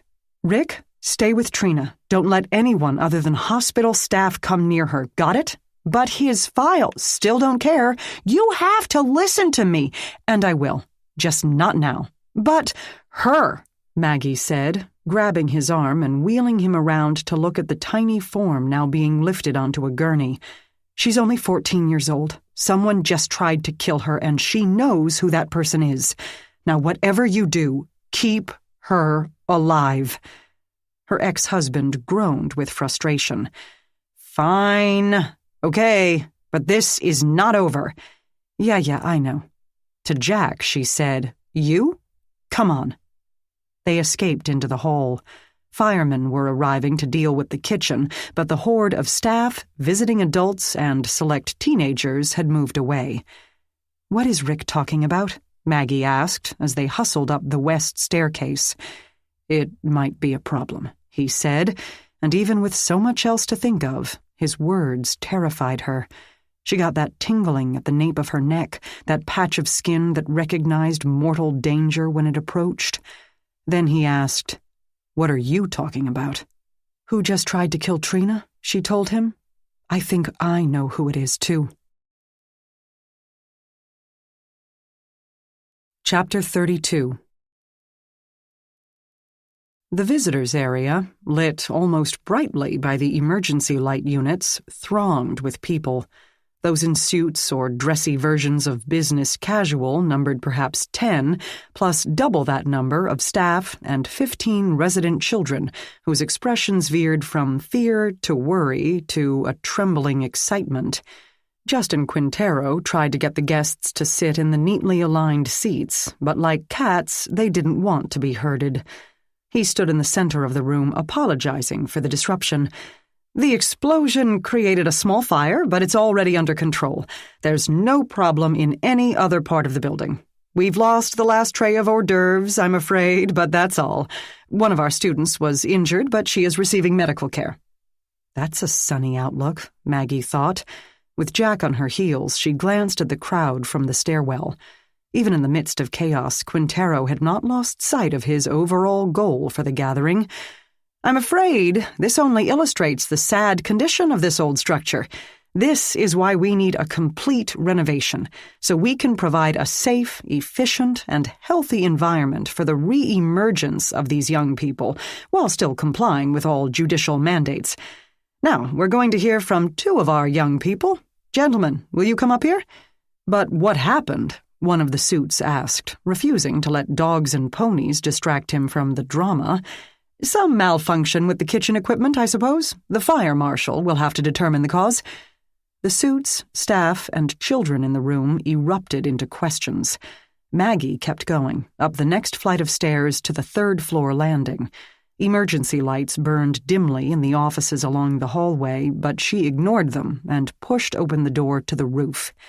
Instantly the night turned black and quiet, the din of the crowd cut off by the heavy metal door. The missing section of fence that had plunged with Quentin to his death left an inky black hole in its place. The only light out there, other than that of stars and distant skyscrapers, came from a small flashlight that Dr. Palmer used to see inside the mechanical room. Maggie strode over to it, kicking a lonely basketball out of her way, Jack at her shoulder. She heard a loud click, and light flowed out of the office windows behind her, illuminating the roof just enough to avoid basketballs, but not enough to prevent startling Dr. Palmer when he emerged from the shed, the breaker reset. "Oh, my," he said. "Oh, Miss Gardner, and are you all right? I feel so terrible about—" "Trina told me." This silenced him for a moment. "I don't know what you—" "Trina was meant to be the scapegoat for all the deaths, and that would be so much easier to pull off if a homemade IED in your kitchen took her out." You told Justin to send the rest of the staff to the reception, then went in and set up the bomb. Trina told me a doctor had done that. I'm not the only doctor in this building. There's Justin, She didn't know who Quintero was. She hadn't become a patient of Bellamy's yet, and she calls Dr. Tsabo Melanie. The man grew stern, as if Maggie had flubbed an easy question on a pop quiz. You remember that I told you Trina suffers from psychosis. That doesn't mean she hallucinates. That's exactly what it means. Maggie ignored this. She repeated the theory she'd outlined to Jack. To keep the resident-to-staff ratio at the correct proportions, to give every child the space and attention he or she needed, Palmer had decided to separate the chaff from the wheat. They were getting nowhere with Rachel, too damaged to repair, or Damon, too damaged to develop. You keep complaining about the lack of security measures, but these kids are kept on a pretty tight leash. They occasionally move from place to place unaccompanied, but not often. It would be impossible for Trina to slip out enough times to tip Rachel over a railing, inject Damon, slip high-powered heroin to Daryl, and unscrew fence brackets on the roof to kill Quentin without anyone noticing. But you could. You're all over this building the whole day long, overseeing every aspect. The man audibly scoffed. Trina nearly killed you without anyone noticing. You really think it would be that difficult? This is ridiculous. I'm calling your superior right now. Go ahead. It will save me the trouble. But he didn't move, didn't try to push past Maggie to the roof door. Jack stirred at her elbow, but said nothing, letting her play this her way. She had already jumped in with both feet, and now he just had to hope she provoked a confession, because proof wasn't exactly lying around loose on the ground. So she kept talking. Anger wouldn't have let her stop. Daryl was the first, right? He wasn't some poor, neglected, traumatized child of his circumstances. He was a friggin' spoiled brat, as sociopathic as they come, and unlikely to change. Why should he? Mummy and Daddy would keep him out of jail, and he could continue his criminal activity as long as he pleased, provided he took care not to get arrested after his 18th birthday. You couldn't have slipped him the drugs. That would be too risky. He could have told someone, bragged to the other kids. He had nothing to lose, after all. My guess is you simply left them in his room. Even in the minimal lighting, she could see his eyes widen. She had guessed right. You knew the boredom would be driving him out of his mind, and he'd jump on that little baggie like a drowning man to a raft. He had no way of knowing the dose was overpowered. He tried to rally, clearing his throat. That's a complete guess, and an insulting one. Where would I even get heroin? Oh, please, you run a boarding school for juvenile delinquents, he snapped. They're not delinquents. Rachel was, Maggie said, wasn't she? A messed-up kid, ping-ponging between Pollyanna and Lolita, refusing to even consider facing reality. Did she run into you in the stairwell? Maybe come on to you? Or did you wait there for her, knowing she had to emerge for kitchen duty? Did you push her, or just pick up her ankles and swing her over? He said nothing, the night breeze lifting his shaggy locks, the light too dim for her to tell if he was even breathing. Then there was Damon. His shoulders slumped under the worn blazer. I'm sure you felt very sorry for Damon. But really, what could have been done with him? He'd most likely never learned to speak, much less read. Custodial arrangements for the under-12 set are few and far between, and most are priced out of range for anyone except the very wealthy. You have been listening to me. He gave her a weary smile and almost seemed genuinely pleased. Still, Jack said nothing. She could feel the slight warmth from his body along her back. She was spouting off a bunch of stuff she probably couldn't prove, and he was letting her do it. He didn't point out that she might be endangering any case the police department tried to bring, that Palmer hadn't been advised of his rights, that any spontaneous utterances would be called into question. Perhaps, like Maggie, he just really wanted to know for certain who had killed those children. Or perhaps he didn't expect a trial to be necessary. She kept going.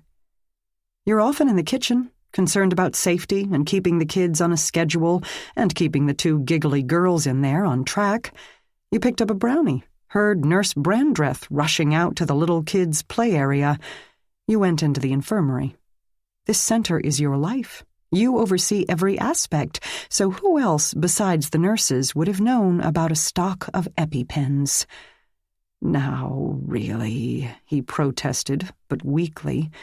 You gave Damon the brownie, which distracted him long enough to jam in the first, maybe the first and second at once. Did he make that grunting scream? Did he try to run away, or did the sudden pounding of his heart keep him in place? Then 2 more. It was quite a risk. You couldn't have known if it would even kill him, or if the nurse might return at any moment, or if the receptionist might pop in, or maybe a kid with a paper cut. But one thing you were sure of. He couldn't tell on you. Even in the dark, she could see that his eyes had grown moist. "Damon," he began, then stopped. Maggie took a breath, which, of course, made her cough. She glanced at Jack. His expression told her nothing, but he turned up a palm as if to say, "Go on." "You had to put the caps in your pocket so we wouldn't connect the EpiPens to his death, but then tossed them into the recycling bin, probably on your next trip through the visitors area. You really believe in recycling, don't you? Everyone here does, but at your direction." He murmured something she had to strain to hear. "It's such a habit." Not an admission of guilt exactly, but getting there. Quentin didn't require a lot of debate, did he? Rachel and Damon were unfortunates, but Darrell and Quentin, they were just plain evil. Anyone who could shoot another boy in the face in cold blood in your schoolroom, well, no sense wasting a bet on him. And he was the easiest to figure out of all. She pointed to his dark office window, which reflected back her own image against the black night. Her hair unruly, her hand outstretched, she looked like an avenging angel demanding justice, or a witch laying a curse. She did not know which would be more appropriate. You watched him play every day. You knew of his habit of jumping on the fence. You told Justin Quintero to keep him on the roof, isolated from the other kids, a way of locking him up without locking him up. You knew Justin wouldn't go close enough to the edge to notice a wobbly bracket. All you had to do was give Quentin a ball. And wait. Palmer swayed on his feet, running his hands through his hair. He took a step to the side, then back again, as if trying to walk away from her voice and knowing he couldn't. Jack leaned forward and whispered into her ear, "How did he get the bolts?" "He climbed," she said aloud. "He can't weigh much more than I do, maybe less. The metal mesh would have easily held him. The links would only bend a little at his footholds. And he would know when all the other staff would be tied down to bedtimes or punched out. The dedicated doctor works late nearly every night." Thin fingers swept over the doctor's face, temporarily smoothing out the wrinkles. Maggie waited. "You can't prove it," was all he said. "We can. There's something called touch DNA. We can obtain a genetic profile from a fingerprint, or skin cells, or sweat. You wiped off the pens in the box, but you had to have thrown away those caps with your bare hands. You wouldn't have been walking around the building in latex gloves. That would attract attention." Even in the dark haze, she saw him blanch. He moved again, walking toward the roof edge, where the gap in the fence left an area open to the night. Maggie shouted a short exclamation, and she and Jack both advanced on the man, but he held up a hand as he turned to face them.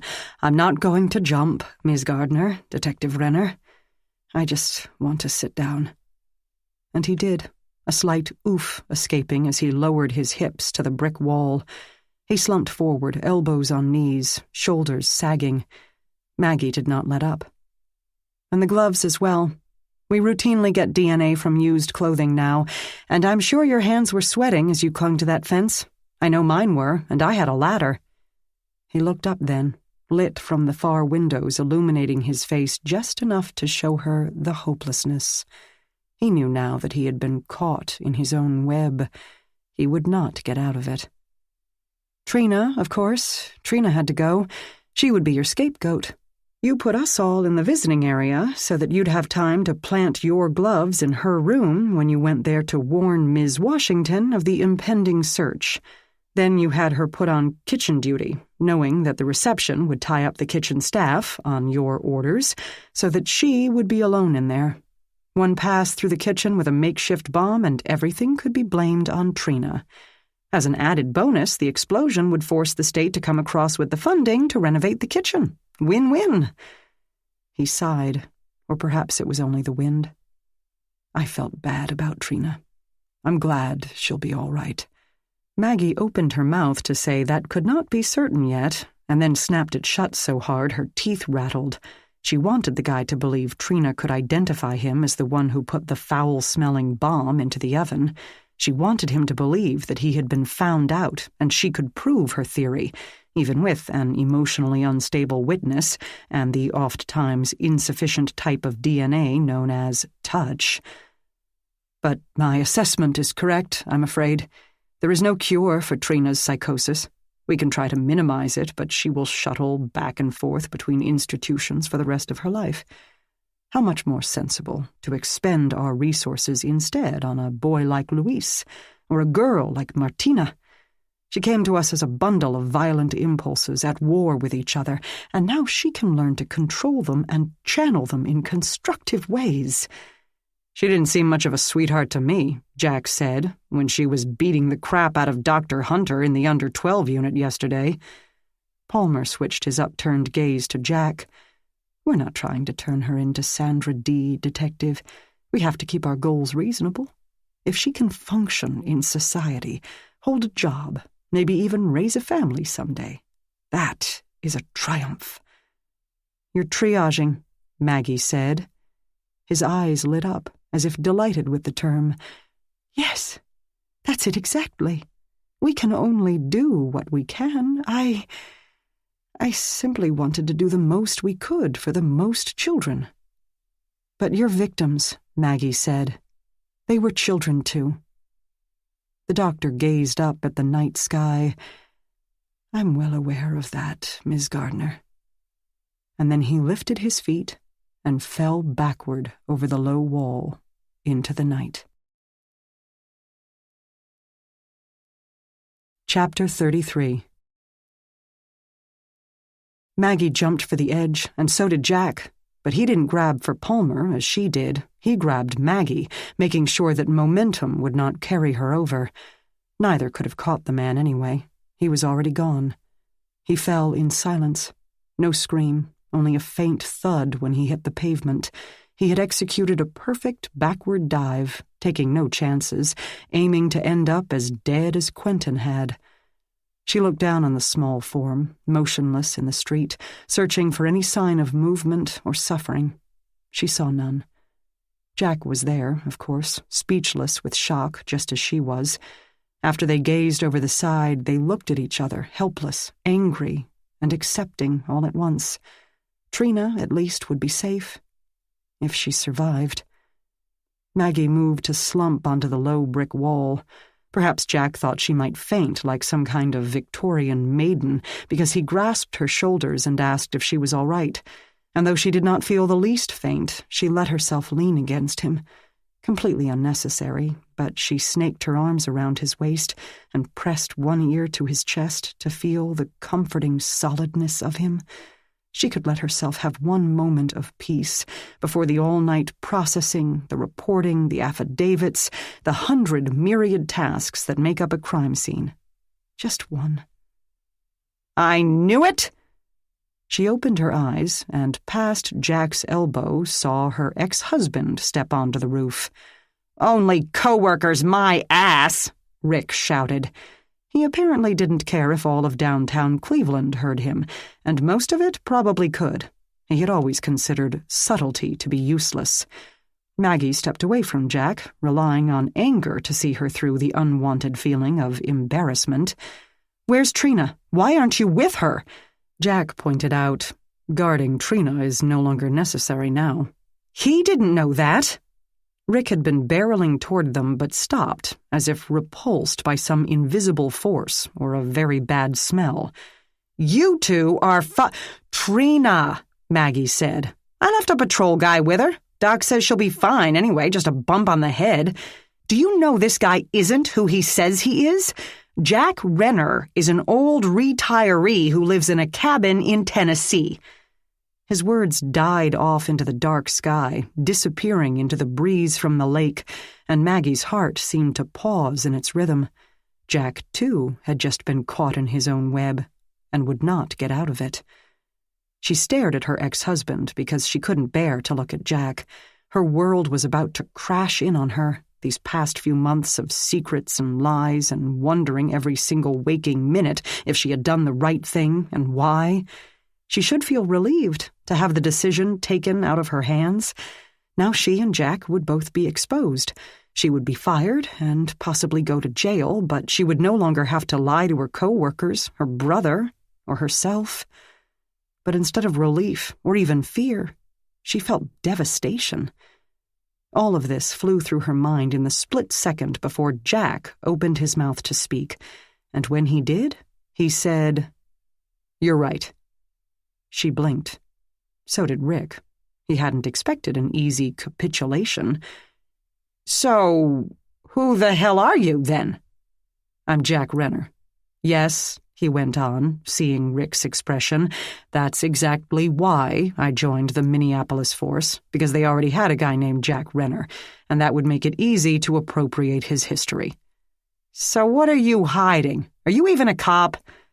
Jack spoke without anger, as if saddened by his own actions and the necessity of them, but Maggie could see the wheels in his head turning fast enough to smoke. "Oh, yes, I'm a cop. But I knew if I was up front about the reason I went to Minnesota and the reason I left there and came here, no force would hire me." He waited, forcing Rick to ask, "And what's the reason?" "The vigilante killer." Rick frowned. So did Maggie. "He killed 14, I believe, in Chicago. But Chicago, well, it's an unusual place. I couldn't get my chief to listen to why I thought a bunch of dead lowlifes were killed by the same guy. He laughed me out of his office. Then they seemed to stop, so I thought, okay, he was right, it was all in my head. Except that a few months later, I went to training out of state, and a guy from Minneapolis started telling me about these dead scumbags turning up. I went to my boss. He thought I was crazy, so I turned in my badge and packed up my stuff. At the MPD, I tried to get a handle on him, but couldn't.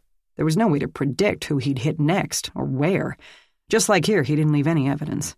When they stopped, I scanned the rest of the country for similar killings and found them here. I knew it would take forever to get into the detective unit since I hadn't been at MPD that long. So I used the other Jack's longevity to fast-track myself to promotion. That part was wrong. I'm sorry." Maggie studied her ex-husband. He had his arms crossed over his chest and didn't appear to be buying a word of it, but his lack of interruption told her he was. Sorta. A little bit. But not enough to let her believe that Jack could talk his way out of this. However, Rick said, "So you lied because you wanted to chase this vigilante?" "Yep." "Who is he?" Jack attempted to look sheepish, a condition so alien to his makeup she could have laughed. "I have no idea. I'm no closer today than I was 10 years ago. Seems like all I can do is follow him around like some weird kind of groupie." "Then why didn't you ask for the case instead of letting Patty and the chief dump it on my desk?" "When do they ever let us pick our cases?" Rick snorted. "True." Maggie felt the straitjacket around her lungs begin to loosen just slightly. But then Rick said, "And what about that woman he killed, the one who left all those old folks to rot? MPD had a case like that." Jack shrugged. "Don't know. That sort of thing is popping up all over the country."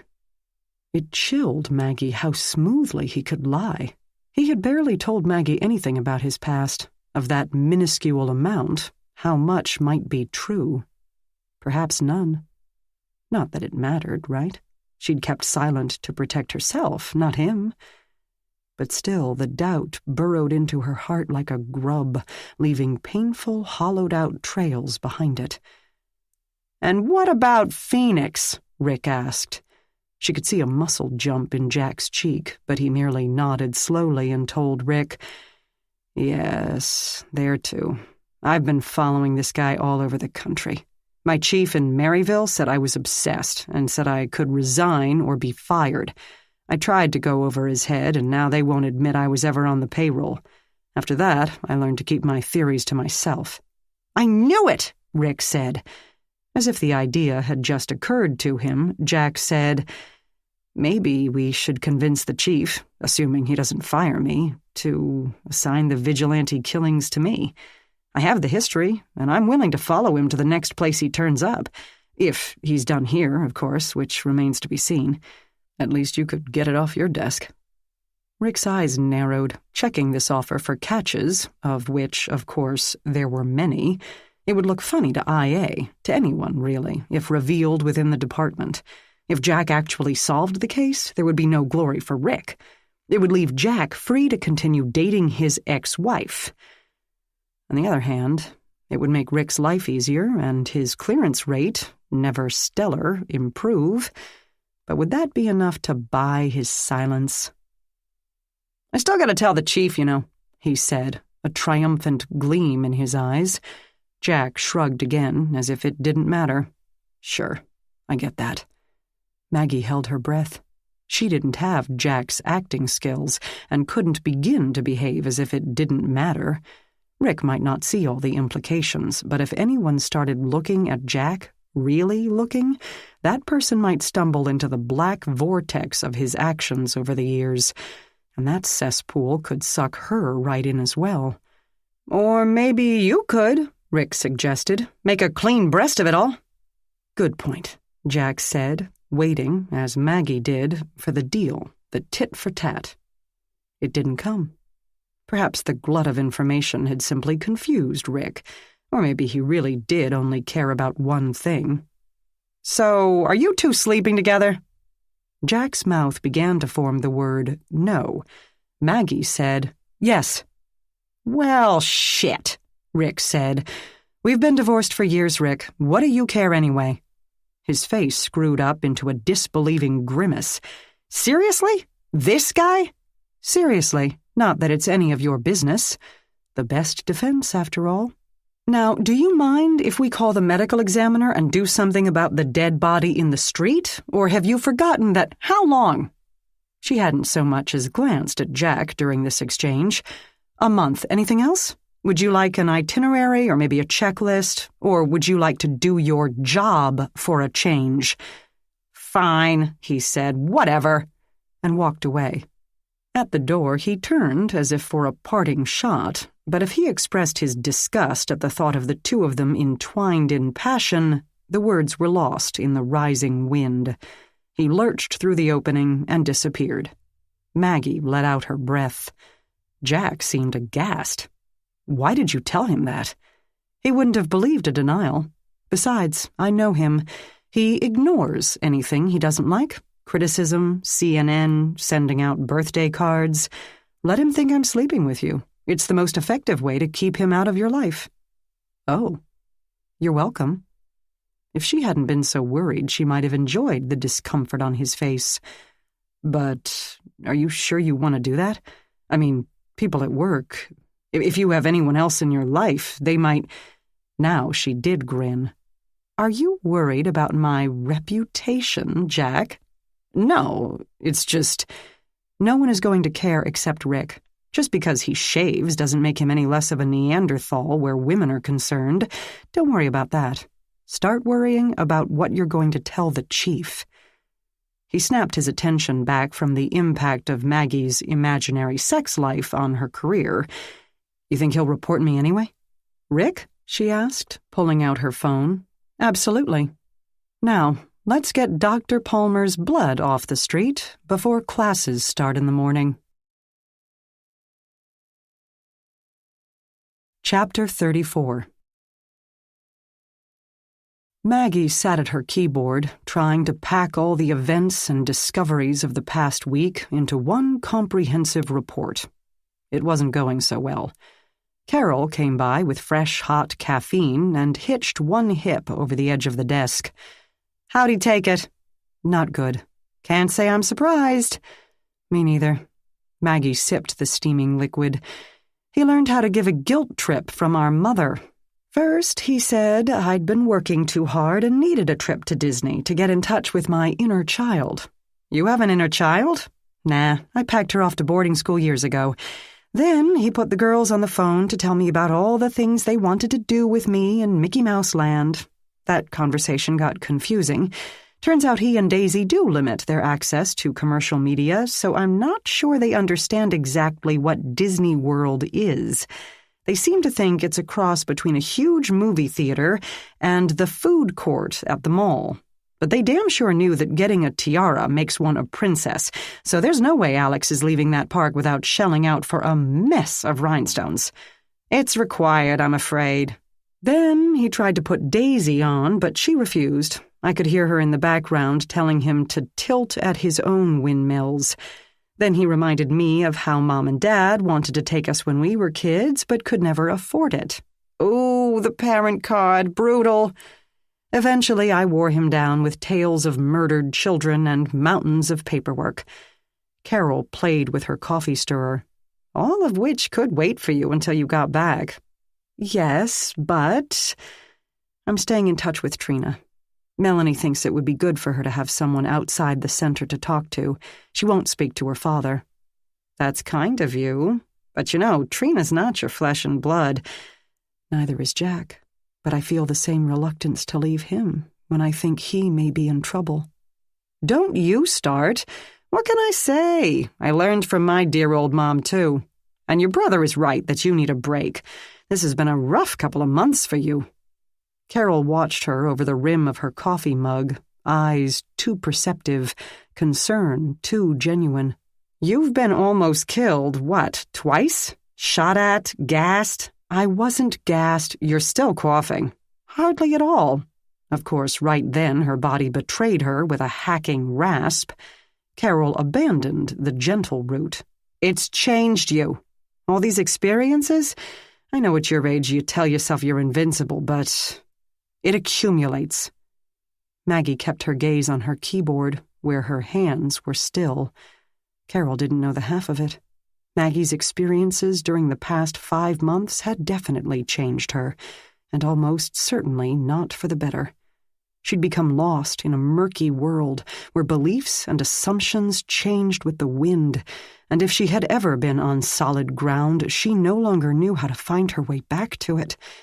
And she couldn't tell Carol that. She couldn't tell Alex. She couldn't tell anyone. Except Jack.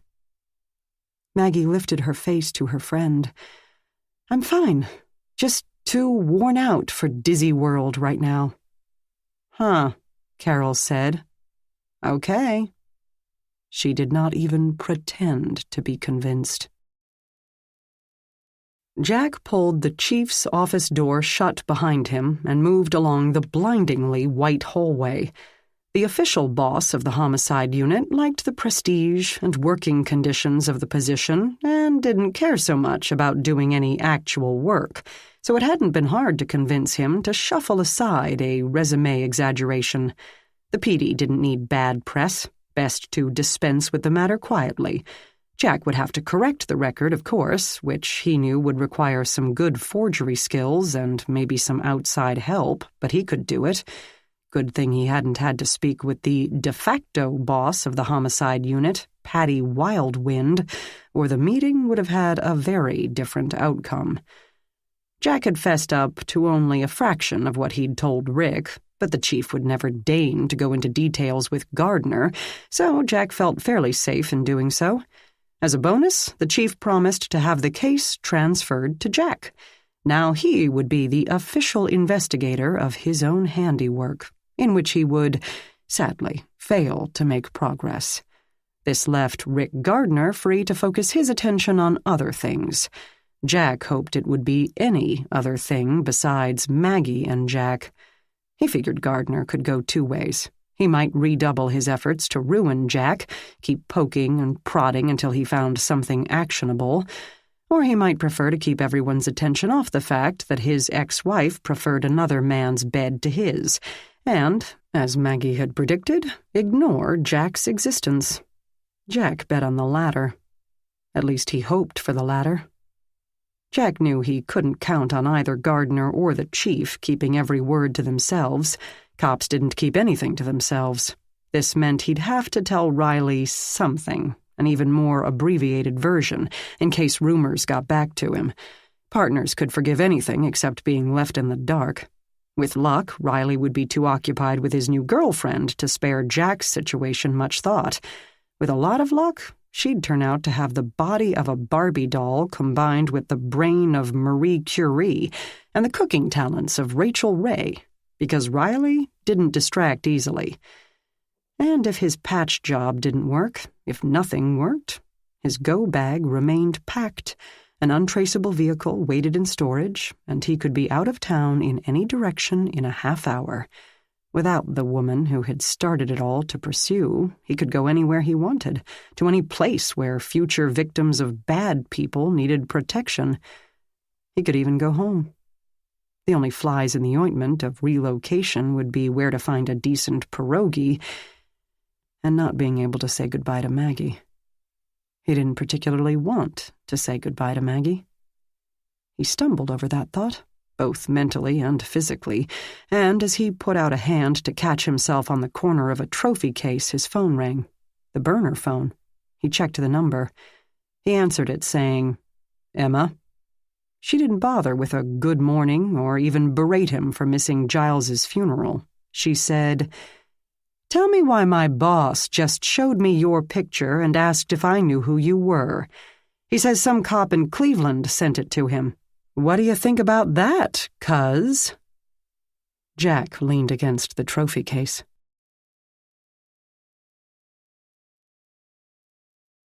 This recording of Suffer the Children was presented by Dreamscape Media, LLC.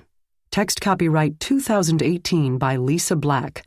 Sound recording copyright 2018 Dreamscape Media, LLC. This recording was produced by arrangement with Kensington Books. Thank you for listening. Please check www.dreamscapeab.com for Dreamscape's latest releases.